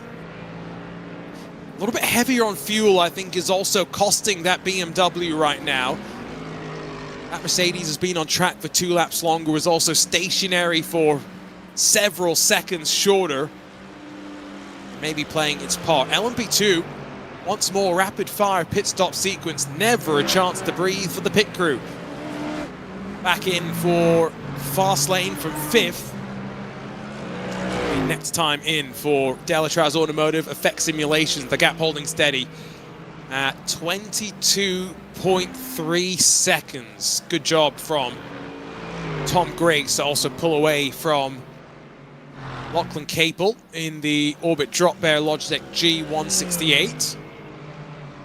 As our race control team enjoys this period of the race where everyone has just separated out on this rather long track, and yes, they've still got little pockets here and there, but for the most part, you do get opportunities to now breathe with this traffic, which is a great thing for the drivers. Garrett Berry's finally caught up to Lewis Greathead, so after sprinting to catch up. Does he continue pushing, or is he going to sit in the tire tracks and save some fuel for a bit? We'll see in a short bit what is going to be the behavior coming from the Sopak car, as Barry doesn't even look to the inside or look to the outside for a potential overtake, just positions himself into the entry of the second Mulsanne chicane, and is going to be on the back end of the Ford Mustang. Two big boys sharing draft as they go on, and a little bit behind, as we can see, would be Impulse Racing, 6 seconds back from this car train. Remember, we've seen GT3 cars go anywhere from 11 to 13 laps, so I would say, Lorenzo, if I'm in that BMW pushed to catch back up to the Ford Mustang, this is that great opportunity to now save a bit more fuel and see where in that 11 to 13 lap range I'm going to go. Yep, I agree 100%. I think this is why I think Yannick didn't fight way too hard with Norbert. He knows he's a 2-lap less in terms of fuel. He's the lighter car, so you can take the opportunity and still try to commit. I'm not going to say overcommit, but stay committed to that 13-lap stint that you are doing in the car. Don't know where that is going to take you on the final pit stops, right, in terms of timing and everything. But it's looking really interesting how this one is being broken down between strategies among the teams. Well, there's a car off the track there. It concerned me for a second. That was the purple ODBM GTP entry. Just pushing it wide out of Arnage. I guess where it puts you is just track position, potentially. Still waiting to see if there will be late race safety cars. Got to keep a set of tires, I would say, in the bank for the final hour, just in case. Even with the cooler conditions, fresh tires could be a big benefit, depending on how and when the full course yellow comes out. LMP2 are leaders now, making their way into Delatraz Automotive. No driver change there. Effect simulations hit their marks. Next will be the Orbit Drop Bear and Maradness machines. Looks like Dion Fiallo, an 11-lap stint for him, has closed in slightly on the Orbit Drop Bear car and the rest of the podium spots as well, but Connor Jupp has established such a large lead. Now, is this just a blip on my timing, or have they accidentally selected the wrong tires? Orbit Drop Bear scored as wet tires on their car right now.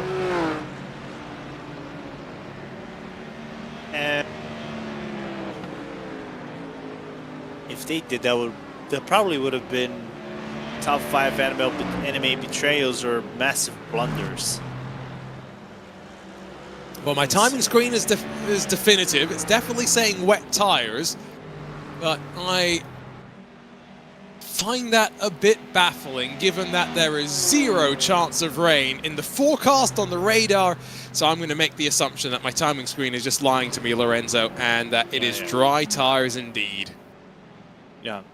We know how iRacing sometimes can get right and it plays interesting games moving forward. There isn't much we can do. And I got a message from Dirksen. He is on wets. You know what I'm going to go do right now? The benefit of being in Sim is that I can go and put the camera in a spot where I can actually go and look at the tire compound. Everybody's agreeing with the chat. Is everybody saying that they are definitely on wets? So other people have done what I've just done and slowed it down and confirmed they do have grooves. Yes, okay. So,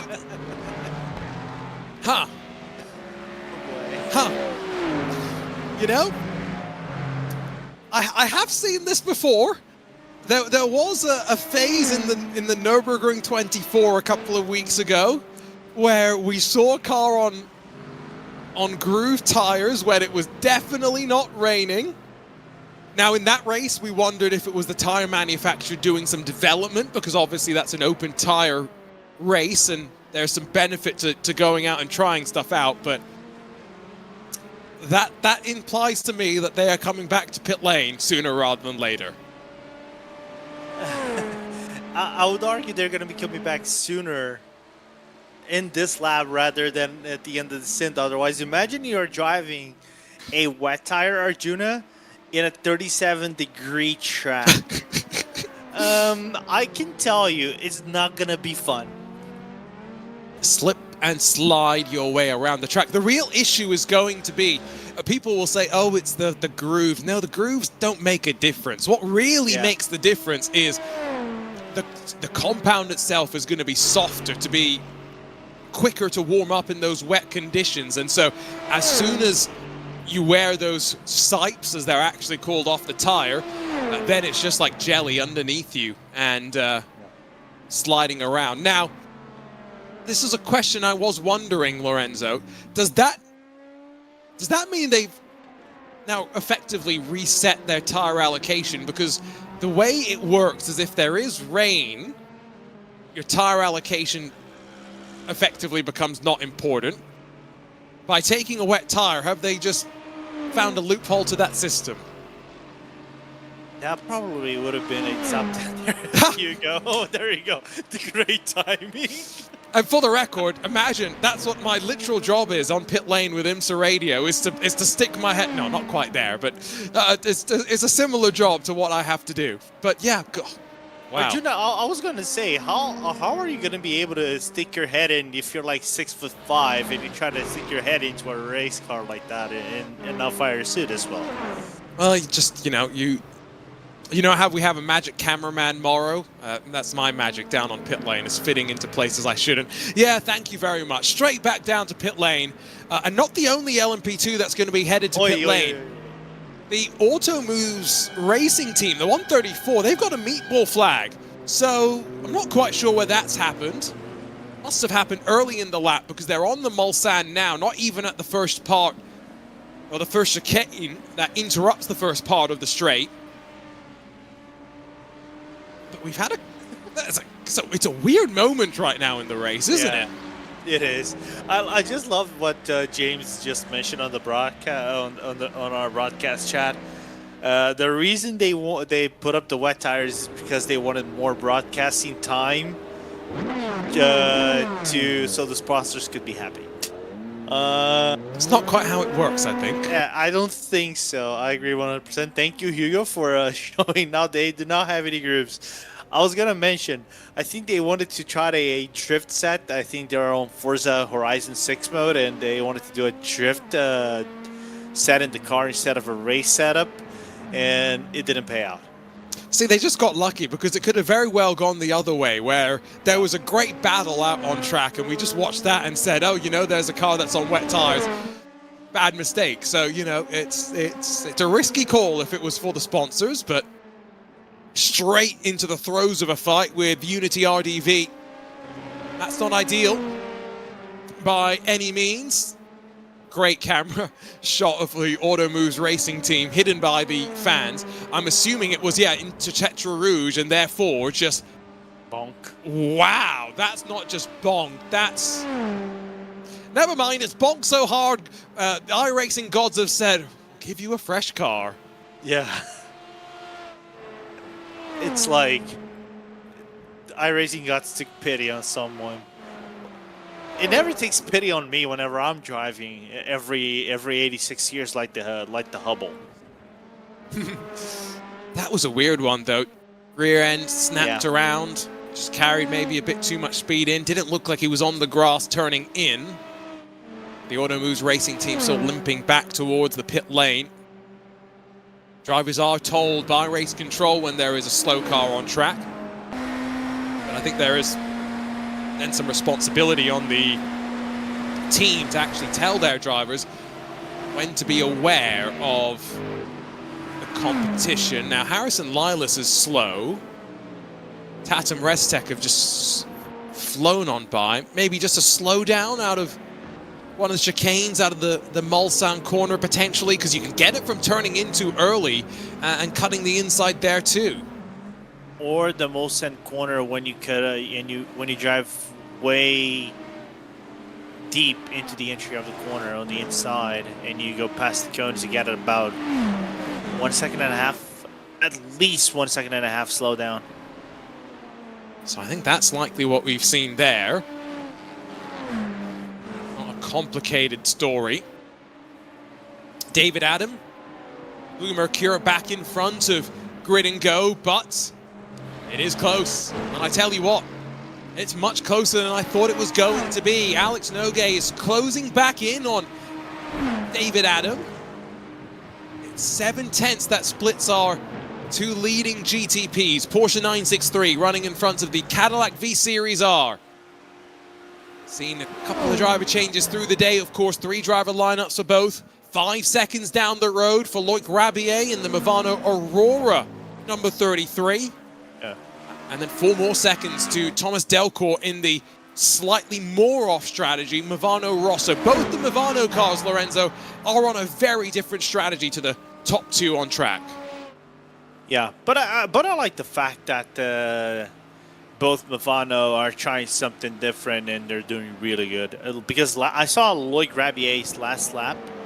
Loic was actually faster than both of these guys, so naturally much faster than David Adam as he was on the pit lane on his out lap, but also faster than Nogué. And so wondering how this one is going to pan out to the end of the race. By the way, we got information from what happened from the Orbit Drop Bear Motorsport garage, Arjuna. The explanation is just great. Rotary dial and iRacing adjusting more than it wanted. Selecting wets. Well, easy mistake to make. Won't make that mistake twice, you'd think. Yep. Our leaders down in towards Indianapolis. 99th lap of this race. Still with 3 hours and 41 minutes to go. Not a 24-hour by any means, but long enough for it to drag on for a team, especially if you're not having a good day. However, of our 47 starters, just the 4 DNFs so far. Pace Tech, LMP2. Lion GP, GT3. Arete Esports, another LMP2. Their issue started early as well after crashing in qualifying. Just a frustrating close to the season for them. And then the Grid and Go GT3 that also had a crash in qualifying. This one self-inflicted, unlike the LMP2, which was a bit more chaotic as they all went out for their outlap in the session. Might wait and see if there's a couple more retirements in the next hour or two that reduce the field size heading into the final 60 minutes. And why is that important? Less cars, less threat of a safety car potentially. There's already been one incident, a car stranded at Indianapolis where the car was allowed to take a tow by race control without needing the assistance and interruption of the full course yellow process. Half a second between these two at the line. It is neck and neck. Both seeming to have different strengths and weaknesses around the track. The drivers have to try and figure out where they are at their quickest. Yeah. It's basically negotiating how the race kind of unfolds. But also importantly, I still keep looking into Movano's gap.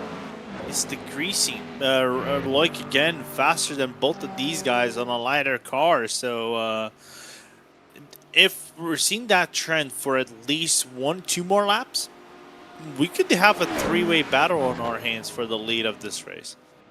But by then, Loic would need to be on pit lane probably. Yeah. So advantage back to these two with the lighter car once again. More takers down to pit lane. This time it's Arete Esports, as well as one of the last runners in GT3, Fast Repair Motorsports from 16th position. I love the little details on iRacing, the wiper buffeting around. Run over the curbs. It's a bit wide out on the exit of the second chicane, but it just helps you to put the power down and keep the wheel that little bit straighter. And And then you get closer and closer in that draft. It's not much of a help. This Cadillac may be a little bit down in a straight line, but it makes up for it in other ways. I love onboards at Le Mans because you have taken off the downforce, and there's something just so flowing when a lap gets hooked up around here, much like a lap around the Nordschleife looks, but in a slightly different way. It's because on the Nordschleife, I don't know if you get the same feeling as I do. It's kind of like riding a high-speed roller coaster. You kind of like build, let's just say you have Planet Coaster and you build a roller coaster tycoon, you really build a fast roller coaster with lots of up and downs and things like that. That's just how it feels. And you're glued to the car every single time. You just see the wonders of downforce and the mechanical grip and everything around the race car. In here, I would just say this is just pure driving. This is just the grunt of the car. You can hear, for example, the V8. You know better, Arjuna, when you are doing pit reporting for IMSA, the grunt of the V8 that the Cadillac does. So it's just like seeing, it's kind of like pure driving and just full enjoyment. That's pretty much it. That's how I view these comparisons between cockpit views from Nordschleife and over here in Le Mans. Tom Griggs has lost a bit of time in his chase for the LMP2 leader as he's gone wide down at Mulsanne corner. That was in traffic, yes, but now finds himself 19 seconds, make that 22 seconds, excuse me, off of the LMP2 leader, Delatraz Automotive, still with a off-cycle team racing in between first and third. This Cadillac does have a unique air to it as it moves through the paddock, around the track, drops down into a quick S's run before Tetra Rouge. No fuel saving. Oh, had to be patient on throttle there. A little bit of understeer pushed out wide.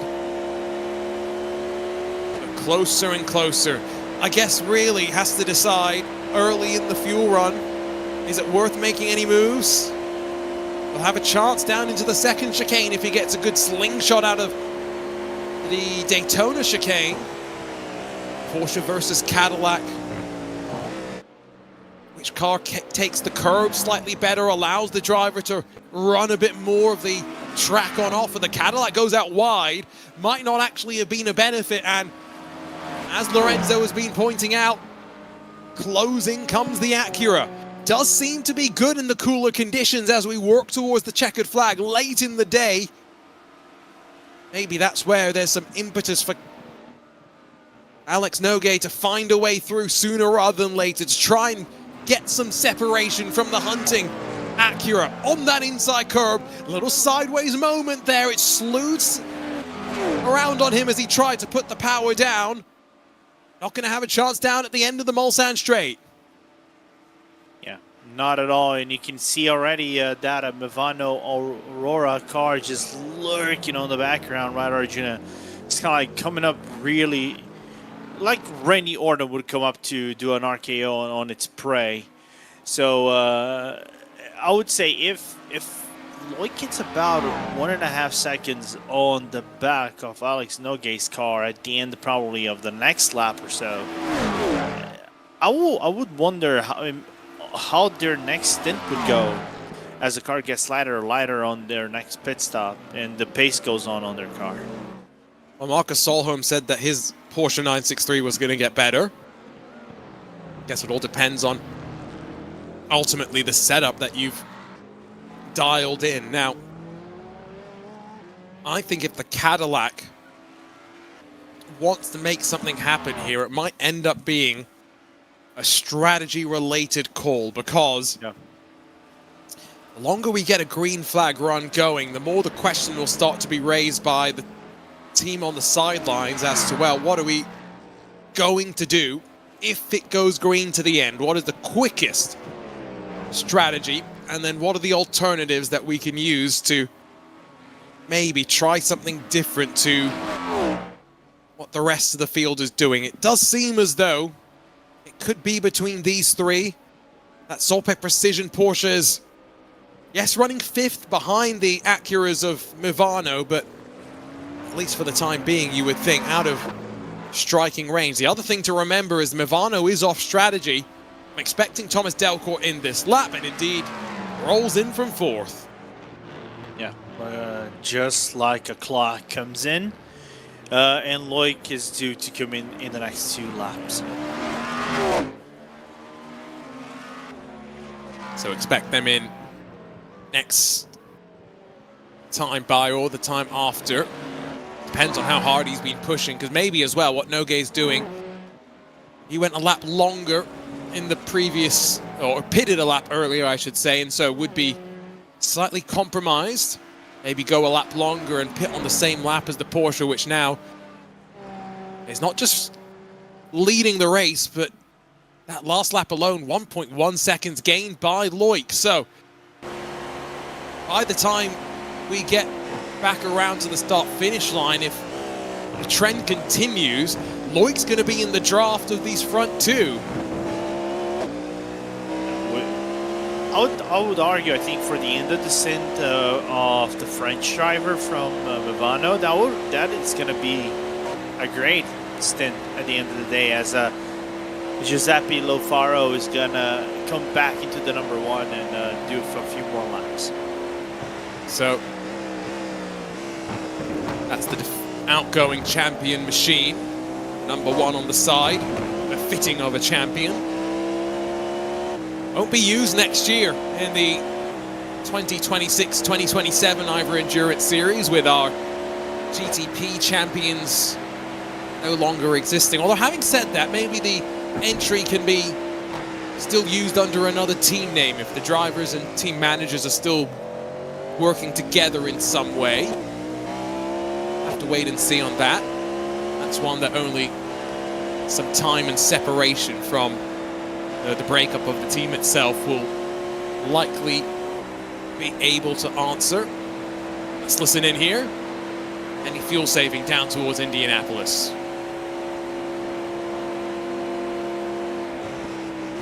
Well, a little, not much. Yeah, maybe just lifting off the gas to try to run quite quickly on the back end of the Porsche.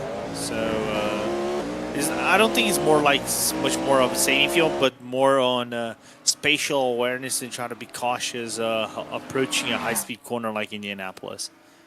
But I think if you get a good exit out of Arnage, look here, Alex Nogues could pull alongside into the Porsche curves. Not quite close enough to think about it this time by. He is there. There is no question about it. And proving to be a bit of a nuisance and a menace right now. The track temperature has started to drop, so we have survived the hottest part of the day, and from here, hopefully for teams, drivers and Michelin tires underneath, only better conditions for racing to follow. Yeah. Watch the lines through the final complex. Both cars able to take similar amounts of curbs, but as I said, back at the line, Lorenzo Loic Rabier is well and truly in the draft of the top 2. Yeah, I figured he probably would be in the draft maybe at the end of this lap, and going to the next one, just kind of like, not going to say how I predicted, but how I believe it will be. But now goes on the chase properly, what Loic is going to do if he gets on the back of Alex Nogues' car. Is he going to attempt an overtake and get ahead of the Spanish driver coming into the pit lane, because he's 10 laps into his stint? He could pit this lap potentially if he doesn't think it's worth staying out. Also of note, BS Plus competition. Bradley Lenards has caught up to Marcus Solholm. That's the fight for 4th. Both cars pitted on the same lap. Have a ways to go, about halfway through their fuel window before they're back down on the lane. Another good exit from the Porsche. It seems to be able to put the power down and keep a much tighter line off of the Daytona chicane. And then as you crest over and then drop down into the braking zone of the second chicane on the Mulsanne, Alex Nogue's close enough to pull alongside and backs out of it, but he's thinking about it as Ivano's Acura plods closer and closer. Surely the pressure starts to ratchet up and the intensity for the driver starts to ratchet up as you realize that going from a one-on-one at speeds closing in on 310, 320 kilometers an hour, it goes to a three-way fight if you don't make this move. Yeah, and now it not only becomes a psychological warfare, but also becomes a vehicular warfare of sorts. This could have been closer, in my point of view, Arjuna, if Rabier didn't overcommit the entry of the first chicane. I think he just went way too deep and tried to manage the second leg and kind of went away a little bit. Now, battle for the lead, back to you, Arjuna. Down towards Indianapolis, but I don't think this is where the move will be made. No, I'm wrong. Straight up the inside for Nogue. Carries the momentum around the outside, does the leader, banked in corner. Slowest part of the track at Arnage. So lumbering are these GTP machines and no hybrid to kick them into gear. Only now as they get up to speed does the electrical power in the real world help them. Of course in the sim, hybrid power available straight off the bat.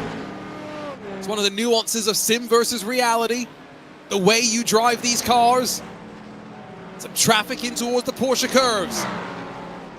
And behind them, Bradley Lenard has caught his own prey. Marcus Solholm has got to be aware.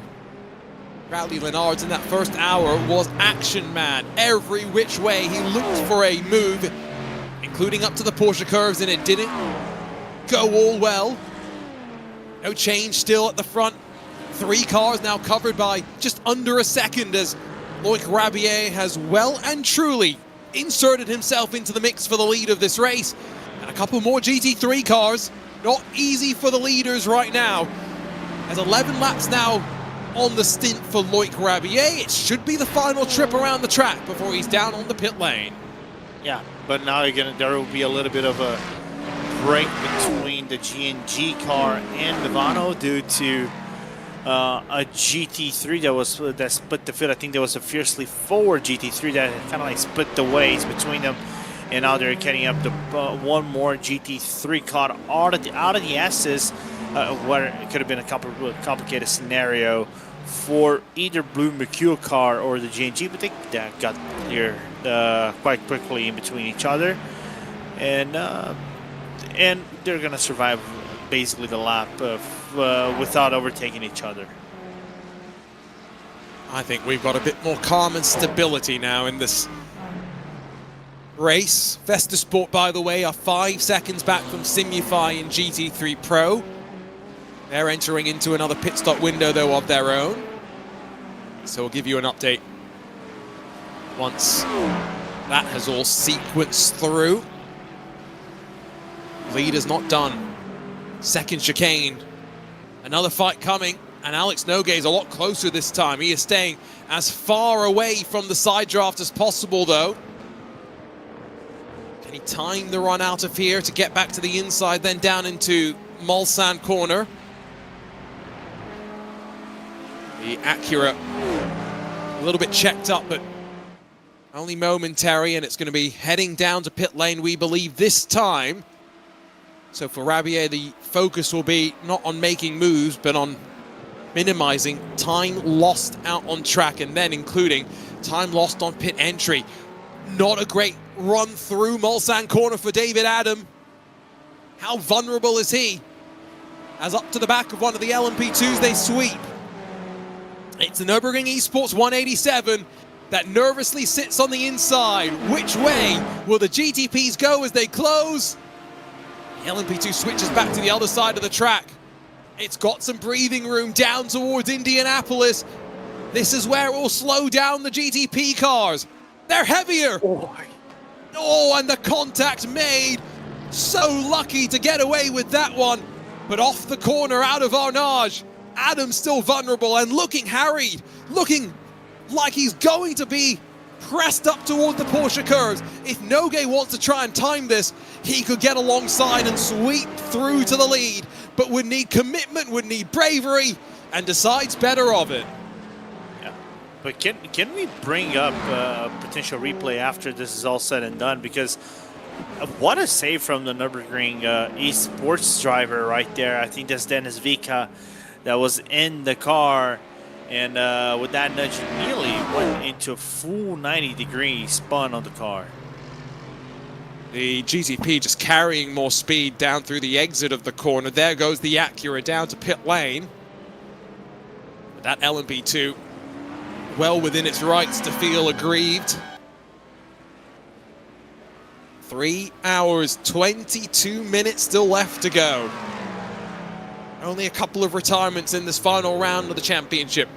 The 10 hours of Le Mans powered by RDoks. And while GTP and LMP2 championships have been settled, it has been a decent fight so far.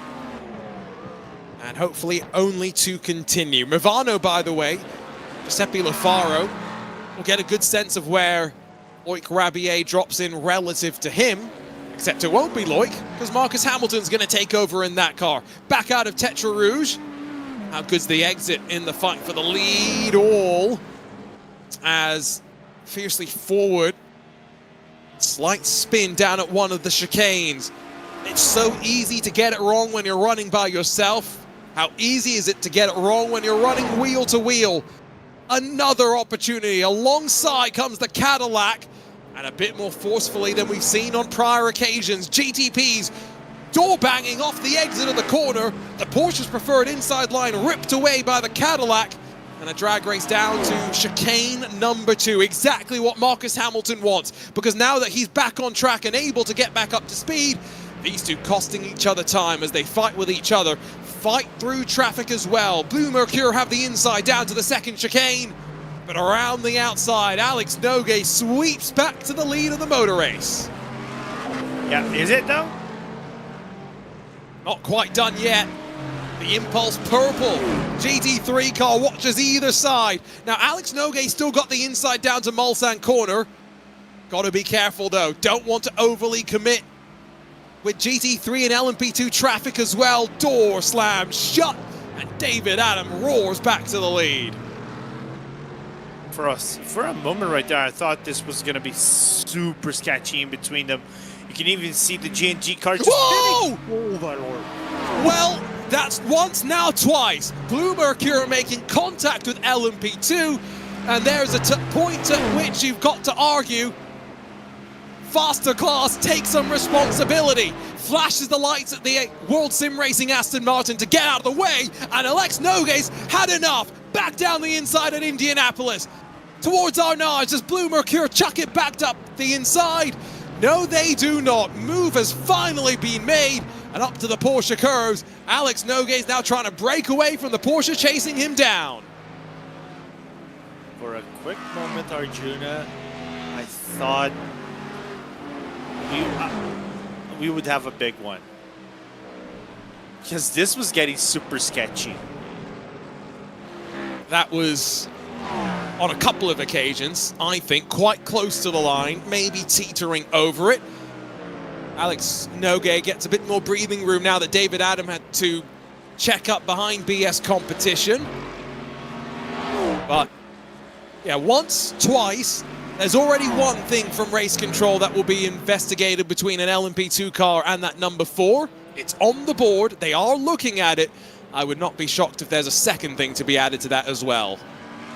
Kind of like, fool me once, shame on you. Fool me twice, shame on me. What would it be? Shame on, fool me thrice? Because that's kind of like what happened in between them on traffic. They were literally playing with fire on the traffic side of things, and luckily for both of them, that LMP2 just decided, I'm not gonna spin. I have grip. I'm gonna stay alive. I think the answer, by the way, to your question, at least if you ask Bojack Horseman, is fool me thrice.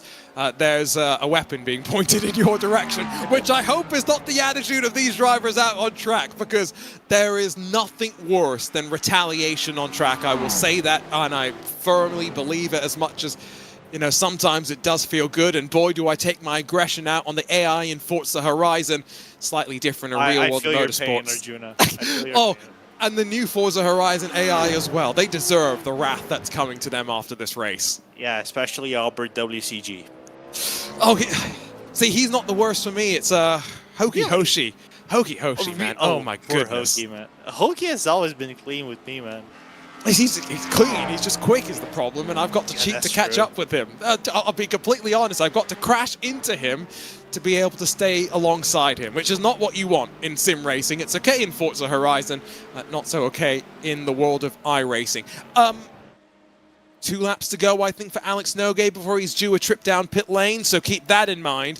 3 laps or so before these LMP2s will be down as well. The recovery from Lockhart Brownlee, they put dry tires officially on that car, and now in front of Hyperion Racing. Yeah, just really good racing so far. And Hyperion, I saw, I think, for a quick moment after the issue, I don't think it was them that they had, well, trying to have a recovery drive of sorts, given the fact they had a penalty for Walker Caro, which was an unsafe rejoin, but that got served. To anyone who is playing Forza Horizon 6 right now, tell us what level you're at, because I am curious if I'm the only one that's already prestige level, I think it's 60 or 70 at this point. I've been sinking an unhealthy amount of time into the game. Wait. You're at prestige already? Oh, I prestige, I think by the time it launched for regular people. I finished it twice. I've got a problem. I get you, man. I think I'm level 89 right now, man. Yeah, I've got all but I think it's 4 achievements at this point, and some of them are going to take me some hours to grind. So it's a ways away. But yeah, I've got too many hours on that game, and there's people in chat saying they're playing Forza Horizon, and it's getting me jealous of them driving through Japan. No Japanese tracks on this IVRA schedule, which is quite crazy, given that we've seen Fuji, Suzuka, some great tracks. Motegi. So, yeah, well, are you going to sit there and tell me Motegi's as great as Suzuka and Fuji? The silence says it all. No.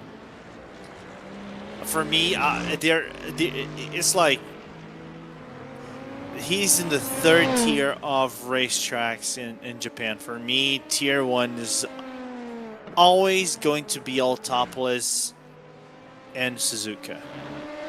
Fuji is the closest, is a close tier 2.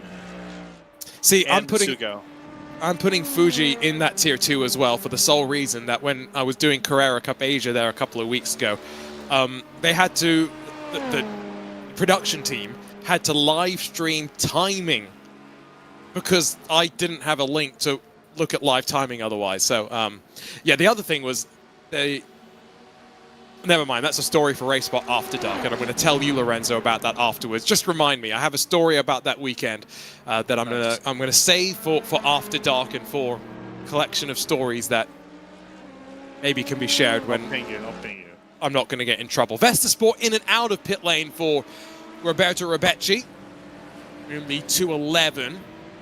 It now means that BS Plus lead, although, yes, owe us a pit stop, as do Switch and Amber, as do a handful of others. However, a slightly shorter trip down pit lane for Simify and Gabby Montoro. So maybe they started to work backwards from the end, Lorenzo, and have already realized that they are going to need a splash and dash, and maybe factoring that into the equation as our leaders uncomfortably close to traffic. Strategy, if you're doing that, as Hyperion have a little bit of a blinking moment right ahead of the leader, and that makes David Adam get closer, and we're going to get ourselves engaged in a lead battle once again, or does David even want the smoke at this point of the race right now?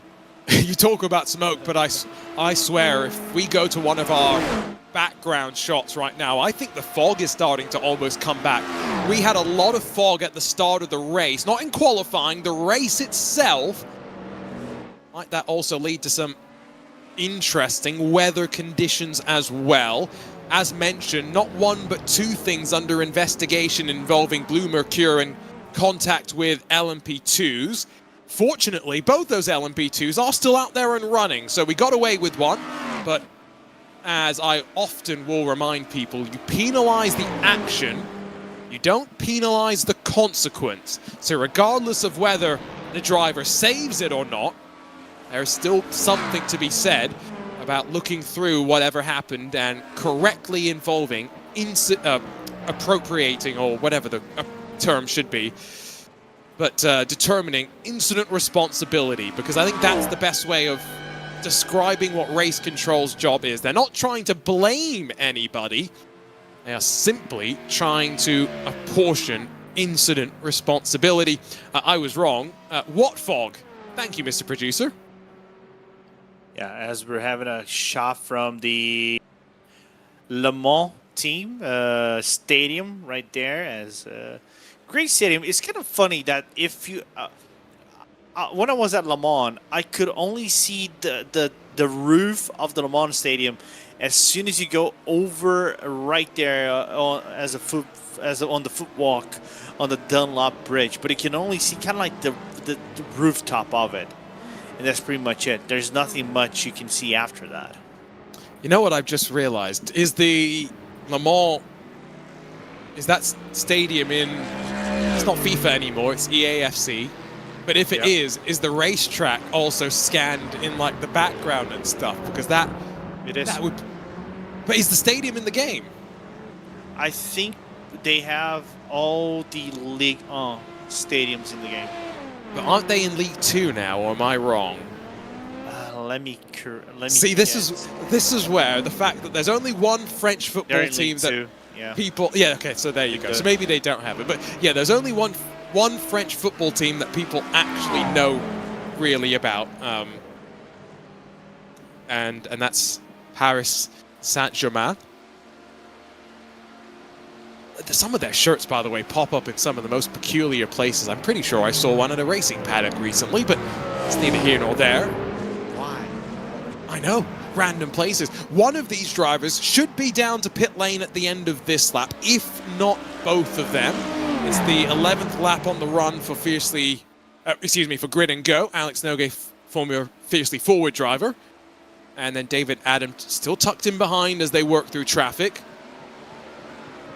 I've got to wonder what race control is going to say about those LMP2 moments. Both of them under review right now, so that decision isn't going to come in time, I would say, for the penalty to be served by the team during this sequence on pit lane. Looking forward to see what race control is gonna do, and just bringing back the EAFC talk, Le Mans got promoted to Liga this week.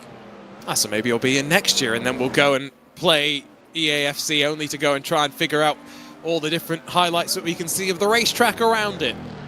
Much like how at Long Beach on iRacing, I'm going and looking at all the restaurants I would go and eat at if I was there in the real world. There's like a California pizza kitchen and all sorts of things. LMP2 leaders are in. Delatraz Automotive followed in by Effect Simulations. Yes, with plenty of gap between them. But if there's a safety car, that gap shrinks to zero. And I do think Tom Griggs, sprinting down the wing as he does, has closed up on Connor Jupp by a couple of seconds here and there. Lucas Diaz and Túnez will take over, though, in the 199. Dion Fiallo brings in the Maradness LMP2 machine as well. Yeah, absolutely. Just making into the stall. There you go. Bang. And he's going to get some tires into the car as it's going to be handing the car to Mitchell Johnson. And there you go. G&G is going to come into the pit lane. Kind of hot, but still going to get into the pit lane nevertheless. I did say one of them would come in. I didn't expect Blue Mercure to pit, but they could if they wanted to. At this stage, you're balancing your thoughts on strategy with that reality of, oh, safety car could be around the corner. And I keep saying safety car when I do mean, again, full course yellow process. Slightly different here at the Circuit de la South compared to our traditional actual safety car process, which unwinds behind the iRacing safety car driver. 8 minutes to go till the top of the hour, and we do a quick change in the broadcast booth. Think we might get a chance to catch up with Josh Thompson in a handful of moments' time, so that'll be a good chat to kind of figure out what the rest of this race holds for us, Lorenzo, because track temperature, I did mention it's going to continue cooling off. It's slowly starting to fall, but maybe not as much as I thought. I don't think it's gonna suffer a major dip, but if it suffers a major dip of sorts, Arjuna, I would argue that probably is gonna happen in the final hour of the race. But even then, it's not gonna be that. Oh, we're gone from scorching hot to ice cold, baby. So we're gonna stay at a stable level in the racetrack. How hot is it right now? 36. I would argue they're gonna get about 27 by the race is done. That's my opinion. Which I think still a bit warmer than what the race started at, but it's cooler than the peak of the day that we've had. I mentioned we get that chance to catch up with Josh Thompson. Let's do so. Interesting start to the race, Josh, and an interesting second stint for you as well, as you make a guest appearance in the VestaSport 211. The car under pressure right now from Maniti Racing as you complete a lap, but talk to us. How's the race been going so far? It's been, for a guest appearance, first time in the series, it's been actually a lot of fun.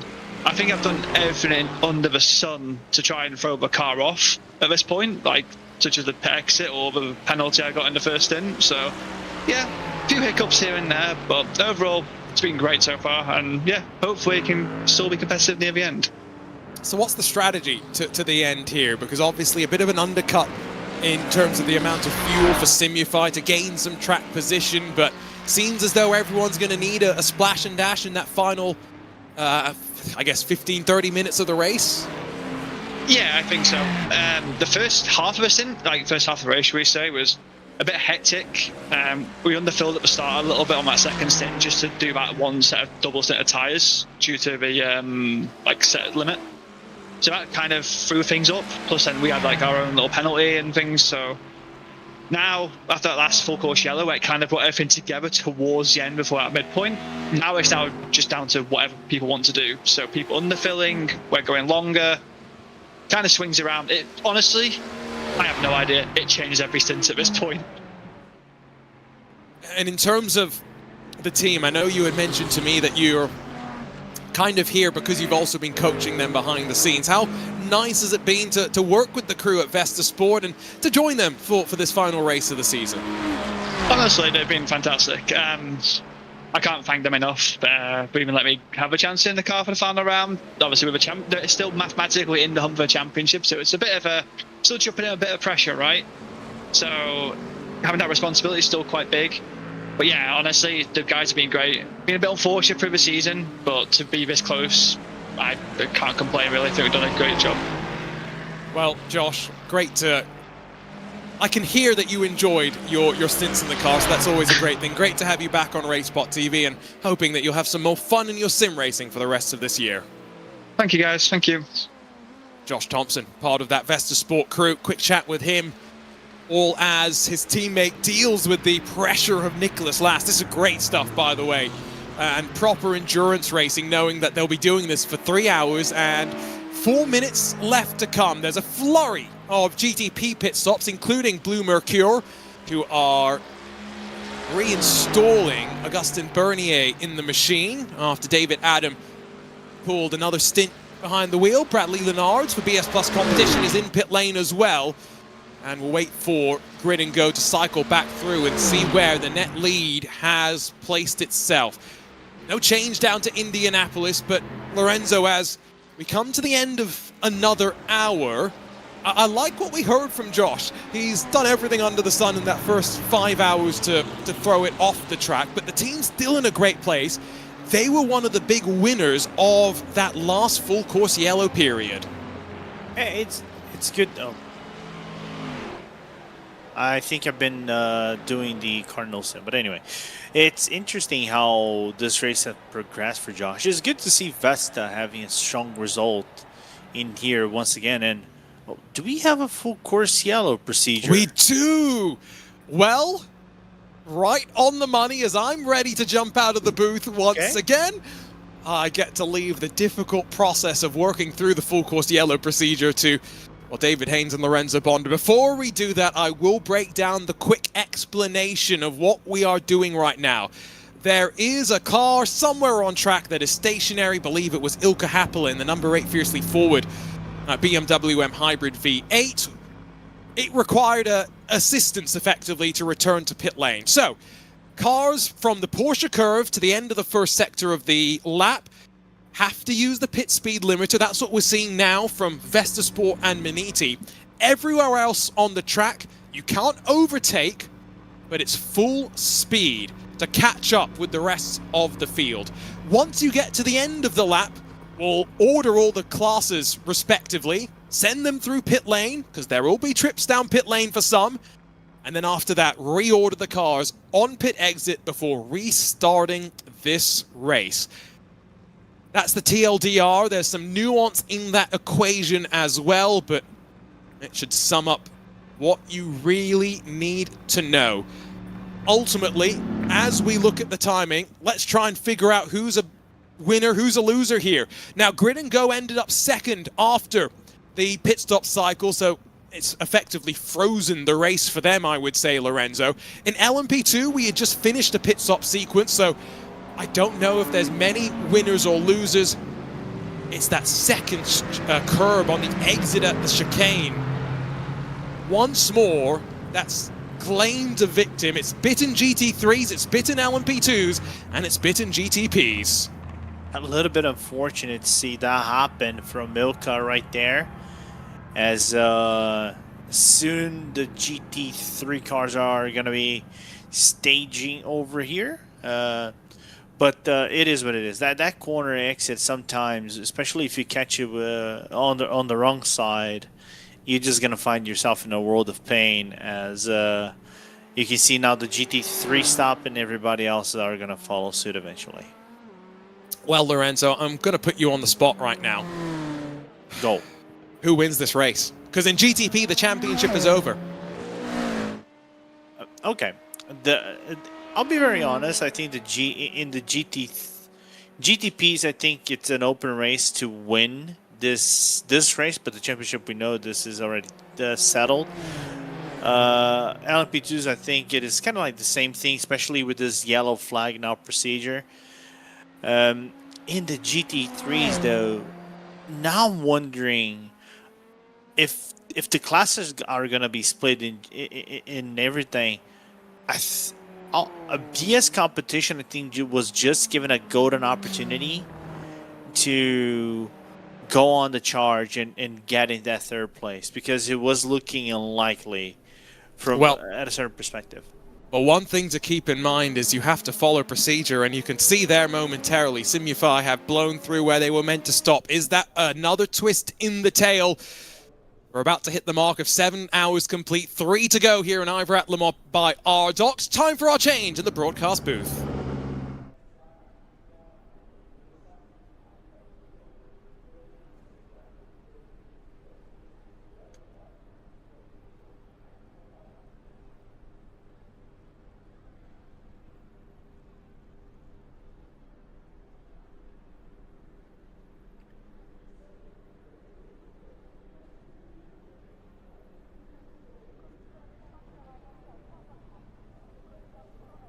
All right, so as we are now 3 hours last into our race, as now basically all the cars are staging, as David Haynes is going to join me, Lorenzo Bonder, in a little bit. I think I got David right now. Do you have us now, David?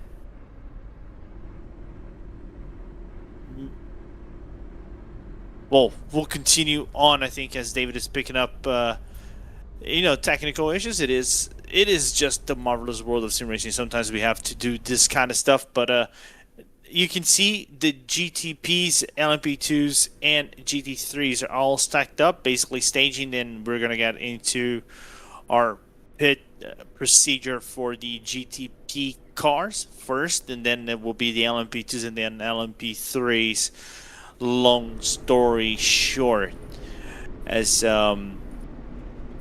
like I said before, I think with how this race have progressed, the final 2 hours or 3 hours of this race, I think is going to be all open, and I think I got David with me now.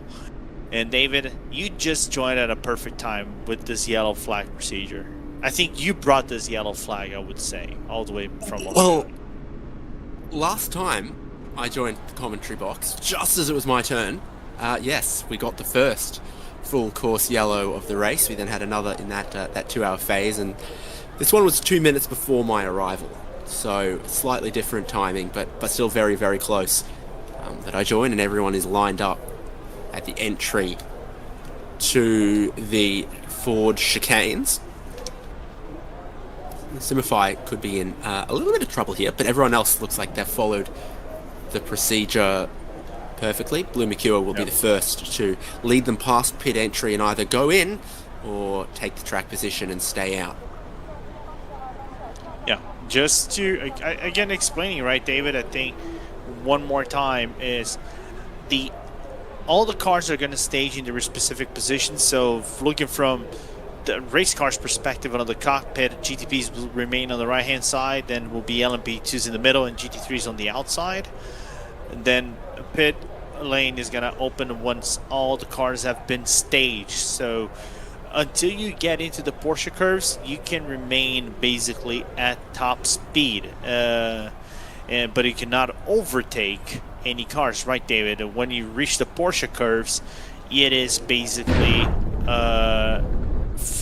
into the pit limiter, no overtaking, and you have to stage your car right at the exit of the Porsche curves, and then been given the command for race control to do your pit stop eventually, because then the pit lane will be open.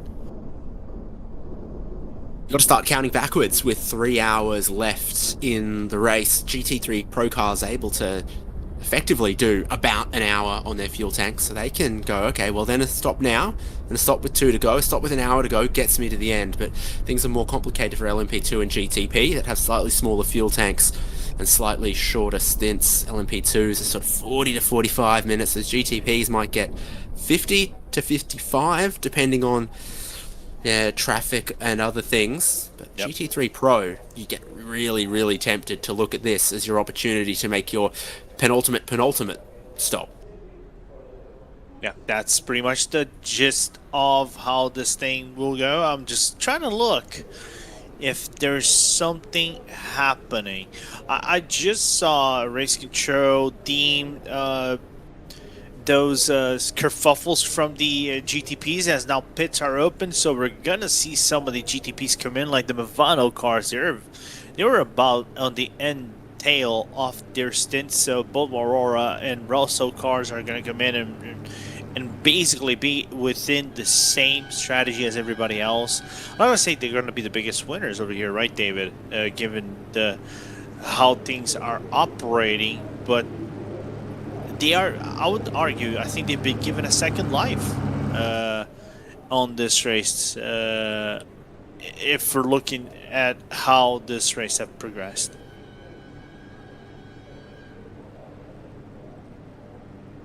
So first and second stay out. About half of the GTP field comes in.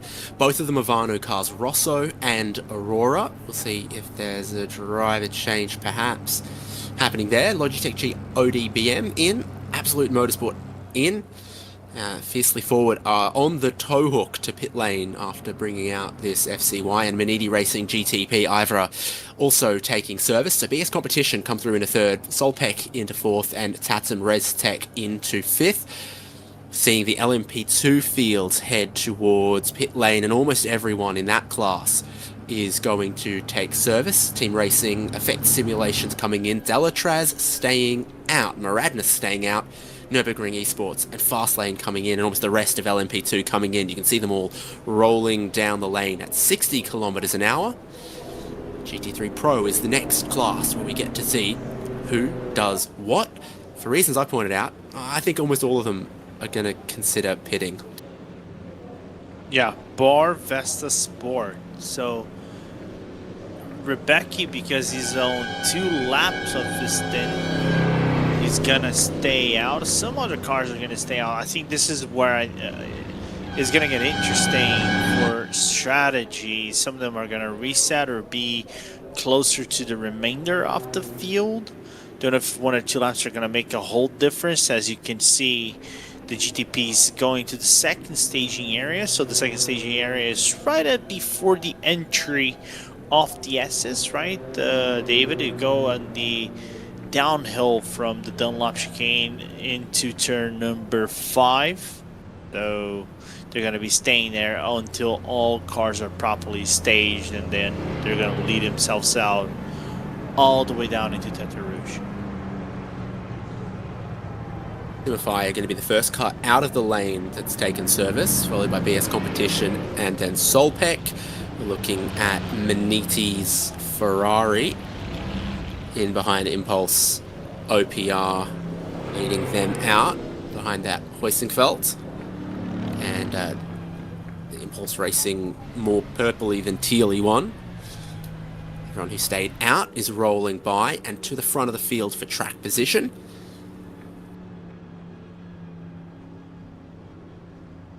Including your new class leader, Vesta Sport, with Roberto Ribetti.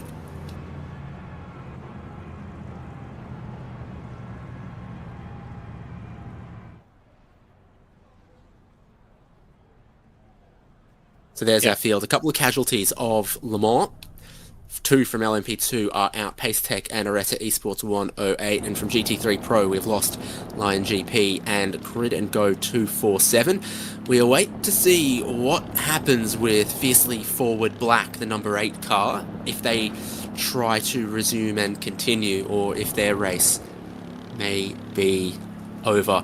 Not too far away from getting green flag racing again. This procedure really does save us a lot of time around the massive lap of Le Mans, over 13 kilometers, doing multiple laps behind a safety car would take the 10 hours, I'm sure. Yeah.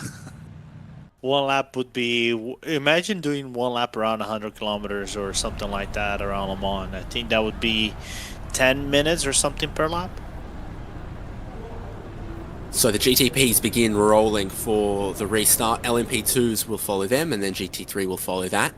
And in not too long, we'll get this battle back underway. Blue Mercure Esports, Porsche 963 up front, just half a car length ahead of Grid and Go Esports Alex Nagoy. Tyre temps will have dropped to rock bottom, stone cold in this case, and that makes these restarts very challenging. Yeah. The good thing is they're gonna get basically all the Mulsanne straight to heat up their tires, as they are allowed to basically take away the limiter right at the exit of Tete Rouge. So that's pretty much what I gather over here. But that's after the field have left the second staging area.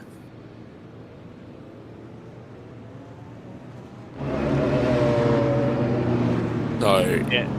your top 5 cars didn't stop in GTP, and then behind them are cars that have topped up their fuel and potentially taken on board new tyres. So I think I'm seeing that ODBM didn't take tyres. They might have gone fuel only at 4.9 seconds there, which is an interesting thing to do strategically. Yeah. Because if you're not staying all the way long, is what's the point, right? And important to say that they can use the full, basically, track. They can use basically the entire track right here while they remain 100 kilometers per hour. They gotta remain on that speed all the way into the exit of the first chicane, and then right after the first chicane, as soon as they migrate out and they are passed into the one of the corner exits that would lead to one of the roads, where there will be a break on the left hand side on the lines. After that first break, and they go into the second dotted lines on the outside portion, they are going to be able to restart their race. The top 3 in LMP2 didn't pit. The top 5 in GT3 Pro are the cars that didn't pit. We're about to get back up to racing speed, and indeed we have. Blue Mercure going 200 kilometers an hour already, accelerating from slow to woe on the Mulsanne straight, heading down towards the second chicane, and they are in desperate search of building up some tyre temperature. Weaving at 300 k's an hour will do a lot more than weaving at 60. Flash of the headlights from BS Competition in third. They're keeping an eye on proceedings up front, and then from behind there's a few teams that begin bringing in new sets of tyres that might also feel pretty racy. At the lead of LMP2, Delatraz, then Muradness, then Logitech G ODBM, Effect Simulations in fourth with a pit stop that they took in the full course yellow. More GTP teams looking for tyre temperature, heading down towards Mulsanne corner and picking up speed once again. Same for LMP2, and they're all in a line for GT3 Pro, following their class leader, Vesta Sport. Yeah, but you know what surprised me a little bit, David, is the fact that BS Competition is the leading car on the second group. You can see Vesta, WSR, Halda, Switch at Ember, and Fiercely Forward. As now WSR goes into the lead, you can see two cars side by side. The second train is about 2 seconds away from this one. So for the lead of GTP and for the lead of GT3 Pro, it's all action at Le Mans for IVRA Endurance Series season finale. That's massively defensive from Bernier, taking the outside line goes Alesh Nogwe, and Bradley Leonards for BS Competition is now putting his BMW sniffer in and amongst this battle as they are pulling out all the stops in defense of that race lead. Vesta Sport still hold GT3 Pro as LMP2 also sort themselves out, and this is where you've got to be careful of your cold tyres. The really high speed changes of direction and riding the curves through the Porsche curves, a place where these GTP cars can be very strong, but they need to mind the balance after the full course yellow and new tyres for many of the cars as well. Exiting that sequence, there's nothing to separate our race leaders. Yeah, well, 100% agree with you over there, David, but also helps the fact that the track got a little bit hotter over the past few minutes. It was 36 at one point, now we're at 38 degrees Celsius on the racetrack, so that might help out the case for some of these teams who try to get some heat in the tires, especially as they were weaving around on the first section of the Mulsanne straight. So looking forward to seeing this first full lap as now João Vaz is back in on the Fiercely Forward black car. Yes, 12th and 13th in class, which is last and dead last for the two Fiercely Forward cars, but it looks like they'll try to rejoin the race, Fiercely Forward Yellow and Fiercely Forward Black. Still a lot to happen, and the way the full course yellows work is that you can, if you're lucky and the timing is right, get about 4 minutes back from the leaders, but there's no wave around, so you need to get your way onto the lead lap, and at that time that the full course yellow comes, it can really, really benefit you. The 11 and the 8, that's the two Fiercely Forward cars. You see their pit stops underway. BS Competition exiting Tetra Rouge, a slowdown for them, so the top two will get away. Solpeck and Marcus Oholm, they're just challenging behind the slowed BS Competition BMW. They won't want to see the leaders get too far away because that slipstream is so powerful, but a gap emerges as BS Competition finally clear their slowdown. More than a second has emerged between second place and third place in this GTP pack. Yeah, but you can see already BS Competition already holding that inside line against Solpeck, and both Grid and Go and Blue Mercure cars have broken away from the toe. About a 1.2 second gap separates Nogate to Bradley and Leonards, but that still is enough for Leonards to suck in the draft out of the Cadillac in front. But still an open race between everybody, despite these marginal gaps that are separating them right now. Delatraz Automotive have created a nearly 3-second race lead in LMP2. They've been very quick off the restart and broken the toe. GT3 Pro inseparable, but that's ODBM running wide at the Mulsanne corner. They are off and through the gravel, and I think that's out of 6th place. Movano, Aurora and Rosso go past them. Sam Sutton rejoins in 10th. Was the highest running car that topped off the fuel under FCY. Now at the tail of the field.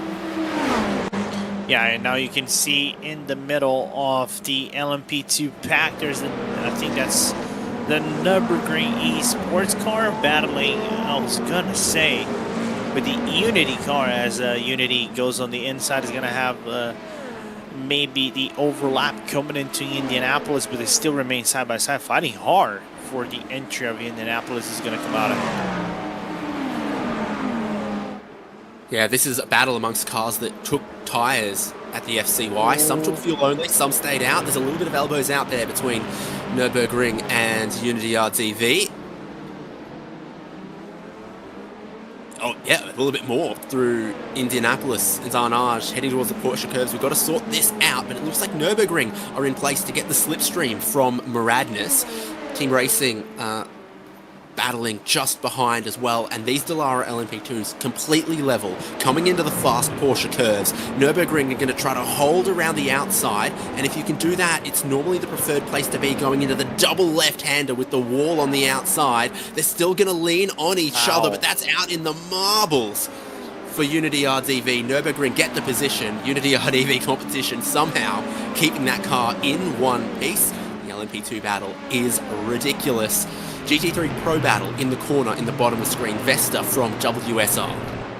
That is just insane. How did Unity didn't manage to T-bone the Nürburgring car on the second leg of the Porsche curves? Because I think at any given day, probably that would have been a pit maneuver done by the LMP2s on that leg, and it probably would have involved half of the grid right there, and that probably would have not been funny for any of the teams involved in that situation.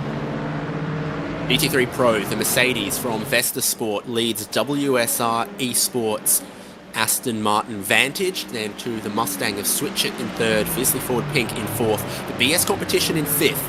Took fuel under the FCY. They sit in a very good position. When the top four need to pit, they'll cycle through to the lead of the race. And you'll also see the one of the delayed Fiercely Forward cars was working its way through the traffic.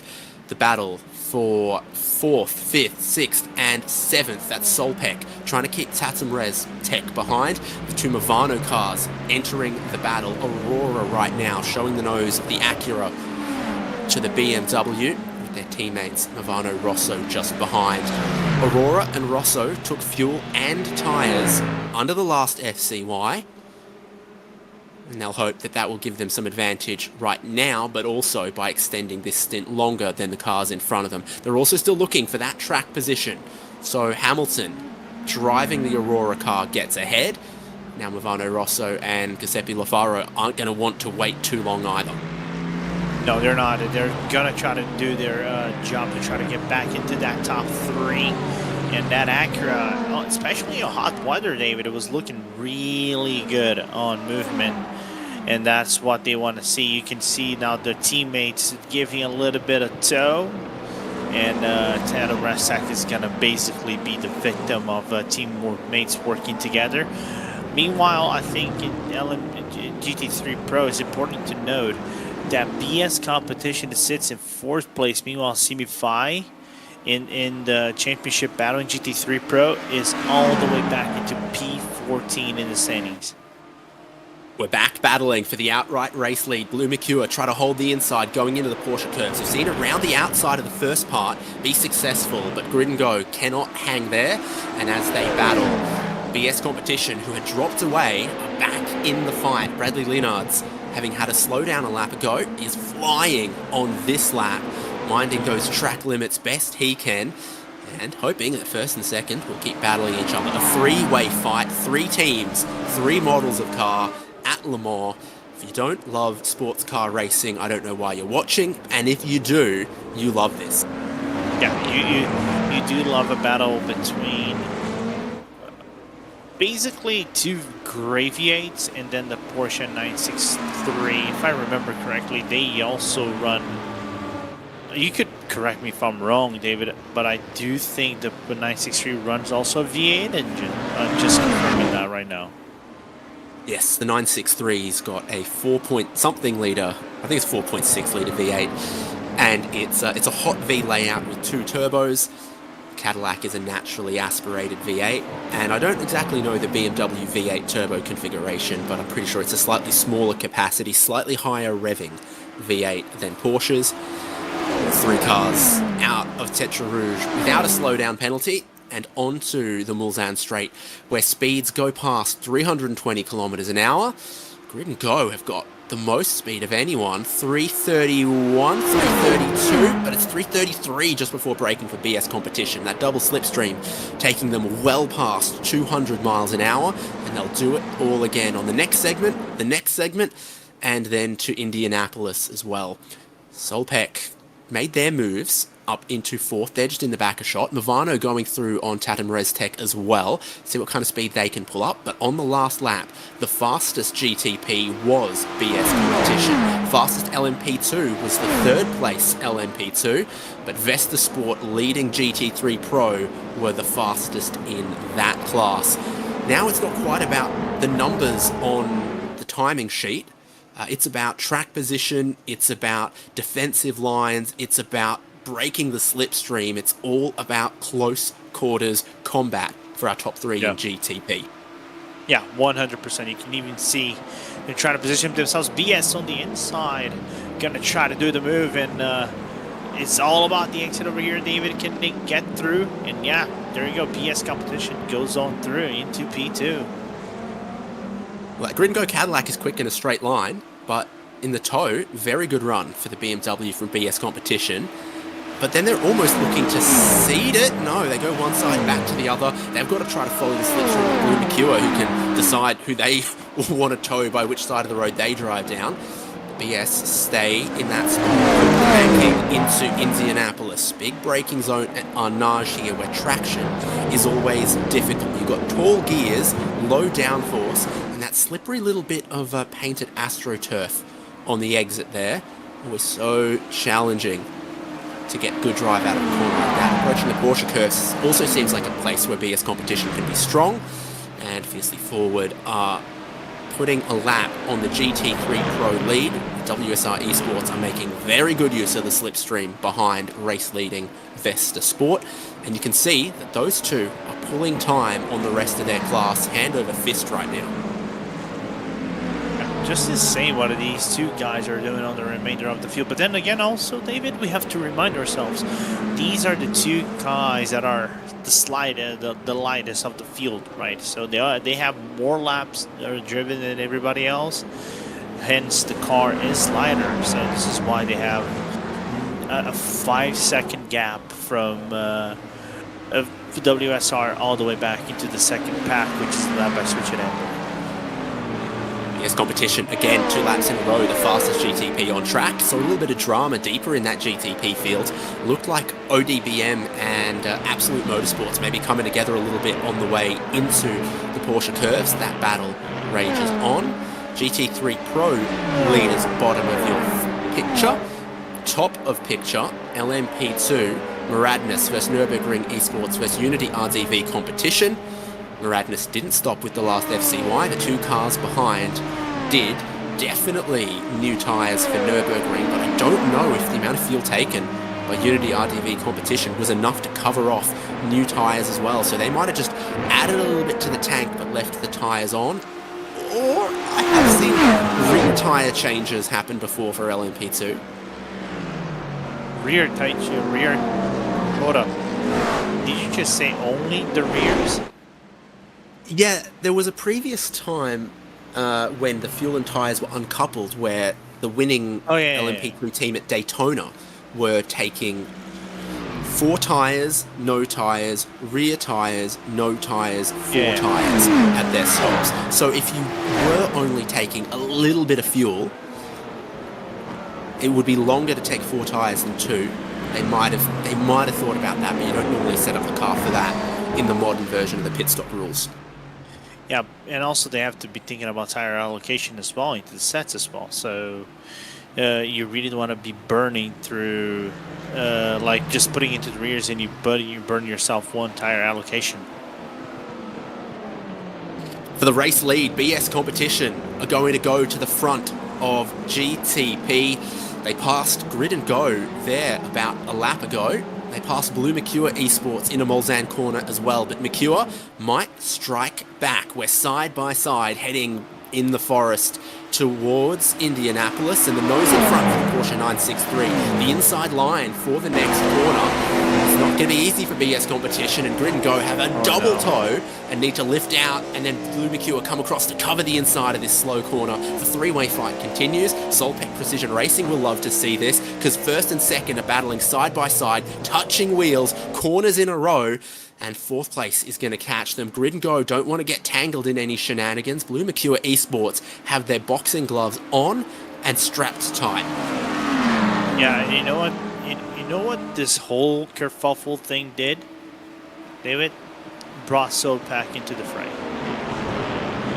It's good for Movano too, because they're on that other strategy in 5th and 6th, worked their way to the front of all of the cars that stopped under yellow, and now they're only 3.5 seconds away from the race leaders who are battling each other. This is great for the Movano duo. Exciting to watch as well, but I don't think we're going to be breaking any lap records this lap. For comparison's sake, last lap, no battling for Blue Mercure, 3:25.4.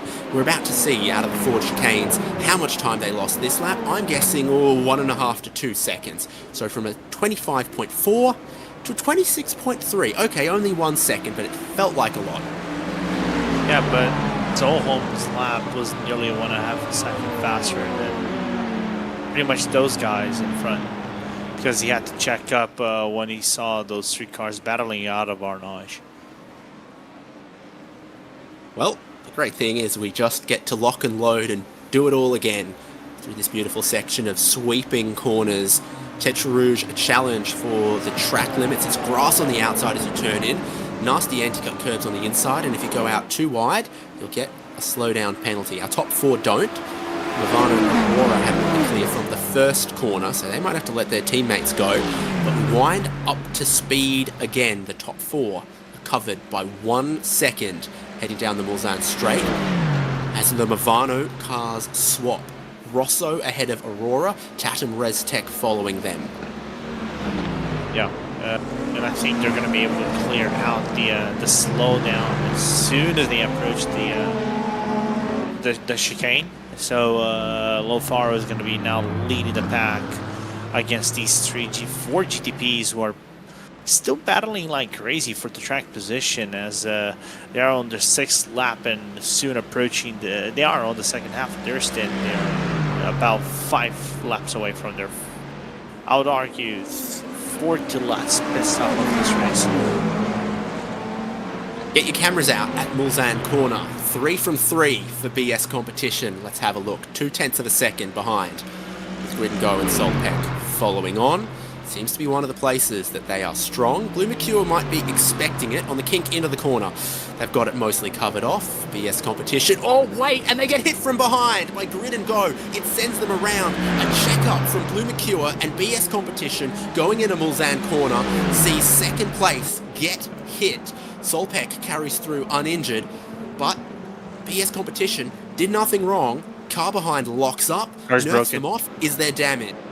There is. Car's crabbing big time, and it's not stable at speed for BS Competition. This is what happens. Boom! Hit from behind as Blue Mercure sort of covered off the inside. BS Competition decided to try to wait. Then they got hit by the car behind them as we all slowed up a little more than before. It's a mistake from Grid and Go, to be sure, but I'm just explaining how it happened and what led to it. Yeah, just a little bit unfortunate. Just unfortunate for BS Competition. Just an innocent bystander of the domino effect, and unfortunately got tapped from behind. And it's kind of funny if you think about it, right, David? The front end of these GTPs, sometimes they are built like a tank. You can take a lot of hits and nothing would happen. But the back end is so fragile, and there's sometimes nothing much you can do about it. As you can see this train from Soapback and Switch at Amber. Are we trying bump to get drafting? closer. They are. I think the big boys of GT3 are bump drafting on the Mulsanne straight. The big boy BMW and the large Stang, who's going to try to just cover off the inside of the first corner here. Traction out of these corners quite difficult, a little off camber, dusty. Sometimes you're bouncing across that curb as well. And the slightly more svelte Aston Martin Vantage and Ferrari 296 GT3 follow in behind. Bottom of the shot. That's your GT3 Pro leaders. And then the rest of them. Yeah. If Hugo can afterwards go back into that second group and then... it's kind of funny. I'm going to make this analogy. If we're looking at Manidi, which is a Ford car out of that second GT3 group, trying to bump draft, think about it as like the first car is a Mustang. It's like Toad trying to push Bowser forward with all of his strength and might. It's never going to work. That's my analogy. It's just like the small guy trying to push the big guy. The BS competition from GTP on the lane now. Yeah. Bradley Linards gets out. Jaden Munoz gets in. I don't know what's going to be the go for the repairs here.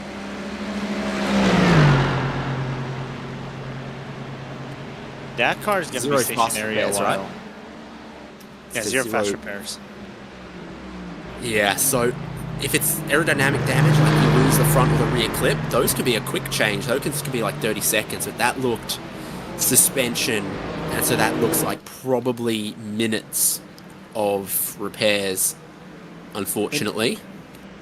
And you know what's crazy? Unless I'm going haywire, you might have seen in your end, but I didn't see in my end. It wasn't a meatball. The car didn't get a meatball, no. but it was broken up to a level that you could consider that as a meatball. Well, it was incredibly unstable at speed. One would say unraceable, undrivable, and probably, wasn't going to go quick. On board with Team Racing in LMP2, picking up the speed in 6 gears for the LMP2 cars of this generation. GTPs have got 7. That's one more than 6. It goes up to 11. Fiercely Forward Yellow, we saw their big crash 5-6 laps ago. Took them 18 minutes of repairs to get their car back out on track after suspension damage on the front left. So BS competition could be looking for similar. Let's hope there's not too much damage here as the LMP2 cars battle and bang doors. RDV versus Team Racing are side by side, heading to the second chicane on the Mulsanne. Looks like Racing ahead.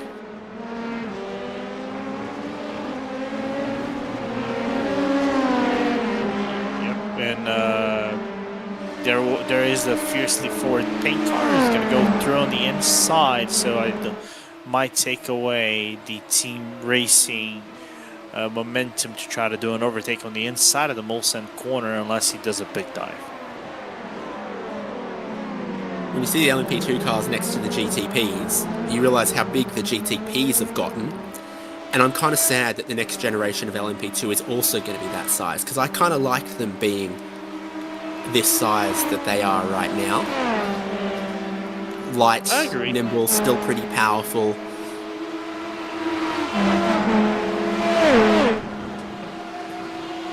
I think the difference is 1,800 millimeters to 1,900 millimeters of width, and the length is also a little bit different. Further up the road in LMP2, Nürburgring Esports Marius Rommelfanger is pursuing Moradness, driven by Mitchell Johnson, who is 6th, but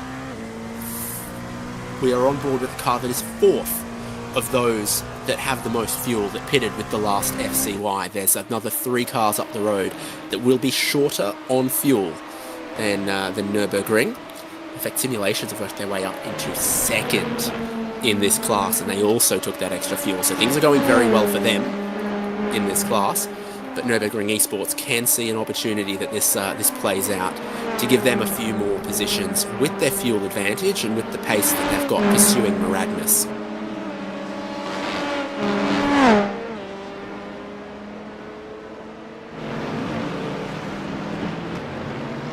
So what's happening up the front of GTP? Well, Blue Mercure Esport have a now 2-second lead. Grid and Go, they got a bit of aerodynamic damage. Not anything like what BS Competition had. They might be suffering a tiny bit. And Solpec are in third. You can see now Solholm looking on the inside, again, a slingshot himself into the entry of the Molson corner. There's a bit of a GTT traffic up in front, but Solholm is going to be able to make that overtake stick quite easily. And Gringo, I think they might have some splitter damage as they are now going through Scuderia Bopi. I think that's the other car up in front. I was going to say, seems to be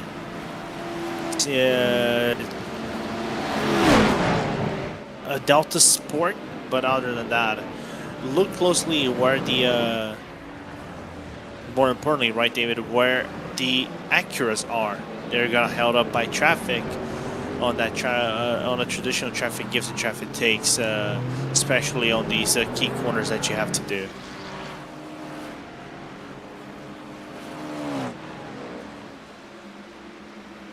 Yeah, still Movano Rosso ahead of Movano Aurora in those two that are on the same strategy and on track together. Solpec are up into second, and we'll see how much longer Grid and Go continue if there is damage, and next time they come out of Tetra Rouge, I'll be able to check the numbers and see if they're missing a little bit of straight line speed.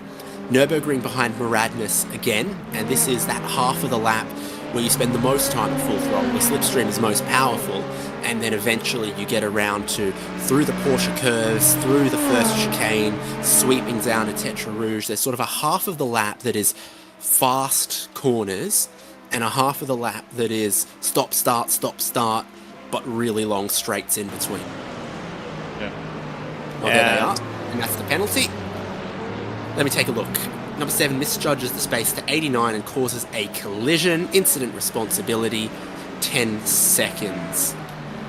Yep, that checks out. Deserved, by the way, in my point of view.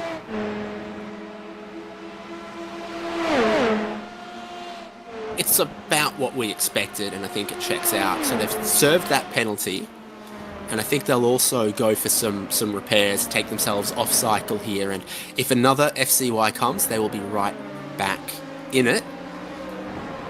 LMP2 still ferocious. Are you going to be sad when this 4.2 litre V8 goes away in LMP2?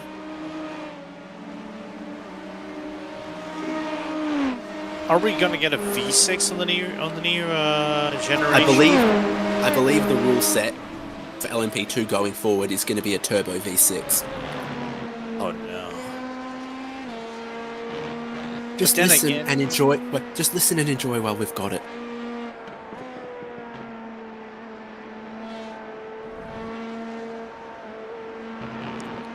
you know what's crazy, David?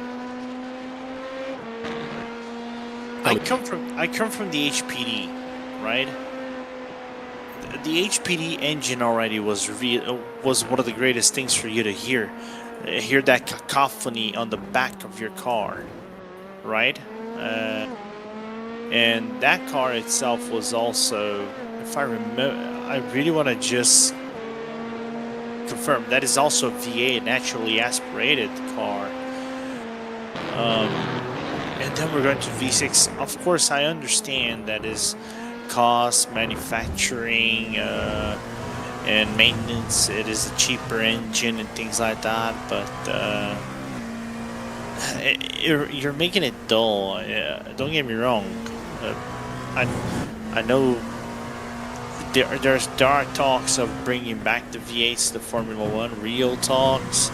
But still, sometimes I'm not the biggest fan of the V6s. You know what is the only V6 engine I'm actually a fan of listening?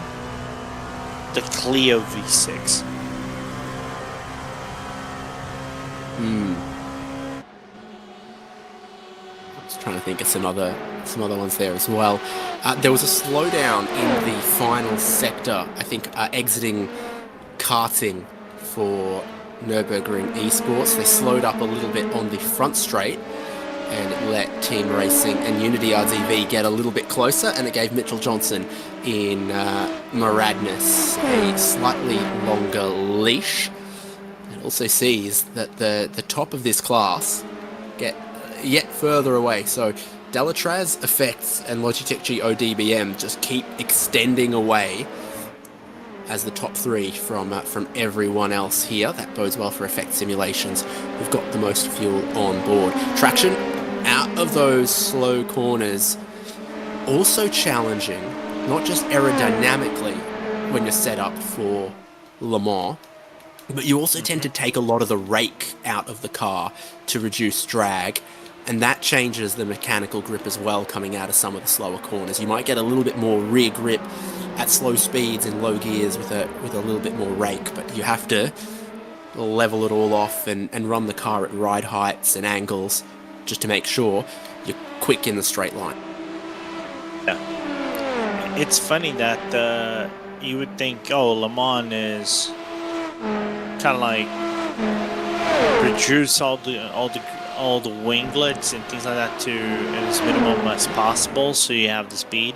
But you have to remind, there are some sections like over here at Indianapolis and then the Porsche cars where even without downforce you still need downforce and the mechanical grip on the rear end of the car for you to turn in the front end to respond to that grip as well. So you just cannot build this car to be a dragster in the straight lines, and then on these key corners right here you compromise everything else. Bad news, rain lovers. Looking at the long range forecast, there is a 0% chance of rain in the next 90 minutes, and there's only 2 hours 17 minutes of racing left. And racing we are indeed. The LMP2 leader comes in, Delatraz Automotive, while in GT3 Pro, Manidi Racing are trying to get past Switch It, but as they did so, they left the track limits and they have a slowdown, which is going to stall their run at the Mustang. Simify just ahead there, and behind, my goodness, Solpec, Smille Sports, Impulse, Australia OPR, another big group right here. Simify get a slowdown leading this group, so the big orange and black Mustang pulls to one side. Switch It will get ahead, and that's a big momentum loss for Montoro. And that's not good for Montoro. If we're talking about championship perspectives, they need to be ahead of BS competition, and right now BS, ever since we had the race start, actually is having the upper edge currently on everybody else, except for Vesta and WSR. Other LMP2 stops include Moradness coming in, so we then expect some of the GTPs in not too long. Grid and Go are back out after 45 seconds stationary in the lane, so I think that's just a penalty in the normal stop, and not a lot of extra repairs happened for Sean Campbell, who takes over the car. My eyes are affixed to the bottom of the screen. The GT3 cars are lashed together, exiting Arnage, picking up speed, and heading towards the Porsche curves. Mustang versus Mustang there, as having ceded the position with a slowdown, Simify want it back versus Switch It, and then Manidi are in between, and then this is where you can't put another car between them. Solbeck getting so close to the wall. That's one of the most fearsome corners there, going in with so much speed, and you just want to kiss the curb, but not so much that you kiss the wall.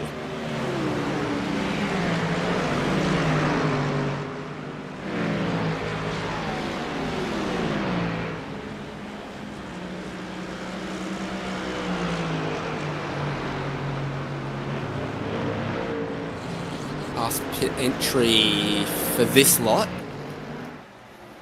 Montoro, another slowdown. 2 in a lap for Simify Esports 214. It's going to cost him. Switch It gets away. Maniti will have an opportunity to close in. Side by side for LMP2, top of the screen, going into the Indianapolis corner. Again, this is a battle that just keeps happening. Unity RDV, Team Racing, and you just keep going, man. It is what it is. Just how the nature of how this last yellow flag procedure just went on this race, right, David? If we're thinking about it, as Unity Team Racing goes on the inside, it isn't going to be able to get that overtake done. And I was going to mention, we saw some of the GTPs already doing some pit stops. So I think we're due to see Augustin Bernier come in anytime soon for Blue Mercure and lead and give away. Oh, I think Team Racing got a slowdown on the exit of the 4 Porsche curves right there. As blatant as I've seen one, Stefan Schwarzer coming into pit lane. Got to clear the slowdown before you hit the cones. Let's watch this for Schwarzer. Has cleared the slowdown just in time. Logitech G ODBM also coming in. Lockhart Brownlee. So 2 LMP2 cars in the lane, having had Muradness and Delatraz the lap previously. That's everyone who didn't stop under FCY, now in for their service, and those that did go forward. Effect Simulations into first, Fastlane RT into second, and Hyperion Racing into third in the LMP2 class. In the GT3 Pro class, Vesta Sport continues to lead WSR Esports. PS Competition in third. More fuel on board for them. And then it's sort of 4th to 10th is one battle amongst GT3. It's basically a hunting grounds for everyone, if you think about it. It's like targets for everyone. If you want racing right now, you got it. I think there is no, despite of course still being a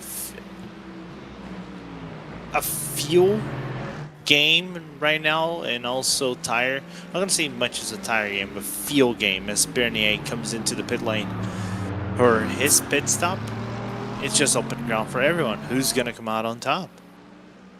So we had Solpec pit from second a lap ago. A lap before them was Grid and Go pitting and serving the penalty.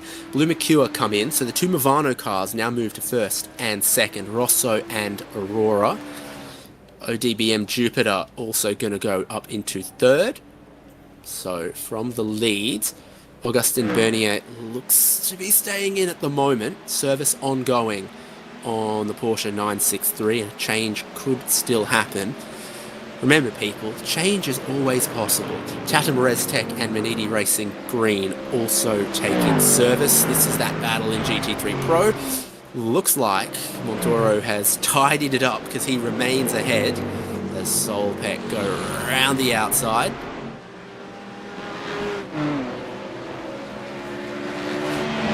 Really close to the edge of maybe getting a slowdown on Solpec's. So expecting the Solpec will be... Solpec will be pretty close to where Blue Mercure come out. Yep. And second, first and second from GT3 Pro in Vesta Sport and WSR. PS competition continue like we were saying.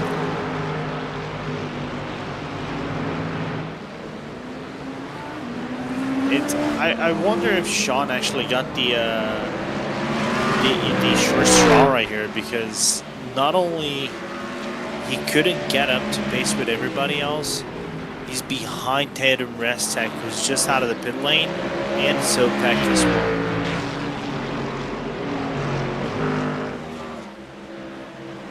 Yeah, the Solpec and Tatum ResTech behind Blue Mercure, but ahead of Grid and Go.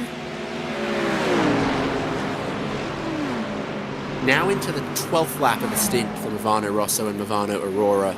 12 to 13, I think, is what we've been seeing from GTPs. So everyone who stopped at the last FCY, not too far away from pit service. Everyone from LMP2 is coming in after 11 laps since the FCY. And GT3 Pro, it's a whole bunch of Germans here. Leonard Schweigel, Niklas Last, Ansgar Altrichter, Florian Dürkop, Yannick Steinhoff. It is 5 Germans in the top 6 at GT3 Pro at the moment.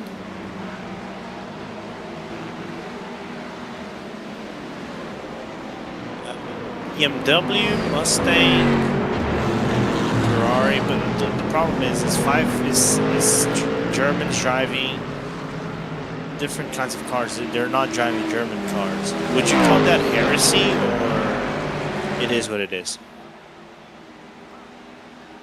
No, it's about fine. Every German wants to drive a Ferrari, so that checks out. Okay. Swap there in GT3 Pro, so more spots lost for Gabby Montoro. Switcher's ahead of him. Maniti Racing kind of making the move there. They've been disturbed a little bit by traffic as the GTP field has been coming through, and part of the GTP field comes into the lane, so the two Movano cars together after 12 laps, and Orbit Drop Bear Motorsport behind them after 12 laps. Giuseppe Lafaro and Marcus Hamilton and Sam Sutton and Alessandro Lelli. So that's the rest of the GTP field coming in now. Driver swap at Rosso sees Thomas Delcourt get in. And at Aurora, no change to be seen just yet.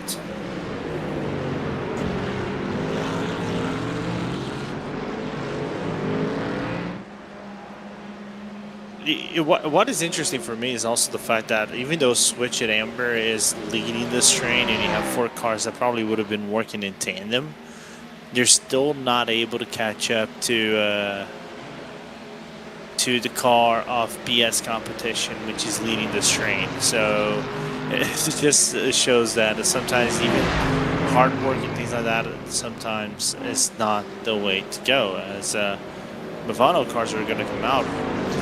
They're coming out really close to the race leader, about 3-4 seconds away. Yeah, McEwen's lead is 3 seconds. It was about 4 before those pit stops. You had all the cars close together for the lead, and Movano just off the back of them. Now a few have dropped back a little bit, so Solpec losing a little bit of time through the pit lane. Grid and Go obviously with the penalty and some damage repair. BS Competition are back out on track, and it took them 2 minutes 20 of repairs. So that's how everyone else fell to the wayside, and Movano Rosso and Movano Aurora end up 2nd and 3rd. Here is Grid and Go. Sean Campbell's trying to come back through the field alongside Tatum Reztek in the battle for 5th. If that car is back in good form, and the straight line speed of 327 up to 330 suggests it probably is the number 7 car. Don't count them out. Still 2 hours to go. There's still some racing yet to be done. That's what's important. Still, we're seeing those 2 hours and 6 minutes away. We have to remind ourselves there's still a lot of racing yet to be done. That's the key aspect of these things. And soon we're approaching the final 2 hours of the season. We're approaching to that final countdown. Needy Racing, but the Vesta Sport 211. No. Big crash for them, exiting Tetra Rouge. That's just gut-wrenching for a team that was doing so good in this race, right, David? That was their leading car, and I think they've done that on the outlap. I think it's cold tyres. Now it's Maniti side by side with Switchert. It's Solpec trying to fend off Movano. And yeah, Vesta Sport, the 211 was their leading car. Roberto Rebecci driving that one, and on the outlap it's slid, he's dropped it and perhaps put a little bit of damage on it. Now Mustang side by side, Maniti Racing's Ferrari ahead, Switchert versus Simify exiting the 2nd chicane on the Mulsanne. I think Simify trying to force a little bit of the issue, trying to get a little bit opportunistic move on the inside of the Switchert. Mustang can even see now again Simify going on the inside. Are going to make it 3 wide? It's really not. Maniti, get in too hot, out wide, gravel, nearly slide, door-to-door contact between the Mustangs. Now we're 3 wide, coming out of Mulsanne corner. Switchert drop back in behind Simify, who are surely not going to let Maniti get away with a mistake like that. And I know Race Control is looking at this quite closely. Poor door-to-door contact, heading into Arnage. Switch it off the road. Oh my goodness. Switch it dropping behind, but made contact significantly with Manidi in the straight line. That's nearly 250 kilometers an hour to be that out of control. Yeah, that switch team nearly switched it up into the wall. Insane. Sometimes racing can be. Well, a couple of other cars have closed in on them as that happens. So I think OPR back there and Solpec and Impulse not too far away, as Gabby Montoro has having the race that he's like here. This is for second, third, fourth and fifth, but pit stops aren't too far away for this group of GT3 pros. We're now on the 12th lap since the full course yellow when they all filled up. They'll probably get to go a couple more because they fueled up. Oh, another big fly. Switch it. Karting. I think they stayed out of the wall. They're losing positions. Where'd that car go? It's still back there. Okay, just a bit of time lost. Yeah, it's just behind Aquas Borsani in the Impulse Racing by 10 livery. So they all fueled up just past the top of the last hour. They'll all be looking to get past the top of this hour as well. That's the strategy for GT3 Pro. Fuel at the moment. We lost one car kind of from this battle just then. Switch it. Maybe looking at what the GTP car coming through was doing. I think they ended up in that off-camber, dusty part of karting, exiting the Porsche curves. Just the wrong place or wrong time for switch it, and fortunately for them, the runoff at the exit of the Porsche curves is so massive that you can have kind of like a half spin going to drifting mode and still be within racing contention of sorts. So we've had recent stops for everyone in GTP, recent stops for everyone in LMP2. It's GT3 Pro that is entering a pit stop phase right now. And the car that was going to cycle forward when they all pitted was going to be VestaSport 211, but now it's not so clear. WSR are ahead of them handily by about 7 seconds, so it might be WSR Esports that stands to benefit in this class, which is giving us so much action.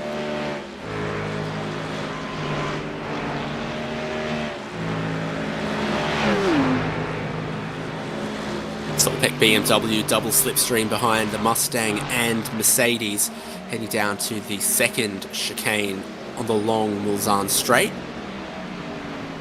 Switch it a quick after that slide that they had, and I think they've made 2 spots back up, so no damage to the car.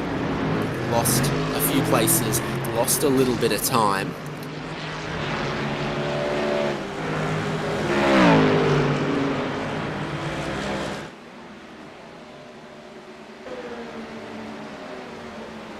As we are on the battle also on the bottom of the screen between Nürburgring and Team Racing in the middle of the LMP2 package. Ball David sitting between 6th and 7th place in the category, and not far behind is Unity RDE Competition Black, trying to follow these two guys as they were battling for the position into the entry of the Dunlop curve and then chicane.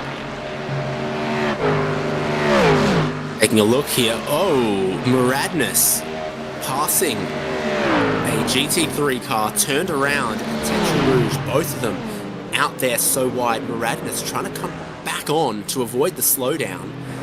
The GT3 car was kind of still there. An incident just now for them. It's under 2 hours to go at Le Mans for the IVRA Endurance Series finale. And across all of these classes, mystery and intrigue still remains, but with a 0% chance of any rain intervening between now and the final stint.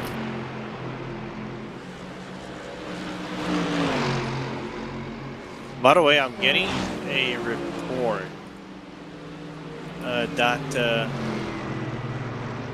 white vest. Josh was just explaining to me why they are 15 places behind is because they hit the wall. So we saw that on replay, right? As the brunt of the GT3s are going to come into their pit stop about 13 laps in. Yeah, so from the front, BS competition in, Smiller Esports, Switch It, OPR, Impulse, SimRC, Team Hoistingveld, but a few have saved a little bit more fuel. Now this is that incident for Switch It. Oh, they're a little bit wide, turning in from the grass into karting, trying to give more space on the inside to the GTP. I think they've just touched the grass. That was what cost them. And they are in the lane now, but saving a lap of fuel, going longer. Simify Esports, Maniti Racing, and these two, Impulse Racing and Solpec Precision Racing. So 4 cars have gone a lap longer, but what I've seen with the FCYs is if you extend and the full course yellow were to come out now, you'd lose out. So once you're past that top of the hour in GT3 Pro, I can see coming in, getting the pit stop done, and then there's a window of time where an FCY could benefit you. Yeah, but it would have to hit at the right place and at the right time, isn't it, David? And if it doesn't, then there's nothing lost because you're still only making 2 stops to get to the end. Now that we're past these critical lap numbers, 2 hours to go and then 1 hour to go would be your next stop, and then the checkered flag. So you lose nothing, but you create an opportunity of a number of minutes where something good could happen for you. Would you play the lottery if it was free to enter? That's the prize. Well, if it's free to enter and there's any prize, you'd be losing to not give it a go. If there's only upside and no downside, I think that's kind of what happens in some way for the strategy.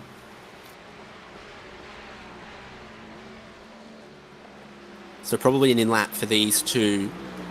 Might still be attempting to save a bit of fuel on their way around. Less slipstream to be had now that things have thinned out. On board with Solpec Precision Racing and the BMW M4 GT3. We want that M3 touring bad, right? If iRacing ever brings that M3 touring, I might actually do a small return into racing because, man, that car was fun to watch on the Nürburgring.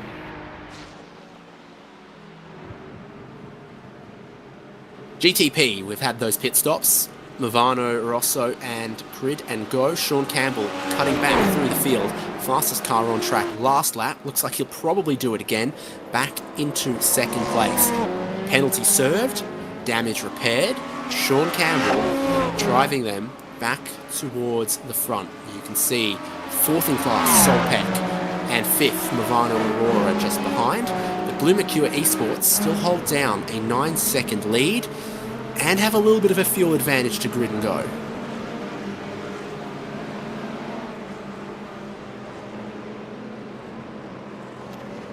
Predicted 35 laps to go, almost 2 hours. At this rate, yes, I think Grid and Go could run down a 9-second lead. Oh, totally. It's totally doable. Just string about what, four really good qualifying laps. Don't have a lot of traffic up inside, and maybe Blue Mercury gets caught by traffic 1 lap. Like I said before, if you are within the 1.5 second gap, you are within the slipstream. You're not going to catch the whole brunt of the slipstream, but it's going to be enough for you to get sucked in bit by bit and just do your job accordingly. As Sean is distancing himself away from Thomas Delcourt in the Movano Rosso car with the number 1 in the play. Maniti Racing GTP with a incident. I don't know where they've parked that car up, but they have just been told we remain green. Race control are aware and we won't go full course yellow, but the number 78 drops to the back of GTP and are going to have some lengthy repairs. We'll get that to you about what happened. Also had the pit stops going on for all the GT3 pros that extended that 1 lap longer. WSR Esports are now back to the lead of GT3 pros. Simify are going to come out in third. Biggest competition going through in second. Panini Racing in fourth. As they come up to speed, they might lose a couple more positions just as they get back up to pace. There's Impulse back on. Looks like a fair bit of traffic around the start-finish straight right now.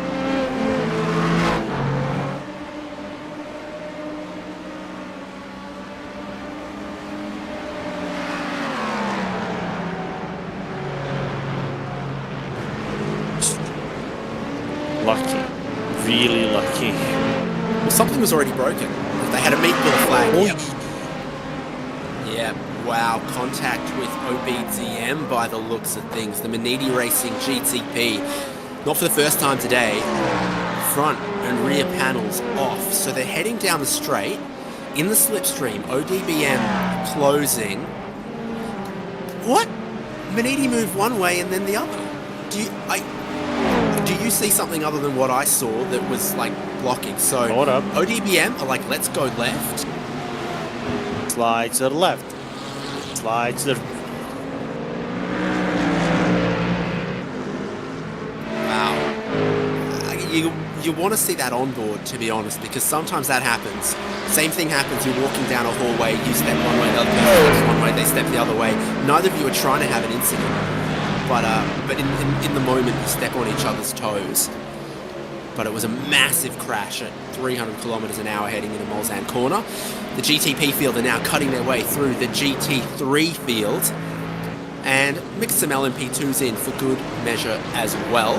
Lumicua just went through. It means Grid and Go will be next, and then Vano Rosso.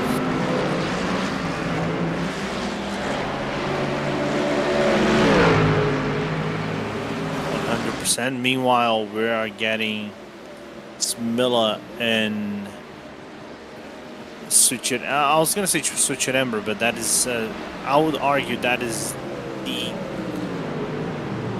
P16 car that is Delta Sport in Pedro Martin. So not a better for position, more like track position than anything else. As Sean Campbell just have his Fernando Alonso moment, plowing through the field.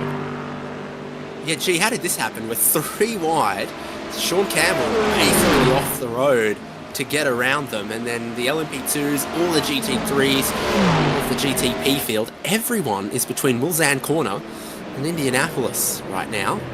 Got to be so careful. Eventually the traffic will sort itself out, randomize a little bit more around the racetrack, but it sure doesn't feel it in this moment. That's the 211 Vesta Sport. They've come back to 4th place. Not aware that there's too much damage on that car, but they haven't pitted again since the incident that we saw at Tetra Rouge, where they did collect the wall, so that Mercedes might be a little bit damaged. And they are, how far behind their class leader? About 16 seconds. That's gotta hurt quite a lot. Traffic in the Porsche curves, always a challenge. The LMP2 cars using all of their extra grip and downforce. Go around the outside, inside of one part, try to keep in the track limits. Heck, not so happy with that, but that's always how it's going to be. Satum Res Tech also trying to slide through on GT3s and LMP2s. A checkup going into the chicane where it's got to become single file, mind your own business, follow the leader. On board, and that's El Sabo in the Mustang from OPRVE.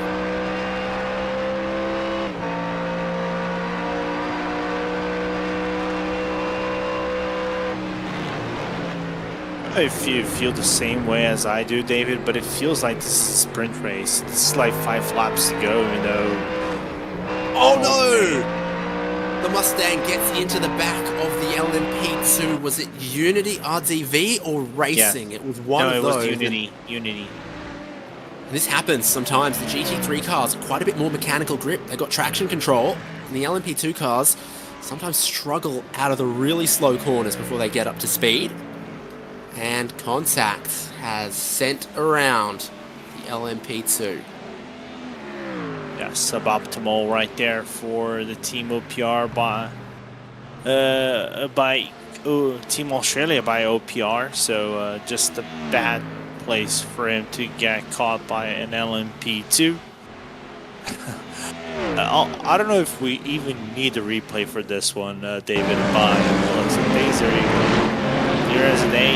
Unity also had a little bit of a skid coming out of the corner. I think they just had a normal loss of speed while trying to regain the mechanical grip out of the car. But yeah, it's a little bit of an unfortunate moment right there for the LMP2.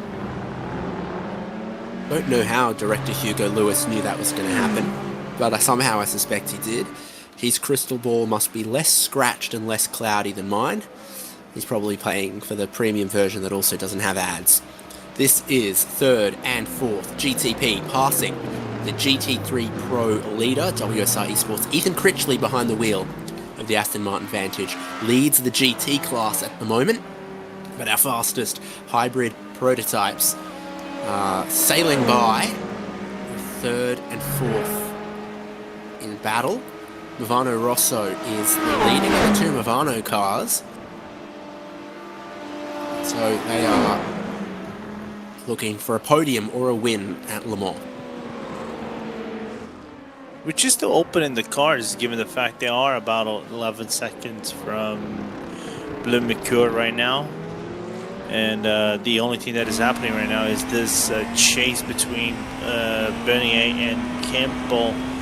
The last lap going on Campbell's side by only 3 thousandths of a second. Massive gap taken away.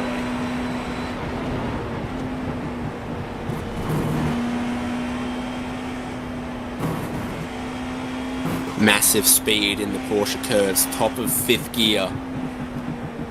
Flowing the speed from one curb to the other. Always got to bring it back to the right-hand side for the final corner, a little off camber, because the track limits are very strictly enforced there. So we're setting up the whole sequence right for that exit, and also just watching what's going to happen with this traffic for the car in front. Thomas Delcourt gets held up just a little bit in that sequence of chicanes. Yeah, he got massively held up. Is that the Unity car that actually held them up? I'm not 100% sure, as Chavanka is going to lean down to the inside. Was could have looked for a move over there on the Movano car, but didn't go for it. Didn't like to go for that. Just try to regain the grip out of the Dunlop chicane. So we've still got offset strategies in this GTP class. Residual from the full course yellow a bit over an hour ago. It means that Blue Mercure Esports are on the 8th lap of their stint. Grid and Go in second place are on the 11th lap of their stint. And these two cars are on the 7th and 9th lap of their stint. So everyone's offset from each other in our top 4. But Sean Campbell is zooming. He's cut down the race lead from 9 seconds to 4.5. Some of that will come undone when he has to pit in a lap or two. But the pace is there with the car. A 3:23.66 last lap is only 6 tenths away from the fastest lap of the race, and the track temperatures are still way higher than they were in the morning. We were racing on a sort of 22, 23 degrees Celsius track for a while. The sun came up, heated us to nearly 40 degrees. We're down to 35 now. Another move in defense there, eerily reminiscent of what took Maniti out of this race. Yeah. Both guys playing with fire right there, as also we have Nassim Racing that is right behind Hyperion. So that is a battle for top 5 positions in the LMP2 category over here, David. So Walker Caro and Stefan Falls battling right after the second Mulsanne chicane, and Chavaz are trying to still carry on the mega charge up for Team Racing and try to get it within the top 5 as Jaden Munoz does a spit stop for PS competition. The track temp is coming down. lap times are getting quicker. Also will make fuel saving a little bit more challenging if you're looking to extend your stints. BS Competition come in after 12 laps. They were leading this race at points in GTP. They were battling in a tight-knit group in the top 3 before they got hit from behind, heavily damaged, and it took a fair bit of repairs. Never short of battles here. Bottom of the screen, LMP2 dicing for 5th place. And Sean with the lighter car getting closer and closer to Bernier. So not going to be on this stint, but potentially on the next stint we could see a battle for the lead in our hands for the GTP field once more. I think this is about to be the beginning of an in-lap for Sean Campbell. He crosses the line just ahead of the cars we're watching going through the final chicane.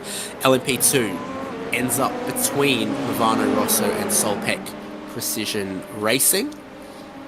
That is Effect Simulation second in class. Wide for Hyperion, they lose out. Team Racing into 5th.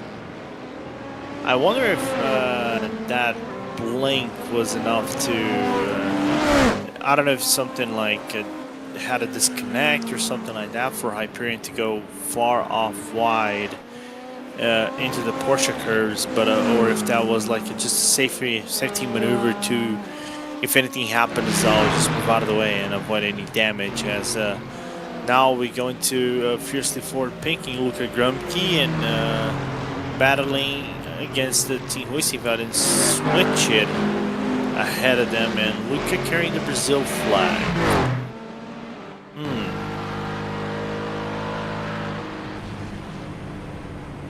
On board, massive fuel saving heading into the chicane, but you've got nothing to lose because you flow your momentum in anyway and you're not going to be able to make a pass, so just back it up a couple of car lengths, focus on the exit and still stay in contact. Turbocharged V8 engine from Mercedes in the Aston Martin Vantage in the road car as in the GT3.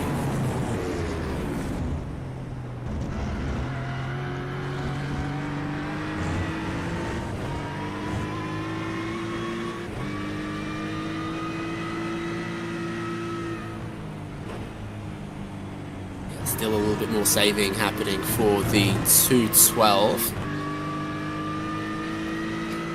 10th lap on the stint. They are shorter on fuel than some others, so do they think they can save fuel to do one more stop?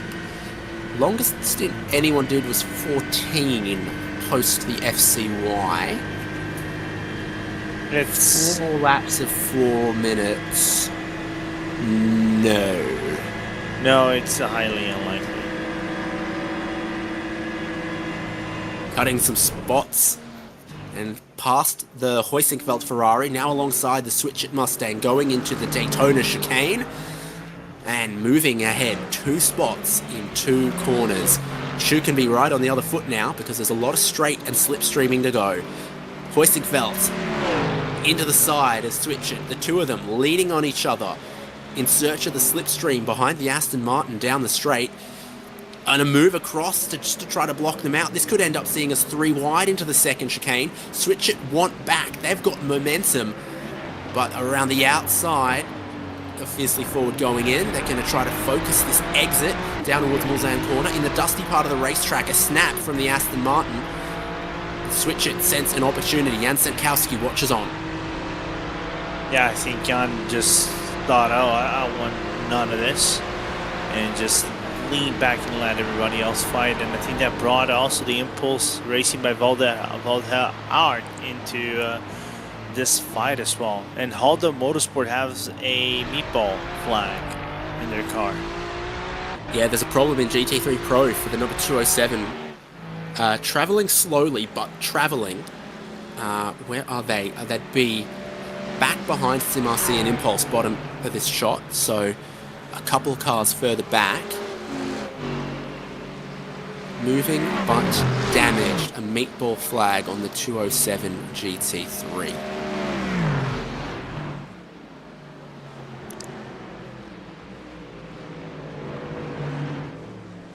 to Indianapolis and Arlage with this battle group.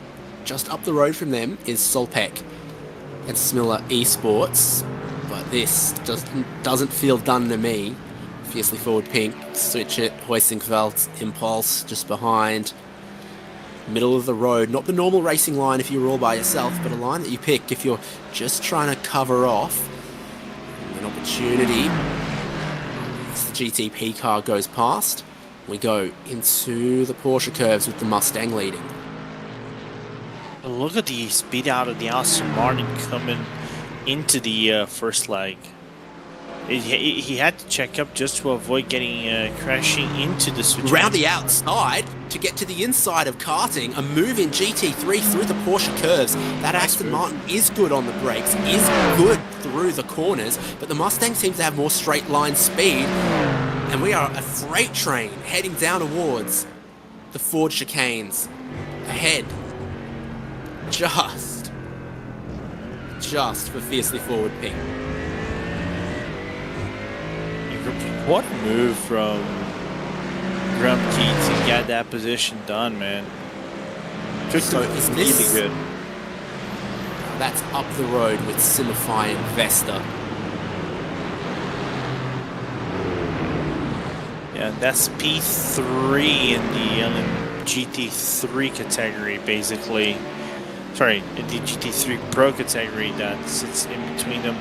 Vesta maybe have run way too wide, probably got a slowdown penalty. Doesn't seem like it, but that was really close for them to getting a slowdown penalty in Roberto Rebecchi's car.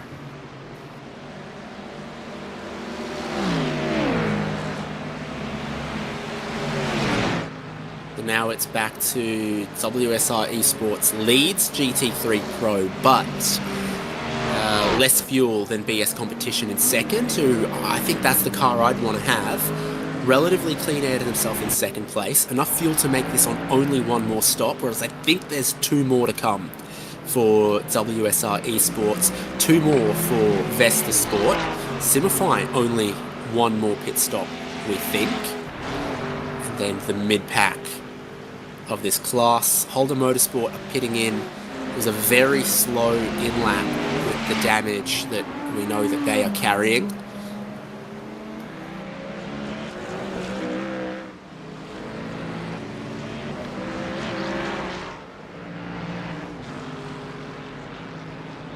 Now Delta Sport with a meatball, the 200? You are correct. Is this going to be another one of those cold tyres, outlaps, drop it on the curb situations? Because I think that's where Delta Sport were. I think they just pitted. Ooh, yeah. So that's Delta Sport on the outlap through... Talk us through that then, Lorenzo. It was just down on the S's. So as soon as he went down on the S's, I think he just caught a bit of the curbing, just was about to throw the car into the left-hand side of the corner and completely lost the rear. And by doing that, there's no amount of ABS, traction control that you have in hand to hold that car in ground. So just went for a massive spin and a massive hit in the barrier. I just wonder if they put up in a place where it's safe to bring the car in without the need of a virtual safety car or a safety car itself. What it looks like, that seemed to be the answer for us. So we still stay a green flag. Yeah, race control saw, and there's no FCY from that. Two more cars pit from LMP2. Delatraz from the lead, I think, of the class. They're in effect simulation cycles ahead of them. Muradness also taking a stop.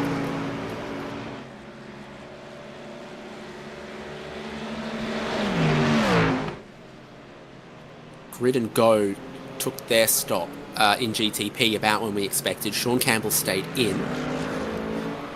And so he's back to 9th now.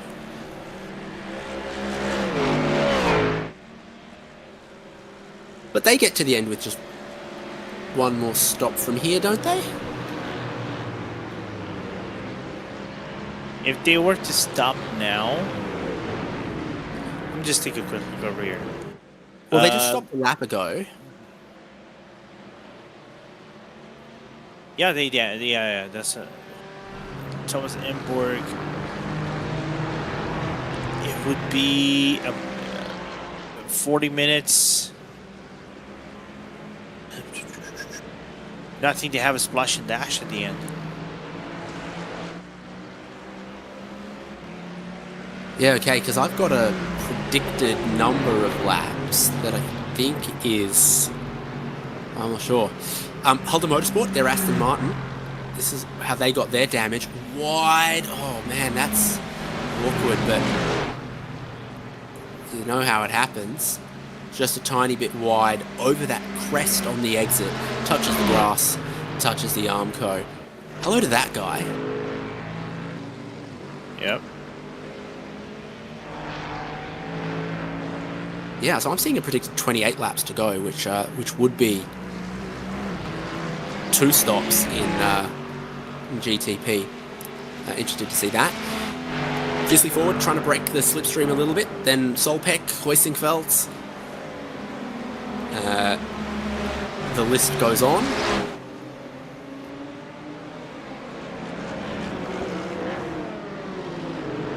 Of course. Oh, Hoisingfeld with a slowdown, have to drop in behind the switch at Mustang, still ahead of the purple Impulse car, then Sim RC and the teal Impulse GT3.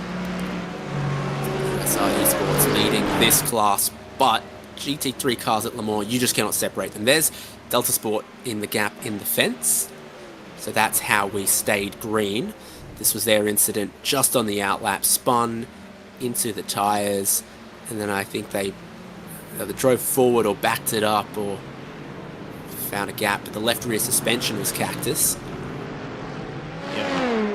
And there's a runoff area. There is a service area right after the left-hand side of the S's on the right-hand side. It's a secondary safety exit that you can actually get on the cars, and this is where the Delta Sport car placed the vehicle in, away from danger of being hit by anyone else or providing any danger to any other drivers in the racetrack. So this is why we stayed green flag at this moment. 1 hour and a half left.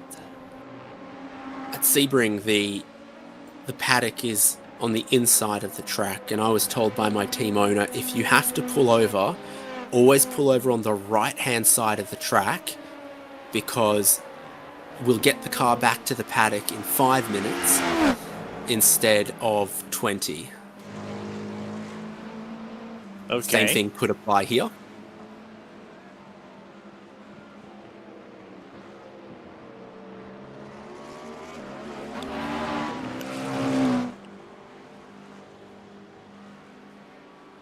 So there's Sean Campbell. Yes, we've had one flying lap since the last pit stop for Grid and Go. They're ahead of Solpeck. At the moment, Solpeck had just made their stop and come out behind Campbell. GT3 Pros heading past pit entry, none of them needing to take it. Impulse Purple have moved ahead of Sim RC, I notice. And oh wait, no, the teal's still behind Sim RC and the purple's still ahead. It's Switchit who've moved forward in this group, ahead of Solpeck and ahead of Hoistingfeld. An LMP2 car will have to be very careful getting its way through this 8-way fight.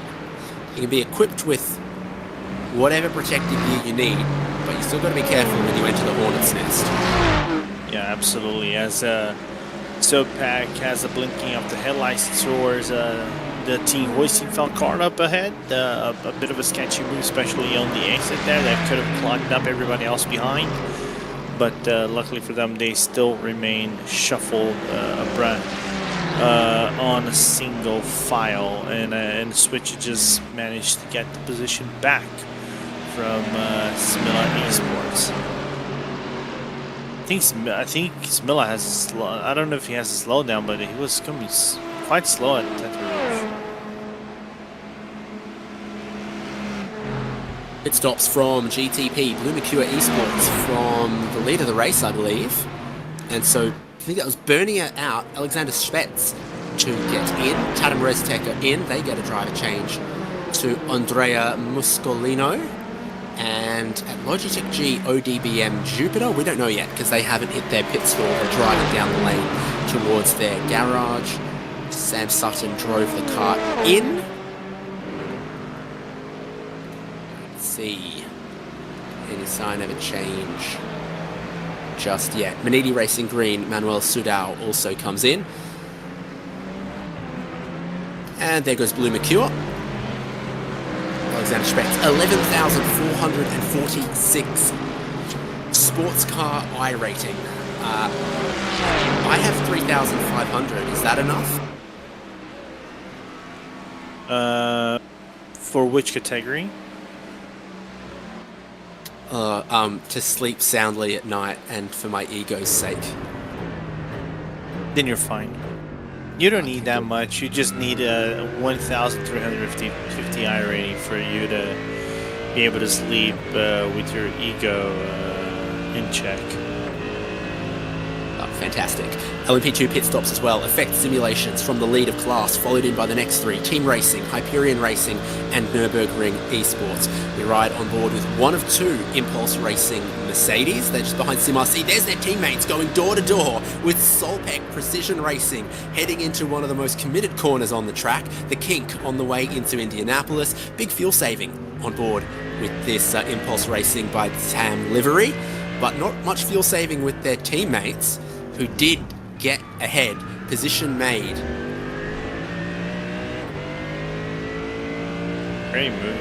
Great strides done by SimRC, who trying to get into further spots into this race. Given the fact that it's a team that has so much tradition, but it doesn't reflect on the results in this championship so far. Antonio Rega, SimRC, Mercedes. So there's quite a few Mercedes here. A bit more body roll with the change of direction and the flick through the Porsche curves on board a GT3 car than you expect from the prototypes. But still minding those track limits, incredibly important. Simify Esports have been into the wall in this class, 214. Oh no. And that's a meatball for Lucas Camba Moreiro. It wasn't the outlap, already 7 laps in. They have damaged. They are stationary. Fiercely Forward Pink jump into the lane. Is that car still there? I think that's live. It is. It is. This could be a full course yellow. But in 10 seconds, it will be.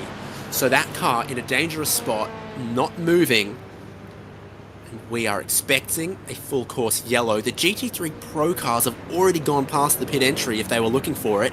But the GTP leaders are in. Movano Rosso and Aurora into the lane just before FCY was called from the lead of the race. Penalty being served back there for the number 1. So they serve their penalty right as the FCY comes out. This is good for Movano. My goodness, but what does it do for the strategy, Lorenzo? Basically, now this becomes a one pit stop race between everybody whenever the pit window is open. But I think I'm going to be but this is bigger. This issue with Simify, I think it's the bigger issue for the whole championship in the in the GT3 Pros. Basically, this means unless something happens to BS competition, they're going to be running away with the crown, because that was the only direct rival. Of course, not direct rival, but that was the main rival in the championship in terms of points that BS competitions had to contend with. Fiercely Forward, surely, I think they got the top points in there. We had the sheet that they had about 30 points ahead of Fiercely Forward after the halfway points, David. Unless something happens, this goes in the hand of BS competition, and Fiercely Forward is gonna be P2 in the championship as well. Let's get a reminder of how this full course yellow procedure works. For IVRA here at Le Mans, not the usual safety car procedure, a special one so that we don't take an hour every single time there is a yellow. So race control announce the full course yellow, and then in 10 seconds everyone has to slow down, not overtake, and cycle their way around. Then we get down to the speed limit between turns 23 and turn 8, and eventually everyone comes around and we line up in 3 columns in the final sector, and then pit lane opens, we form up again post the pit lane, and then restart from there.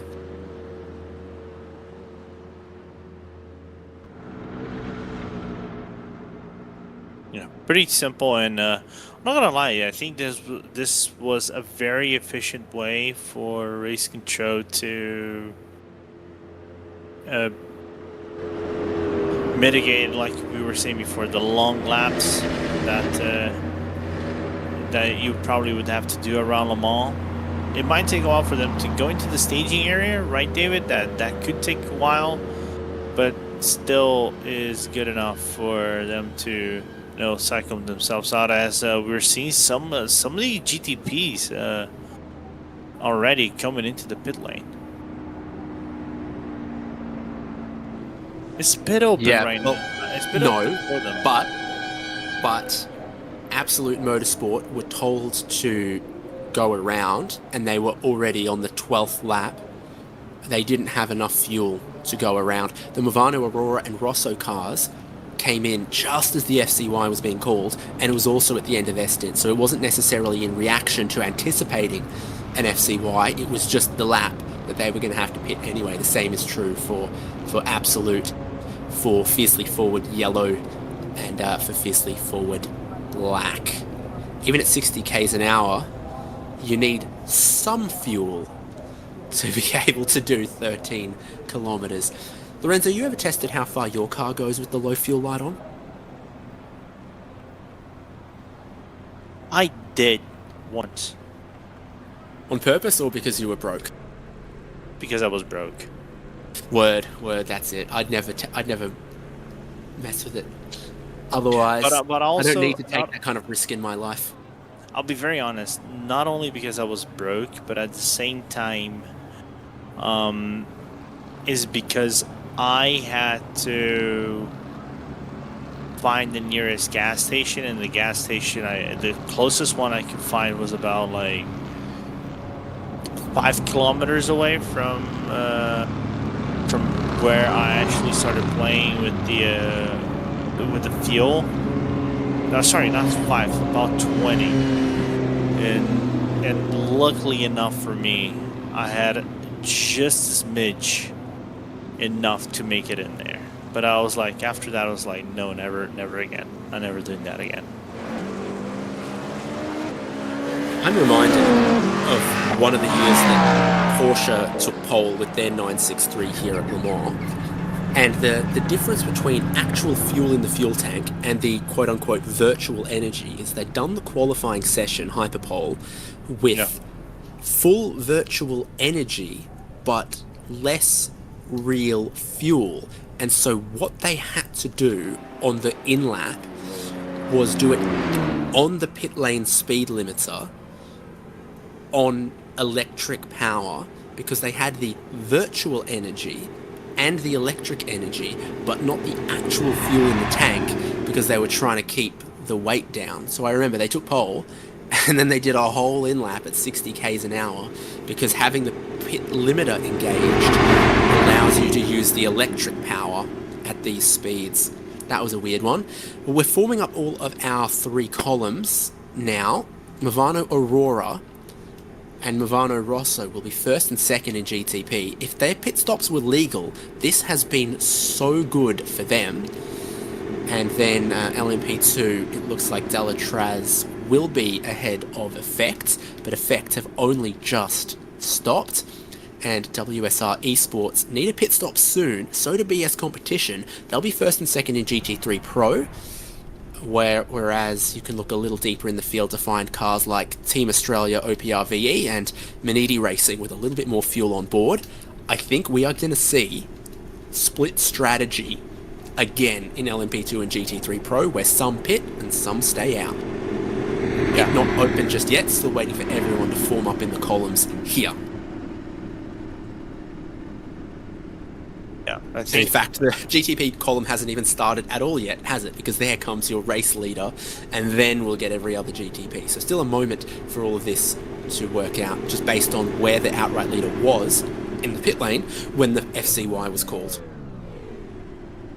yeah, right now I think the first few cars are approaching, right, David? So we're gonna get the train of the GTPs into the right-hand side, and again, now I'm really looking forward to this one pit stop race out of everybody, basically. So it's just crazy how this race now went into Movano's way as soon as they came into the pit, into the pit lane, as soon as the safety car came out. The yellow flag actually came out. Correction. So I'm reading some of the penalties. We saw the incident between 68 Orbit Drop Air Motorsport GTP and 78 Maniti, where it kind of looked like Maniti were blocking. They were trying to let the other car through, but they did so very late, unpredictably, and they've given a penalty for incident responsibility to Maniti, incident responsibility in 243181. So that was one of the incidents in LMP2 vs GT3 Pro. 243 gets a penalty, I think.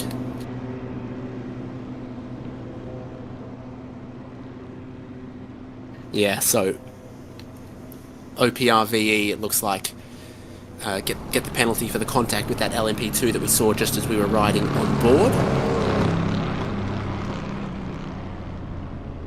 A couple of penalties for blocking. So 273, switch it, get 10 seconds for blocking. And so does Movano Rosso. I think we saw them serve that in their last stop. So I think Movano Rosso have cleared that now, and we've almost got our whole GTP field in the column, and then we'll begin the sequence of releasing the classes in order, and they have the option to take to pit lane. Grid and Go very well might want to. That'd cycle them back onto the same strategy as everyone else in their class who've pitted recently. LMP2, everyone's already just pitted, so most of them, except maybe the very tail of the field, probably stay out. GT3 Pro, ooh, even if you take fuel now in GT3 Pro, you're still going to need another stop. Yeah, you're gonna need a half a I was gonna say 2/4 of a stint, or maybe 2/3 of a stint stop.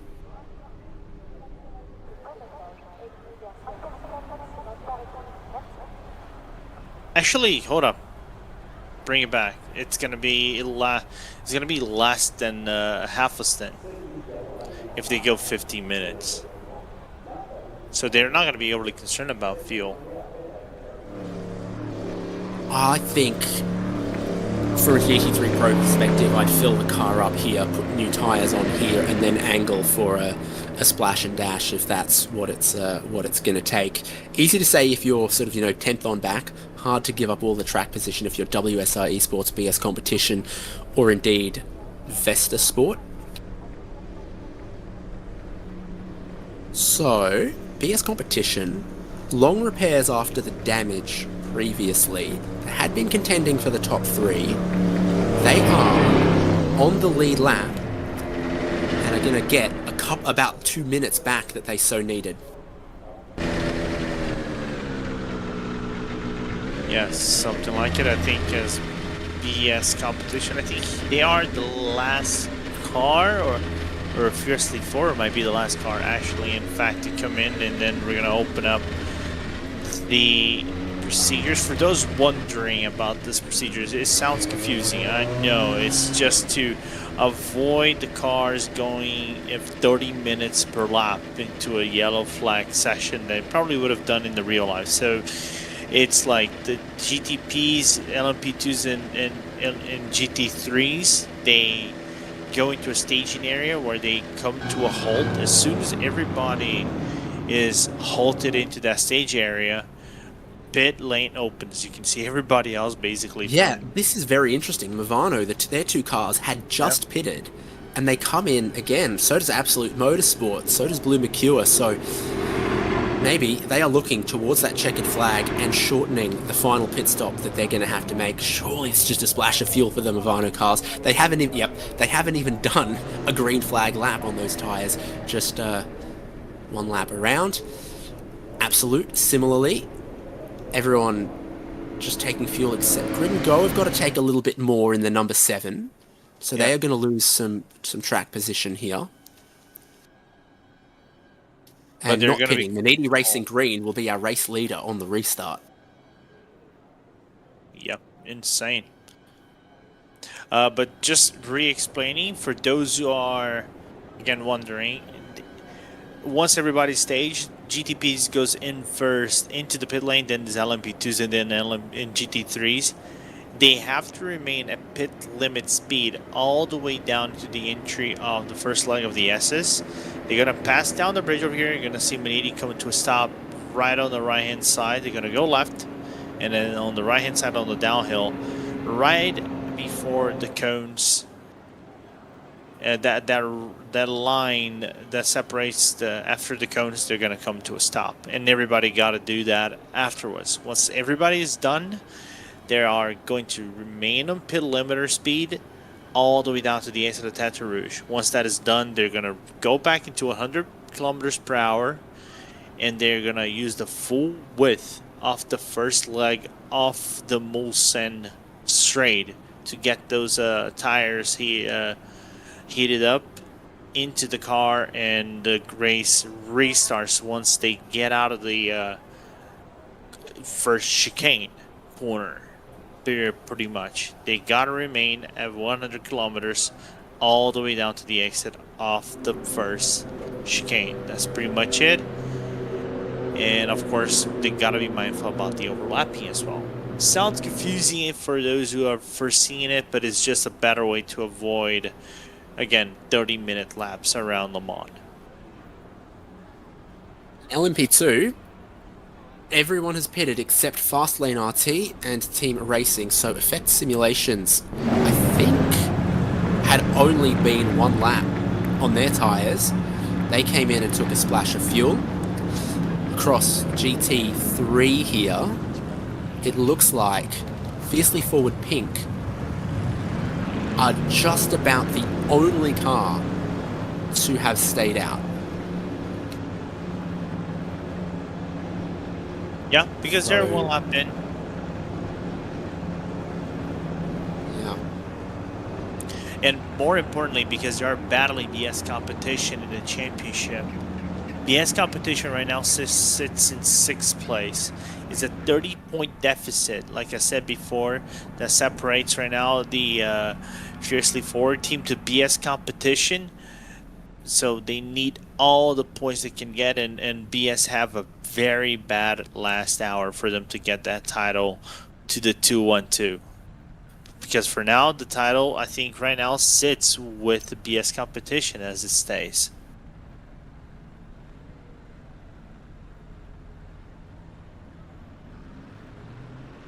That's almost our whole fields. GTPs will get rolling, and we are not far away from green flag racing again. There'll still be over an hour left, which means every class will have to make another pit stop. That's Movano not getting away. Come on. Can't you fire it up? We've had contact as the Movano Aurora car has not gotten rolling. Loic Rabier has not picked up speed. Neither has Thomas Delacourt. And the cars behind have made a little bit of contact. Tatum Restec have a meets ball flag. What is going on for Movano? And the car behind has run into Tatum Raztech. I think that's Logitech G ODBM. Yes, it was.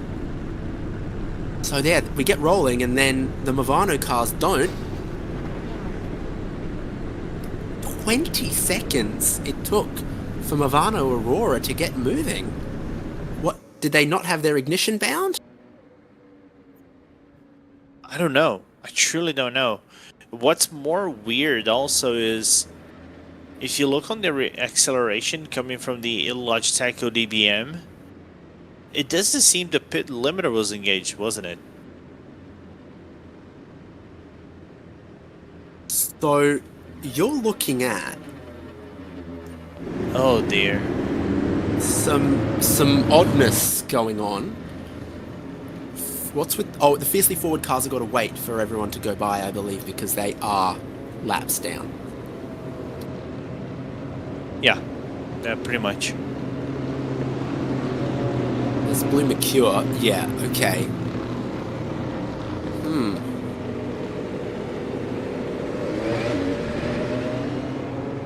No such problems in LMP2 and GT3 Pro, it seems. But a miscommunication up front, and Tatum Raztech, who are third in train, have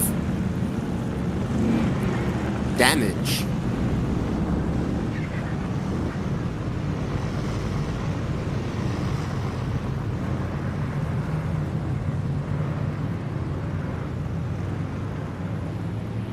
At this point, I think no one is understanding what transpired on that restart between them. We're gonna see them. I think they just saw the guys up in front, and right after that, Yeah, Movano gets rolling and stops, and then it becomes a, one car's catching at 2Ks, the one behind them's catching at 4 kilometers an hour, and then 6, 8, 10 until the field got going and then stopped.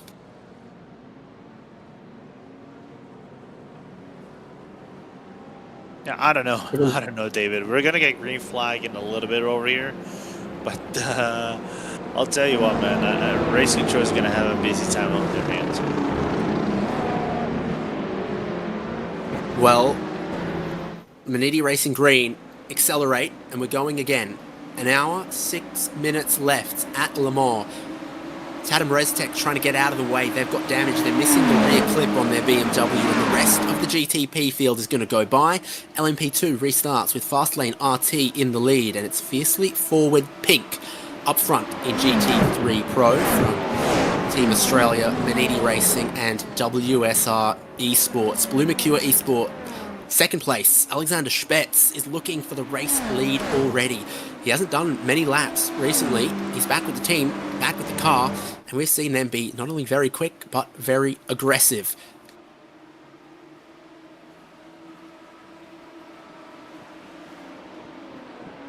More tyre weaving going on. Track temp at 33 Celsius. Still will take a while to build up, and this is up front in LMP2. Racing side by side with Fastlane RT. Fastlane RT, hold on. Racing can't progress around the outside.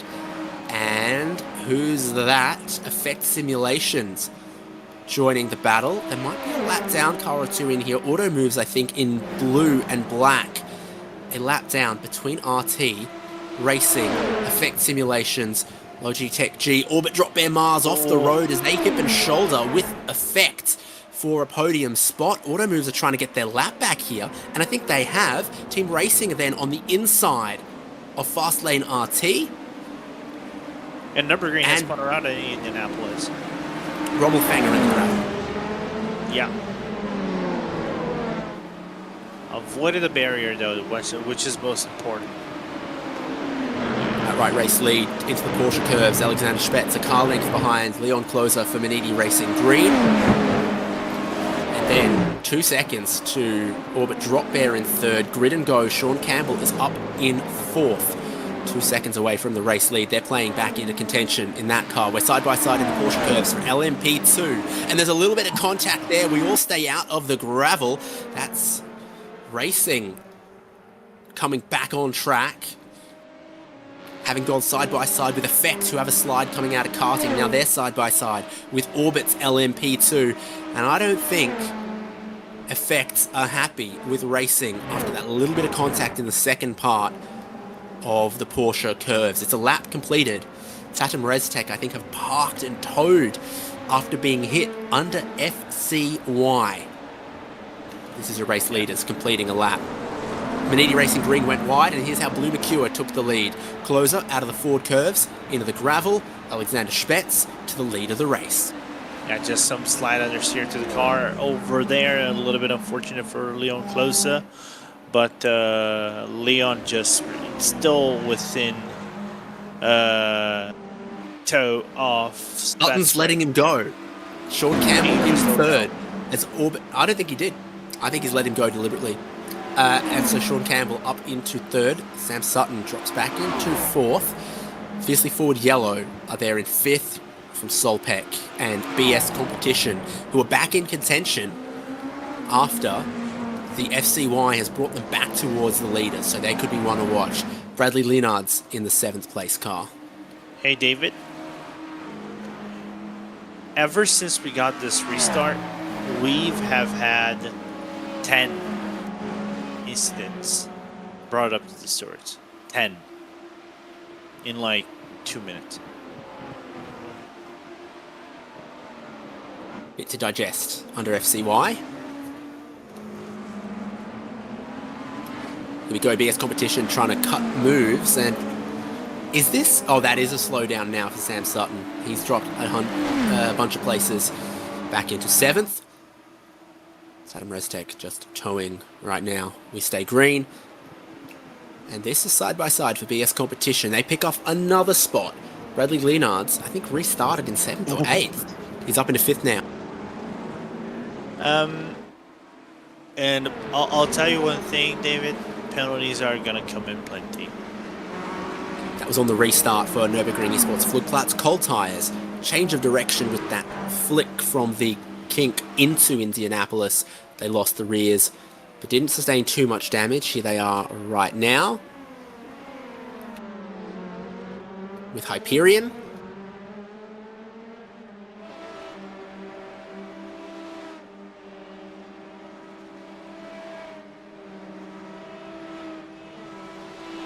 Get our first flying lap since the FCY restart. That'll give us an idea of who's got pace, who's pushing, who's fuel saving, and whose tyres fired up quickly. Hyperion in the slipstream of Nürburgring, who I'm sure are going to be very nervous. Morris Rommelfanger approaching the same corner again, a little bit more grip on board. Battle, Orbit versus Movano versus Fiercely Forward, that's 7th, 8th, and 9th. Thomas Delcourt just behind Sam Sutton. On board Fiercely Forward is Patrick Wolf, Ivano Aurora, Loic Rabiet, Alessandro Lelli on Absolute Motorsport. And there's Orbit pitting in.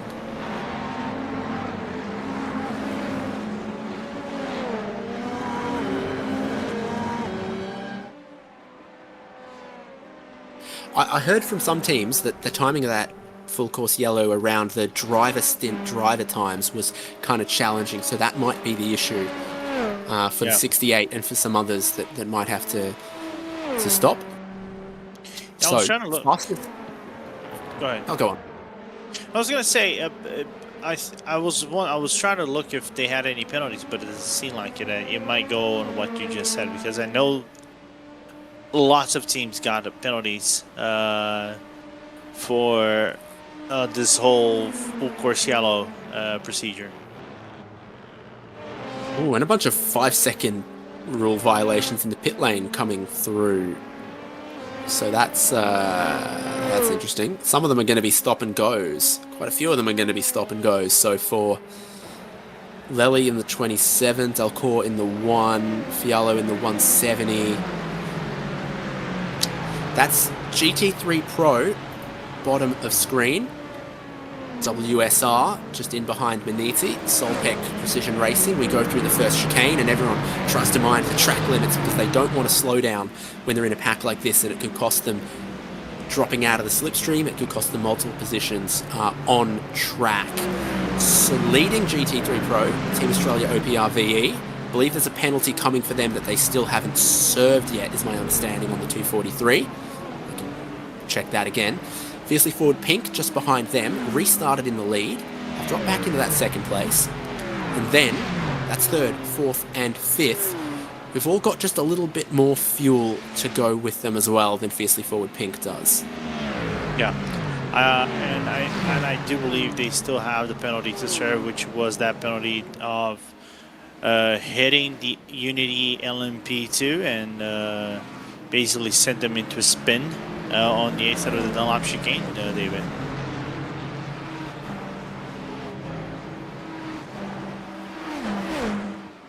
Yeah. So it says on the sheet whether they're served or not. Not served yet for the GT3 Pro leading car. We're side by side in LMP2. Rommel Fenger's trying to come back through the field after a spin on the restart. There's clearly pace in this car, but it's always so challenging with that FCY. You come to a complete stop, you bleed all the temperature from your tyres, even though you get a short amount of time on the restart, a kilometre or so to weave and try to build some temperature. It's never the same as racing speed. Because racing speed on board right now in the slipstream is 297, 301, 304, 310.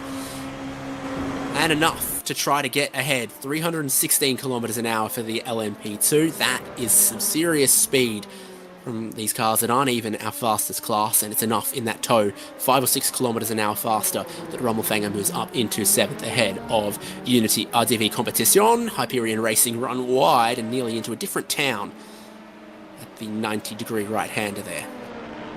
Yeah, just running way too wide into Arnage and just lost a little bit of touch, as now looking around the outside is going to be Unity trying to go forward right there, but it's not going to have any room. You can even see a little bit of a lift off the gas for Alex Metier, and Rommel Fenga just managed to break the toe and made the life difficult out of the French driver driving on his basically home turf and trying to have a good performance for Unity, especially after getting spun around by the 243 that we saw a little bit earlier in Team Australia by OPR and VE, as also the lead gap of the race overall, and Blue Mercure and Manini has increased to 3.2, which is going to be 3.5 because now Sean Campbell has made the move into Blue Mercure here on the first chicane, as he runs away ever so slightly, and Manini just cannot keep up. You can see the gap opened up between the Swedish driver of Alexander Spets and the American in Sean Campbell. And right now, as they approach 15 minutes left into this race, it's just one thing on their minds, is if Sean can close the gap to Spets and re-engage into a battle for the race lead with 55 minutes to go, and we still have to consider they have to do pit stops in this race. As we're also looking on the bottom of the screen between the battle between the LMPs, we're seeing Fastlane team racing behind. We're seeing, in fact, that's a battle for top 3 positions in the lead of the LMP2. We have, I think, all the moves still leading the pack, but that is a car that was a lap down and try to get back into a way that they could be into contention one more time.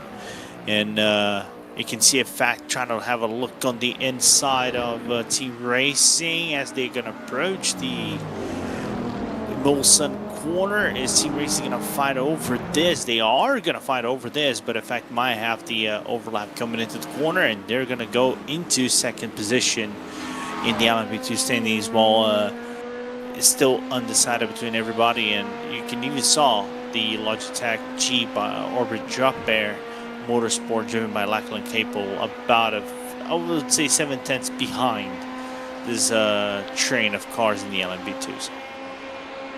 On board Joshua Kazani, that slipstream gets pretty powerful in these LMP2 cars right at the end of the straight.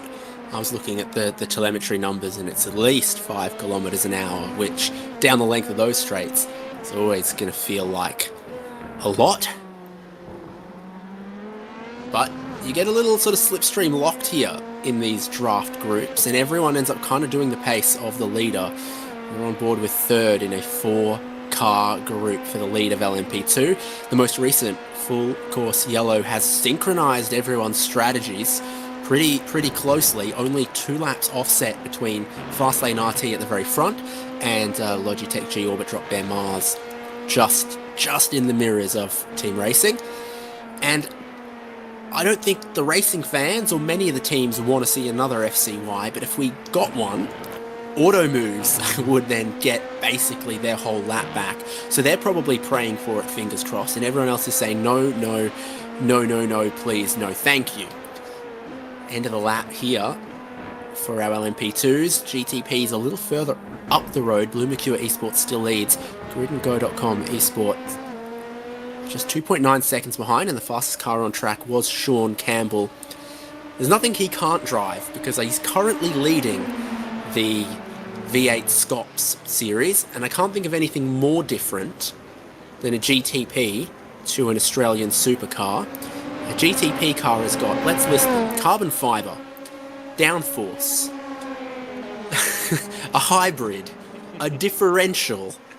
Every single thing that could be different, I reckon, is different, and the man is monumentally quick in everything. He's leading that championship against Australia's best in Australia's car, and he's hunting down a race win here at Le Mans. I was going to ask, is he the first American ever in Scops history to lead a championship? I don't know, but to lead after multiple races and to lead for multiple races, it feels like probably yes. So he's got to cut down a 3-second race lead towards Blue Mercure. Both cars stopped on the same lap, so it's a straight fight there. Similarly for the 3-way fight behind, Fiercely Forward Yellow, Manidi Racing Green, BS Competition. Now this is some of the quick cars coming back to the front again. We've seen damage, massive damage to some Maniti cars. We've seen massive damage to BS Competition. That car was crabbing ferociously. They dropped an immense amount of time on track, and then in the pit lane, FCY has brought them back into contention. They sit 5th, they can see 3rd, they can see the race lead. What doesn't a full course yellow procedure does to a team in cars, man? Just insane how this one played out, as Team Race is going to get on the inside of Fast Lane, is going to have the overlap right there, David, and is going to make that move stick, and now they're into P2 in this top 3 battle in the LMP2 standings.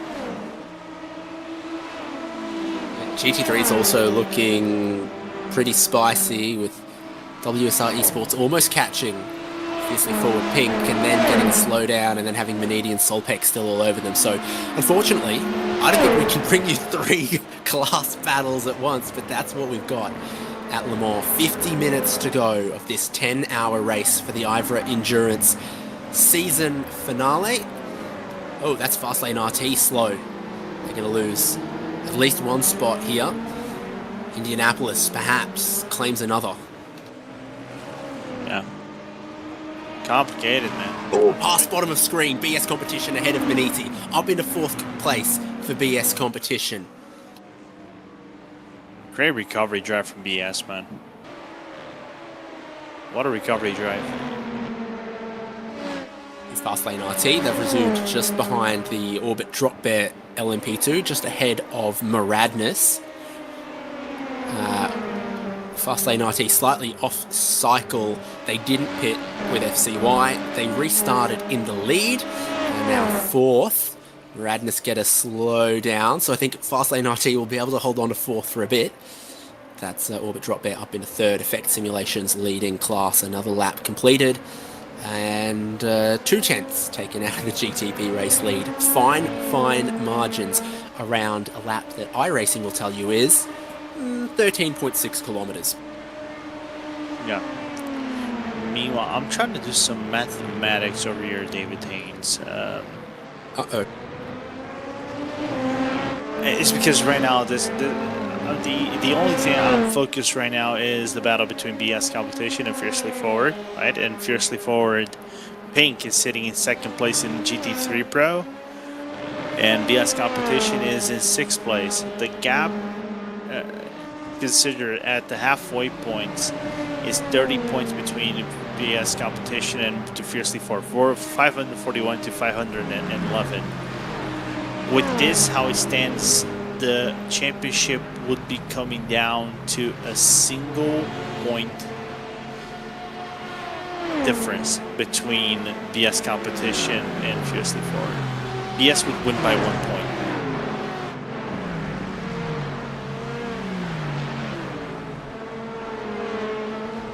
There's so much to play for. It's glory at Le Mans, but it's also the championship as well. It's Manidi Racing, bottom of screen, just behind WSR. I think Manidi have then moved ahead of Solpec, therefore. And it's all very similar strategy across GT3 Pro, where basically everyone had either just pitted or pitted with the FCY, and we think they're going to need to make one more stop. Just behind them, some other quick cars, Impulse, Simify, SimRC, Hoesingveld. Definitely, as we rode on board with one of the Impulse cars, the fuel saving was massive. Now here's Orbit Drop Bear, still trying to fend off Fast Lane RT, who they got ahead of, and are now going to try to keep behind. Down to first gear from sixth gear. Every single paddle pull. It's the long gear ratios installed for Le Mans. Spend so much time in 4th, 5th and 6th, pulling up through the rev range, and that shift from 5th into 6th drops the revs down far more than it does on the short ratios that you'd use for other tracks. But you got to gear these things all the way up to, what's the fastest trap speed I can see? Lord have mercy, 325 kilometers an hour in an LMP2. Yep. It's just insane how this one. You underview how fast these LMP2 cars can be, and they do not have hybrid.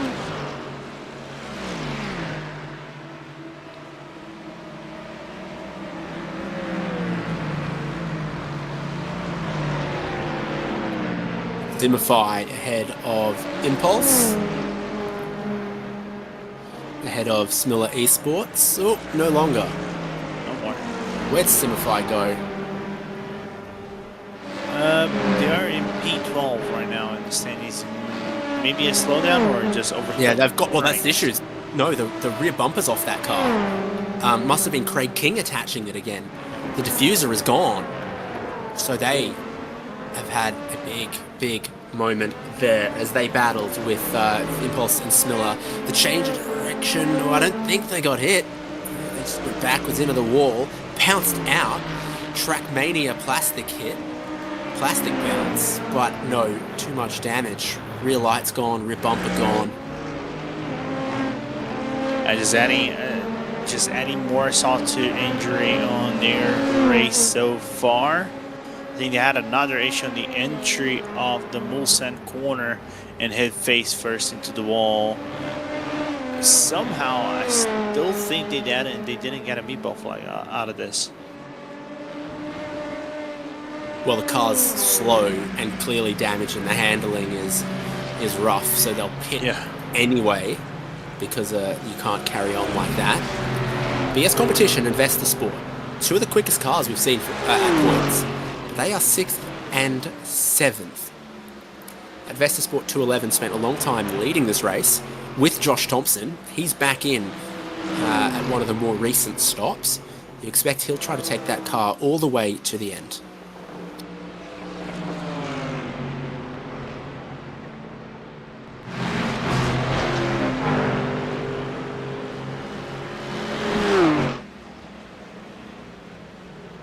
So with a penalty still looming over them, Ansel Sabo has a 1.5 second race lead until he comes into the lane, and presumably will have to serve that penalty if it hasn't been done already. I think I checked the sheet and it hadn't since their last stop.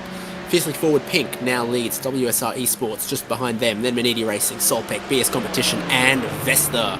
That's the cars you're looking at here, the BMW from BS and the Mercedes from Vesta.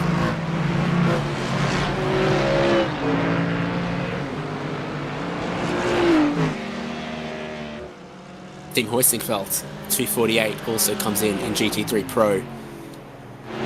Sankowski driving. It seems like Ansel Sabo is staying with the 243. Simify Esports finally make it to the lane with their heavily damaged Mustang, and they're going to have to find a couple of spare parts to whack on that. Yeah. If they have spare parts to use.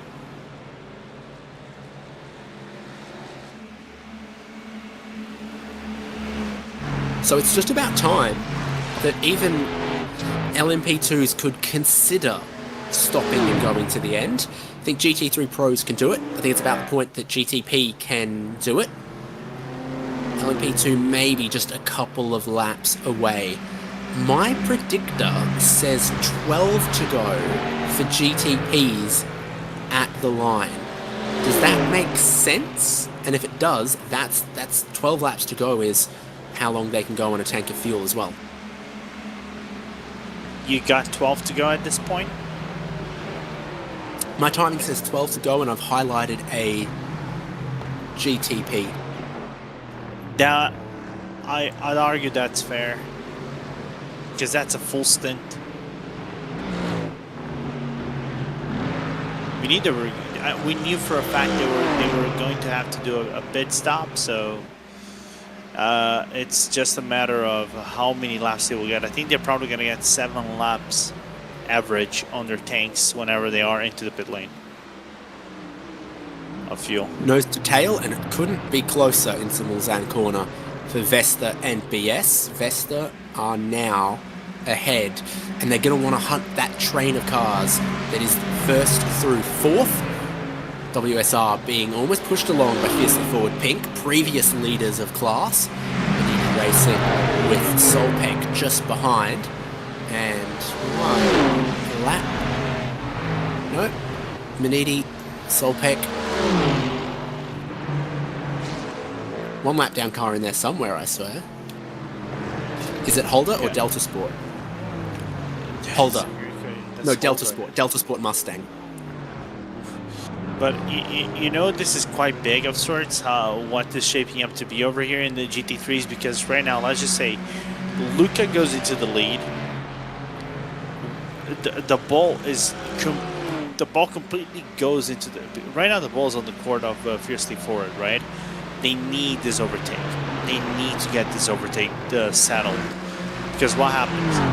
The point gap goes into 40-something points. I'm not even doing mathematics over here right now. If I have to do it, it goes up to 33-point deficit. That would be a 3-point deficit that basically the BS team competition would have to go. Basically, they would have to overtake Vesta Sport. Let's just say they overtook Vesta Sport. They would have to overtake one more car. They need to finish 4th if the 2-1-2 wins to win a championship. Okay.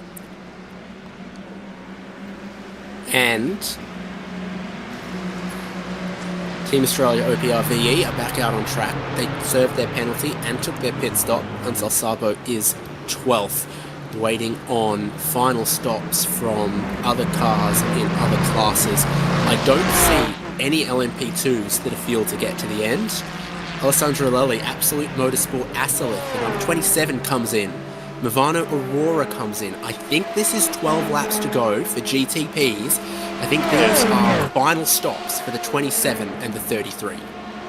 Yeah, but it's 2 cars that had penalties as well. So especially the number 33, they had. Remember, they were slow out of the pit lane. Out of the staging area, right,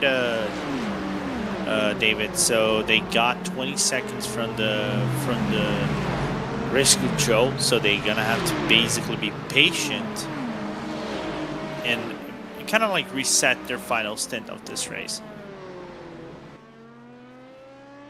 Dramas for Unity RDV Competition Black. The LMP2 cars have really struggled at Indianapolis corner as they have low downforce, and it's a quick corner where side-by-side Mercedes Impulse versus Sim RC. Impulse ahead.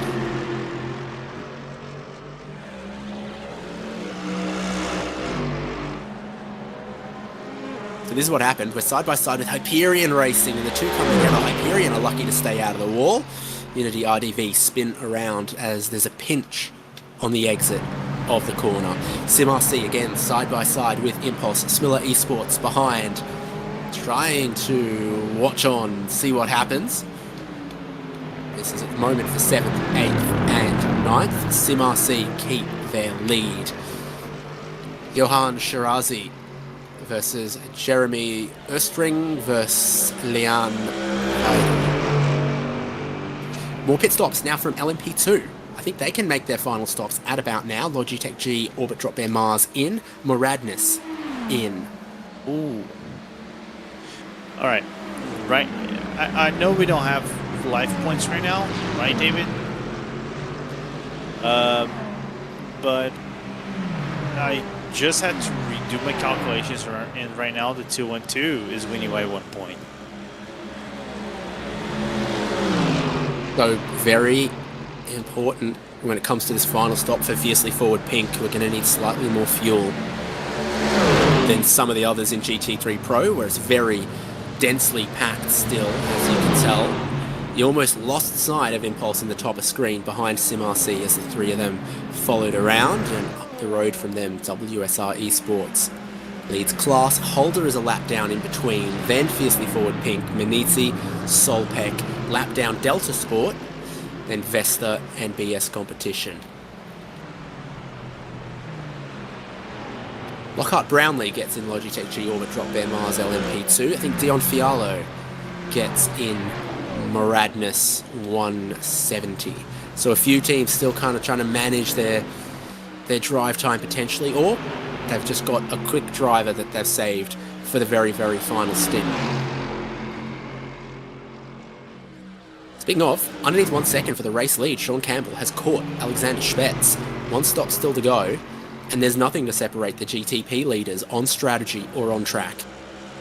Yeah, none at all. It's just basically Sean doing what Sean likes to do best, drive quick and go flat to the 4, as Sim RC is going to come in and do their final pit stop in the GT3 Pro. But it's not going to be from anyone from the leaders. That one matters the most. Yeah, final stop for Sim RC. Maniti's Ferrari in 3rd behind Fiercely Forward Pink. WSR Esports, 1.8 second lead, so they're not that too far ahead. And also, lap down, Holder car is sort of extending that slipstream and bridging the gap between 1st and 2nd with an extra little generous dose, as long as they don't get in the way.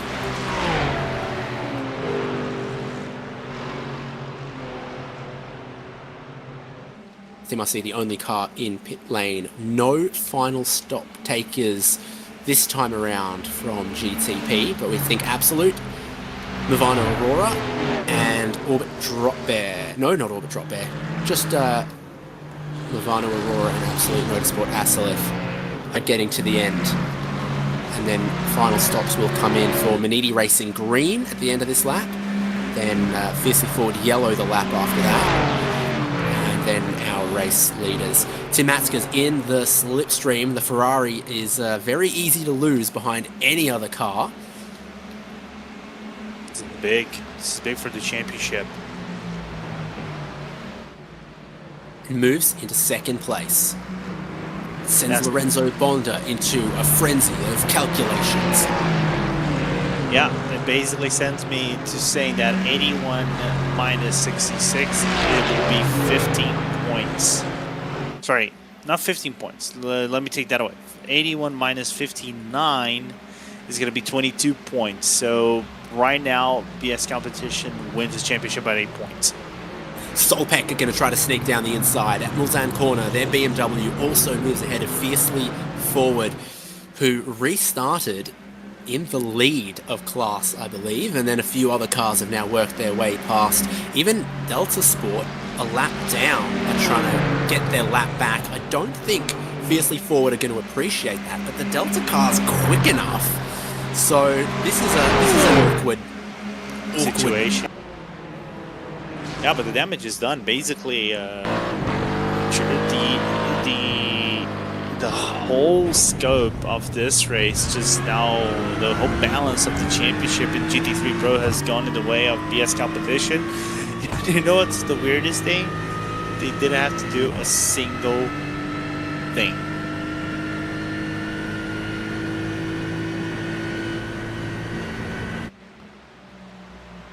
Well, we are going to get Manini Racing Green in from GTP.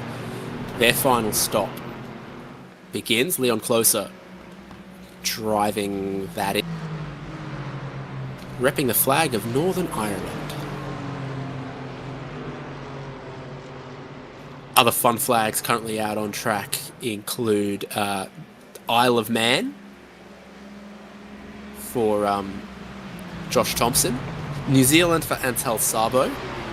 Brazil for Luca Grumke.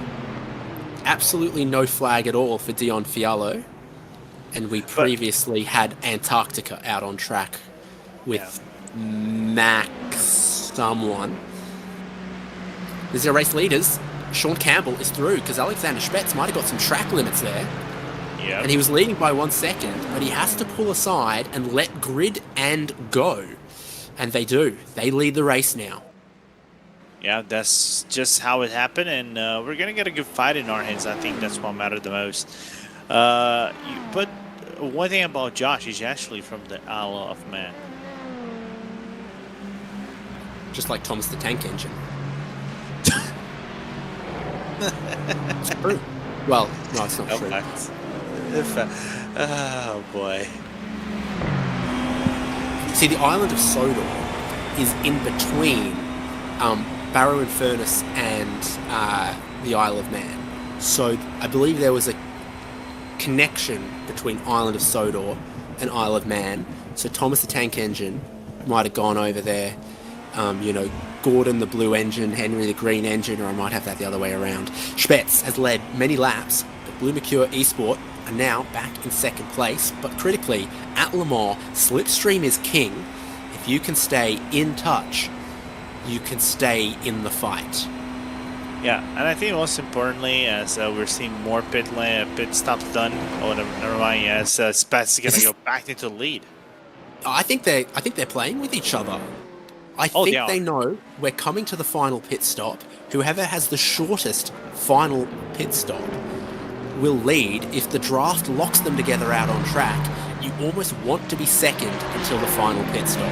GT3 Pro is serving up some drama. WSR Esports are driving away into the lead as Maniti, Solpek, Fiercely Forward battle. Vesta Sport and BS Competition have caught them. These GT3 Pro cars also have one final pit stop to make in this race. The lap down Delta Sport car is quick and making things complicated, driving a wedge between Solpek in third and Fiercely Forward in fourth. I wonder if the Vantage GT3 have a massive tire drop off, because there is simply no way Grumke would start losing so much pace to everybody else. I cannot see a logical reason. I'll be very honest. I'm trying to see reason, but I just can't. Fiercely Forward Yellow are in for their final stop of the race from fourth in GTP. First and second in that class carry on. This ought to be their final stint. Checked up in the first chicane behind Fastlane RT. Alexander Spetz still has Sean Campbell right behind him. I'm sorry, David. You know what? Since we're now looking at Spetz, you're gonna love this. You know what he was dressed as at the start of this race? At some point in this race, that might not be the start, but at some point in this race, he was dressed up as a maid. I got evidence. Well, let's see what he can serve up in the final half hour of this race. Sean Campbell in the slipstream pulling in. Alexander Spetz goes a far side of the GT3 car to try to make sure he cleanly gets by. Fiercely Forward Yellow are out after their stop. Fiercely Forward Black are in for their final stop. Here's LMP2s up the road for your GTP leaders. And all those GT3s are cars that have made their final stop, so Sim RC are going to go to the end. Impulse probably can. Team Hoisingfeld might well be able to. Not sure. We'll see. We'll see. Smoke in the air as Hyperion LMP2 are off the track. Yeah, but managed Did they get the right LMP2? Maybe. Didn't see anything, though. I think that's Hyperion. Oh, no, auto move. Apologies to the other black and blue LMP2. Auto moves coming into the second chicane. Bounce the first curb. Slide across and into the gravel. Race leaders. Final lap of the stint. One pit stop to come. Do you leave the same drivers in? You're not going to need a full tank of fuel, but surely you've saved a new set of tyres for this occasion. Yeah, because I think that's what they need. If they have one more set, I think we got a race in our hands. But the damage, I think I would say, has been done, right? Up to a point they were leading the whole championship, and now they are finding themselves in a very interesting situation. 55 seconds in the pit lane. Did they speed this one up way too fast? Did they sped it up? Well, they're going to be nose to tail. The fastest car on track in their class last lap was third place BS Competition, only 3.5 seconds behind this. Don't count out BS Competition either. This could be easily a three-way fight in this final stint. Absolutely not decided when you see first and second this close. Aligned on strategy with one final pit stop to make. The crews, the drivers, the strategy, everything has to be perfect in this final stint. BS Competition comes in from third, following them in. Solpec and Movano Rosso we'd expect in as well. So everyone who hasn't stopped yet, everyone who stopped under the last FCY comes in. Got penalty back there for Movano Rosso. Is Spetz going to stay in? Is Campbell going to stay in? What are BS Competition going to do? Hang on. McEwen stays down. BS Competition goes up on the jack. Sorry, Grid and Go up on the jacks. Blue McEwen stays down. BS Competition up on the jacks. No driver change for Blue McEwen or Grid and Go. BS Competition looks like Bradley Leonards is staying there. Solpec also getting their service done. Movano Rosso penalty served coming down towards their pit crew now. Grid and Go are going to win the race off pit lane and took new tyres. Sean Campbell leads, and he might have an advantage in his back pocket too. Cheeky Campbell. He's going to lose out the lead to Spetz though on the run out of the pit lane because of the cold tires and all. But because he's going to have the draft, he's going to be able to, heat up the tires and remain until for a little bit. He just have to survive all the way down to Tata Rouge. BS Competition on their cold tyres also getting a slowdown penalty through the first chicane. Alexander Spetz on those warm tyres needs to break open a gap here. It's going to be tough to do, and it's going to be tough to preserve. Everyone in... Oh, yeah, that's how. That's a challenging pit exit. BS Competition, they were going to be 4 seconds behind the race lead. Now they've dropped down into fourth, 14 seconds behind the race lead. That could have been the chance of winning this race. Gone on the cold tyres, on the outlap for BS Competition. They were going to be the third horse in the race. And now McEwen and Grid and Go have bolted. Yeah, unfortunate to see that as now GT3s, more GT3s are pitting in. Starting with the BS Competition, then WSR Esports, and then P16 in the Hold Up Motorsport car as well. So Logitech G, Orbit Drop Bear, Motorsport need another pit stop, but everyone else in GTP is hot to trot. LMP2, we've had final stops from almost the whole field there, everyone that matters. Final pit stops still to come for some in GT3 Pro. Manidi, Solpec, Vesta are going to need to take theirs. The highest running cars that have made their final stop, WSR Esports and BS Competition, are in slipstream together. So BS have closed some time through the lane on WSR by not taking tyres, I think. I think WSR have gone 4 new tyres at a 23-second stop, just 16 seconds of fuel for BS. We are seeing divergent strategies with a sprint to the end. And I got reports why Luca wasn't having the performance he was having. Apparently he has some damage. I don't know where the damage is, I'm trying to confirm, but I think this is why the 212 just couldn't keep up with the remainder of the grid, and apparently it was a right front tire damage for the 212 prior to coming into the pit lane. Manidi Racing Ferrari, driven by Tim Matska, leads GT3 Pro. Solpec Precision Racing and Tom Reicher could not be any closer along the Mulsanne Straight. Vesta Sport Josh Thompson closing both of them down. And these 3 drivers can't dilly-dally right here because they risk being undercut by WSR Esports and BS Competition. Bottom of screen is battles for position in the final stint for GTP. Every car you see there fueled to get to the end. Movano Rosso, Thomas Delcourt ahead of Absolute Motorsports, ahead of Manidi Racing Green.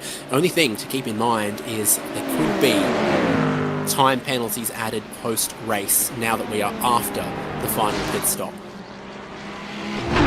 Yeah, insane. By the way, talking about insane is the fact that that fiercely forward yellow car is in 3rd place in overall, given the fact they actually towed it back to the pit lane.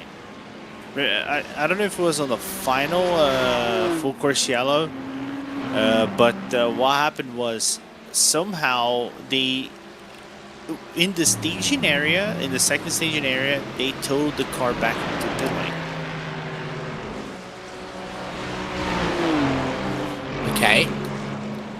We've got GT3s together here. Impulse ahead of Smiller Esports. Still 2 more that need to pit, and when they do, the car directly behind them, WSR Esports, may go through into the lead of the race in that class. In GTP, with the new tyres on that he's been bringing in, Sean Campbell is 1.4 seconds behind Blue Mercure. Absolute Motorsports are going to slow down. They're going to pull to one side. Manidi Racing are going to go past. Sam Sutton comes in for his final stop of the race.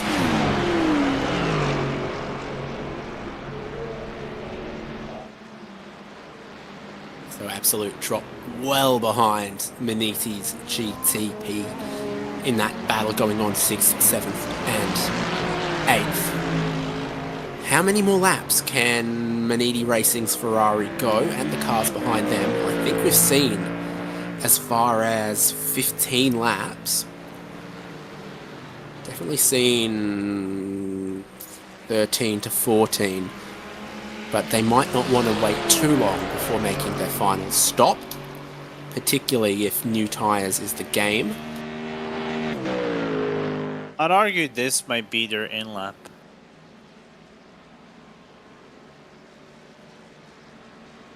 And I'd argue that's possible. There's no... What you can get caught up with here as Manidi Racing is thinking, I'm battling Solpec, I can play some games with them, I can try to out-fuel save them, beat them at this pit stop, but you also need to keep an eye on cars that have pitted that could undercut you. So you can't lose time now, even if you keep track position, because WSR Esports will almost certainly undercut you. BS Competition may, and that's the worry. It looks like Solpec applying nose to bumper to make sure that Manidi Racing can try to overcut those cars we're battling against. A little bit of a wide exit for Manini. Don't know if he actually got a slowdown on that, but didn't seem to be for Team Matska as we're approaching 19 minutes left into this race.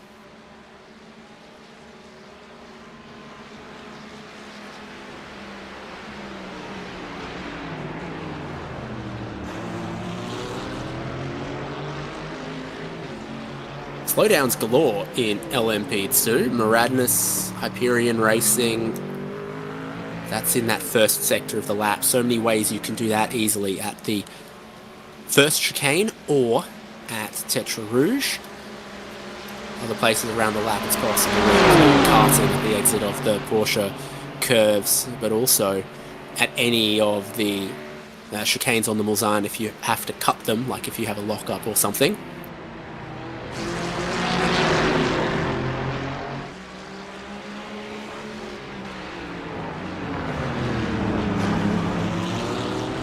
Grid and Go just gained a lot of time on Blue Mercure. That's come down from 1.5 seconds to 0.4 seconds. I wonder if traffic was involved there. Things are coming up positive again for Grid and Go. After being jumped on the cold tyres on the restart. The longer this goes, the better those tyres become for Grid and Go. And the tougher it becomes for Blue Mercure to try to hold on. Wide on the way into the Porsche curves for Manini Racing, followed by the BMW of Solpec Precision Racing, Mercedes of Vesta Sport just behind them. And as we come out of this sequence of corners, we'll see who dives to pit lane for a splash of fuel and who can go longer. Yeah. Right hand side into the pit lane, 1, 2, 3. Top 3 are all coming into the pit lane for their final stop together. Solpec so close, attacking the 60k an hour lane. By the way, I think Reiher made contact on Team Matska backend while they were going down. Close, but I don't think so. They all come into the lane. Oh, that's someone cutting through the gravel. Background shot, bottom of screen, where there's just 0.2 of a second between Blue Mercure and Grid and Go for the GTP lead. Again, nothing to separate them on strategy as far as needing any more pit stops. It's flat out to the end, but Blue Mercure took no tyres, had warm tyres out of the lane, made the jump. Grid and Go taking new tyres at their final stop. Took a little bit to bring them in, but really should be benefiting them right about here. Traction out of all of the slow corners, confidence through all of the fast corners, and the margin is underneath 0.2. Porsche 963 leads Cadillac LMDH to the Porsche curves. Sean Campbell looks to the inside to take the race lead. We go side by side in this final stint. They rub on each other. Blue Mercure keeps the inside. Campbell into the dirty stuff, keeping some overlap into the left-hand part. The final segment here, and Alexander Spetz stays ahead, but they went side by side for the race lead. Maximum commitment.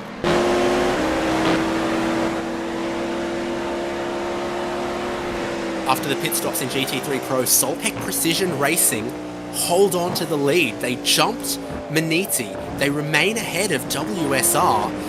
This is going to be so interesting in that class too. Blue Mercure with 5 laps to go to try to fend off Sean Campbell on fresher tyres. Yeah, just going to be great racing from here on out. Meanwhile, Campbell, slow down.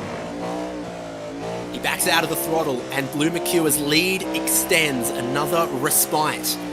As Sean Campbell cut too much of the first chicane, lost, geez Louise, 3 seconds.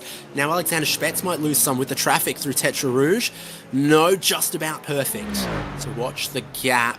I think as Campbell's come back up to speed, it's gone from 3 seconds to more like 1.2. Enough to almost break the slipstream, but Campbell still seems to have the quicker car to close that gap down. 14 minutes and then the final lap to go. In LMP2, Effect Simulations have a 3.7 second race lead. They're fueled to get to the end. And Maniti and Solpec together for the GT3 Pro lead. 3 classes, 1 final stint of the final race of the season for IVRA Endurance Series.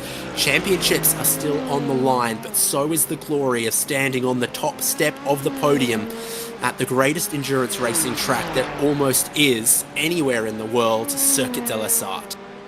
Yeah, and talking about championships open in the GT3 Pro standings, I think this is the one we're going to be talking about. BS competition right now sits in 5th place, whereas the Fiercely Forward paint car in the 212 sits in 11th place. So right now BS competition is going to close out this season. Champions of GT3 Pro here at the IVRA Endurance Series.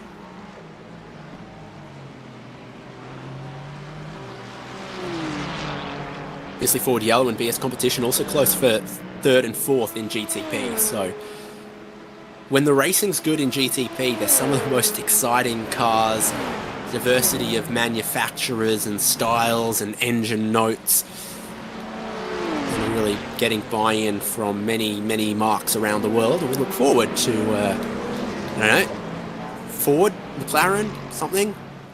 Maybe more on iRacing. We got the Ferrari 499P, even though that doesn't race in IMSA. So I still hope for some of those WEC-only cars to come to iRacing. Battle for the lead, GTP. Top of screen has to pass some LMP2s. That's Maradness on the way into the Porsche curves. And bottom of screen through the final corner on the lap. Solpec leads Maniti in the battle for GT3 Pro. Yeah, and you can see that Sean is going to be split apart about 1.3 seconds because of the 2 LMP2. So Spats just caught the traffic at the right place at the right time. But still, it's going to be time enough for the American to close down the gap on Spats. And I think having the Logitech GODBM in front is going to close everything one more time. Looks like some luck goes the way of Sean Campbell there. Alexander Spetz losing a couple of tenths through the final chicane as he just had to wait. And sometimes in traffic, you just have to wait. 257 Impulse Racing being given permission to tow because they have heavily damaged their GT3 Pro Mercedes. Let's take a... Well, it's got to be the other Impulse one then. It's got to be the purple one. It is. It is the purple one. So close so far for Impulse Racing, 257. And just so close in this lead battle. Campbell back in the slipstream. Opportunity's gone begging. 2 laps in a row. BS competition are the fastest GT3 Pro. This is what happened. Delatraz, oh no, nothing to do with the LMP2. I think they're driving in their mirrors in Impulse Racing. Get a little off the line, lose the rear. Might have been driving on some older tyres, seeing as we had fuel-only stints. Here comes Campbell for the race lead. We're alongside once again. Sean Campbell versus Alexander Spetz. Traffic, they're going to split either side. The Ricardo Zonta, but does Campbell run out of real estate? He comes back to the other side to bring us 3 wide past the Hoisingfeld Ferrari, going into the second chicane on the Mulsanne straight. Blue Mercure Esports, Porsche 963 remains ahead, pushes wide, slides on the old tyres in the traction zone. Gridden goes Cadillac, goes over under, and Sean Campbell puts his nose into the lead of the race. Coming up behind the LMP2, they're going to have to split one way or the other. Campbell with the lead through the traffic. Now we're 3 wide again. The slipstream so powerful at Le Mans means it's never over if your rival still wants to fight. I don't hear no bell. Yeah, same. I'm trying to find that bell. We're right on board with Spetz in second place. He was struggling with the traction out of the slow corners on the older tyres, but he doesn't struggle with straight line speed in the slipstream. Darting to the right-hand side, the inside of the kink before Indianapolis. Nose ahead with the inside. Surely... Oh, but Campbell holds around the outside, the inside for the banked corner, leaning on each other, heading towards the Arnage corner. This is where the new tyres are really strong in the traction zones. Campbell can just cross him over and tie him with a bow. Yeah, but do you really think this is all over until they get to the Porsche curves? I don't think so. Well, the straight line speed is massive for the Porsche, but in the fast corners, can he hold on? I don't think he can hold on through the fast corners. Bit of traffic. We check up behind the GT3 Pro from BS Competition, 5th in that class, navigating it cleanly. Everyone is heads up. They've been at this for almost 10 hours, and there's just 9 minutes left to go. Easy to calculate, 3 more laps at the line. 3 more laps of Circuit de la Sarthe Le Mans. 3 more laps of IVRA Endurance Series for this season. Problems continue for Impulse Racing. I think that's what happened afterwards. So I think they spun, got going, got drilled. Ouch for the 257. Yeah, and I think they hit really hard. I was going to say the Hyperion Racing, which is actually broken, is also in the pit lane.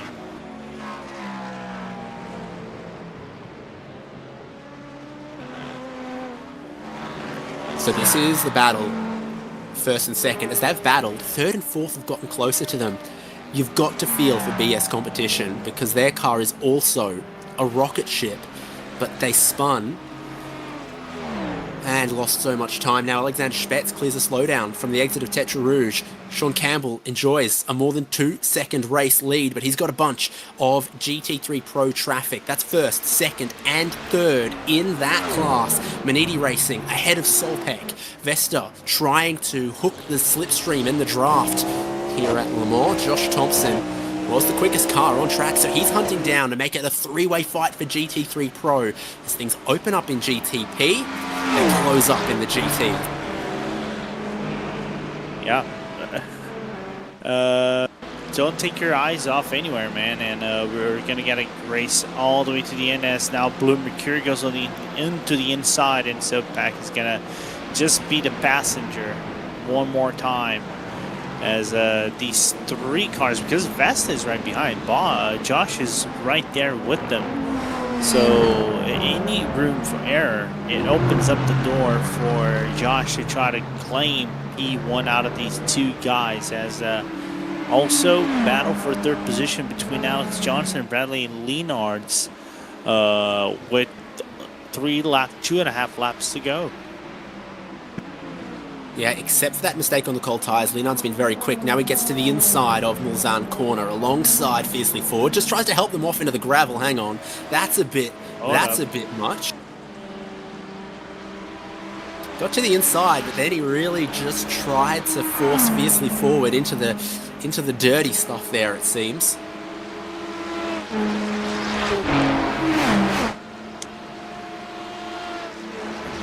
That's what I do in the kart track. You shouldn't be doing it in these cars at Le Mans, as they cut alongside the race lead in GT3 Pro.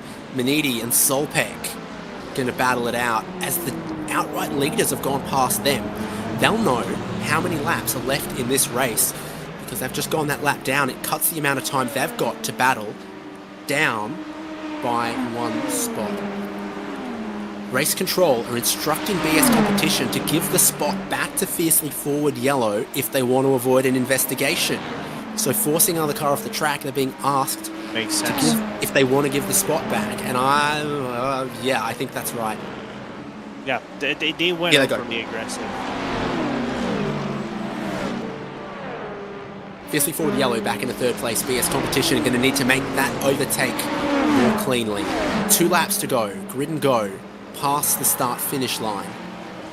Sean Campbell is still flying. 3:23.5 is a ridiculously quick lap time.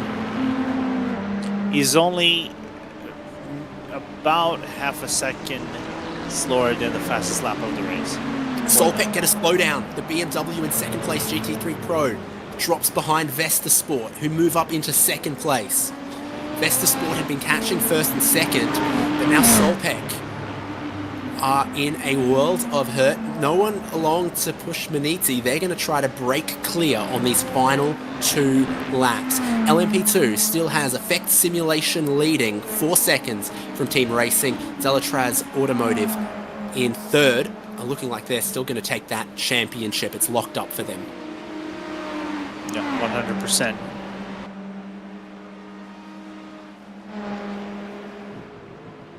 So the battle for the podium, GTP continues. BS Competition have got speed, but they need clean. They get by the LMP2. They sit in right behind Fiercely Forward Yellow, exiting the Daytona chicane on the Mulsanne Straight just after the KFC. This race is not finger-licking, it's been nail-biting coming into the final stint. Yeah, it's been good racing, man. Imagine we had 10 hours of racing and we're getting battles for the top 3 positions in both GTP and GT3 classes. Are Fiercely Forward Yellow saving fuel? They pitted 1 lap before BS Competition did, and they didn't take that much more fuel at that stop either. Let's have a look. Also, the slipstream is always massively powerful. This is where they tried to make the move a lap ago. Didn't quite get it right. Tidy traction there on board for BS Competition, and the power of the slipstream, and not seeming like they need to save much fuel. And we know BS took new tyres. I don't know about Fiercely Forward Yellow. There could be a tyre offset here as well, like there was in the battle between first and second.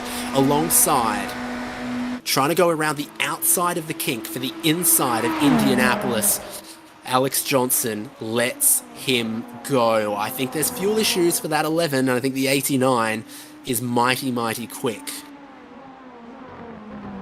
Yeah, also not going to take any chances, and just all righteously done the overtake and got it back into podium position as well. But if I remember correctly, that Fiercely Forward Yellow car didn't take tires. I think it was just fuel.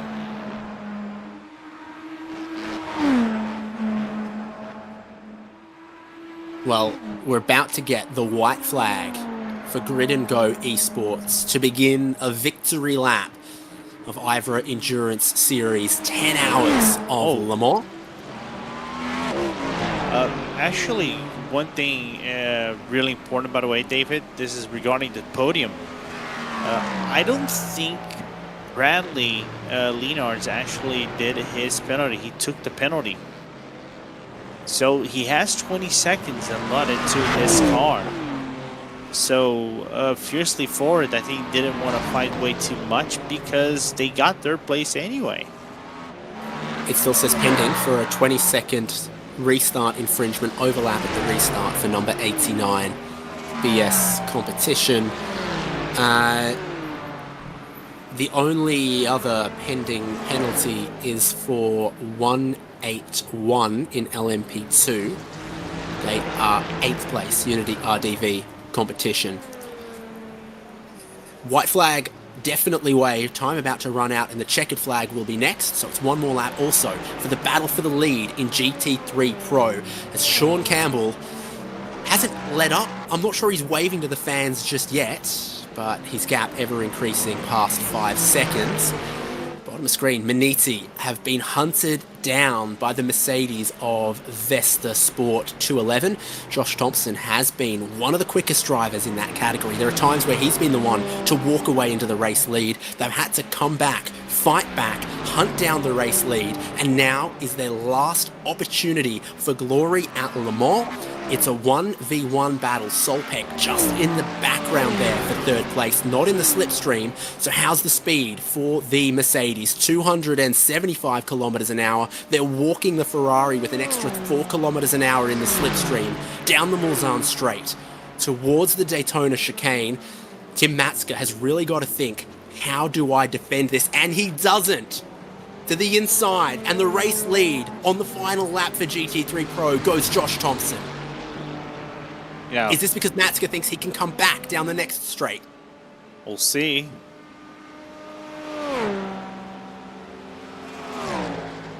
Now it's Matska in the tow. 2 kilometers an hour faster than the Mercedes. The slipstream when the shoe's on the other foot doesn't seem as powerful, but it's still there, of course, with the length of these straights. The Mercedes still leading Tim Matska. The LMP2 leader is in between the GTP leader and GT3 Pro, so I think the checkered flag will be taken in class order at the end of this lap. Just the Porsche curves to go for Sean Campbell and GridandGo.com esports fighting through the field to try to take the win in the final race of the season. They've made some bold passes. They've held down the fastest lap of the race at points. Loic Rabiev from Ivano Aurora has just stolen it from them, though. It's nice conditions at the end of the day, the sun setting on the race and on the track. It's cooling off and giving us rapid lap times. But after 155 laps in 10 hours of Circuit de la Sarthe Le Mans, your GTP race winners are GridandGo.com esports. We're side by side for GT3 Pro into Indianapolis. Tim Matska and the Ferrari team want to fight back. They push Vesta Sport out wide and the Ferrari leads. The headlights come on for everyone. Out of the Porsche curves comes Effect Simulations. What a race for them. They're looking for victory in LMP2 and then GT3 Pro. What will happen there? Vesta Sport have a quick car in a straight line, but there's only one straight left on this lap. Out of the chicanes comes Effect Simulations. Tom Griggs drives them to victory in the 199 in LMP2. And Matska around the outside going into the Porsche curves versus Vesta Sport. Solpek are still there. If these two collide, our top three will be within 1 second of each other. Where can you make a pass now around this track? You can't afford to get a slowdown for Tim Matska, so he minds the track limits. Josh Thompson gives it everything, and he sits just behind. It's tough to pass coming into the Ford chicanes here. Tim Reicher watches on in the BMW from third place. On board, second place, Mercedes. A dive to the inside. The two are going to be side by side. Matska gets forced across the track. He has a slowdown. He has to serve it before the checkered flag. First across the line is Josh Thompson. An ambitious dive. Makes contact with the Maniti Ferrari. But Maniti still across the line before Solpek Precision Racing. This one will be decided after the race in the stewards' room. Oy, oy, oy, oy, oy. Well, we'll see everyone else take the checkered flag, then the replay machine will get a wind up. And take a look at this, that's out of fuel. Out of fuel for Smiller Esports. Impulse Racing past them between the final corner and the line on the final lap.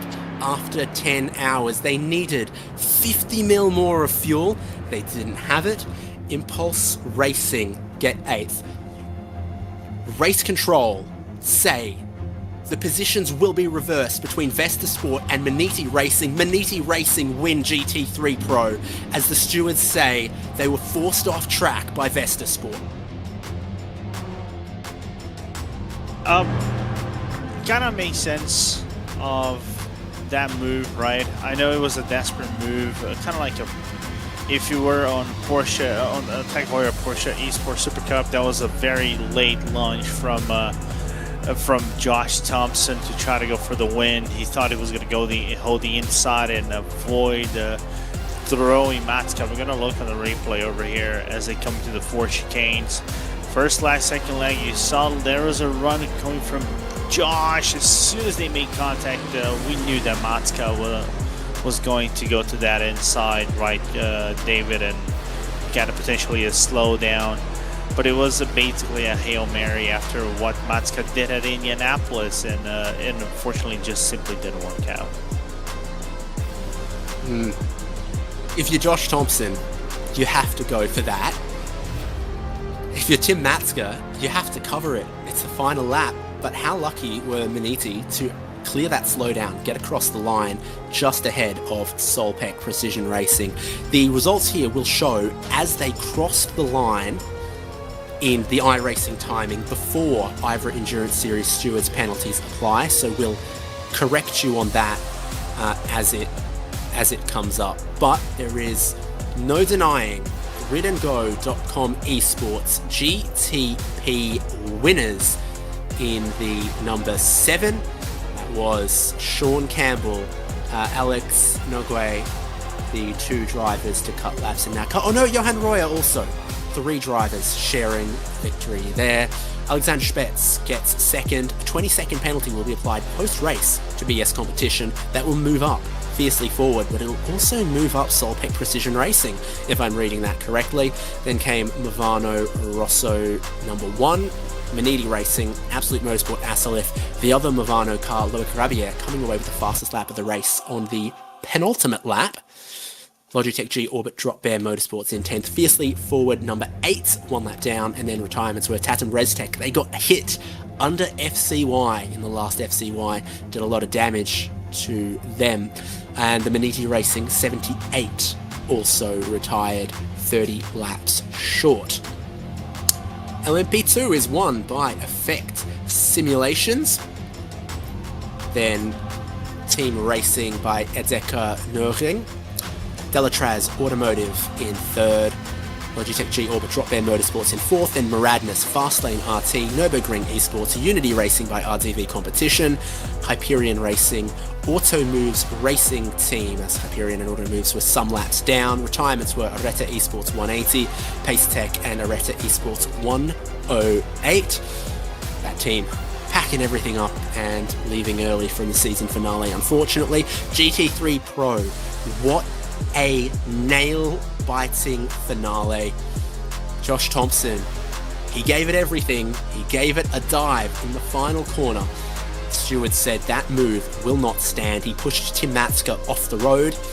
Matska and Manidi Racing get the win from Vesta Sport and Solpec Precision Racing. WSR Esports get 4th. BS Competition there in 5th. That could be important. Lorenzo will update us momentarily. SimRC in 6th. Team Hoisingfeld in 7th. Impulse Racing 8th. Smiller Esports running out of fuel and losing that position late on. All drama here in GT3 Pro with Team Australia by OPRVE getting 10th. Last cars on the lead lap were Fiercely Forwards Aston Martin, Fast Repair Motorsport Aston Martin, Vesta Sports other team car in 13th. 1 lap down for Simify Esports, who lost their rear bumper. 2 laps down for Holder Motorsports, so many repairs needed for them at times despite their pace. Delta Sport likewise. Impulse Racing by Volterat, late retirement in the final stint. Switch It Racing retiring, Scuderia Volta by P1 Sim retiring, Lion GP likewise. From a 21 car GT3 Pro field, the very, very last gridandgo.com esports Mustang. So, what does that mean? We know who's won in each class. We'd already locked in the GTP and LMP2 champions, hadn't we? Yeah, we with PS competition finishing 5th and Simify finishing nowhere close into a position they would win the championship. They finished 14th and the 2-1-2 finished in 11th. The championship goes into the way of PS competition. They are the GT3 Pro champions of 25-26 and IVRA Endurance Series. Well, the excitement in the broadcast booth, we'll see if it carries on down to excitement in the lane. The drivers from the number 7 join us, and that includes Sean Campbell with the honours of the final stint. Well, 10 hours is a big race, Sean, but it all came down to that final stop.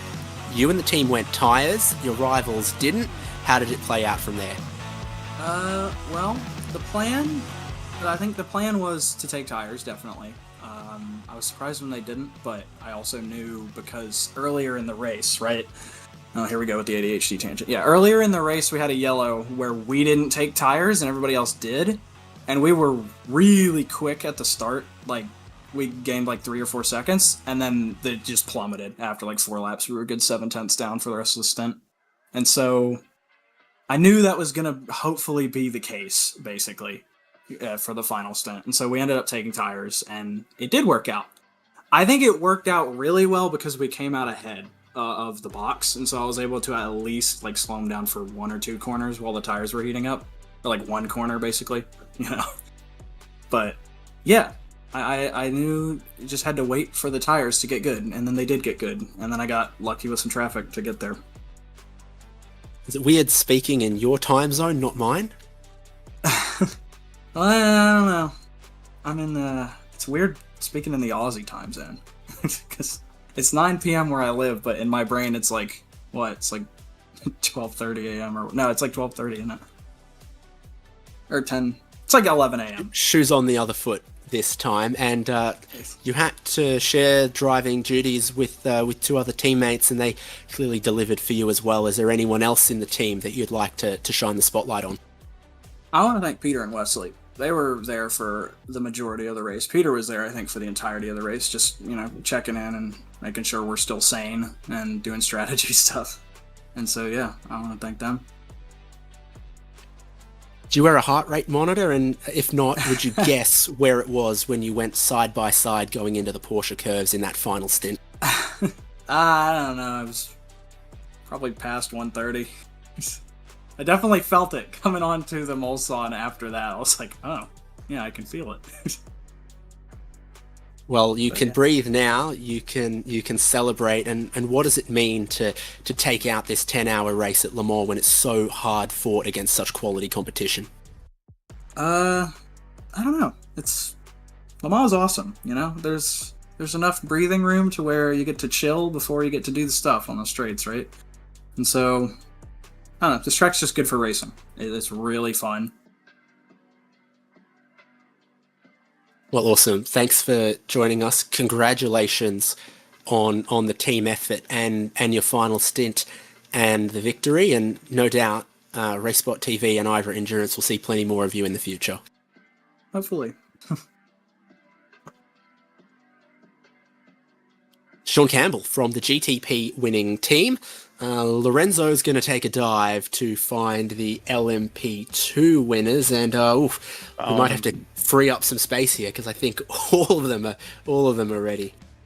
Yeah, bringing the whole boys from Effect Simulations over here, winning in the LMP2 category. So congratulations, boys! I'll start with Tom just really quickly. You were flying out of the gates in this car.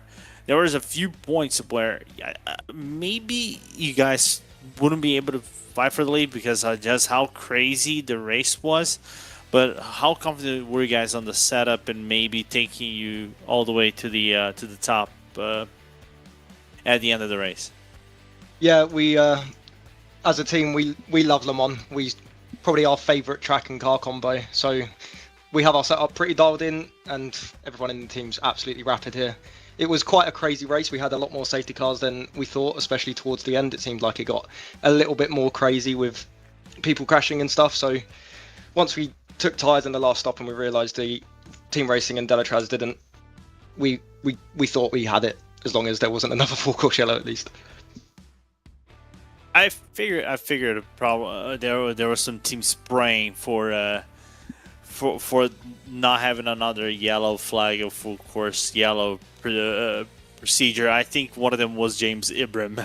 Was very active on our race chat, which I'll direct the next question to him. For a team that basically, if we're looking through the standings of the whole championship, right, James got really close to Delatraz at the standings. Of course, you guys came in with Delatraz already winning the championship, but looking as a whole, what is the outcome for Effect in this 25-26 season? I think we're gutted we couldn't have taken the championships to the last round. I think we would have quite liked that, but we've just been a little bit unlucky here and there. We've got a bit unlucky at Monza, got a bit unlucky with Interlagos, but we've also had some good results in between. So obviously here, Imola being another highlight as well. I think it's, as I say, it's just been unfortunate we couldn't take it right into the last race. But I think that sometimes luck goes your way, sometimes it doesn't. And today I think we had the good pace and a nice bit of good fortune too.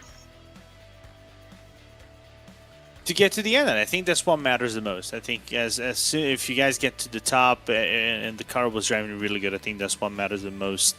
Which I'll pass it out to Lucas before we let you guys go. I know it's late in the evening for some of you, but Lucas, a good result at the end of the championship, LMP2. Now, you guys basically are safe, avoiding pre-qualifying shenanigans for the next season in 26-27. What are you guys thinking about the next season into the IVRA Endurance Series? Remain in the LMP2s, get that crown, and then jump up to GTPs, or is there something else in mind? Well, we're definitely LMP2 through and through, and we're definitely gonna sign up again and try to take the crown away from Delatras. And it was real good fun today, and really glad we were able to win it. Oh, absolutely. I think Delatras is going to have some good competition next year. Hopefully, let's see if it's going to come down to the wire. And again, congratulating you three in this race, and I can't wait what you guys are going to do next year. Oh, actually this year, but later this year. Congratulations, boys. Yeah, thank you very much. Thank you very much.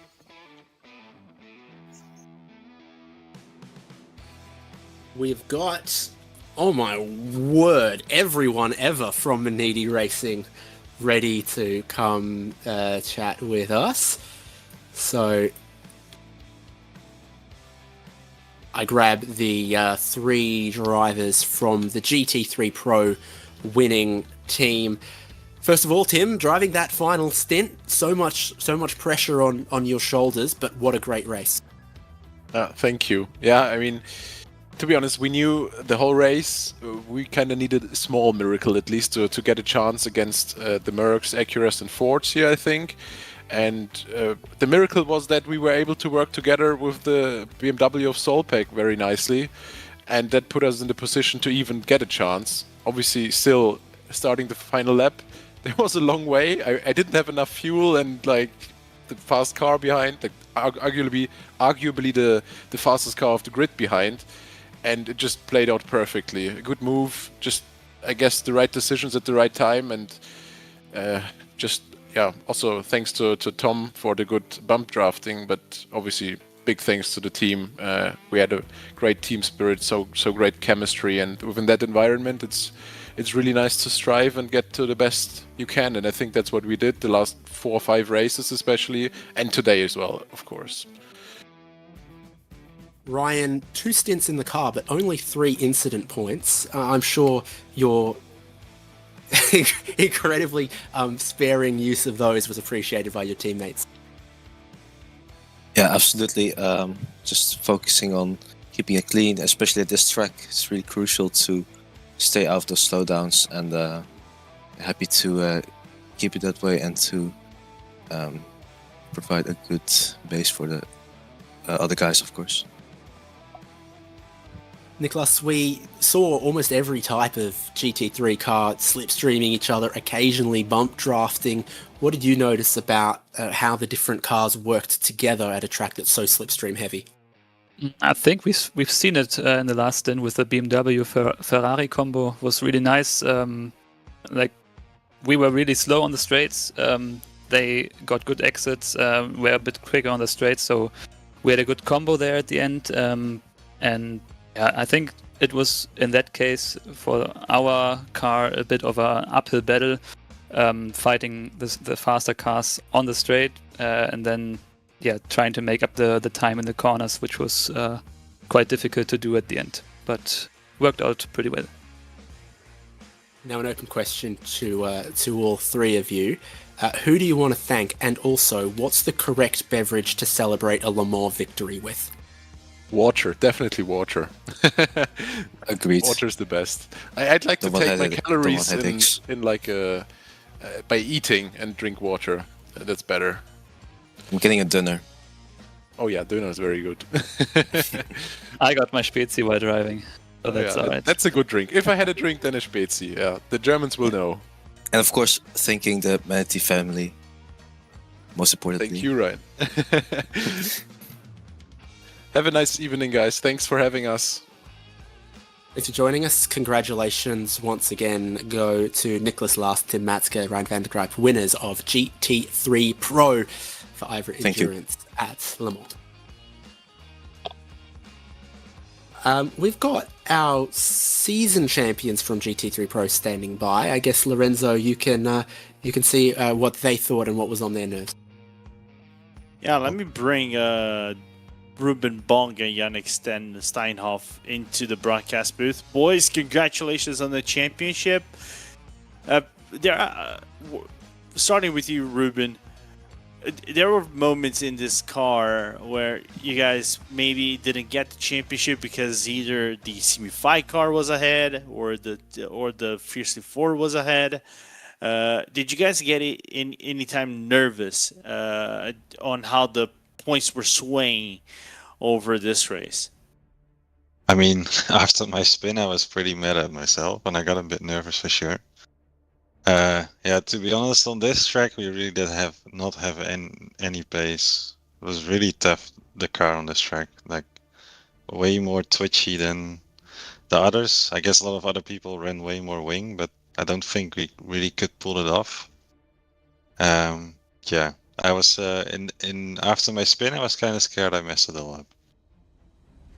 Well, what matters is you guys got through to the end with the crown in hand, and now you, Yannick, you guys had a very calm and collected race at a few certain points. Of course, after the spin, a few battles here and there, but overall, take it as a whole in this championship, where you guys had a really good start to the championship. Aside Barcelona. But one Imola and then Glen, and then nearly one Indianapolis. What happened in Interlagos and Monza to think, oh, maybe this was too close to the wire? What do you guys have to do? Were you guys nervous? Was there any pressure coming into this race to try to perform, or you guys just thinking, oh, we're gonna do our best and let's see what this gets us at the end? I mean, I only started driving, like my first race for the team was the Interlagos race, and yeah, we had quite a run of bad luck, I would say, on Interlagos as well as Monza, where we got taken out twice. We should have finished on the podium really at Monza. And yeah, today, I don't know. I thought we were just hanging on for dear life, to be honest. We just tried to keep our nose clean, not do any stupid stuff, and I think that worked out quite well today. Absolutely. And moving forward next year, you guys pretty much race at everything. GTPs, GT3s. Is LMP2s the goals next season, Bonga? I don't think we'll have an LMP2 now. Maybe. I don't know. I don't think many people... Actually, I don't think there's anybody driving an LMP2 in our team at the moment, so I don't see us having an LMP2, unfortunately. Okay. We'll see what you guys are going to come up in the next season, but nevertheless, congratulations on this championship, and we can't wait to see what you guys are going to do next season. Thank you. Thank you, guys. Bye-bye. What a race. 10 hours for IVRA Endurance Series at Le Mans. The winners being Grid and Go, Effect Simulations, and Maniti Racing. Thank you so much for joining us, and thank you to the whole team here at RaceSpot. So Hugo Lewis in the production, Arjuna Kankapati, Ewan O'Leary, Craig King, Lorenzo Bonda alongside me, and I've been David Haynes. What a pleasure it is to see great quality racing in this series at such a great track as Le Mans. We'll see you next time on RaceSpotTV. Thank you so much for joining us.